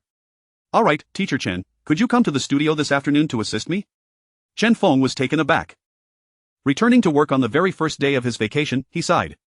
"I'll head over once I've finished my bun." In the recording studio of Tianxia Media, Ling Bingyan's complexion was slightly flushed as she set down her phone and began to hum in the haste of youth, involuntarily. Warmth, with a hint of strength, she pondered what this sensation might entail. Having finished his lunch, Chen Feng rode a shared bicycle leisurely to Tianxia Media. As he made his way through the company, he greeted the employees he encountered. After a brief tour, he did not spot Ling Bingyan. He casually inquired of a staff member, "Have you seen Bingyan?" The young woman replied, "Bingyan is in the recording studio and hasn't come out." "Are you looking for her, Consultant Chen? Shall I call her for you?" Chen Feng waved his hand dismissively. "No need, you carry on. I can find her myself." The young woman nodded and departed with her documents. Chen Feng approached the recording studio, peering through the glass. Indeed, Ling Bingyan was diligently practicing inside. Her earnest demeanor genuinely surprised Chen Feng. Was this a trait of the Ling family? He recalled how her sister, Ling Bingxue, had been equally meticulous when they sang choral C, striving for perfection with every word. Yet, it was imperative that Ling Bingyan excel in this song. Although she frequently performed cover songs on Douyin, none of those were truly hers. A singer must possess original songs to make a mark in the music industry. However, Chen Feng had no qualms about the quality of In the Haste of Youth. It would undoubtedly rival any song in existence. Simultaneously, Ling Bingyan's professionalism and her vocal talent instilled in Chen Feng a firm belief that her rise to fame was merely a matter of time. After a while, feeling somewhat fatigued, Ling Bingyan set down the microphone and noticed Chen Feng smiling at her through the glass. Her face flushed. She stepped out in a few strides. "Teacher Chen, why didn't you say you were here?" Chen Feng scratched his head. "I didn't want to interrupt your earnest practice." "Oh, I see. How is the practice going?" "It seems you've made some progress compared to before." The moment he spoke, Ling Bingyan pouted adorably, a sight that would surely captivate the other boys at school, causing them to walk into lampposts. Ling Bingyan practiced several times but could not quite grasp the feeling Chen Feng had described. Warmth infused with strength. It felt too abstract to her. In her mind, it was entirely elusive, and she was at a loss to understand what sensation Chen Feng was referring to. Observing her current state, Chen Feng surmised that she had likely failed to discover the essence of what he had conveyed. He pressed a hand to his forehead. Wang Fei's voice resonated clearly in his mind, yet that was a female voice. How could a man like him possibly express such a feeling? What to do? As Ling Bingyan's teacher, he found himself unable to provide her with the guidance she needed. Wouldn't that be rather embarrassing? "Teacher Chen, could you please sing it one more time for me?" Ling Bingyan inquired when Chen Feng remained silent. Indeed, Chen Feng felt a shiver run down his spine. While he had no issue with the lyrics and melody of In the Haste of Youth, capturing the essence of Wang Fei's rendition proved quite challenging. Gazing into Ling Bingyan's sparkling eyes, he steeled himself. Perhaps he should give it a try. Chapter 68 The amusement park. However, you should first have your lunch. Singing on an empty stomach will leave your breath unsteady, Chen Feng casually remarked, prompting Ling Bingyan to obediently go for her meal. Chen Feng settled himself on a chair outside the recording studio, repeatedly contemplating how to deliver the song. Hastily, in that year, how many farewells did we utter before procrastinating? Chen Feng continuously hummed the opening lines, striving to immerse himself in the essence of Wang Fei from his previous life. About an hour later, Ling Bingyan returned to the studio, and before entering, she covered her mouth and took a deep breath. It seems this breath-freshening spray works wonders. Pleased with her choice, Ling Bingyan stepped into the recording studio. Chen Feng remained seated, poring over the lyrics, humming them repeatedly. After a brief exchange with the band instructor, Ling Bingyan approached Chen Feng. "Teacher Chen, how does it sound? Is it all right?" Chen Feng flashed a smile. "There shouldn't be any issues." After exchanging a few casual remarks, the band instructor approached. "Bingyan, the instruments are set up, we can begin." "All right." Ling Bingyan nodded and pulled Chen Feng into the studio. Once inside, Chen Feng gently hummed a couple of notes to test the sound. He glanced at the eager Ling Bingyan and signaled an okay to the band instructor. The prelude, a harmonious blend of piano and cello, began to resonate. Moments later, Chen Feng's voice joined in. "In that hasty year, how many farewells did we utter? After saying goodbye, we continued to procrastinate. Alas, who has not loved in vain? An eloquent expression of emotions. In that hasty year, we carelessly let go. Promises too burdensome to bear. Only to await others' fulfillment. Ling Bingyan was entranced. It was her first time listening to Chen Feng sing from such a close distance. She couldn't help but be captivated. His voice was truly enchanting, with a remarkable timbre. Although his voice was light and ethereal, Ling Bingyan discerned the depth of feeling he conveyed, gentle yet powerful. With her eyes closed, she listened intently, realizing it was indeed different from what she had sung previously. Soon, Chen Feng concluded his segment. Ling Bingyan's eyes sparkled with excitement. Chen Feng gestured for her to join in and find the rhythm. Ling Bingyan nodded vigorously and raised the microphone. In that hasty year, we hardly ventured into the world. Only captivated by the same familiar face. So inexplicably charming, so delightfully endearing. When we quarreled, it was utterly vexing. In that year of love, we were destined to be hasty. Because we did not comprehend the stubborn promises. Merely the prelude to our separation. Their duet left the band instructor spellbound. After a few rounds of collaboration, Chen Feng inquired, "How does it feel? Have you found your rhythm?" It was evident that Ling Bingyan was overjoyed. "I have found it, thank you, Teacher Chen." Chen Feng glanced at his watch. "There's still time. If you're feeling good, you could record a take, and I'll listen." Ling Bingyan took a sip of water to soothe her throat, cleared it a couple of times, and felt ready. The previous rounds of singing alongside Chen Feng not only helped her find the rhythm but also helped her vocal cords recall muscle memory. After signaling to the band instructor, Ling Bingyan earnestly grasped the microphone. The staff from Tianxia Media gathered around. The music flowed naturally, deep and melodious. After a brief prelude, Ling Bingyan's voice emerged ethereal, gentle, yet powerful. Chen Feng silently praised her. The resonance was remarkably reminiscent of his past life with Wang Fei. Yet, it also carried Ling Bingyan's unique essence. Chen Feng was captivated. Do not blame that kiss mark, it has yet to form a callus. Embracing hibernation, unable to transform into a celestial being. Do not fault this relationship for lacking repetition. It is the grace bestowed by time. The time for regret. Due to the open door of the recording studio, the staff at Tianxia Media paused their tasks to listen to Ling Bingyan's enchanting performance. Stunningly beautiful. Is this really Bingyan? Her voice is exquisite. I've never heard such a melodious tone. It has the essence of a nightingale, so ethereal. Our company is about to unveil a major star.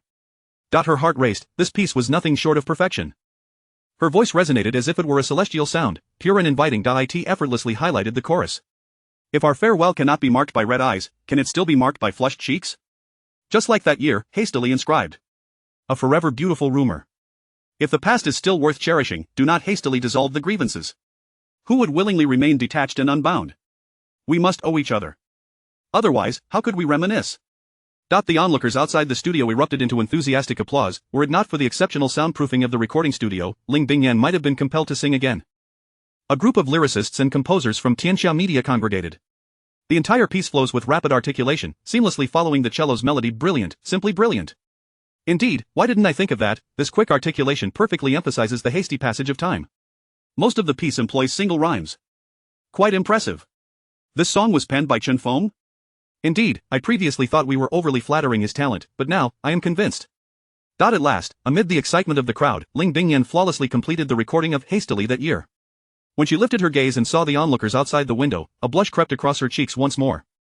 Everyone was giving her a thumbs up. Incredible, absolutely incredible. However, all of this was well deserved by Ling Bingyan. Since receiving the song, she had kept the score close, diligently internalizing every note and lyric. Even the tiniest detail was something she meticulously honed. Chen Feng's voice broke through her reverie. You're quite impressive, Bingyan. I'm thoroughly enamored. Thank you, Teacher Chen. Ling Bingyan shyly lowered her head, fully aware that Chen Feng was referring to her performance of the song. Yet, her heart raced uncontrollably. As they exited the studio, the sound engineer approached Ling Bingyan to congratulate her. To everyone present, it seemed a bright star was rising within Tianxia Media. Chen Feng gazed out the window. Wow, time flies. The traffic on the overpass outside the floor-to-ceiling windows of Tianxia Media is moving slowly, illuminated by the headlights. It's already nighttime. With a sigh, Chen Feng reflected that his first day of vacation had slipped away. Teacher Chen, do you have any plans for tomorrow? Using the window's reflection, Chen Feng spotted Ling Bingyan approaching from behind. Nothing planned. Just resting at home. In the reflection, Ling Bingyan playfully kicked one foot against the heel of the other. A new amusement park has opened in the capital, and I haven't had a chance to visit. Chapter 69. Couple tickets. Oh, then you should go. Chen Feng scratched his nose, feeling a slight itch. He was at a loss. Was Teacher Chen truly oblivious, such an evident invitation, yet he failed to register it? This left Ling Bingyan, who had intended to seize the opportunity to invite Chen Feng to the amusement park, speechless. It was not how dramas portrayed it at all. The male lead should have responded, "Sure, I'll accompany you," and the female lead would joyfully agree. Yet now with this thought, Ling Bingyan cast a frustrated glance at Chen Feng, her enchanting eyes glistening, before turning on her heel to leave in a huff. So, is that amusement park interesting? Ling Bingyan genuinely felt the urge to kick Chen Feng. Why had he only just asked? Not interesting. Ling Bingyan retorted with a hint of annoyance, her voice squeezed out through clenched teeth, betraying her emotions. Wait, was Ling Bingyan truly angry? Chen Feng found himself momentarily dazed. Then it dawned on him, she wanted him to accompany her. Amused, he began searching for information about the amusement park on his phone. A must-visit hotspot for the youth, exhilarating and entertaining, the #1 amusement park in the capital. After reading the reviews, Chen Feng felt it indeed sounded delightful. He recalled the last time he visited an amusement park, it must have been back in high school. Tomorrow, I have nothing planned, let us go have some fun together. Upon hearing Chen Feng's words, Ling Bingyan instinctively felt a surge of happiness, yet her expression fell short of showing it, abruptly halting as she remembered she was supposed to be angry.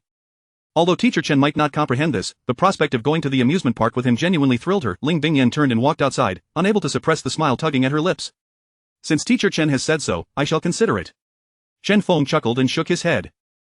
The following day, at the entrance of the capital's most popular DD amusement park, Chen Feng met with Ling Bingyan, dressed casually in a short-sleeved shirt and shorts, paired with flip-flops. Chen Feng appeared remarkably relaxed.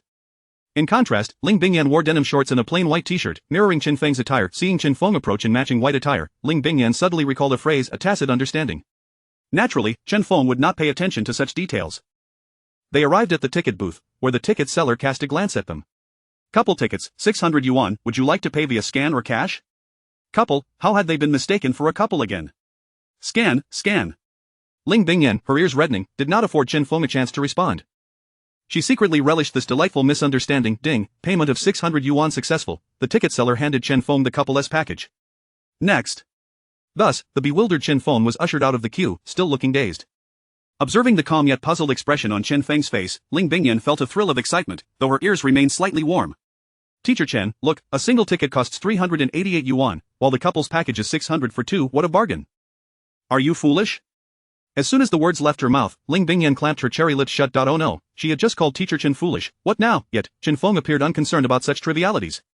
Glancing at the ticket purchasing rules posted at the booth, he noted that the ticket allowed free access to most attractions in the park. Saving over 100 yuan for 2 tickets made Chen Feng smile as he remarked, not bad, not bad. Let us pretend to be a couple today. Who would have imagined that a rising star, whose singles could sell for over 1 million, would feel as giddy as a child simply for saving over 100 yuan?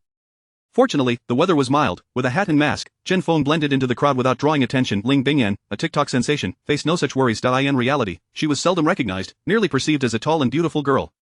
After entering the amusement park, Chen Feng curiously engaged Ling Bingyan in conversation. She seemed entirely different from her sister, Ling Bingxue, and he thought she would not enjoy the amusement park. At that moment, Ling Bingyan, her captivating eyes sparkling with excitement, gazed at the jubilant atmosphere of the amusement park. She pursed her lips, wishing to convey her desire to enjoy it with him. Yet, those words remained trapped in her throat. After much hesitation, she finally managed to utter, I just wanted to come. Chen Feng blinked in surprise, realizing he had asked an unnecessary question. Spreading his arms, he said, let us go have some fun. Holding the tickets, Ling Bingyan naturally decided the order of attractions. At that moment, she felt as joyous as a lamb frolicking on a green pasture, and Chen Feng followed closely behind. As the most popular amusement park in the capital, DD Amusement Park was bustling with crowds, and the pathways were teeming with people. Finally, after weaving through the throng, they arrived at a wide avenue. The sign read Imimi Street. Looking around, they saw an array of shops and restaurants lining both sides of the street. Standing at the entrance, they could feel the joyous atmosphere of this street, a retreat from the mundane, leading into various realms filled with adventure, fantasy, and future. This must be the kingdom of fairy tales. It was hard for anyone to resist the allure of such joy. Ling Bingyan stepped on Imimi Street, her eyes sparkled even more brightly, and she turned back to glance at Chen Feng, who was closely following her. Ahead, a parade of cartoon characters marched by Mimi Mouse, Tang Tang Duck, beloved figures by many. Chen Feng's spirits lifted alongside the parade, and he gradually moved to Ling Bingyan's side. This was fascinating, truly fascinating. Chen Feng reflected on how his previous life had been overwhelmingly busy, leaving him no opportunity to visit amusement parks. Since arriving in this world, he had only experienced minor attractions in parks during his childhood. All his impressions of amusement parks were rooted in that time. He never expected this place to be the epitome of an amusement park, akin to clearing the clouds to reveal a mountain. It was Ling Bingyan's first visit to DD Amusement Park as well, and her mouth slightly agape. She found her breath quickening. Having seen others rave about it online, she was pleasantly surprised to discover that it exceeded their praises. Would you two like to buy a headpiece? A staff member donned in colorful overalls approached them. Wearing a headpiece would complement the amusement park even more. Ling Bingyan glanced at the various accessories hanging from the staff member's attire. Yes, I want those big black ears with a bow. And he can have the ones without a bow. Chen Feng had intended to request a pair of little deer antlers, but before he could speak, Ling Bingyan swiftly adorned him with the Mimi Mouse ears. Wearing the Mimi Mouse headpiece, Chen Feng looked adorably dazed, prompting Ling Bingyan to burst into laughter. Chapter 70 Numb feet. Having settled the payment, Chen Feng gazed at Ling Bingyan, who looked up at him. They exchanged a light chuckle. Ever since Ling Bingyan entered the amusement park, she seemed to have transformed entirely. No longer aloof, she resembled a child, eagerly desiring to partake in one attraction after another. At times, when confronted with two options, she would stand indecisively, pointing to the left and then to the right, utterly flustered. She wished to experience both, unwilling to forego either. Chen Feng chuckled from the side. Just go ahead and enjoy. We have all the time in the world. Ling Bingyan hesitated. But we only have one day. The online reviews say there are too many attractions to experience them all. Chen Feng deftly extracted the tickets from her hand. Glancing at the information printed on them, he noticed a carousel not far away, an attraction beloved by young ladies. Follow me, he urged, gently nudging the still stationary Ling Bingyan. They made their way to the queue. It must be said, the crowded DD amusement park was overwhelming. The two of them blended into the throngs of hundreds waiting in line, rendering them rather inconspicuous. After about half an hour, they reached the front. Let me have the tickets. I need to punch them, the ticket inspector said, extracting the two tickets from Chen Feng's hand and perforating them. After the inspection, Chen Feng and Ling Bingyan stepped into the grand carousel. Ling Bingyan sought out an unoccupied horse. Teacher Chen, I want to ride this one. All right, Chen Feng replied, but you must help me. Chen Feng had already settled into a large teacup, but reluctantly, he made his way to assist Ling Bingyan, as she had chosen the highest horse on the carousel. After helping her, he found his previous spot taken by a couple. With no choice, he hurriedly seated himself on a nearby small pony, complete with Mickey Mouse ears on his head, looking quite comical. The pony he chose was clearly designed for children. Fortunately, the carousel was sparsely populated with young children, mostly occupied by young couples. Chen Feng firmly planted his legs on the ground, grasping the horse's pole with both hands. Remember to hold on tight, don't let yourself be jostled off, he cautioned. From his position behind Ling Bingyan, he watched the adorable bow-adorned Mickey Mouse headpiece sway side to side. Got it, Teacher Chen, how do you feel? Ling Bingyan cheerfully turned her head back, her smile broadening upon seeing Chen Feng's appearance. Teacher Chen, I must capture this moment, Ling Bingyan exclaimed as she reached for her phone. Suddenly, the carousel began to move, and Chen Feng heard Ling Bingyan's startled cry, prompting him to rise quickly to assist her. Thankfully, she was merely startled and had not fallen from her mount. As the carousel swayed up and down, Ling Bingyan gradually relaxed, releasing her grip on the pole and spreading her arms wide. Her joy radiated from within. The carousel spun at a gentle pace, rising slowly and then descending, while Chen Feng remained vigilant, watching her from behind, fearful she might lose her balance again. Fortunately, the 5 minutes passed swiftly, and the carousel gradually came to a halt as the music faded. Ling Bingyan gracefully dismounted, pulling out her phone to capture Chen Feng, who had yet to rise. Click. Observing the image of Chen Feng squatting on the children's carousel, Ling Bingyan's former aloofness had vanished, replaced by the infectious laughter of a neighborly girl. She tugged at Chen Feng, whose legs had gone numb. Amidst the amusement park staff's bemusement, Ling Bingyan supported the limping Chen Feng as they made their way to the exit point. One staff member shot a glance at Chen Feng. At such a young age, and already like this. Sigh. Upon reaching the exit, Ling Bingyan expressed her concern. Are you alright, Teacher Chen? Chen Feng leaned against the railing, waving his hand dismissively. I'm fine, really, it's just that I squatted too long. I'll be alright shortly. Ling Bingyan nodded, her eyes scanning the vicinity. She pointed her long arm towards the roller coaster in the distance. Can we? However, Chen Feng noticed her hesitation. Are you afraid, Teacher Chen? Chen Feng stomped his feet, feeling his legs regain some agility. Afraid? Nonsense. Am I the kind of person who fears? Then you, Bingyan, look at that line, it's extraordinarily long. I estimate we'll be waiting over an hour, yet the ride lasts only 2 minutes.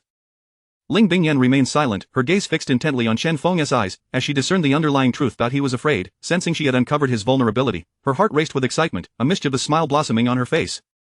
I am going to ride, she declared, seizing Chen Feng's hand and leading him towards the roller coaster. Chen Feng had no choice but to quicken his pace, exclaiming, My legs! My legs! As they walked, Ling Bingyan's heart raced. His large, warm hand provided a reassuring sense of safety. Meanwhile, Chen Feng still attempted to resist. What about the bumper cars over there? Don't rush, don't rush, there's also that. Look, everyone is heading towards the little train. Yet, no matter how Chen Feng pleaded, Ling Bingyan remained undeterred, resolutely pulling him towards the roller coaster. Fine, I can't argue with you, he sighed. Ling Bingyan, now in front, raised her eyebrows, released Chen Feng's hand, and bounced eagerly towards the queue. Reaching the end, she waved at him. Hurry up, Teacher Chen, her voice brimmed with joy. Thus, the duo embarked once more on their lengthy queuing journey. Once strapped in and secured, Chen Feng found himself fortunate to be seated at the back of the roller coaster, where the visual impact was not as intense as the front. With the assistance of the staff, Chen Feng and Ling Bingyan were all set, awaiting the ride's commencement. Chen Feng took a moment to check his safety harness, then ensured Ling Bingyan's was secure as well. After tugging on it twice, he deemed it satisfactory and settled in. This was his first time on a roller coaster in 2 lifetimes. He exhaled deeply. What's wrong, Teacher Chen? Huh? Oh, nothing at all. As he spoke, Chen Feng's hands instinctively grasped the safety bar tightly. His actions did not escape Ling Bingyan's notice, although her face bore no expression. Her inner imp reveled in taunting Chen Feng.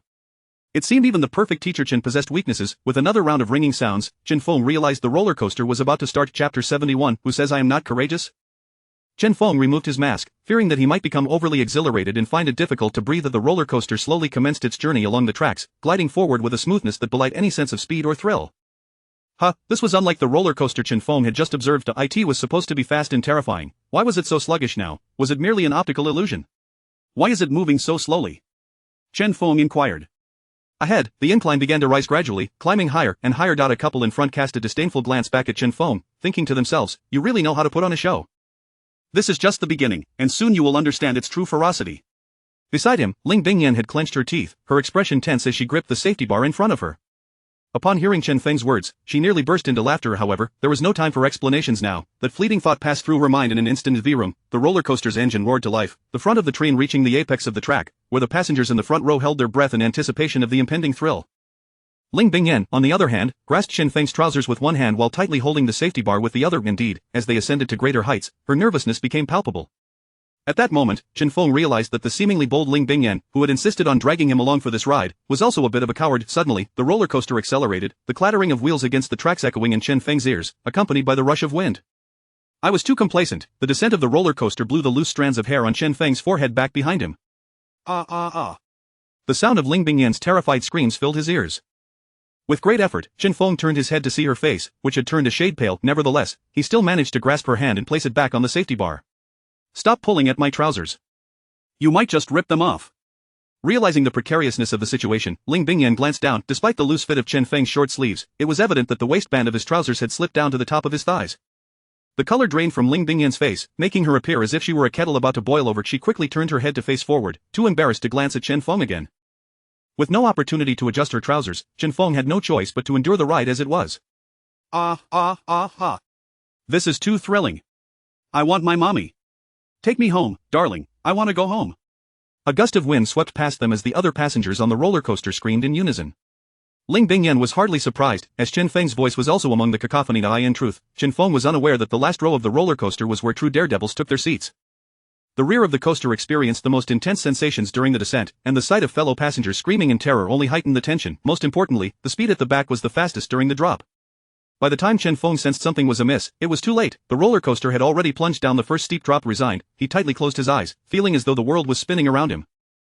Moments later, he opened his eyes to find himself and Ling Bingyan suspended upside down on the roller coaster, her flowing hair floating in midair. Chen Feng could only think one thing. Her hair was so smooth. Then the roller coaster dove again, and Chen Feng had no choice but to shut his eyes once more, joining the chorus of screams. The roller coaster twisted left and right, and Ling Bingyan's long hair would occasionally whip back into Chen Feng's mouth as he shouted, resulting in an unintended exclamation, ugh. Phew. Gradually, Ling Bingyan acclimated to the exhilarating shocks of the roller coaster, transforming her initial tension into delight. She even released her grip on the safety bar and stretched her arms wide, savoring the sensation of freedom. Meanwhile, Chen Feng clung desperately to the handles. Were it not for the occasional strands of hair obstructing his vision, he might have taken the opportunity to lecture Ling Bingyan. Finally, the roller coaster began to decelerate, gently turning left before coming to a halt. The sound of brakes squealing echoed beneath them as they gradually returned to the starting point. The passengers struggled to rise, helping one another in small groups. Scattered nearby were several trash bins, clearly intended for those who had just experienced the ride. Before long, the area around the bins was crowded with people. Some were leaning over, retching uncontrollably, while others offered water and tissues. A couple even shared a bin, appearing particularly affectionate and romantic. Ling Bingyan, her sparkling eyes fixed on Chen Feng's pale face, asked, "Teacher Chen, do you want to take care of that?" Observing the throngs surrounding the bins, Chen Feng frowned. "I'm fine." Ling Bingyan sighed inwardly. Impressive, as they exited the roller coaster, Chen Feng spotted a discreet trash bin. He hurriedly made his way towards it, taking 2 steps for every one of his usual strides. Moments later, a loud wow escaped him. "Would you like some water?" Ling Bingyan stifled a laugh as she sat beside Chen Feng on a long bench by the roadside, her tone laced with playful mockery, completely devoid of her usual icy demeanor. Chen Feng accepted the water and rinsed his mouth. It seemed he still lacked experience. He had initially thought he was fortunate to have secured a seat in the last row, but it now appeared that everyone had intentionally left that seat vacant. Leaning back against the bench, Chen Feng closed his eyes slightly. "Don't wander off, I need a moment to recover." Ling Bingyan, her eyes twinkling with mirth, replied, "Why would I run off? You have the tickets." "I can't go anywhere without you." She stuck out her tongue playfully. "It seems like I'm a child and you're the parent taking me out for a day of fun." Ling Bingyan herself did not realize that she had shifted from a position of respect towards Chen Feng to one of greater ease and familiarity. Chen Feng leaned against the bench, choosing not to respond to her words. He truly lacked the energy and inclination to engage. After a brief pause, he stood up. "What shall we do next? I see there are still many attractions left on the tickets." As he spoke, Ling Bingyan's eyes lit up. "Wow, wait here for me, I want to check something out." With that, she skipped away towards a nearby street filled with stalls. Something seemed to captivate her attention. Chen Feng's eyes widened in surprise. Before he could react, Ling Bingyan had already vanished into the crowd. What the heck? Chen Feng's mind buzzed. He quickly got to his feet, pursuing the same direction. "Excuse me, could you let me through?" "Thank you." As he navigated through the crowd, he continuously apologized. At last, not far ahead, he spotted her figure clad in a white short-sleeve shirt and denim shorts, her long legs strikingly appealing. Chapter 72 of Fireworks. It was then that Ling Bingyan encountered an adorable pink cartoon fox and a charming purple rabbit, both greeting the attendees at the carnival, Lin Na Bei and Xing Dai Lu. At that moment, Ling Bingyan was positioned between the two delightful characters, capturing a commemorative photo with them. Chen Feng exhaled a sigh of relief, waved at Ling Bingyan, and took a seat on a long bench by the bridge, awaiting her return. Fortunately, she had not strayed far. Absolutely adorable. Ling Bingyan exclaimed upon her return, her eyes sparkling with delight. I wonder who it was that just said they wouldn't wander off. What if they got lost? Chen Feng sat on the bench, feigning a serious expression. Ling Bingyan, witnessing this unusual demeanor from Chen Feng for the first time, felt a flutter of anxiety. I just couldn't resist. They were too cute. Seeing Ling Bingyan pout, Chen Feng's heart melted. All right, let us continue having fun, he said, patting his thigh, feeling a bit rejuvenated. Nearby, a sudden shriek pierced the air. Both turned to see a roller coaster racing down a steep track, its passengers throwing their hands up in exhilaration. Ling Bingyan was captivated by the thrilling attraction, momentarily forgetting everything else. She stood transfixed at the bridge's edge, watching the coaster plunge dramatically downward, resembling a fierce dragon leaping into the water, sending up a tremendous splash aimed directly at her. At that moment, she had no reservations. The allure of the ride filled her mind, and she instinctively thought to share the experience with Chen Feng. Look, she urged. What are you talking about? Chen Feng was startled. Ling Bingyan's pure white shirt would be utterly transparent if drenched. He sprang up, racing towards her. In an instant, as Ling Bingyan became aware of the impending wave, she found herself enveloped in Chen Feng's embrace. Splash, her hair dampened, yet it did nothing to diminish the overwhelming sense of security she felt. You let me see what? Ling Bingyan slowly looked up. A man adorned in a Mickey Mouse hat, drenched from head to toe, stood protectively beside her, blocking the oncoming water. Overwhelmed with emotion, she gently tucked her wet bangs behind her ear and shook her head, her cheeks flushed. Look at that roller coaster. Ling Bingyan's voice dwindled to a whisper, barely audible, like a mosquito buzzing in the ear. Chen Feng's clothes were completely soaked, and so were Ling Bingyan's. With no other option, they ventured to a nearby shop to purchase matching Mickey Mouse shirts, complete with Mickey-themed headbands. Upon exiting, they resembled a couple, standing together on Mickey Avenue, one handsome, the other radiant, creating a picturesque scene that drew the attention of many passers-by. After drying her hair with a towel, Chen Feng and Ling Bingyan resumed their adventures in Didi Wonderland. Let's play that. Let's try this one. Look, over there. They traversed the whimsical maze of Wonderland, embarked on the adventures of Winnie the Pooh, spun in the giant honey pot, and soared on Dumbo. Ling Bingyan transformed into a carefree little girl, her world filled with joy and play. As the day waned, the sun discreetly retreated behind the horizon, as if to suggest that it was time to enjoy the evening's performances. Ling Bingyan, her spirits soaring, walked ahead, while a somewhat hunched Chen Feng followed. Don't run off, I can't keep up. Chen Feng sighed, realizing that girls possessed boundless energy while at amusement parks, as if their long legs were powered by perpetual motion. Aren't we supposed to catch the fireworks show? If we're late, we won't find a good spot. Following Ling Bingyan's finger, a castle that seemed to belong in a fairy tale stood majestically in the center of the lake, the designated location for that evening's fireworks display. The lakeside was already teeming with people. Ling Bingyan furrowed her brow and murmured, I guess I got a bit carried away with the fun and didn't arrive early enough to secure a prime position. Chen Feng, hands on his hips, surveyed the vicinity. Suddenly, a spark of inspiration struck him. He grasped Ling Bingyan's hand and hurriedly led her in the opposite direction. Where are we going? It's about to start. Chen Feng explained as they walked briskly to the Ferris wheel. Everyone is heading to the lake to watch the fireworks, so there are fewer people at the Ferris wheel. When it rises, won't it provide the best view of the fireworks show? Ling Bingyan considered Chen Feng's words, glancing at the Ferris wheel and then back at the castle in the lake. Her eyes sparkled with realization. You're right, she exclaimed, nodding enthusiastically. What began as Chen Feng pulling her along transformed into her leading him. Upon reaching the Ferris wheel, they found the line quite short, ensuring they would make it in time for the fireworks. After a brief wait, they entered a cozy little compartment of their own. Ling Bingyan pressed against the glass, close enough that her breath fogged up the surface. As the Ferris wheel ascended slowly, the view expanded magnificently, revealing much of the amusement park. At that moment, they could see preparations underway. The castle's gates in the center of the lake began to open. Wow, it's stunning. This perspective is incredible. As expected of you, Teacher Chen. Ling Bingyan exclaimed, shaking Chen Feng's arm in excitement. Suddenly, she halted, quickly withdrawing her hand as the atmosphere within the compartment shifted to a more intimate tone. Chen Feng, seated across from her, rubbed his hands together, unsure where to place them. Perhaps they had both forgotten that they had run here hand in hand. Ling Bingyan gazed at Chen Feng, her eyes twinkling. Teacher Chen, thank you. For what? Just for everything. Ling Bingyan pouted and turned her gaze away. Poppy bang, wow, the magnificent fireworks erupted before their eyes, dazzling and vibrant. The entire amusement park resonated with lively music, as various fireworks formed intricate shapes overhead. The lakeside fountains danced in synchrony with the music, illuminated by vibrant lights. Standing side by side on the Ferris wheel, they absorbed the beauty surrounding them. The previously scattered crowd by the lake gradually converged, encircling the castle at the lake's center. Out of nowhere, a dozen individuals gliding on water jetpacks performed flips and spins. The cartoon characters from the daytime parade climbed the castle walls, greeting the audience. As beams of light shot skyward from beneath the castle, the fireworks display became even more magnificent. Chen Feng tilted his head, illuminated by the fireworks. He was entranced by Ling Bingyan's exquisite features, utterly lost in the moment. Chapter 73. He is on the moon. As the Ferris wheel reached its apex, the majestic towers of the castle became fully visible from the cabin. In the sky, resplendent fireworks erupted in a continuous display, mirrored on the surface of the lake below. The entire castle appeared to be submerged in a sea of fireworks. As the music drew to a close and the fireworks culminated in a grand finale, the sky was illuminated as if it were midday, only to gradually return to tranquility. Above the castle, charming cartoon characters waved to the visitors, expressing their heartfelt gratitude. Throughout the entire fireworks show, Ling Bingyan sat with her mouth slightly agape, captivated by the spectacle, while Chen Feng's gaze remained fixated upon her. In comparison to the fireworks, she was undeniably more enchanting. The warm glow inside the cabin concealed the blush on Ling Bingyan's face. In truth, she was acutely aware of Chen Feng's gaze upon her, yet she dared not meet his eyes, fearing that once their gazes locked, she would be at a loss for how to respond. After the splendor faded, tranquility returned. The fireworks display concluded, signaling the closure of the park. The lights within the area gradually dimmed, the vibrant colors dissipated, leaving only the streetlights to accompany the departing crowd as they made their way toward the exit. The two followed the throng out of the amusement park, and the moment they stepped through the gates, it marked the end of their delightful day. Just as Chen Feng was about to hail a taxi, Ling Bingyan halted him. "Have you forgotten? I have a car." Chen Feng slapped his forehead, realizing that the day's joy had momentarily clouded his judgment. They made their way to the parking lot, and just as Chen Feng opened the door to the passenger seat, a voice from a nearby car interrupted them. "Oomph, what kind of taste is that, going for such a pretty boy?" Chen Feng froze in place. This remark naturally reached Ling Bingyan's ears, prompting her to retort coldly, "Who are you talking about?"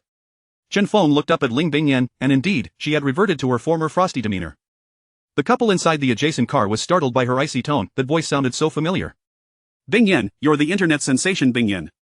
Due to Ling Bingyan not wearing a mask, coupled with their proximity, the pair recognized her instantly. The boy, who had initially intended to provoke her, became tongue-tied. After all, Bingyan was one of his few follows on Douyin. He had only meant to make a snide comment, never expecting to inadvertently insult a celebrity he admired. At that moment, the girl in the couple seemed to recall something. "Chen Feng, it's Chen Feng, you two are really together." As Chen Feng, now recognized, hurriedly locked the passenger door, the girl immediately attempted to pull out her phone to capture the rare moment of Chen Feng and Ling Bingyan sharing a car at DD Wonderland. When rumors of their relationship had circulated online, neither had made any comment. If she could post this video, it would likely garner plenty of likes and comments, perhaps even launching her own journey into internet fame. However, Ling Bingyan's adept driving allowed her to accelerate just as the girl retrieved her phone, capturing only the fading taillights of the Ferrari. A burst of laughter rang out from inside the speeding Ferrari. Chen Feng removed his mask from around his ears, laughing so heartily that he struggled to breathe. That was exhilarating. Indeed, if we had gone any slower, at the pace Chen Lauscher drives, we might have spent the whole night stuck in that parking lot. Don't just mention me. The Douyin sensation Bingyan has quite a following as well. Should we consider keeping a tent in the car for future incidents like this? The two exchanged a glance and erupted into laughter once more. Joyous moments always seem to fly by. Even as they cruised along the broad avenue, Ling Bingyan intentionally slowed the car. As the scenery outside the window shifted, they soon arrived at Chen Feng's home. "Chen Lauscher, we're here." Stepping out of the passenger seat, Chen Feng stretched his legs, acknowledging that sports cars are indeed not the most comfortable for taller individuals. He mused that after the production team of I Am a Singer settled their accounts with him, he should invest in a vehicle. Having no car was quite inconvenient. If he were to buy one, it should be a slightly larger SUV, allowing him to sit upright. Otherwise, curling up in the seat was truly uncomfortable. As Chen Feng exited the car, Ling Bingyan also stepped out, wishing to bid him farewell. Turning to face Chen Feng, she noticed the glowing Mickey Mouse headband still perched atop his head. "Chen Lauscher, you still have the Mickey Mouse ears on." In disbelief, she realized that had she not pointed it out, Chen Feng might have walked into the community wearing the luminous accessory, presenting an amusing sight to the residents strolling below with their dogs. They both reached out simultaneously to remove the Mickey Mouse headband from one another. At that moment, a flicker of melancholy arose within Ling Bingyan, a deep-seated desire for this day to last forever. Suddenly, an impulsive thought crossed her mind. As she stood on her tiptoes to remove Chen Feng's headband, her face instinctively leaned forward, her lips brushing lightly against his cheek. Seizing the moment before he could react, Ling Bingyan swiftly retreated, returning to her car. The roar of the engine intermingled with her parting words, "Goodbye, Chen Feng." By the time Chen Feng processed what had just happened, Ling Bingyan's car had already sped away. "Did she just kiss me?" Chen Feng reached up to touch the spot where Ling Bingyan's lips had just grazed his skin. It felt remarkably warm. Upon returning home, he took a shower, and afterward, picked up his phone to open the chat interface with Ling Bingyan. "Have you made it home?" The reply came almost instantaneously. "I'm home." A smile graced Chen Feng's face. "Then, good night." Soon after, Ling Bingyan's avatar appeared alongside a message reading "Good night." With his phone set aside, Chen Feng closed his eyes, lying back on the bed, his mind flooded with the memory of Ling Bingyan's kiss as she had seen him off. Her lips were cool, yet his cheeks burned with warmth. In a villa district of the city, in the upstairs bedroom of a particular villa, Ling Bingyan sat by the window, gazing at the moon tonight. The room remained unlit. The moon was exceptionally full, its silvery beams streaming through the window, casting a romantic glow that dispelled the darkness. Ling Bingyan sat entranced, staring at the moon as if it reflected the silhouette of the one who had shielded her from the splashing lake water. Surely, he must have drifted off to sleep by now. Scrolling through her phone, she found over 300 photos of them together. Although none depicted the intimacy typical of couples, each one held its own charm. Most importantly, they all featured the Mickey Mouse headbands and T-shirts. As she perused the pictures, reminiscing about their day at the amusement park, a smile involuntarily crept onto Ling Bingyan's lips. Ha, when did I become so infatuated? Yet he truly captivates me. This must be what it feels like to be in love. Chapter 74. Scandal resurfaces. As the morning sun ascended, Chen Feng remained nestled in his bed, not stirring until nearly noon. Upon awakening, he fumbled for his phone, which he finally grasped after a prolonged search. The screen displayed an overwhelming number of unread messages, over 100. Rubbing his eyes, he noticed that nearly all inquiries revolved around the same theme. Are you really with Ling Bingyan? Congratulations! An old cow eating tender grass? Brother Feng, you're quite the catch. What on earth is this? After shaking his head to clear his thoughts, Chen Feng's intellect began to take hold. Could it be? With this thought, he opened Weibo, and, as expected, he found himself trending yet again.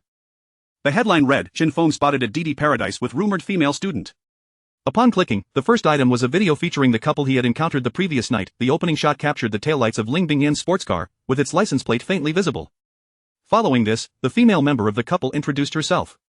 Hello, everyone, I'm Tian, and I have some big news to share. Just now, in the parking lot of DD Paradise, my husband and I bumped into the internet celebrity Bingyan and Chen Feng. They were there together enjoying themselves.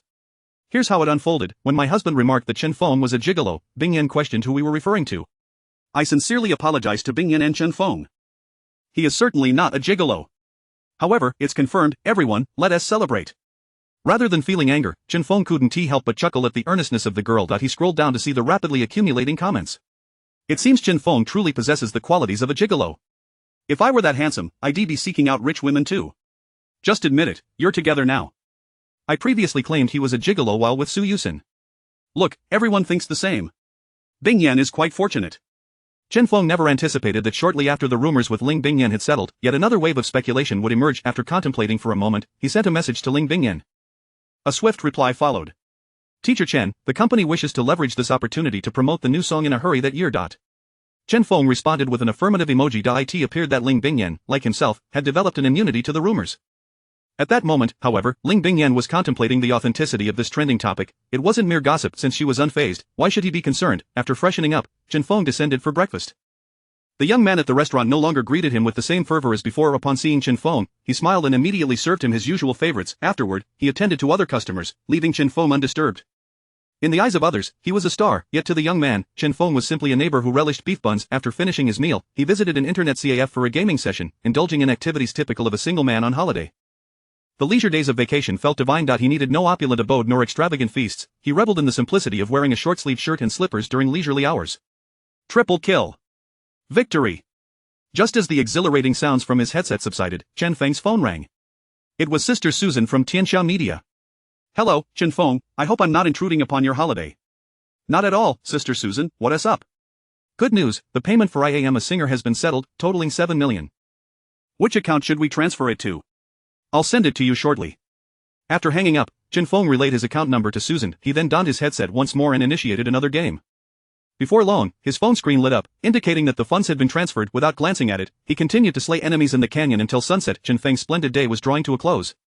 Exiting the internet CAF, he glanced at his messages. The 7 million had arrived, and combined with the previous earnings from song sales, he now had enough for a down payment on a home in the capital. In truth, this sum could easily secure a modest apartment, but Chen Feng preferred to avoid the hassle of frequent relocations. He longed for a stable residence. However, he was unaware of which neighborhood in the capital would suit him best. After searching online for some time, he found no suitable options. The cheaper properties were either in the outskirts or in older complexes, while the more spacious ones were prohibitively expensive and distant. What to choose? Chen Feng felt as though his head was swelling from the confusion. Suddenly, he remembered his Weibo account and considered reaching out to his followers for advice. Since he rarely posted, it seemed an opportune moment to engage with his numerous fans. Resolutely, he composed a post. Hello everyone, I have a question. Where in the capital can I find spacious, affordable housing with the best location and value? After posting, he headed for a shower, having spent an entire afternoon blissfully engrossed in gaming. It was around 8 in the evening, the peak time for internet surfing after dinner, when one of Chen Feng's fans was refreshing Weibo. Suddenly, Chen Feng's avatar popped up. After years of silence, he had finally tweeted. Was he addressing the morning's trending topic regarding his relationship with Ling Bingyan? Upon closer inspection, the post read, "Where in the capital can I find spacious, affordable housing with the best location and value?" What kind of post was this? Was he seeking advice from his followers? Was he contemplating purchasing a home? Good heavens, was he planning to marry Ling Bingyan? In China, when a man considers buying a home, it often raises eyebrows and leads to speculation of impending marriage. It seemed the rumors had solidified. He was indeed responding to the morning's trending topic through his inquiry about a house. Clearly, he was with Ling Bingyan. In a flurry, the fan commented with a suggestion for a desirable location in the capital before returning to their fan group. Quick, look! Chen Feng just tweeted. The fan group, previously engaged in idle chatter, fell silent upon reading the news. Since registering on Weibo, Chen Feng had only posted once. Everyone was curious about the content of his tweet and whether it related to the morning's trending topic about his relationship with Ling Bingyan. They were all astonished. The usually oblivious Chen Feng had finally responded to a trending topic. However, upon opening Chen Feng's Weibo, they were left dumbfounded. What in the world was this? Chapter 75. The purchase of a house. Buying a house? Are you still looking for the best value? Have you no sense of pride? A property that excels in every aspect has long since vanished from the market. Chen Feng, come be my neighbor. My location is superb. Your place costs 100,000 per square meter. How could it possibly be anything but excellent? Come to my house, you won't need to buy. Who would want to live with you when they could be with the internet sensation, Bingyan? When Chen Feng emerged from the bathroom and glanced at his phone, he was taken aback. There were indeed many reasonable opinions being shared. The Wanke properties are quite impressive. Bai Guiyuan is also nice, albeit a bit pricey. Tong Tian Garden. However, what left Chen Feng utterly speechless was the fact that a greater number of netizens believed he was responding to rumors regarding his relationship with Ling Bingyan, affirming that they were indeed together, and that his house purchase was a prelude to marriage. This was a miscalculation. The more he tried to clarify, the deeper the misunderstanding became. As expected, Chen Feng found himself trending once again. Chen Feng buys a house. This revelation sent the comments on his Weibo skyrocketing to over 50,000, with the numbers still climbing. Simultaneously, a cascade of messages flooded his phone screen. A call from Ling Bingxue interrupted him. Chen Feng, are you buying a house? Why didn't you consult us? Is the apartment no longer sufficient for you? Chen Feng felt a headache coming on. I was just thinking that living in your apartment indefinitely isn't a sustainable solution, so he struggled to articulate his thoughts.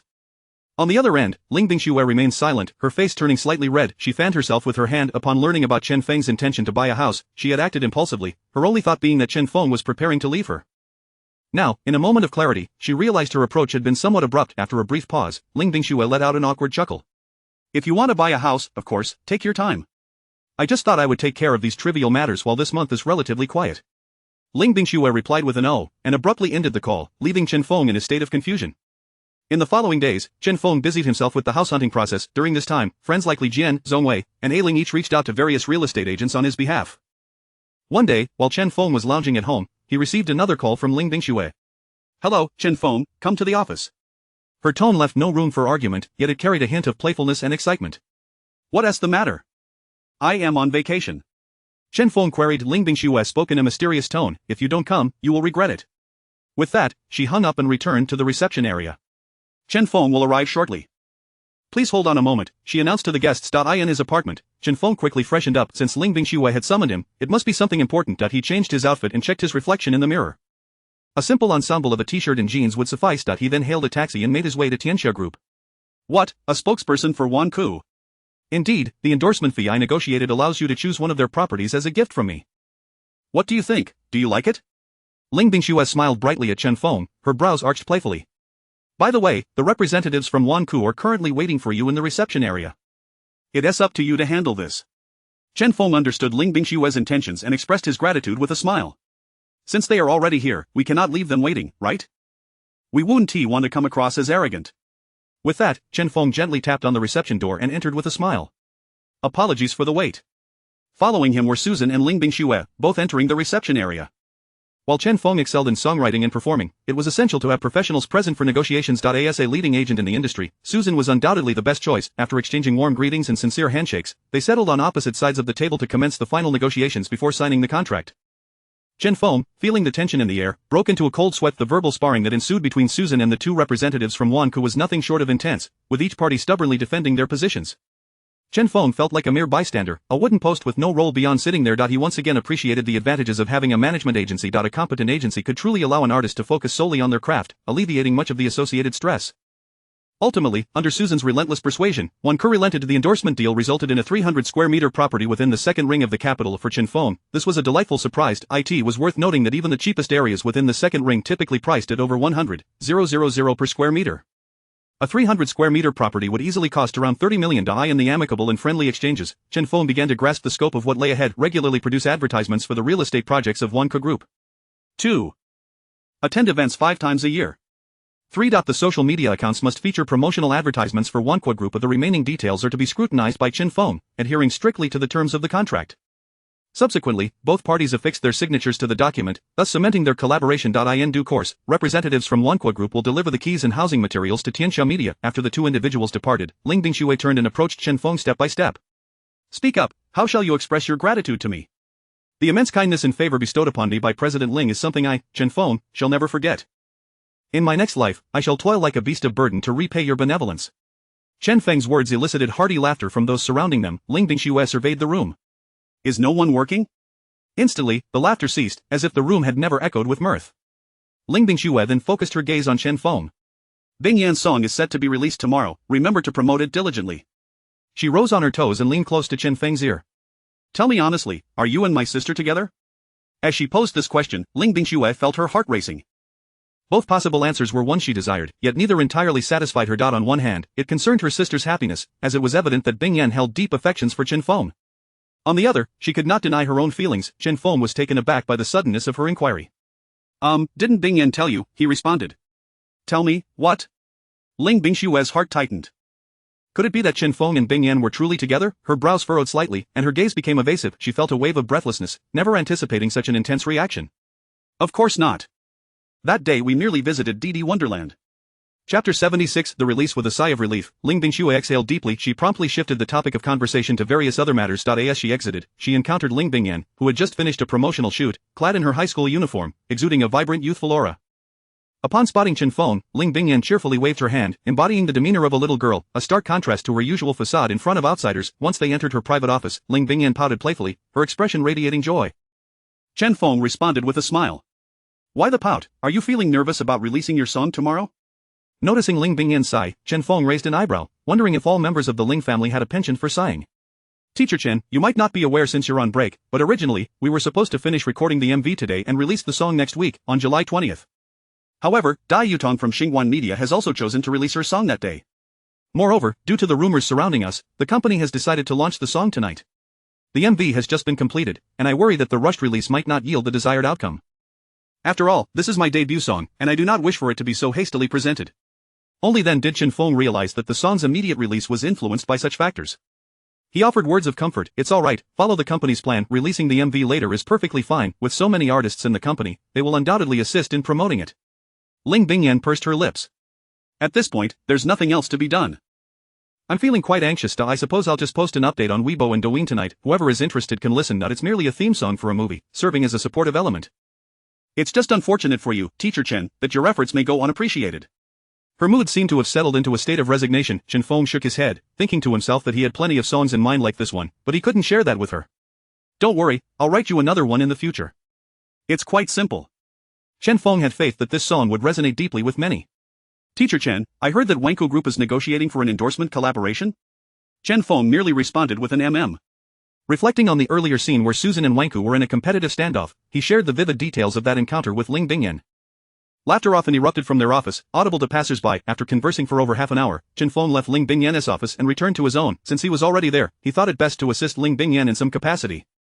After some contemplation, he realized that he could help by promoting her on Weibo and Douyin. Given his substantial follower count, perhaps he could make a difference. He propped his phone on the desk and began speaking into the camera.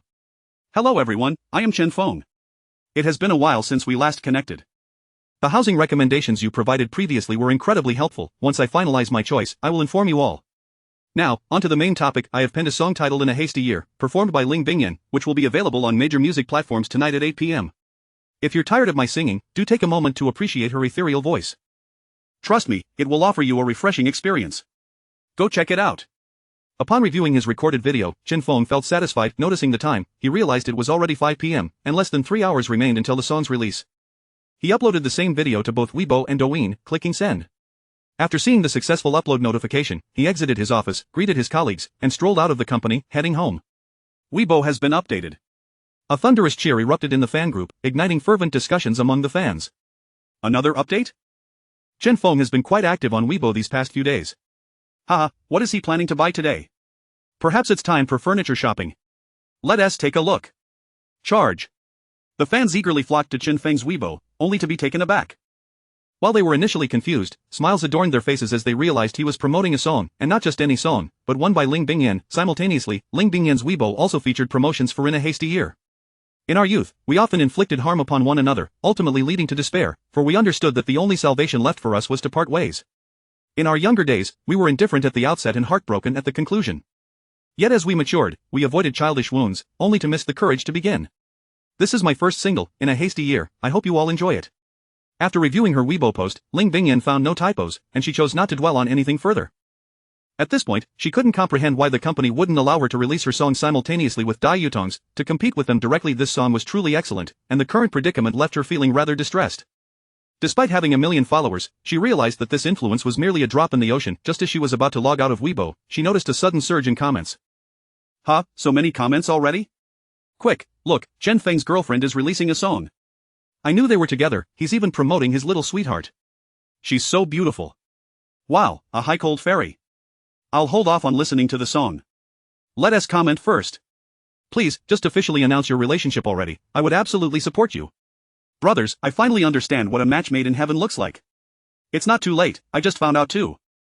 More and more people flocked to Ling Bingyan's Weibo, leaving her in disbelief. They were all discussing Chen Feng. Could it be? Ling Bingyan tapped a few times on her phone, entering Chen Feng's Weibo. It was indeed as she suspected. Chen Feng's latest post featured a short video of himself. The background indicated he had recorded it in his office. Hearing the words he spoke in the video filled her heart with sweetness. The song was released promptly at 8 p.m., instantly generating a wave of excitement. Before long, Ling Bingyan's follower count surged by over 1 million. Most of these new fans were originally Chen Feng's followers, but that would not detract from the genuine data for In a Hasty Year. The song is out. The song is out. Let us go. I refuse to believe every song by Chen Feng is that good. Are you a true fan or a fake one? I want to hear what masterpiece he has created this time. Must we always speak with sarcasm? They caught him in a relationship, and he hasn't even responded. I am quite upset. I ship the Bingfeng couple. Gathering friends and spreading the word, fans were not deterred by the cost, eagerly entering their payment information on the screen and clicking to purchase. Chapter 70 Explosive Popularity. The song has begun its meteoric rise on the new song popularity chart. Like a high-speed train, it soared into the top 10 within half an hour, securing the 10th position. In the conference room of Tianxia Media, Ling Bingxue, Ling Bingyan, and other company veterans, including Susan, were present. They gazed incredulously at the large screen. I can't believe it happened so quickly. This was undoubtedly an explosion of popularity. Susan was incessantly making calls, reaching out to various agents, urging them to have their artists retweet Ling Bingyan's promotional posts on Weibo. Initially, everyone assumed that such a sudden release would result in lukewarm reception.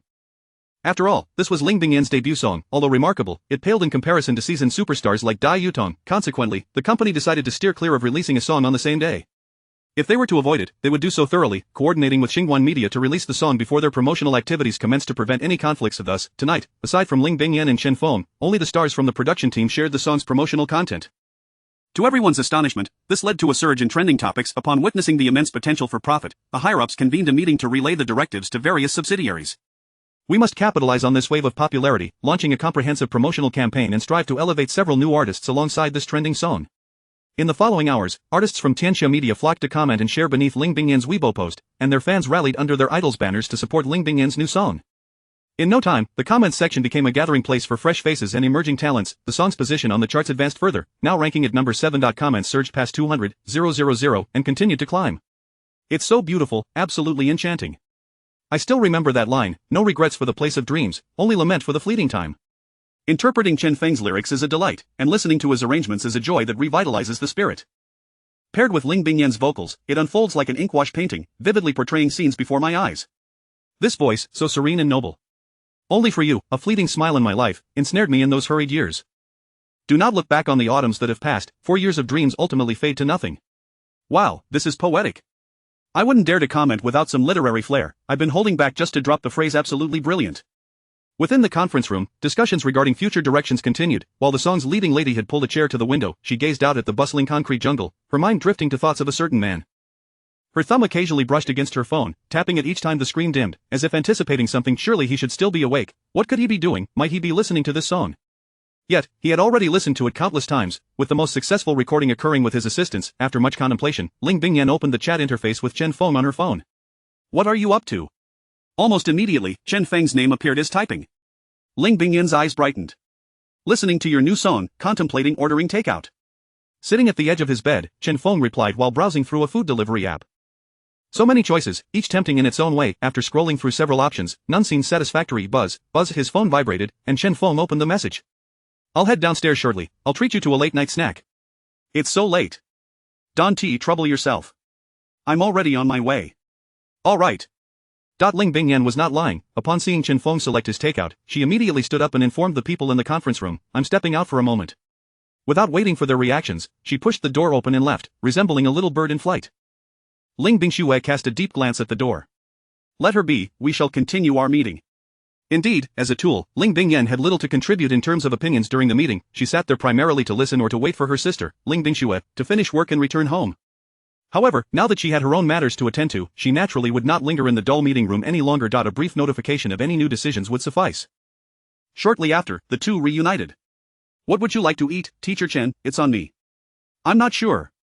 Then follow me, we're going to my favorite Xinjiang rice noodle place. Sounds great. The car slowly departed from the residential area, heading towards the late-night eatery that Ling Bingyan adored. Along the way, she stole glances at Chen Feng through the right-side rearview mirror while he mindlessly scrolled through his phone. Teacher Chen, what made you decide to promote me? Chen Feng looked up. You are not only my student but also my colleague. Helping you is only natural. Ling Bingyan's heart sank, and her expression turned icy. Is that all? Chen Feng suddenly recalled the moment when she had kissed him at the entrance after returning from DD Amusement Park. Yet, he was a divorced man, and she was still a blossoming maiden. After a moment of silence, he replied, Yes, is so beautiful. I merely wanted to recommend this wonderful song to everyone. Otherwise, if they discover it long after, wouldn't the netizens be missing out? Chen Feng stammered, struggling to articulate his convoluted reasoning. The phrasing was awkward, yet Ling Bingyan could discern his underlying intent. A smile crept across her lips, revealing her delight in his apparent shyness. It seemed she had penetrated the depths of his heart. With this thought, her earlobes flushed slightly, taking on a rosy hue.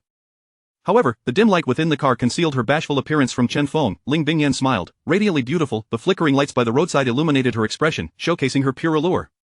Chen Feng found himself captivated. Was it true that the daughters of the Ling family were all this enchanting? Upon entering the rice noodle shop, Ling Bingyan ordered an extra spicy dish, while Chen Feng opted for a mild version, cautious not to lose the original flavor of the noodles due to excessive heat.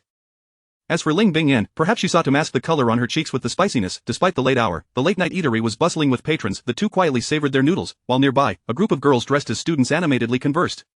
Quick, sisters, I've purchased that song. Play it, play it. Stop using headphones. Let us play it on loudspeaker, or we won't be able to hear. Their chatter distinctly reached the ears of Chen Feng and Ling Bingyan, piquing their interest in what song could incite such enthusiasm among the girls. Chapter 78, The Uncomfortable Su Yuxin. How swiftly those years passed. How many times have we uttered it? After saying goodbye, we lingered. Regrettably, no one did. Love is not merely a fleeting encounter. It is a passionate eloquence of emotions. As the prelude of the song played, Chen Feng and Ling Bingyan instantly recognized that the group of girls was listening to How Swiftly Those Years Passed. Cough. Cough, cough, cough. Chen Feng, for reasons unknown, choked on his noodles. Fortunately, he had not eaten much and managed to cover his mouth in time, otherwise, he might have unintentionally sprayed Ling Bingyan with his food. The girls cast a disdainful glance at the seemingly romantic pair beside them before continuing to enjoy the music. Bingyan's voice is truly enchanting. I wish I could possess such a beautiful voice. Stop dreaming. You should focus on mastering your subjects. Unbeknownst to Chen Feng and Ling Bingyan, numerous groups were engaged in similar discussions about the song How Swiftly Those Years Passed. Isn't it absurd? Does this man have no weaknesses? He does. He's lacking in that regard. Goodness, but he has never addressed that issue. You ought to ask, what has he ever responded to? Divorce, scandals, new songs? Well, he did respond regarding being with Bingyan. They are already looking to buy a house. Is it possible that he lacks sufficient funds for the house, and his girlfriend needs to release a new song to cover for it? Now that you mention it, I'm enlightened. By purchasing this song, am I actually assisting Chen Feng in buying a house? Exactly. The fervor continued to escalate. The online world is indeed fearsome, where opinions are easily swayed and often embellished with personal creativity. Rumors are born in such a manner. The notion that Chen Feng lacks sufficient funds for a house and needs to release a new song to make ends meet took root. However, it must be said that the lyrics of How Swiftly Those Years Passed, paired with Ling Bingyan's voice, strike a profound chord within countless middle-aged hearts. If our reunion cannot be with red eyes, can it still be with flushed cheeks? Just like those hurried years, etched forever together, such a beautiful rumor, if the past still warrants affection, do not hastily dissolve past grievances, who would willingly let it be so, with no ties or connections between us. We ought to owe each other, otherwise, what grounds do we have for nostalgia? The chorus evoked tears from countless listeners. In truth, Dai Yutong, the star of Xinguan Media, felt the same. Sitting alone at her home's small bar, a crystal glass filled with dark red wine, she found herself at a loss for words regarding the song. Her fingers uncontrollably clicked on replay once more, seemingly for an innumerable time, sipping her wine as she listened. On her screen, beside the title, How Swiftly Those Years Passed, a small red heart, which she had manually tapped, glowed. On the other end of the space, Fang Wensan was also at home, cradling his phone and listening to How Swiftly Those Years Passed. It truly was a remarkable song. Ling Bingyan's vocal prowess was immensely impressive, and Chen Feng's lyrics and melodies remained unparalleled as ever. The pairing of these two seemed poised to challenge his and Dai Yutong's standing in the music industry. Fang Wensan couldn't help but smile. Truly, a worthy adversary deserving of my utmost effort. Has he written another song? Although he asked this question aloud, Su Yuxin had grown accustomed to it. Chen Feng's songwriting speed resembled an assembly line in a factory, consistently high standards, exceptional quality, and widespread acclaim. She increasingly regretted her decision to divorce him, akin to a billionaire who relinquished all their wealth, only to start anew from scratch. It was almost comical. Each trending topic concerning Chen Feng pierced Su Yuxin's heart anew. He ascended to trending topics with such ease, whether it was releasing a song or taking his students to an amusement park, even asking where to buy a house made headlines. Currently, his assistance to students in songwriting had once again captured the public's attention. It was as if everyone was monitoring his daily life, what time he rose, brushed his teeth, or went to work. Meanwhile, she found herself entangled in a company that had desperately paired her with a young fresh face, only to see their brief stint together fizzle out. Her most recent brush with trending topics occurred while sharing a stage with Chen Feng during an award ceremony. In the conference room of Mu Entertainment, Su Yuxin found herself utterly disengaged from the discussions, wishing only to find a crack in the ground to hide in, unable to bear the embarrassment any longer. Yuxin. Su Yuxin was jolted back to reality by Zhou Qing's voice. Yuxin, are you alright? Su Yuxin gently shook her head, offering no response. Zhou Chang, with a complex expression, glanced at her and said, Mango TV will soon launch a new program, Sisters Who Break the Waves. I have already contacted the production team, make sure you don't squander this opportunity. Su Yuxin nodded, rising to say, I'm not feeling well. If there are no upcoming engagements, I think I'll return home to rest for a while and prepare fully for the new program. Zhou Qing glanced at her assistant, who shook his head, indicating that Su Yuxin had no recent engagements. Zhou Qing turned back. Alright, you may go home for now, I will reach out to you in due time. Seeing Su Yuxin exit without a backward glance, someone beside her inquired, Sister Qing. This Zhou Qing perused the materials in her hands. Let us leave it at that for now. Given her current state, she has no engagements, and there is little she can do at the company. After a few days of rest, we can arrange some rumors for her. Surrounding individuals nodded, jotting down notes. Alright, let us continue the meeting. Contact a few marketing accounts and inform them to. On her way home, Su Yuxin felt a tumult of emotions within her. She pulled out her phone, yearning to send a message to Chen Feng, yet after scrolling for a long while, she could not find his once familiar profile picture. It then dawned on her. During their divorce, in an effort to be resolute, she had deleted him. After retrieving Chen Feng's number from her phone, she hesitated for a moment but ultimately dialed. Chen Feng, who was enjoying rice noodles with Ling Bingyan, noticed his phone vibrating on the table. Although it was merely a string of numbers, those digits were etched into his memory. Chen Feng looked at the phone, showing no inclination to answer. Ling Bingyan, puzzled, glanced at him and then the phone. She could not understand why he refused to pick up, especially given that the last 4 digits were identical. Certainly not a spam call. After a lengthy pause, the call showed no signs of disconnecting. Chen Feng hesitated, then stepped outside with the phone in hand. Hello? It's me. I know. Chen Feng, are you well? Is there something you need? Chen Feng felt little desire to converse with the woman he had divorced. He had answered the phone solely out of concern for her well-being. I'm fine, I just wanted to ask how you've been. I'm well, you've seen me trending on social media. Chen Feng's tone was icy. The moment he moved out of the villa, the name Su Yuxin had been permanently erased from his heart. Chapter 79. Could you not compose a song for me? On the phone, Su Yuxin's voice hesitated noticeably. Having been with Chen Feng for so many years, she was naturally well acquainted with his character. This was one of the reasons she had refrained from calling him all along. When Chen Feng faced the choice between fame and fortune, Su Yuxin had already anticipated this outcome. Yet now, she found herself in dire need of his assistance. Even a song that he casually tossed her way could potentially propel her to stardom once more. Swallowing hard, Su Yuxin asked, Can we reconcile? Chen Feng scoffed. Are you jesting?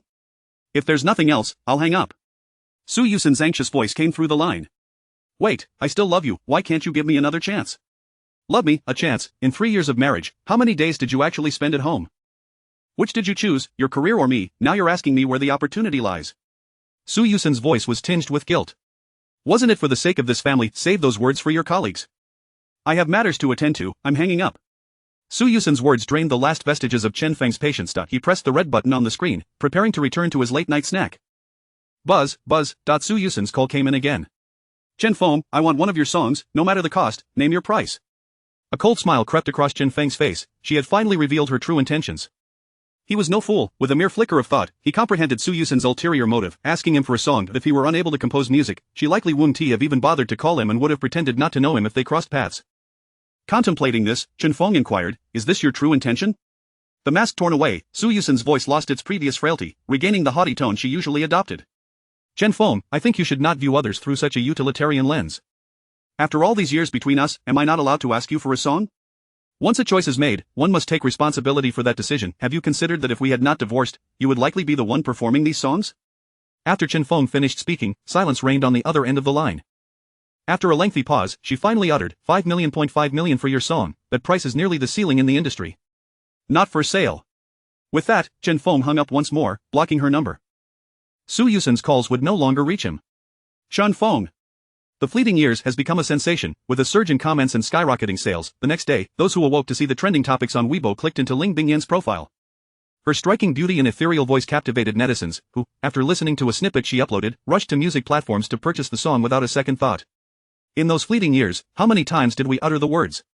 Delaying after our farewell. If we can't meet again with tear-streaked faces, can we still meet with flushed cheeks? Just like those hurried years. Etched forever together. Such beautiful rumors. No matter how many times they listened, the desire for more remained unquenched. It was simply too enchanting. It seems the loop has expanded from 3 tracks to 4. Same here, same here. Chen Feng's previous 3 songs were already profoundly emotional. Now with this Fleeting Years, how will we get through the days ahead? One listen brings tears each time. Bingyan's voice is simply exquisite. How come I never heard her sing before? Perhaps you were unaware. Bingyan is a student of Chen Feng at the Capital Music Academy. His song unfortunately, Not You, was performed during her livestream. They are indeed a couple. Right, just not publicly acknowledged. It must be noted that netizens often gravitate towards their favored topics, yet this did not hinder their admiration for Fleeting Years. Under Ling Bingyan's rendition, Fleeting Years offered an initial impression akin to a dragonfly skimming the surface, elusive, gentle, yet powerful. At that moment, Ling Bingyan was at home, applying a facial mask, believing she had done all that was necessary given that the song was penned and composed by Chen Feng. She felt no fear. In her heart, anything produced by him was bound to be of exceptional quality. Upon arriving at the company that morning, everyone regarded Ling Bingyan with evident excitement. Good morning, Bingyan. You look even more beautiful today. Bingyan, when you're free, please sign a few cards for me. I want to treasure them. Bingyan, hurry, let us take a picture together. You're a superstar now. Ling Bingyan sensed a distinct shift in how her colleagues viewed her. Previously, their kindness stemmed from her being the daughter of the chairman of the Tianxia group and the sister of Ling Bingshui. Now, their gazes were imbued with goodwill, recognizing her as the singer of the trending Fleeting Years, a future star in the making.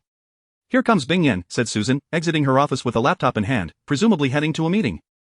Upon seeing Ling Bingyan, she paused and spoke with excitement. Did you know Fleeting Years has entered the top 5 on the new song chart? It may very well replicate Chen Feng's success.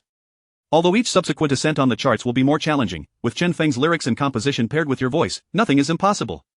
Ultimately, it will surely follow the path of Chen Feng's 3 songs, transitioning from the new song chart to the best-selling chart. That is where the true test of a song's strength lies. Truly, Susan's market analysis skills were commendable.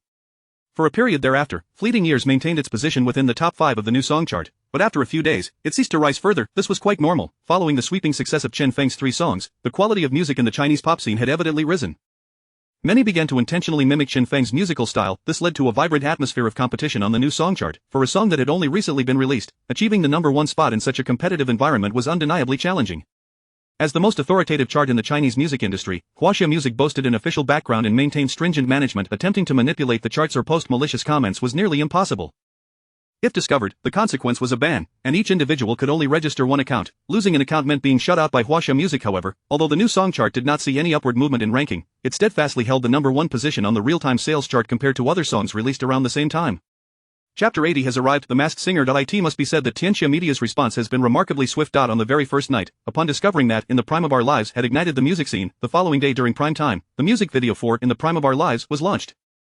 The promotional efforts have been further amplified, and in recent days, the visage of Ling Bingyan has graced the covers of major music platforms. The film In the Prime of Our Lives is set to premiere in theaters nationwide during the National Day holiday, with Ling Bingyan as the performer of its theme song and a promising star being fervently supported by the agency. It is inconceivable that her presence would be absent from the promotional lineup. These days have left her exceedingly busy, traversing the country to promote the film. What are you up to? Ling Bingyan, having just returned to her hotel, collapsed onto the bed without even removing her shoes. She picked up her phone and sent a message to Chen Feng. It wasn't long before she received a reply. Playing games. Ling Bingyan pouted. Alright then, enjoy your game. Feeling neglected, she set her phone aside and indulged in a hot shower.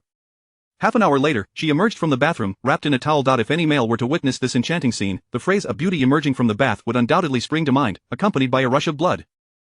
Ling Bingyan grabbed her phone and noticed a message. It was a quick response from Chen Feng, sent mere moments after her last text. You must be exhausted after a long day. Do you have more promotions tomorrow?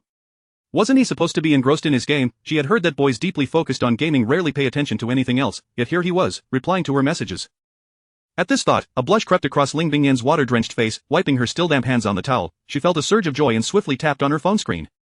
I just finished showering. Tomorrow, I have to head to another city for promotions. Before long, Chen Feng's response arrived on her phone. It's great to promote more. With your current popularity, if you put in a little extra effort, you might just break into the A-list. Are you bothered by me messaging you? Seizing the opportunity during a moment of respite in his game, Chen Feng typed furiously on his phone. Woman, it seems you have yet to witness the speed of my formidable fingers. Initially, she had anticipated a romantic reply from Chen Feng, but instead, she received this remark. Ling Bingyan pouted, suddenly disinterested in continuing the conversation. I'm going to sleep, good night. After sending these words, she exited the chat interface and began scrolling through intriguing short videos. Chen Feng glanced at his phone. Is she already going to bed? She must be utterly fatigued. After hastily replying with a good night, he donned his headset and resumed his battles in the gaming arena. The following morning, Ling Bingyan boarded a plane to yet another city, continuing the promotion for In the Prime of Our Lives. As she had stated, she was exceedingly busy, especially so for someone who had just stepped out of school. She was still acclimating to this frantic lifestyle, with her schedule packed to the brim, leaving no opportunity to savor local delicacies in each city she visited. In recent days, the trending searches for the song In the Prime of Our Lives had diminished, yet the film's search trends had surged to prominence. On various movie platforms, anticipation for In the Prime of Our Lives was exceptionally high. This was due in part to the ensemble of numerous talented actors, and in part because Ling Bingyan's song encapsulated the collective nostalgia of youth. Unbeknownst to her, In the Prime of Our Lives had ascended to the top 3 of the new song chart simultaneously. Another new song had rapidly entered the top 10, Single Ticket, penned and composed by Fong Wenshan and performed by Dai Yutong. As for Chen Feng, he had become somewhat indifferent to these developments. The trending status of others bore little relevance to him, as long as he himself remained out of the spotlight, especially when his name was mentioned alongside Ling Bingyan's. Before long, the eve of The Masked Singer had arrived. A tall, dashing young man walked alongside a girl with pink hair and an elegant figure, both making their way briskly through the airport. Hurry to security, we're going to be late. I told you to hurry, but you insisted on trying. Before departing, Ling Bingxue passed a mirror and noticed her outfit clashed with her hat for the day. However, she was particularly fond of that hat, and with a hint of obsessive-compulsive tendency, she returned to the wardrobe to find an appropriate ensemble for their outing. Fortunately, their luck held, allowing them to access the VIP security lane just in time. Originally, Ling Bingshua's manager, Susan, was supposed to accompany them, but for reasons unknown, she had altered her plans and would join them the following day. Amidst their bickering and banter, they finally arrived in Hangzhou, the city housing Jiangnan Satellite TV. Upon exiting the airport, Chen Feng dialed the number provided by director Che Zhida. A young girl answered, asking them to hold for a moment. A few minutes later, a luxury vehicle arrived near Chen Feng and Ling Bingxue. As the door opened with a chime, a girl who appeared to be of similar age to Ling Bingxue stepped out, her face alight with a broad smile. I am the assistant director for The Masked Singer in here to assist you throughout the program. Just call me Xiao Wang. Chen Feng and Ling Bingxue exchanged glances and nodded in acknowledgement. Xiao Wang enthusiastically placed their luggage in the trunk before ushering them into the second row of the business vehicle. After closing the door, she took her seat in the front passenger position, assumedly adopting the role of a diligent assistant. Here's the thing, you two, she continued, once we reach the hotel, you'll need to wear a type of hood. Rest assured, this hood has been meticulously designed and custom-made by our production team, and it will not pose any negative impact on you. Chen Feng nodded. It seemed Xiao Wang had encountered her fair share of difficult artists in the past, hence her detailed explanation. Xiao Wang added, once you don the hood, please refrain from speaking, as there are many paparazzi outside the hotel, and we must avoid revealing your identities. With that, she produced a schedule and handed one to each of them. Chen Feng perused the itinerary briefly. It was straightforward. Tomorrow, they would head to the recording studio at the TV station to rehearse with the band, followed by the competition the day after. The vehicle made its way to the underground parking lot of a luxurious hotel, not far from Jiangnan TV. After navigating through the labyrinthine structure, they arrived at a corner by the elevator. Staff members were already waiting at the entrance, one holding an angel mask, while two others, one of whom was obscured by a massive tiger mask, awaited their arrival. Chen Feng chuckled, let me guess, that angel mask certainly isn't. What? No song. Teacher Chen, you are quite clever, that mask is prepared for Miss Xiaoxuer. Chen Feng scratched his head, realizing that Xiao Wang had not grasped his humor, or perhaps it was simply that he was not humorous at all. The door of the business vehicle swung open, and a throng of staff members swarmed in, unfurling a large cloth to shield the surroundings from prying eyes. As soon as the vehicle came to a halt, a multitude of journalists armed with cameras seemed to materialize from nowhere, eager to capture first-hand information about who would be participating in the program. They hoped to either garner attention or negotiate terms with the production team. The angel mask worn by Ling Bingxue was quite convenient. She could simply don it without a fuss. Accompanied by the staff, Ling Bingxue was the first to disembark and ascended the elevator. Next came Chen Feng. Although the tiger headpiece was rather large, it boasted an adorable, cartoonish design reminiscent of the decorative couplet seen during the New Year festivities. Round head, cheerful countenance. Due to its size, it was impractical to wear inside the vehicle, yet stepping outside posed the risk of being photographed by the reporters. After some contemplation, a solution was devised. They aligned the opening of the headpiece with the door of the business vehicle, and as Chen Feng disembarked, he positioned his head into the tiger headpiece, extending his neck before stepping out.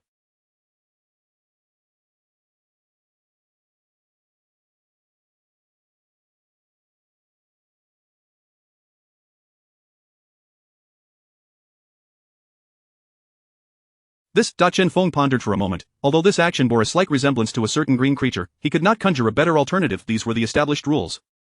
Since he was here, he had to adhere to them. With that thought in mind, Chen Feng bit the bullet. Let us go. Upon seeing Chen Feng's consent, several staff members aligned the neck area of the tiger headpiece with the business vehicle. Chen Feng crouched within the vehicle, stretching his neck to fit his head into the tiger headpiece. With the assistance of the staff, he safely entered the elevator. The group stood in silence within the elevator as Chen Feng gradually acclimated to the headpiece. It was relatively high-tech. Despite the size of the headpiece, he did not feel stifled or weighed down. Under the guidance of the staff, Chen Feng entered his room. All right, teacher, you may remove the headpiece now, but remember not to step outside. There are reporters everywhere. After a few more instructions, the staff departed from Chen Feng's room. He exchanged a few messages with Ling Bingxue. With the production team not permitting them to leave, they could only communicate through messages. I'm on the 19th floor. Which floor are you on? Chen Feng glanced at the door card's label. Room 2030. Ha, you're actually above me. I'm in 1930.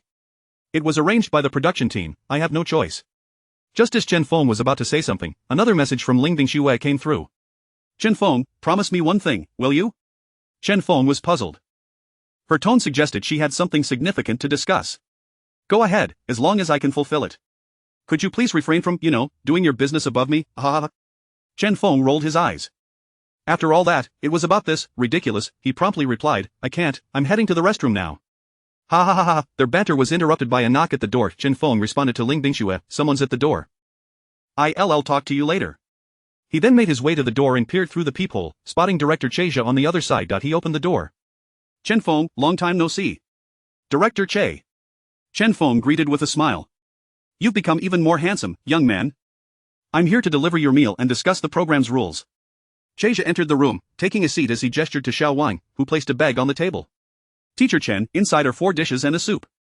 Let me know if you find it unpalatable. Chen Feng nodded and settled on the bed across from Che. Please, go ahead, director. Alright, Xiao Wang should have informed you that tomorrow you will be rehearsing with the band, and the recording will start the day after. However, you need not rise too early, as our program airs in the evening, just come in the afternoon for rehearsal. Chen Feng nodded, awaiting further elaboration from Che. The program will be broadcast live in its entirety. This is a rule set by the leading music network, Huaxia Music. For our music variety show, no pre-recording, no sound modification, and no lip-syncing. Chen Feng was already aware of this, yet Che reiterated it. He continued, there will be 500 audience members voting on the performances, and several celebrities will serve as judges. As for who the judges are, you will see for yourself the day after. I1T elaborate further. However, I must emphasize that you need to create a buzz for yourself, understand? This is crucial for your final chance at revival. Chen Feng certainly understood, this was almost identical to the programs from his previous life. Just make sure not to appear as foolish as you did at the award ceremony. At this, Che chuckled. By the way, what song will you be performing? Chen Feng replied, if all goes well, I'll stick to an original. Che's eyes sparkled with excitement. The reason he had invited Chen Feng was to encourage him to create more original works on this stage. It was well known that Chen Feng's original compositions were all high-quality songs. Che hoped to leverage Chen Feng's originality to elevate the program's status. However, this was something he could never admit. A show should gain its reputation through the talents of its participants, otherwise, it would lack any suspense. A program devoid of suspense could hardly attract widespread attention and affection. Excellent, excellent, excellent, this young man has a bright future. Do you have a title? Let me see it. Che stood and patted Chen Feng on the shoulder. Chen Feng shook his head. I haven't figured it out yet. What? The once jovial Che was taken aback, and even Xiao Wang, who was grinning beside him, ceased to smile. They were to conduct a trial performance with the production team tomorrow, and he still had no song. Was he joking? Was he intending to sabotage the event? Upon witnessing Che's astonished expression, Chen Feng quickly realized there was a misunderstanding. Rest assured, Director Che, I'll send it to you tonight. Though Che had heard of Chen Feng's myth, he still believed that the exaggerated elements of such tales were likely inflated. He scrutinized Chen Feng's eyes and noted their brilliance. There was no sign of evasion. Could it be that he truly could compose a high-quality song in such a short time? Che pondered, somewhat skeptical but willing to give him a chance. If it didn't pan out, he could always sing Mo dance hall or, in a hurry, songs he had written but never performed publicly. With that thought, Che felt a semblance of peace. While he didn't fully trust Chen Feng's capabilities, having a fallback eased his worries. Alright, then you should eat. I won't disturb your creative process any longer. I'll go check on the others. Chapter 82. As the performance of Jiangnan approached at Jiangnan stage, Chen Feng picked up his phone and sent a message to Ling Bingxue. Director Che just arrived and mentioned the rules and song selection. Soon, Ling Bingxue replied, Director Che is here with me now. Chen Feng set his phone down, pondering for a moment. His mind was flooded with an abundance of songs, leaving him momentarily unsure of which one to sing. Should it be Jeluan's or Junjia's? Suddenly, as he thought of Junjia, an idea sparked in Chen Feng's mind. Since he was coming to Jiangnan stage to perform, why not choose Jiangnan, as a song that had once swept the streets in his previous life? Crafting the lyrics and melody was a task that came easily to him. An hour later, after some revisions, the score for Jiangnan was completed. He hummed it twice in his room and felt quite satisfied with his rendition. Perfect. This will do. Chen Feng snapped a photo of the score and sent it to Cheja. Shortly thereafter, a knock at the door interrupted him, and upon opening it, he found Cheja had returned, his voice filled with excitement. Brother, what's the name of this song, Jiangnan? A discerning listener could tell that Cheja was in high spirits. Even his address for Chen Feng had changed. Chen Feng mechanically nodded. That's right. Cheja glanced at the desk in Chen Feng's room and spotted the score lying quietly. Could you make me a copy of the score? I want to show it to the band instructors. By the way, this is our music director, Liang Xiaobai. At that moment, a middle-aged man in a casual suit, adorned with gold-rimmed glasses and long hair, stepped out from behind Cheja. He approached Chen Feng, extending his hand while speaking in a Cantonese accented Mandarin. Hello, I'm Liang Xiaobai, a pleasure to meet you. Chen Feng promptly shook hands with Liang Xiaobai, holding a deep respect for such a senior figure in the music industry. The pleasure is mine, teacher Liang Xiaobai. Liang Xiaobai had a straightforward and candid demeanor, skipping any formalities and directly pointing at the score on the table. May I take a look at that? Chen Feng had no objections. Clearly, Liang Xiaobai's visit was motivated by this score. As he received the Jiangnan score, Liang Xiaobai treated it as if it were a treasured artifact, examining it intently for quite some time. Meanwhile, Cheizhou and Chen Feng engaged in conversation. After seeing the photo of this score, teacher Liang insisted on dragging me here to see you, eager to view this composition in person. Chen Feng glanced at Liang Xiaobai, who was meticulously studying the score, and smiled. It's evident that teacher Liang Xiaobai truly loves music. In Liang Xiaobai's gaze, Chen Feng discerned a profound admiration reminiscent of a child receiving a long-desired transformer toy. Chen Feng, I really admire you. Cheizhou, following Chen Feng's gaze, also observed Liang Xiaobai, who appeared to be in a trance-like state, absorbed in the score. I've known Liang Xiaobai for decades, and I've never seen him so captivated by someone else's song as he is today. Although Cheizhou was a variety show director, he lacked in-depth knowledge of music. Over the years, he and Liang Xiaobai had formed a tacit understanding, one focused on producing shows, the other on music research. Witnessing Liang Xiaobai's eagerness to meet Chen Feng, Cheizhou knew he had made the right bet. Chen Feng indeed had the potential to make this new program shine. After a considerable time, Liang Xiaobai finally emerged from the depths of the score, merely assessing the lyrics and melody. He remarked, Chen Feng, I wonder what kind of accompaniment you envision? Liang Xiaobai endeavored to communicate in Mandarin with Chen Feng. Chen Feng stroked his chin, recalling how Junjie had performed this song in his previous life. The usual band instructors will suffice, but I would like to additionally invite a guzheng teacher and a bamboo flute teacher to assist me. Liang Xiaobai closed his eyes, contemplating for a moment, before slapping his thigh in realization. Chen Feng, impressive. Absolutely impressive. I'll head off to practice. We'll meet in the rehearsal room tomorrow. Yes, I'll make a copy of this score and have Xiao Wang return it later. With that, Liang Xiaobai glanced at Cheizhou, signaling that they could leave. Cheizhou nodded and said to Chen Feng, we'll be on our way then. See you in the rehearsal room tomorrow, Chen Feng. As they reached the door, Liang Xiaobai turned back to Chen Feng and made a fist gesture. Good luck, Chen Feng. I have high hopes for you. Having said that, they closed the door behind them as they departed. With the score taken away, Chen Feng found himself utterly idle in his room. He had no idea when Xiao Wang would return the score. Should he write another one? The thought crossed his mind but was quickly dismissed by Chen Feng himself. He had no desire to exhaust himself. He would discuss it in the rehearsal room tomorrow. He picked up his phone and began scrolling through short videos. At the Ling family's villa in the capital, Ling Bingyan was practicing yoga on her mat, stretching her legs and arms with grace. Judging by the range of her movements, Ling Bingyan exhibited remarkable flexibility, likely the result of long-term yoga practice. I wonder if my sister and Chen Feng have arrived safely. No one has sent me a message.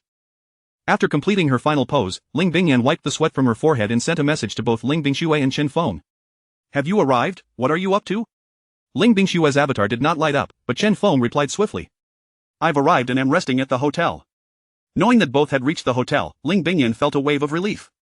Her sister was probably asleep by now. Seeing Chen Feng's response, Ling Bingyan tossed the towel aside, a smile gracing her face as she crouched on her yoga mat, engaging in conversation with Chen Feng. Before long, the night deepened, reluctantly sending Chen Feng a final message. Ling Bingyan realized she had been sitting on her yoga mat for over 2 hours. Alright, Teacher Chen, rest well. I'm looking forward to your performance. The next day, just before noon, Chen Feng was roused from his slumber by a series of knocks at the door. After chatting with Ling Bingyan the previous evening, he had played a few rounds of a mobile game and had been thoroughly frustrated by his teammates. Despite having played twice, he still fell victim to the misfortunes of ranked matches. Teacher Chen, it's time to get up for breakfast. Chen Feng opened the door to receive a generous breakfast from Xiao Wang. After finishing his meal, he lay back in bed, hoping to catch a few more moments of sleep. However, yet again, the door was knocked upon. Teacher Chen, we need to leave. It's time to head to the television station. Reluctantly, the familiar yet strange tiger headpiece was placed upon his head once more, and Chen Feng followed Xiao Wang to the vehicle bound for Jiangnan Satellite TV. Speaking of getting into the car, it was worth noting that Chen Feng's movements mirrored his departure from the vehicle the night before. In reverse, his backside and legs entered first, hands gripping the door, followed by his head retracting, resembling a green amphibian. Sitting in the car, Chen Feng felt somewhat despondent. Why couldn't he wear a mask or a hat? Why must he don this ridiculous headpiece? Based on his experiences at DD Amusement Park, wearing a mask or hat would render him virtually invisible. Yet, wearing a tiger headpiece drew attention wherever he went. He could hardly fathom the thought process of the director who devised this absurd idea. Chapter 83, Are we going to rob a bank? Perhaps it was due to the chill of the air conditioning in the car that Xiao Wang let out a sneeze. Upon arriving at Jiangnan Satellite TV, he disembarked in the same manner as before and made his way to the elevator, where he awaited its arrival. At that moment, 3 individuals were already present in the elevator lobby: a girl with cat ears, a devilishly handsome man, and an angelic figure. Chen Feng's lips twitched slightly. He immediately recognized the angelic figure as Ling Bingxue. The identities of the other two remained elusive, as their heights and physiques did not reveal which stars of the entertainment industry they might be. It seemed that the costumes for this program were quite successful. The trio waved at Chen Feng without uttering a word. Chen Feng, wearing a smile reminiscent of a tiger, nodded in acknowledgement. Following this, an interminable silence enveloped the space. Unfortunately, the production team had imposed a ban on conversation. The atmosphere in the elevator lobby turned peculiar, akin to a group of robbers preparing to ascend in an elevator destined for a bank heist. It seemed they were about to embark on a caper. In a short while, a girl dressed as a white rabbit and a gentleman resembling a frog joined the gathering. The 6 individuals exchanged greetings through gestures. A 6-member ensemble. Rumor had it that the inaugural episode featured 6 performers on stage. It appeared that the group was now complete. This program was indeed intriguing. Now that everyone is here, let us proceed to the elevator, esteemed vocalists, Xiao Wang announced as he surveyed the group and ushered them into the lift. The silence persisted. Ding, the elevator doors opened, revealing a multitude of staff members outside. Upon seeing the prominent figures among the animals emerge from the elevator, they burst into applause to welcome them. Director Che Zhou and music supervisor Liang Xiaobai stood among the personnel. Welcome, everyone. The rules were explained to you yesterday, and now our staff will guide you to your respective rehearsal rooms to practice your songs, he declared, waving a scroll of paper in his hand. Chen Feng recognized this familiar gesture. Zhang Hong had once directed the group in the same manner. Could it be that in the realm of directors, a scroll of paper serves as their conductor's baton? A somewhat bashful young man approached Chen Feng. Hello, Teacher Tiger. I am your guide since your arrival at the television station. You can call me Asan. Asan, although Chen Feng found the name somewhat peculiar, he nodded in acknowledgement. Under Asan's guidance, Chen Feng arrived at his designated rehearsal room, where several staff members assisted him in successfully removing his headpiece. Finally, some relief. Greetings, everyone, I am Chen Feng. I look forward to your support today. Asan smiled. Everyone is certainly aware of your esteemed name, Teacher Chen. Teacher Liang Xiaobai mentioned your name countless times last night, saying you are an exceptionally talented individual, and we all wholeheartedly agree. The staff members surrounded Chen Feng, engaging in lighthearted banter and even taking photos with him. The band instructors soon arrived in Chen Feng's rehearsal room, greeting him before taking their positions. Xiao Wang pushed open the door to Chen Feng's practice space. I apologize, Teacher Chen, I forgot. After all, he wouldn't have practiced it even if it had been returned last night. Noticing that he bore no ill will, Xiao Wang cheerfully handed the sheet music to the band instructors before departing. Following Xiao Wang, 2 girls clad in traditional attire entered the room. The shorter girl spoke first. Hello, Teacher Chen, I am Huang Yaoshi, the flutist. Huang Yaoshi, wasn't she the master of Peach Blossom Island? The taller girl introduced herself. Feng Liuji, the Guqin player. 6 Fingers, the Qingqi demon. Today, Chen Feng found himself in the presence of remarkable talents. With the assistance of these 2-inch heroes, he was certain he could present this song in the most perfect manner to all. After exchanging greetings, the 2 girls, along with Chen Feng, began to discuss the accompaniment for his song. Chen Feng articulated his ideas regarding the piece and the precise moments each instrument should be introduced. Huang Yaoshi, Feng Liuji, and the band instructors were left astounded by Chen Feng's every move. The more they listened to him, the more they felt like frogs at the bottom of a well. After years of navigating the music scene, they found themselves being guided by someone who had only recently entered the industry. His understanding of instrumental arrangement made it seem as if a grand orchestra's conductor had graced them with his presence. "Teacher Chen, I must say, it is a pity that this song of yours is being submitted for a competition," one of the band instructors remarked. Chen Feng was taken aback. Were they inadvertently undermining their own chances? Observing the expressions of regret on the faces of the band instructors, he merely smiled and refrained from saying much. The song belonged to him. After all of the band instructors continued to lament, this piece, Jiangnan, is undoubtedly a masterpiece. Indeed, it is such a shame to use it for a competition. If it were me, I would have released an album. It would undoubtedly top the new song charts. Teacher Chen has already claimed the top spot on the new song charts before. Ha ha. Their remarks left Chen Feng feeling somewhat bashful. After exchanging pleasantries for a while, the atmosphere in the rehearsal room transformed from its initial awkwardness. Finally, after everyone's relentless efforts, they successfully crafted the accompaniment for Jiangnan. Upon listening to the finished piece and reviewing the lyrics, they were all left speechless. What a divine song! Just the prelude was enough to fall in love with it. It was evident that this piece traversed the ages, embodying a unique love story that defied the constraints of time and space. With R&B rhythms seamlessly infused with the enchanting sounds of the dizzy and guzheng, it conveyed the spirit of ancient heroes, expressing the fidelity often associated with love. The essence of Jiangnan sought to convey a timeless perspective on love that has remained unchanged throughout history. "How about we give it a try?" Huang Yaoshi inquired. Chen Feng approached the microphone, exchanging glances with the band instructors. After a moment of flute music, the accompaniment seamlessly began. "When the wind arrives, it is like glue. It binds the thoughts of passers-by. When the rain arrives, it twists into threads. It entwines our lingering." Upon stepping in, she immediately heard Chen Feng's voice. She hurried over to the group, removing her glasses and rubbing her eyes in disbelief as she gazed at Chen Feng, singing passionately in the rehearsal space. "Is this the Jiangnan by teacher Chen Feng?" Xiao Wang murmured softly. "Indeed, it is his song. Truly, he is a masterful songwriter, the lyricist and composer that teacher Liang Xiaobai speaks of so often. It's just such a pity that this divine piece is being used in a competition for a variety show," one of the nearby individuals remarked, echoing the sentiments of others who felt similarly regretful for Chen Feng. In the recording studio, the only unconcerned individual continued to immerse himself in the heartfelt rendition. "Love is a sweetness of 1 in a million. I would rather be buried on this very day. Circles and circles, round and round. Every day, year after year, it's all about me. Deeply gazing at your face." The regrettable singing competition emerging from the practice room, Chen Feng was enveloped by the adoring gazes and fervent applause of those around him. "Unbeatable, Teacher Chen, based on my experience, you are undoubtedly in first place. I still recommend that you release an album. If you wait until after the competition to launch the song, the sales may significantly decline." While cheering for Chen Feng, a few of them continued to urge him. Although Jiangnan Satellite TV was their old employer, their passion for talent was undeniable. As aspiring musicians, they truly wished for the song not to be squandered in such a competition. However, seeing that Chen Feng remained unmoved, they decided not to press the matter further. After dinner, they all dispersed. Chen Feng transferred the music accompaniment to his phone and, on his way back to the hotel, listened to the accompaniment while softly humming and practicing. One cannot help but commend the prowess of the band teachers from Jiangnan Satellite TV. In just one afternoon and an evening, they had crafted an accompaniment that was nearly indistinguishable from the song of his past life. As he approached the hotel, Chen Feng conferred with Xiao Wang, suggesting that they pause his car so that the other animals could head back first. Xiao Wang nodded and quickly began tapping away on his phone. Soon, his playful voice reached Chen Feng's ears. "All set." Indeed, as the others entered the hotel, they were immediately surrounded by a throng of reporters. In contrast, Chen Feng and Xiao Wang, sporting hats and masks, nonchalantly walked into the hotel. After escorting Chen Feng to his room, Xiao Wang took his leave, mindful that the competition was the next day and that Chen Feng needed ample time to rest. After a refreshing shower, Chen Feng sat on the edge of his bed, noticing unread messages on his phone. "How's the song practice going?" Upon realizing it was a message from Ling Bingyan, he paused his intention to dry his still wet hair. "It's a bit rushed, but the band teachers from Jiangnan Satellite TV are impressive. They produced the accompaniment with almost no flaws." Ling Bingyan, watching television while keeping an eye on her phone, immediately picked it up upon receiving his message. A smile graced her features. "Then you must give it your all, Teacher Chen. You too. I see the years we spent together has already climbed to second place on the new song chart." Chen Feng encouraged Ling Bingyan through the phone. Recently, he had noticed that Dai Yutong's song Single Ticket was gaining remarkable momentum, making its way into the top 5. As a well-known singer, Dai Yutong's established fame meant that, based on Chen Feng's 2 lifetimes of experience in the entertainment industry, Ling Bingyan would need to exert considerable effort in promotion to surpass her. Regarding this topic, Ling Bingyan merely replied with a simple, The conversation soon shifted back to Chen Feng, and she felt that her song's ranking was no longer of great importance. "Tomorrow, I'll be watching. Let us see if you can figure it out, ha ha." Ling Bingyan pouted. I could recognize you even if you turn to ashes." Chen Feng found himself devoid of irritation. That was indeed a bit intimidating. He could almost envision the expression on Ling Bingyan's face on the other end of the screen. Thus, the two of them chatted late into the night, eventually drifting off to sleep.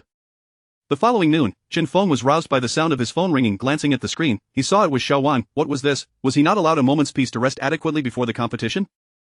Upon answering the call, Xiao Wang exclaimed, "Teacher Chen, wake up, it's almost noon, we need to head to the television station." Chen Feng scratched his disheveled hair. "Can't we go in the afternoon? Why so early?" He was at a loss. Xiao Wang was great in many respects, but his frantic nature was not one of them. What was the rush? Were they just going to sit around at the station? "Teacher Chen, I beg you. Otherwise, I fear the director will dismiss me." Chen Feng felt a jolt of surprise. He never expected Xiao Wang would resort to such tactics. "All right, I'll get ready now." After finishing his grooming and opening the door, he found Xiao Wang already waiting at the entrance. Seeing Chen Feng still clad in jeans and a white t-shirt, Xiao Wang slapped his forehead. "Don't you have stage clothes, Teacher Chen?" Chen Feng was speechless. Wasn't he supposed to wear the tiger head during performances? Why did he need to prepare his own outfit? The production team has no costumes, only the tiger head prop? Xiao Wang nodded. Then why is Xia Shuer dressed head to toe as an angel while I only have the tiger head and no tiger body? The production team designed it this way.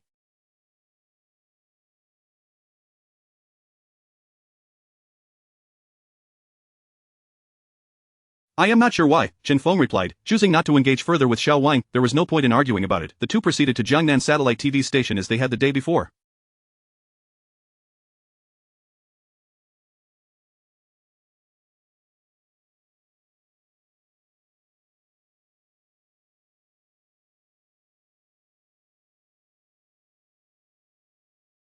The entrance was already teeming with reporters, eager to catch a glimpse of the 6 contestants as soon as possible. Unfortunately, the production team's protective measures were exceptionally effective. Inside the practice room, only one staff member was present while the others were busy assisting with sound adjustments on site. "Hello, Teacher Chen. Would you like to practice your song?" Chen Feng nodded. With the staff's assistance, he tried singing twice before deciding to stop. Over-rehearsing would fatigue his voice and affect his performance later that evening. Finding a reasonably comfortable spot, he opened his phone and began his gaming session. Around 4 p.m., Xiao Wang burst through the door, surveying the room but failing to spot Chen Feng. "Teacher Chen, are you here? Teacher Chen." "Stop shouting, I'm over here," came Chen Feng's voice from the corner, where he sat engrossed in his game. His mood was already less than cheerful, having been berated by teammates for his 0-7 record, both inexperienced and overly enthusiastic. 2 minutes later, defeat. Xiao Wang, who had been waiting for Chen Feng to finish, finally spoke up. "Teacher Chen, it's time for the draw." Chen Feng nodded, still feeling the weight of his recent losses. As the draw box was presented to him, he reached in and turned it around. Number 6. Why was he always last? The order of appearance didn't matter much to him, but being consistently placed last felt peculiar. After the draw, Xiao Wang produced a walkie-talkie from seemingly nowhere. "Teacher Chen is the 6th to perform. Teacher Chen is the 6th to perform. Over." "Over," Chen Feng silently scoffed. Was this a television drama, like the Flying Tigers?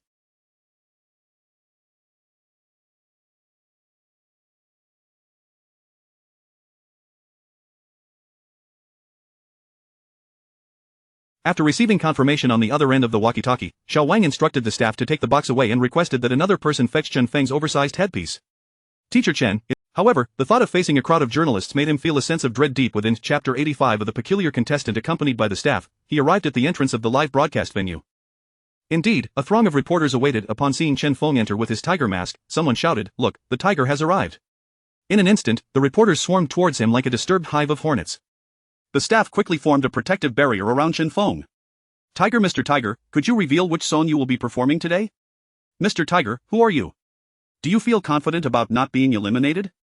Beneath the beaming tiger mask lay Chen Feng's face, elongated to an absurd degree. He had initially hoped to engage with the reporters, but the questions posed were utterly nonsensical. Chen Feng found himself at a loss for words. Not only Chen Feng, but Xiao Wang beside him felt a sense of shame on behalf of the reporters. Was there truly no intelligent inquiry to be made? Anyone with a modicum of sense would realize that such questions were utterly inappropriate at this moment. Fortunately, at that juncture, 7 or 8 security personnel rushed over. Otherwise, Chen Feng might not have even gained entry to the recording venue. Upon entering the arena, the other contestants awaited, waving to the angel while still donned in the tiger mask. They were each escorted to their respective waiting areas. Unlike I Am a Singer, the participants of Masked Singers did not gather together. After sitting in his waiting area for a while, Chen Feng sought to play a few rounds in the gaming arena, but the cumbersome tiger mask made it impossible to lower his head and view his phone. Thus, he reclined on the sofa, staring upwards and dozing off. In his dreams, he vaguely heard someone say, "It's starting, Teacher Chen." Shaking off the drowsiness, Chen Feng awoke to see Ah San in front of him, cradling his tiger mask and calling out to him. "I'm awake," Chen Feng responded. Ah San scratched his head. "Teacher Chen, you are the most easygoing artist I've ever encountered. While everyone else is humming their upcoming performance, here you are, sound asleep." Chen Feng had no retort for that. He certainly could not claim to be invincible and unconcerned. I stayed up late last night. He hastily concocted an excuse. Asan pointed to the television screen before Chen Feng. The live broadcast has already begun, Teacher Chen. Chen Feng pulled out his phone. It was already 8 p.m, time had flown by. There were 2 unread messages. Ling Bingyan, go for it, I'm waiting for you and your sister in front of the TV. Ling Bingxue, don't mess it up, ha ha ha. Chen Feng replied to both messages and tucked his phone back into his pocket. It was quite a challenge to read the messages while wearing the tiger mask. On the television screen, the live broadcast had commenced, with host Li Xiang energizing the atmosphere. I in the live room, wow, is this a brand new show? This stage has something special, I can't wait for their performances. I wonder how this show compares to I Am a Singer. I doubt it can measure up. Speaking of I Am a Singer, I rewatched the grand finale this afternoon and still got goosebumps. Indeed, that episode featured exceptional singers. I can only wonder who masked singers will bring on stage. Is there a chance for Chen Feng? Nostalgic for that epic showdown. As the conversation drifted to other programs, Cheizha remained silent, his gaze fixated on the backstage, awaiting a stunning revelation from the singers. It is worth mentioning that during the first episode of Masked Singers, Cheizha had turned down numerous promotions for young idols. He did not wish to allow unstable elements to disrupt his program. Perhaps in the future, 1 or 2 young idols would appear, but that would merely be to appease certain influential figures. Ling Bingyan had been eagerly stationed in front of her television at home. The promotional activities for The Years We Left had become less intensive recently, granting her the opportunity to witness Chen Feng's performance on television. Bingyan, what show are you watching? An elegant matron, exuding charm, approached gracefully and settled on the sofa. Every movement embodied one word: nobility. Mom, you're back. This program is called Masked Singers, and my sister will be performing tonight. Upon hearing that Ling Bingxue would be participating, the matron's eyes sparkled with delight as she enthusiastically joined in. At that moment, 6 small screens appeared above the television. Host Li Xiang began to introduce the contestants. The black tuxedo is his disguise before the world. The demon mask atop his head reveals his true identity. Let's welcome the burning demon, Satan. Do not be deceived by her bow-tied appearance. When this cat sings, everyone will be captivated by her voice. She is the Midnight Persian Cat. Her face has never been seen, yet upon hearing her name, one envisions her in pure white robes, adorned with a halo. She is our angel of love. As the name of the angel of love was announced, Ling Bingyan pointed at the sanctified figure on the screen. Mom, look who this is. I can't possibly be fooled by that. I can recognize any piece of flesh that has fallen from me. The mother and daughter exchanged knowing smiles. On the television, the host continued to unveil the contestants' names. The embodiment of justice, his presence brings peace of mind. Fearless, let us applaud the Ace Iron Knight.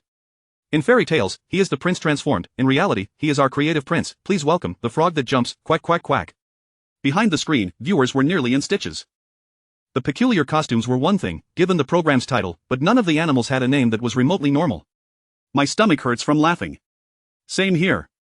I feel like aside from the angel of love, there is hardly a normal person here. No, I think the Ace Iron Knight is somewhat normal. I just don't understand why Ace is part of his name. That has to indicate he is quite formidable. After a brief pause to catch his breath, Li Xiang faced the camera. This lengthy introduction had truly tested his hosting skills. To deliver the introductions of 6 contestants within the allotted time was no small feat. Glancing swiftly at the introduction cards in his hand, he felt a slight twitch at the corner of his mouth. Now, for our final contestant, he is the mightiest in the forest. As the king of beasts, his voice will penetrate every ear, leaving you in awe and goosebumps. Please welcome, the jumping tiger, wishing you a prosperous year of the tiger. Chapter 86, Midnight Persian Cat. Watching the man on the screen adorned with an oversized tiger head, Ling Bingyan couldn't help but laugh heartily while seated on the sofa. Ling's mother observed her daughter's reaction, a knowing smile gracing her lips. Her sixth sense hinted that the young man on the television, donning the tiger head, undoubtedly shared an intricate connection with her beloved daughter. Ever since childhood, her little girl had exhibited a rather frigid demeanor, rarely expressing her emotions. It was only after her foray into music during university, prompted by the persistent encouragement of peers, that she began to engage in cover performances during her online broadcasts. The program featured scant interaction with fans, consisting solely of a succession of cover songs. Reflecting on this, Ling's mother felt a swell of pride. Even with Bingyan's icy exterior, she had amassed a considerable following. This served as a testament to Bingyan's undeniable talent within the realm of the arts. Ling's mother cast a glance at the television, where her other daughter, Ling Bingxue, transformed into a love angel, before returning her gaze to Bingyan, who was daintily nibbling on fruit while seated on the sofa. Both were her daughters, yet their personalities were strikingly different. With a beaming smile directed towards Bingyan, Ling's mother mused that she had once been of that age too. As long as the person her daughter cherished was not of ill repute and could ensure her happiness for a lifetime, then nothing else mattered. On the television screen, Wu Qixian, Zhang Dawei, Ayla, Wu Zhongxian, Yang Di, along with 2 guest judges from other sectors of society, settled in as the judging panel. Behind them, a lively audience of 500 waved their glowsticks with enthusiasm. The camera shifted to the host, Li Xiang, who commenced the opening remarks, followed by a video showcasing the drawing of lots that had taken place outside. The first contestant, Midnight Persian Cat. Subsequently, a segment featuring her pre-performance statements recorded earlier that afternoon began to play. A voice imbued with electronic music emerged. I am delighted to be part of this program. I will do my utmost to strive for the final moment. Her words were rather conventional. As the footage concluded, Midnight Persian Cat stood poised in the passageway. At that moment, all lights were focused upon her, and accompanied by the illumination, she glided onto the stage in tight leather attire, strutting with a feline grace. Now, not only the lights but also the gaze of every viewer was riveted upon her. Here she comes, here she comes. It's starting, the Catwoman is about to sing. What a stunning figure. I give her a 99, I deducted 1 point to keep her humbled. I hope she continues to excel. Everyone, my husband is drooling, should I slap him? Ah, that's hilarious. The live broadcast was abuzz with excitement. On the screen, host Li Xiang announced the song that Midnight Persian Cat was about to perform. Next, Midnight Persian Cat will present the song that recently captivated the entire internet. Unfortunately, it's not you. At this, Li Xiang cast a surprised glance at Midnight Persian Cat beside him. I look forward to your unique rendition. This glance was captured by the netizens in the live chat, yet unbeknownst to them, it was a deliberate ploy by the production team to incite tension and conflict. Controversy breeds viewership. Laughable, she actually dares to sing this divine track. Does Chen Feng know about this? Ha. Who knows, perhaps her rendition will carry her own flavor. I must admit, Midnight Persian Cat certainly knows how to select a song. Unfortunately, it's not you. Sounds good no matter who sings it. Seated in contemplation, Chen Feng was equally surprised. She was singing Unfortunately, It's Not You. In her previous life, the original artist of this song was also a female. She wondered if this Midnight Persian Cat could evoke the same emotion she had felt in her past. As the prelude began, Midnight Persian Cat's voice harmonized with the accompaniment emanating from the speakers. In this moment, I suddenly find it so familiar. It feels as if yesterday and today are unfolding simultaneously. I strive to change for you, yet cannot alter the predestined lines. Unfortunately, it's not you. Accompanying me to the end. We once walked together but lost our way at that intersection. Grateful for that was you, who held my hand, and still warms my heart. Chen Feng closed her eyes to listen. In comparison to the original, there was a slight divergence, yet it was already remarkable. It was deeply emotional. At that moment, Chen Feng pondered whether Midnight Persian Cat had also endured heartache and love. How beautiful. Wow, the female rendition offers a different sensation. I can sense that she is a playful and charming girl. How can she sing such a poignant song? I'm in tears. Although, compared to Chen Feng, she still falls a bit short. As the song concluded, host Li Xiang promptly approached the stage. Please cast your votes for our Midnight Persian Cat. The large screen displayed a steadily rising vote count. The final tally for 88 votes. According to the competition rules, each audience member had 1 vote, while the judges' votes counted as 5. The maximum possible votes were 535. Midnight Persian Cat's acquisition of 488 votes was already quite impressive. Following this, it was time for the judges to pose their questions. According to the production team's guidelines, each judge could only ask 1 question. After some deliberation, one of the judges from another industry stepped forward to inquire. May I ask, are you a singer from Hong Kong or Taiwan? Yes. Midnight Persian Cat nodded, though her voice had been altered by the internal tuner, rendering it childlike. This question left the netizens somewhat speechless. It was akin to narrowing the vast pool of 1 billion to just 100 million. While it appeared to reduce the number significantly, it seemed to offer no real narrowing at all. However, Midnight Persian Cat had already exited the stage. What was that question? It was no different from asking nothing at all. Playing with our minds, that's what it is. Well, at least we know. I used to listen to their songs all the time. It's so frustrating that we can only ask 1 question. Why not just ask everything at once? Then why even bother guessing? Just sing already. As a brand new program, the invited singers must possess a certain level of vocal talent and a substantial fan base. If they were newcomers without any fame, it might reflect poorly on the production quality of the show, leading to diminished viewership. For this reason, detailed inquiries were restricted. Otherwise, devoted fans of the singer would easily deduce the identity of the performer, eliminating the element of suspense, and consequently, the audience's interest would wane. In the backstage area, observing the live stage, Cheju inquired, are the data figures satisfactory? Several staff members, focused on their computer screens, responded affirmatively. The data is excellent. Everyone is abuzz with speculation about the identity of Midnight Persian Cat. From the audience's reactions, it is evident that, Director Che, you have achieved the desired effect for the program. Chapter 87 of The Answer beckons. Che's thoughts were quite straightforward. He aimed to keep the identity. Furthermore, it was mentioned during the promotional phase that participants in Masked Singers need not be professional vocalists. They could very well be actors from film and television, comedic performers, or even dancers. This is the essence of Masked Singers. It provides an opportunity not only for those entrenched in the music industry to face challenges but also extends this chance to all entertainers, irrespective of their popularity or charm. The focus lies solely on one thing: the voice. This program thrives on the purity of musical talent, offering a platform for hidden gems to shine. After the Midnight Persian Cat's performance, the second contestant, the Ace Iron Knight, soon took the stage. Following his rendition of Kiss Goodbye, opinions among the online audience were mixed. It's beautiful, so lyrical. This song doesn't seem to belong to him, there's an indescribable awkwardness between his voice and the melody. Regardless, I enjoy listening. He sings all his songs in the same key. Li Ronghao? The judges deliberated, and Wu Zongxian inquired, Ace Iron Knight, are you a professional singer? The second contestant nodded, responding in an electronic voice, indeed. The online spectators buzzed with chatter. In front of the television, Ling Bingyan clutched her mother's arm. Look quickly, my sister is on stage. Despite Ling Bingshue's long-standing fame and frequent television appearances, her family was still abuzz with excitement upon hearing her perform. In the audience, whispers floated through the air. What a unique title for a song, is it an original? I've never heard it before. This variety show rivals I Am a Singer. To dare to perform an original piece in the inaugural episode requires either exceptional talent or sheer audacity. She is so stunning. She must possess extraordinary skill. While you may judge by appearances, I find myself in agreement. The love angel stood poised on stage, her legs elegantly together, the stage light shifted to a soft hue, and mist began to rise, creating an ethereal ambience. Beneath the angelic mask was Ling Bingshue's confident visage. Of this song had been penned by Chen Feng some time ago, kept secret between the two of them. As the guitar strummed softly, a sense of relaxation enveloped the room. After their successful duet of Choral C, she had been inspired to experiment with a ballad. Choral C had flourished, their seamless collaboration leaving many hidden in their homes, lamenting the twists of fate. This love song propelled Ling Bingshue to the awards stage of the Huaxia Music New Song Chart. Since then, she had grown disdainful of the compositions by other musicians in her company. To her, it seemed that only Chen Feng was a true lyricist and composer, others were merely byproducts of the industry. She persistently nudged Chen Feng for a love song. Given the reasonable nature of her request, he found it difficult to refuse. One day, emerging from a series of defeats in the canyon, Chen Feng was in high spirits and recalled Ling Bingshue's earlier plea for a song. Thus, Blessings at the Street Corner was born.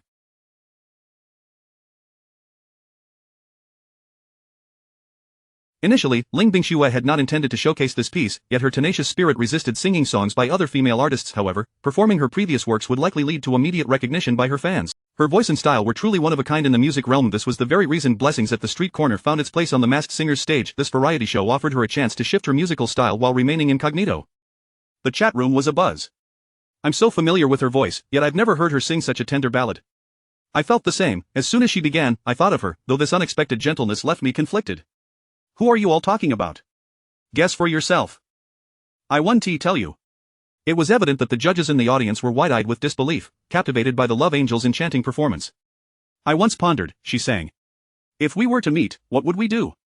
I believe I would still stand. The visuals on the livestream were breathtaking. The spotlight illuminated the love angel, transforming her into a radiant celestial figure, while the audience's glow sticks sparkled like stars, creating a celestial. The online viewers were compelled to comment. 666666, so beautiful, is this truly an angel descended from the heavens? Her voice is enchanting, and she is stunning. I must attend the live show. Mom, give me money for a ticket. A flurry of messages expressed their fervent enthusiasm, as they could only watch and longing from their screens.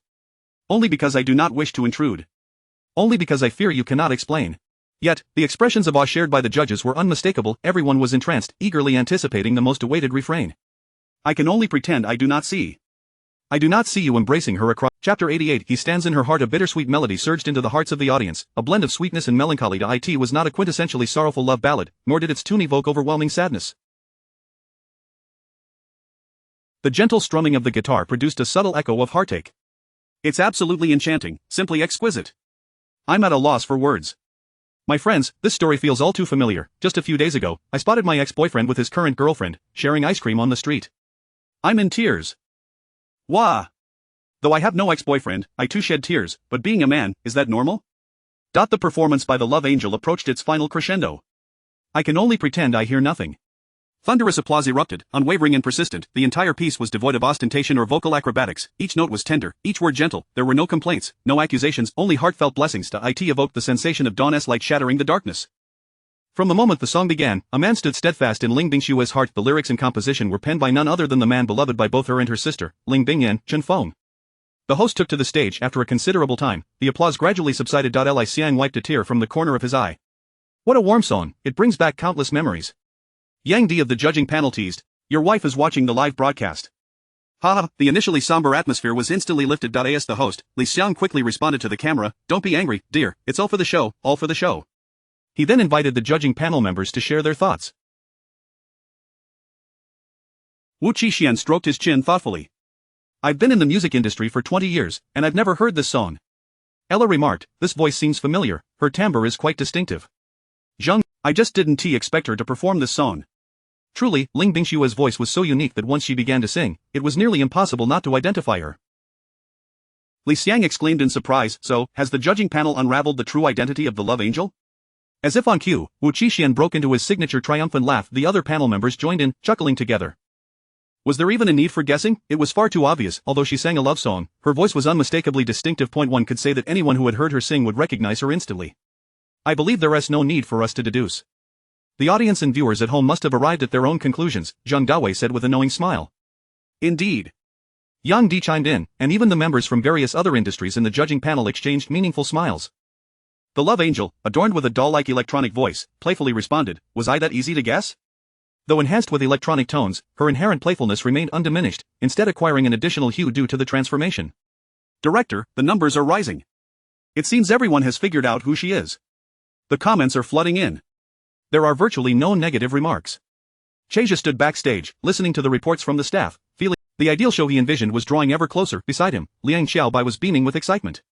What a delightful turn of events. Aja, let us go find her later. I must ask who wrote this. Cheja nodded but did not respond. He intended to send a staff member to seek out the love angel, as he had no time to spare. The situation on stage was ever-changing, and being live, any issues needed swift resolution.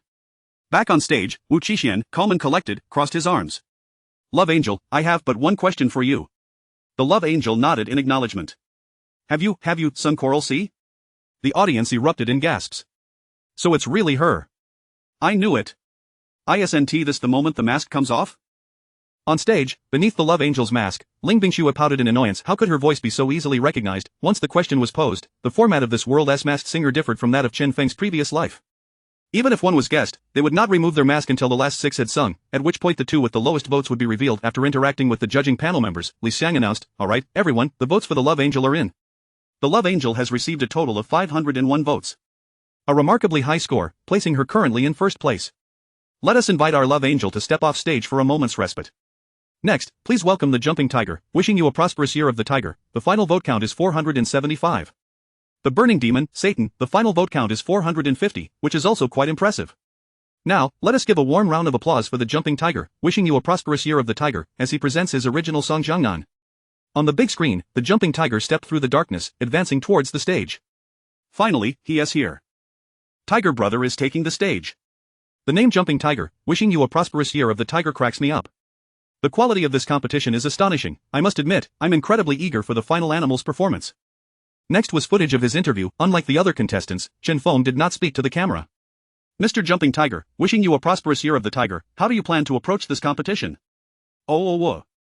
The audience was left dumbfounded. Did he really believe he was a tiger? Ha, who on earth is this tiger? Oh no, the hype is off the charts. I desperately need to know which silly artist is under that mask. That single will instantly skyrocketed the popularity of the jumping tiger. I in the Ling family villa in the capital. This is too funny. Mom, look at this guy in the tiger head. Ling Mu smiled at her daughter, Ling Bingyan. Tonight, the only joy she had experienced was courtesy of the man donning the tiger head. Consequently, Ling Mu grew increasingly convinced that this individual, known as the jumping tiger, must have an extraordinary connection with her daughter. Suddenly, she recalled hearing from a friend about her daughter's rumored romantic entanglement with her teacher. Initially, Ling Mu had dismissed it, but now she felt a strange intuition that this man in the tiger head was likely the music teacher involved in the whispers surrounding her daughter. Chapter 89 In the misty reign of Jiangnan. Upon reflecting on this, Mother Ling could not help but slightly furrow her brows. It was rumored that he had been divorced. For families of high standing, this was indeed a taboo. How could her daughter possibly marry a man with such a past? What reputation would remain if this were to be divulged? Mom, what are you thinking? Look quickly, he is about to start singing. Ling Bingyan was utterly oblivious to her mother's concerns at that moment. A gust of wind heralded the beginning, followed by a uniquely captivating solo on the Shao, Chinese flute. Chen Feng silently counted the rhythm of the music in his heart, anticipating the moment to join in. As the prelude commenced, all eyes were drawn to the exuberant jumping tiger, wishing everyone a prosperous year of the tiger. Chen Feng made no unnecessary movements. He stood confidently as his voice emerged alongside the accompaniment, imbued with his distinctive emotional depth. Though adorned with a cheerful tiger headpiece, the audience perceived an aura of a star that belied the playful costume. The wind here is sticky. It clings to the thoughts of passers-by. The rain here intertwines. It binds us to the fondness of this world. Your presence is fate. Destiny inscribed upon the stone of 3 lifetimes. Love carries a sweetness of 1 in 10,000. I would rather be buried in this very moment. Although aware of Chen Feng's imminent brilliance, Liang Xiaobai still found herself utterly astonished, sharing the sentiment with Cheja that this song, if released as a standalone single, would undoubtedly become a sensation. In the live broadcast room, the audience's comments experienced a brief lull, as the melody resonated with the aesthetic sensibilities of the majority. Oh my, yet another original composition, yet another original. Just now, the Angel of Love presented an original piece, and now the Jumping Tiger brings us another. The quality of this program is exceptional. Wow, why was I so deeply captivated by this song upon my first listen? 666,666. The future of the Chinese music scene is promising. Keep singing, don't stop. The song is truly enchanting, it rivals the previous Angel of Love. Immersed in the emotions of the performance. Circle, round and round. Every day, every year, it's me. Gazing deeply at your face. The tenderness of anger. The gentle face of complaint. Chen Feng reveled in the exhilaration that the stage bestowed upon him, transmitting a sense of enjoyment through his music to the audience below. Ling Bingyan watched the man on television, who was completely absorbed in his song, feeling a twinge of envy for the audience members present. She too wished to sit among them, to hear him sing and cheer him on. To experience his voice live, as if it had whisked her away into the song, transporting her back to her beloved Jiangnan Liang Xiaobai, backstage, was already tapping his fingers in sync with the rhythm. He had developed a deeper appreciation for Chen Feng's song Jiangnan. The quality of this piece was exceptional, and its vivid imagery was striking. He had a premonition that the climax of the chorus would be breathtaking. If the lyrics maintained the same caliber as the verses, they would undoubtedly resonate deeply with the heart. As Chen Feng sang Jiangnan, he completely forgot everything else. The audience, too, was lost in the moment, oblivious to their surroundings. It is worth noting that this was a live performance, not an audio-engineered recording studio. The voice of the Jumping Tiger wishing everyone prosperity in the year of the tiger was akin to a walking CD. The clarity of his voice echoed as though it were emanating from a high-quality record. Before the audience's eyes, a vivid scene emerged. Jiangnan Dai in the misty rain, a gentle breeze caressed the lake's surface, bringing forth the freshness of the earth. Every line, though devoid of direct description of the scenery, was imbued with iti in the imagery. A figure approached with light, buoyant steps, yet halfway there, he stood still, hesitant to advance. The lyrics are beautifully crafted, the sense of immersion is profound. Listening to these lyrics, they are invincible. Who else compares? The lyrics are superb, echoing the song's title and capturing its essence. To the casual listener, it was merely delightful. To the connoisseur, it revealed intricacies unnoticed by the untrained ear. The atmosphere conjured by the lyrics, the gradual progression of the rhythm, and even the anticipated emotional impact of the forthcoming chorus all promised to strike a chord within the listener's heart. Wu Qixuan nodded thoughtfully. This was extraordinary. In his mind, such talent was virtually non-existent in the music industry. For a moment, he forgot about the rising star Chen Feng. The composition was splendid, the lyrics compelling, and the performance exceptional. Fortunately, Wu Qixuan refrained from voicing his thoughts, lest he attract the ire of netizens. Did he not know Chen Feng's name, the most dynamic figure of recent times, and yet he dared to claim he was an established name in the music scene? On stage, the Jumping Tiger raised the microphone to his nose. It was evident that his performance was deeply heartfelt. We, who do not understand the torment of love and hate, all believe that love was as fickle as the winds. To believe in love for a day is worth more than an eternity. In this instant, time freezes. We, who do not know how to express tenderness, still thought that tragic love was merely an ancient tale. How painful can longing be, and how intense is that pain? When dreams are buried in the misty rain of Jiangnan. Only when the heart shatters do we understand. The chorus was pure heavenly music. The audience was enraptured, as if transported to the misty, rain-kissed Jiangnan. Jiangnan was breathtakingly beautiful and filled with countless intriguing tales awaiting them. As the song unfolded, everyone seemed to witness the beautiful love that belonged to this land. Oh my goodness. This is so beautiful. I'm sobbing, this is too much. The quality of this song is exceptional. Jumping Tiger is the eternal classic. So beautiful it brings tears, doesn't it? I adore this song. Damn it. I was in such a good mood, but Jumping Tiger's sudden rendition of this song has left me feeling all emo. Who would have thought this amusing little tiger could sing such a song? The audience shared a collective sentiment. It was not just the songwriting that impressed, the vocal prowess of Jumping Tiger was equally remarkable, especially in the chorus. There was no hint of insincerity or showboating. It was pure, clear, and effortlessly captivating, devoid of any sense of struggle. The audience could not contain themselves, rising from their seats in exhilaration. Circle, round and round. Every day, every year, it's me. Gazing deeply at your face. The tenderness of anger. The gentle face of complaint. The splendid and steady performance left the entire audience exhilarated. They were immersed in the vivid imagery and atmosphere crafted by the song. The camera panned over the audience, capturing their expressions. Anticipation and yearning were evident on each face. They could sense that another wave of the explosive chorus was imminent. Chapter 90, Can he perform magic? We, who do not comprehend the torments of love, hate, and longing, all believe that love is as fickle as the changing winds. To believe in love for a single day is to equate it with eternity. In this fleeting moment, time stands still. In the background, Liang Xiaobai and Cheijia were fixated on the lively performance of the Happy Tiger Year character on stage. His singing evoked such enthusiasm that even the usually composed duo found themselves clapping and exclaiming in delight. The backstage crew was no different. They momentarily forgot the data on their computer screens, all craning their necks to witness the mesmerizing performance of the Happy Tiger Year. Had it not been for the bun-haired girl in front of Cheja obstructing his view, he might have completely forgotten that this was a brand new variety show he had created. He lightly tapped the shoulder of a few dazed staff members in front of him with the rolled-up paper in his hand. "What are you looking at? Data. The group quickly snapped back to reality, begrudgingly retracting their necks and rapidly clicking on various dynamic icons on their computer screens. "My heavens," exclaimed the bun-haired girl, covering her mouth in disbelief. Cheja and Liang Xiaobai approached her. 20 million? This was nearly the number of viewers online during the live broadcast, with additional viewers expected for the playback and the ratings on Jiangnan TV. Achieving such figures in the inaugural episode of a new program was undeniably a resounding success. The data indicated a significant surge beginning with the Love Angels' rendition of Blessings at the Street Corner. Following a slight dip, the numbers plummeted momentarily, but surged dramatically once the Happy Tiger Year began to sing. Even as the last singer took the stage, there were no signs of a decline. Rather, the figures continued to climb. As Chen Feng's performance approached its conclusion, the audience was utterly captivated, seemingly transported back to their youth in the enchanting Jiangnan Watertown. Visions of two solitary souls meeting flashed through the minds of the audience, the once lofty figures of promises made, yet he ultimately departed, leaving behind an unfulfilled destiny. To believe in love for a single day is to equate it with eternity. In this fleeting moment, time stands still. We, who do not know how to express tenderness, still thinking that tragic love was merely an ancient tale. How painful can parting be, and how profound the sorrow? When dreams are buried in the misty rains of Jiangnan. Only when the heart shatters do we truly understand. As the song concluded, the Happy Tiger Year character set down the microphone. The accompaniment faded, leaving the venue in a profound silence. All the audience members, including the judging panel, wore expressions of rapture. The song Jiangnan was simply exquisite. Ella murmured, "Did it end so soon? I haven't had enough."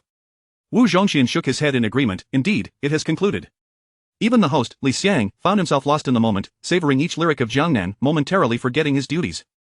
After a brief silence, the audience emerged from their reverie, their expressions a mix of astonishment and exhilaration. The line "we, who do not know how to express tenderness, still thought that tragic love was merely an ancient tale," evoked a vivid sense of romance reminiscent of a martial arts novel.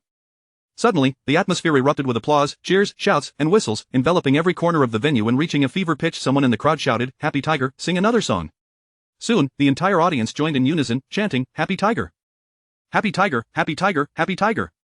The fervent crowd repeatedly called out for the Happy Tiger Year, expressing their admiration. The camera panned to the judging panel, who joined in the chorus, "Happy Tiger."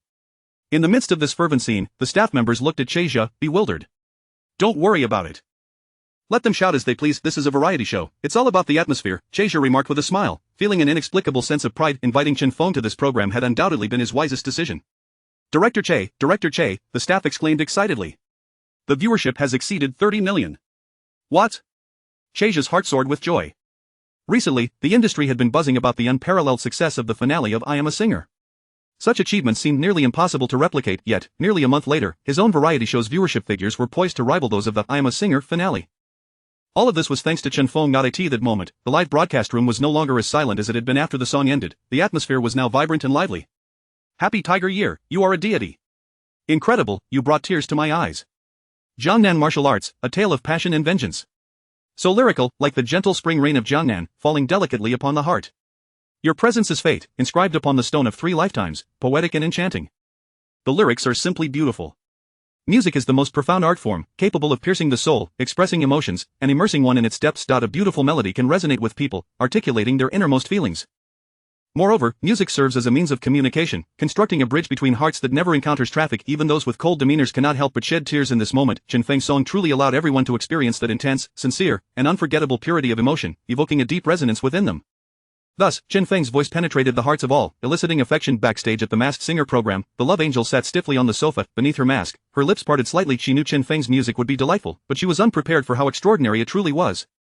It seemed as though he had transcended any creative block. With summer not yet over, he had already composed 7 or 8 unforgettable songs. Yet, this was not her primary concern. She yearned to uncover the story behind Jiangnan and the identity of its protagonist. At the Ling family villa, Ling's mother stared intently at the television screen, speechless for a long time. "Too remarkable, too beautiful, this man's future in the music industry is boundless." At that moment, Ling's mother completely forgot her earlier belief that Chen Feng was unworthy of her daughter. If she did not seize this opportunity now, it might soon be her family striving to reach his level. Throughout this, Ling Bingyan was unaware of her mother's thoughts racing in a turbocharged whirlwind. Even if she were aware, she would have no particular thoughts on the matter, as most parents care for their children from a practical standpoint. At this moment, Ling Bingyan was dabbing the corners of her eyes with a tissue. Why does every song he sings resonate so deeply, striking at her very core? From Unfortunately, It's Not You to Coral Sea, Sunny Day, his music always draws one into his narrative. Though Blue and White Porcelain and Rice Aroma are not love songs, they still transport her into the world of his melodies. Ling Bingyan found herself questioning whether Chen Feng possessed magical abilities. Chapter 91. In near full attendance, the venue echoed with continuous accolades for the jumpy tiger, wishing everyone good fortune in the year of the tiger. Gradually, the audience's excitement began to settle, and under the guidance of the staff, they returned to their seats. Li Xiang ascended the stage. What a delightful performance, dear audience, it was truly magnificent. The jumpy tiger has performed exceptionally well, let us shower him with applause once more.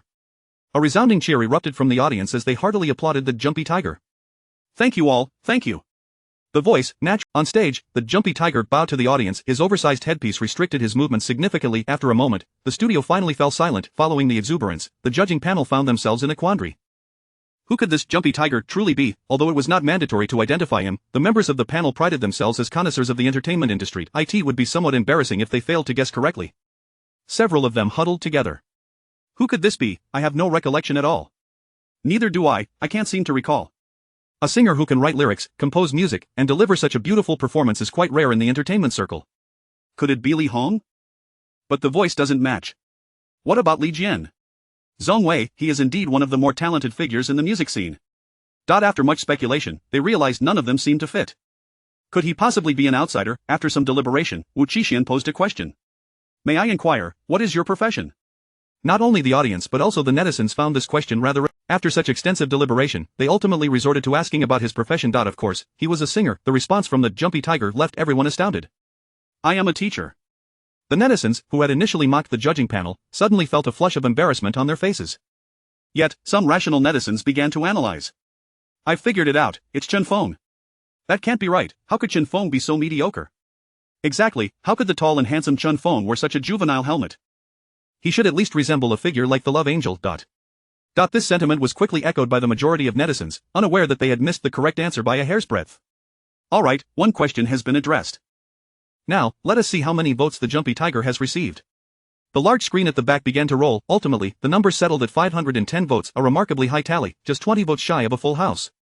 After glancing at the displayed number, Li Xiang invited the jumpy tiger to step down from the stage. Next came the elimination round, which would see the two contestants with the lowest votes being ousted. Now, let us reveal the vote counts for everyone. The audience and netizens alike were rather indifferent towards these two contestants. Both possessed distinct vocal styles, particularly Burning Demon Satan. Just by his stance on stage, they could guess who he was with considerable accuracy, especially since he was performing one of his well-known songs. Given his low vote count, Burning Demon Satan was the first to unmask. The judging panel exchanged glances, and Wu Zhongxian took the microphone. You are Yang Shushan. A lackluster applause resonated from the audience. Yang Shushan was indeed a capable singer, however, his distinctive voice and unchanged musical style, along with his overexposed repertoire, had become ill-suited to the current music scene. As the Burning Demon Satan removed his mask, it was no surprise it was indeed him, with hair and beard intertwined, Yang Shushan. After a brief chat with host Li Xiang on stage, Yang Shushan waved to the audience and exited. Next was Frog Diving, who was not particularly tall and had just performed a cover of Ruo Ying's Crazy for Love. He delivered the song splendidly, embodying the essence of obsession.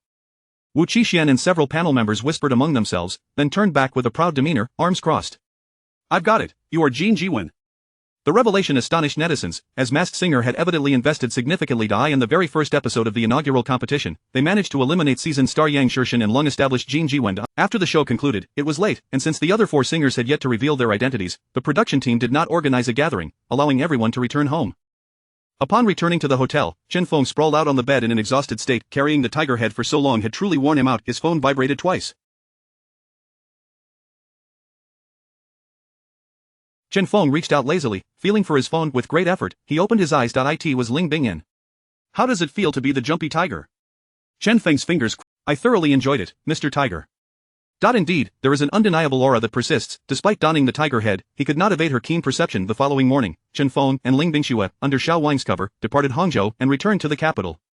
Upon returning, Chen Feng headed straight to his apartment, for he had not rested well at the hotel and sought to catch up on sleep. Meanwhile, Ling Bingxue was accustomed to such a hectic lifestyle and energetically headed to her company.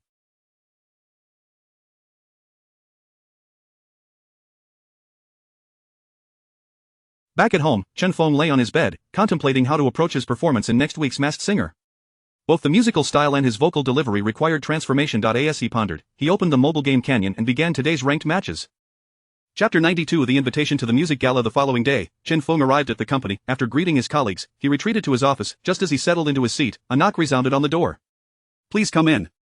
Entering was Xiao Zhang, the secretary of Ling Bingxue, holding a cup. As a secretary, Xiao Zhang was privy to certain information that others were not, such as Ling Bingyan's feelings towards Chen Feng. Good morning, Teacher Chen.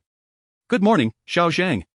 For some inexplicable reason, when Xiao Zhang uttered those words, there was a slight tremor in her voice. Chen Feng cleared his throat a couple of times, attributing it to the residual effects of his spirited exchanges with teammates the previous night. Last night, Chen Feng had been on a killing spree in the canyon. During this period, he had transformed from a novice into a formidable player, frequently achieving triple kills and quadra kills, even managing to secure 2 pentakills, yet, he could not escape the unfortunate fate of, after an entire night of play, he had only gained 3 stars. Even the most composed of individuals would likely find their patience tested by these elementary schoolers. With a slight furrow of his brow, Xiao Zhang placed the coffee on Chen Feng's desk and engaged in a brief conversation before departing.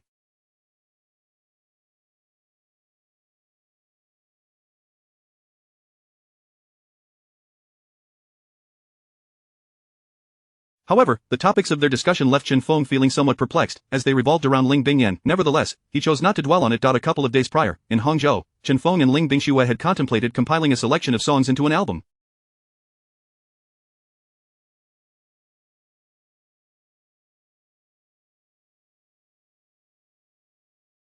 This mini-album would consist of 3 songs: Blue and White Porcelain, Rice Aroma, and If Only.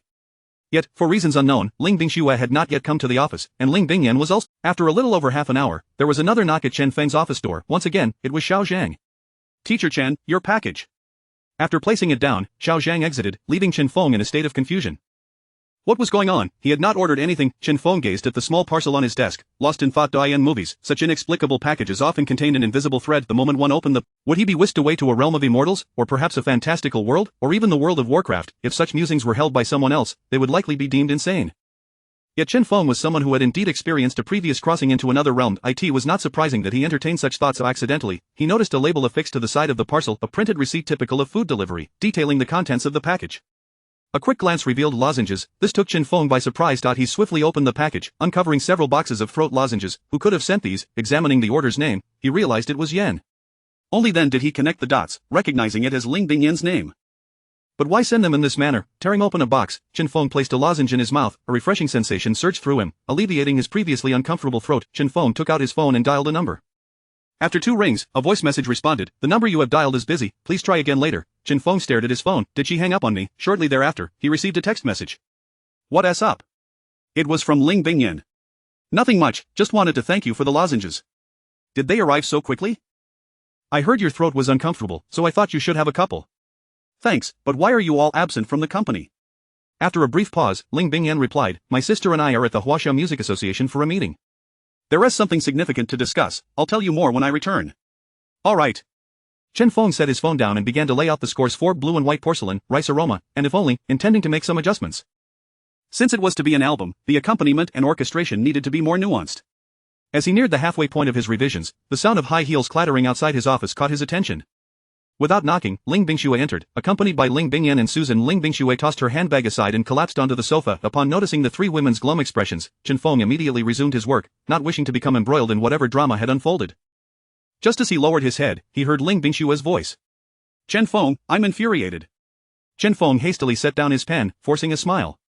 The morning is so bright and sunny. Why do you all look like it's a stormy day? Ling Bingxue remained silent, exchanging glances with Susan. As an experienced manager, Susan, though somewhat irked, did not display the childish demeanor that Ling Bingxue exhibited in front of Chen Feng. She proceeded to explain the situation. Ling Bingxue had represented the Tianxia group at the Music Association meeting. In just a few days, the biennial Huaquan Music Gala would commence, a competition showcasing the musical talents of Huaxia and South Korea.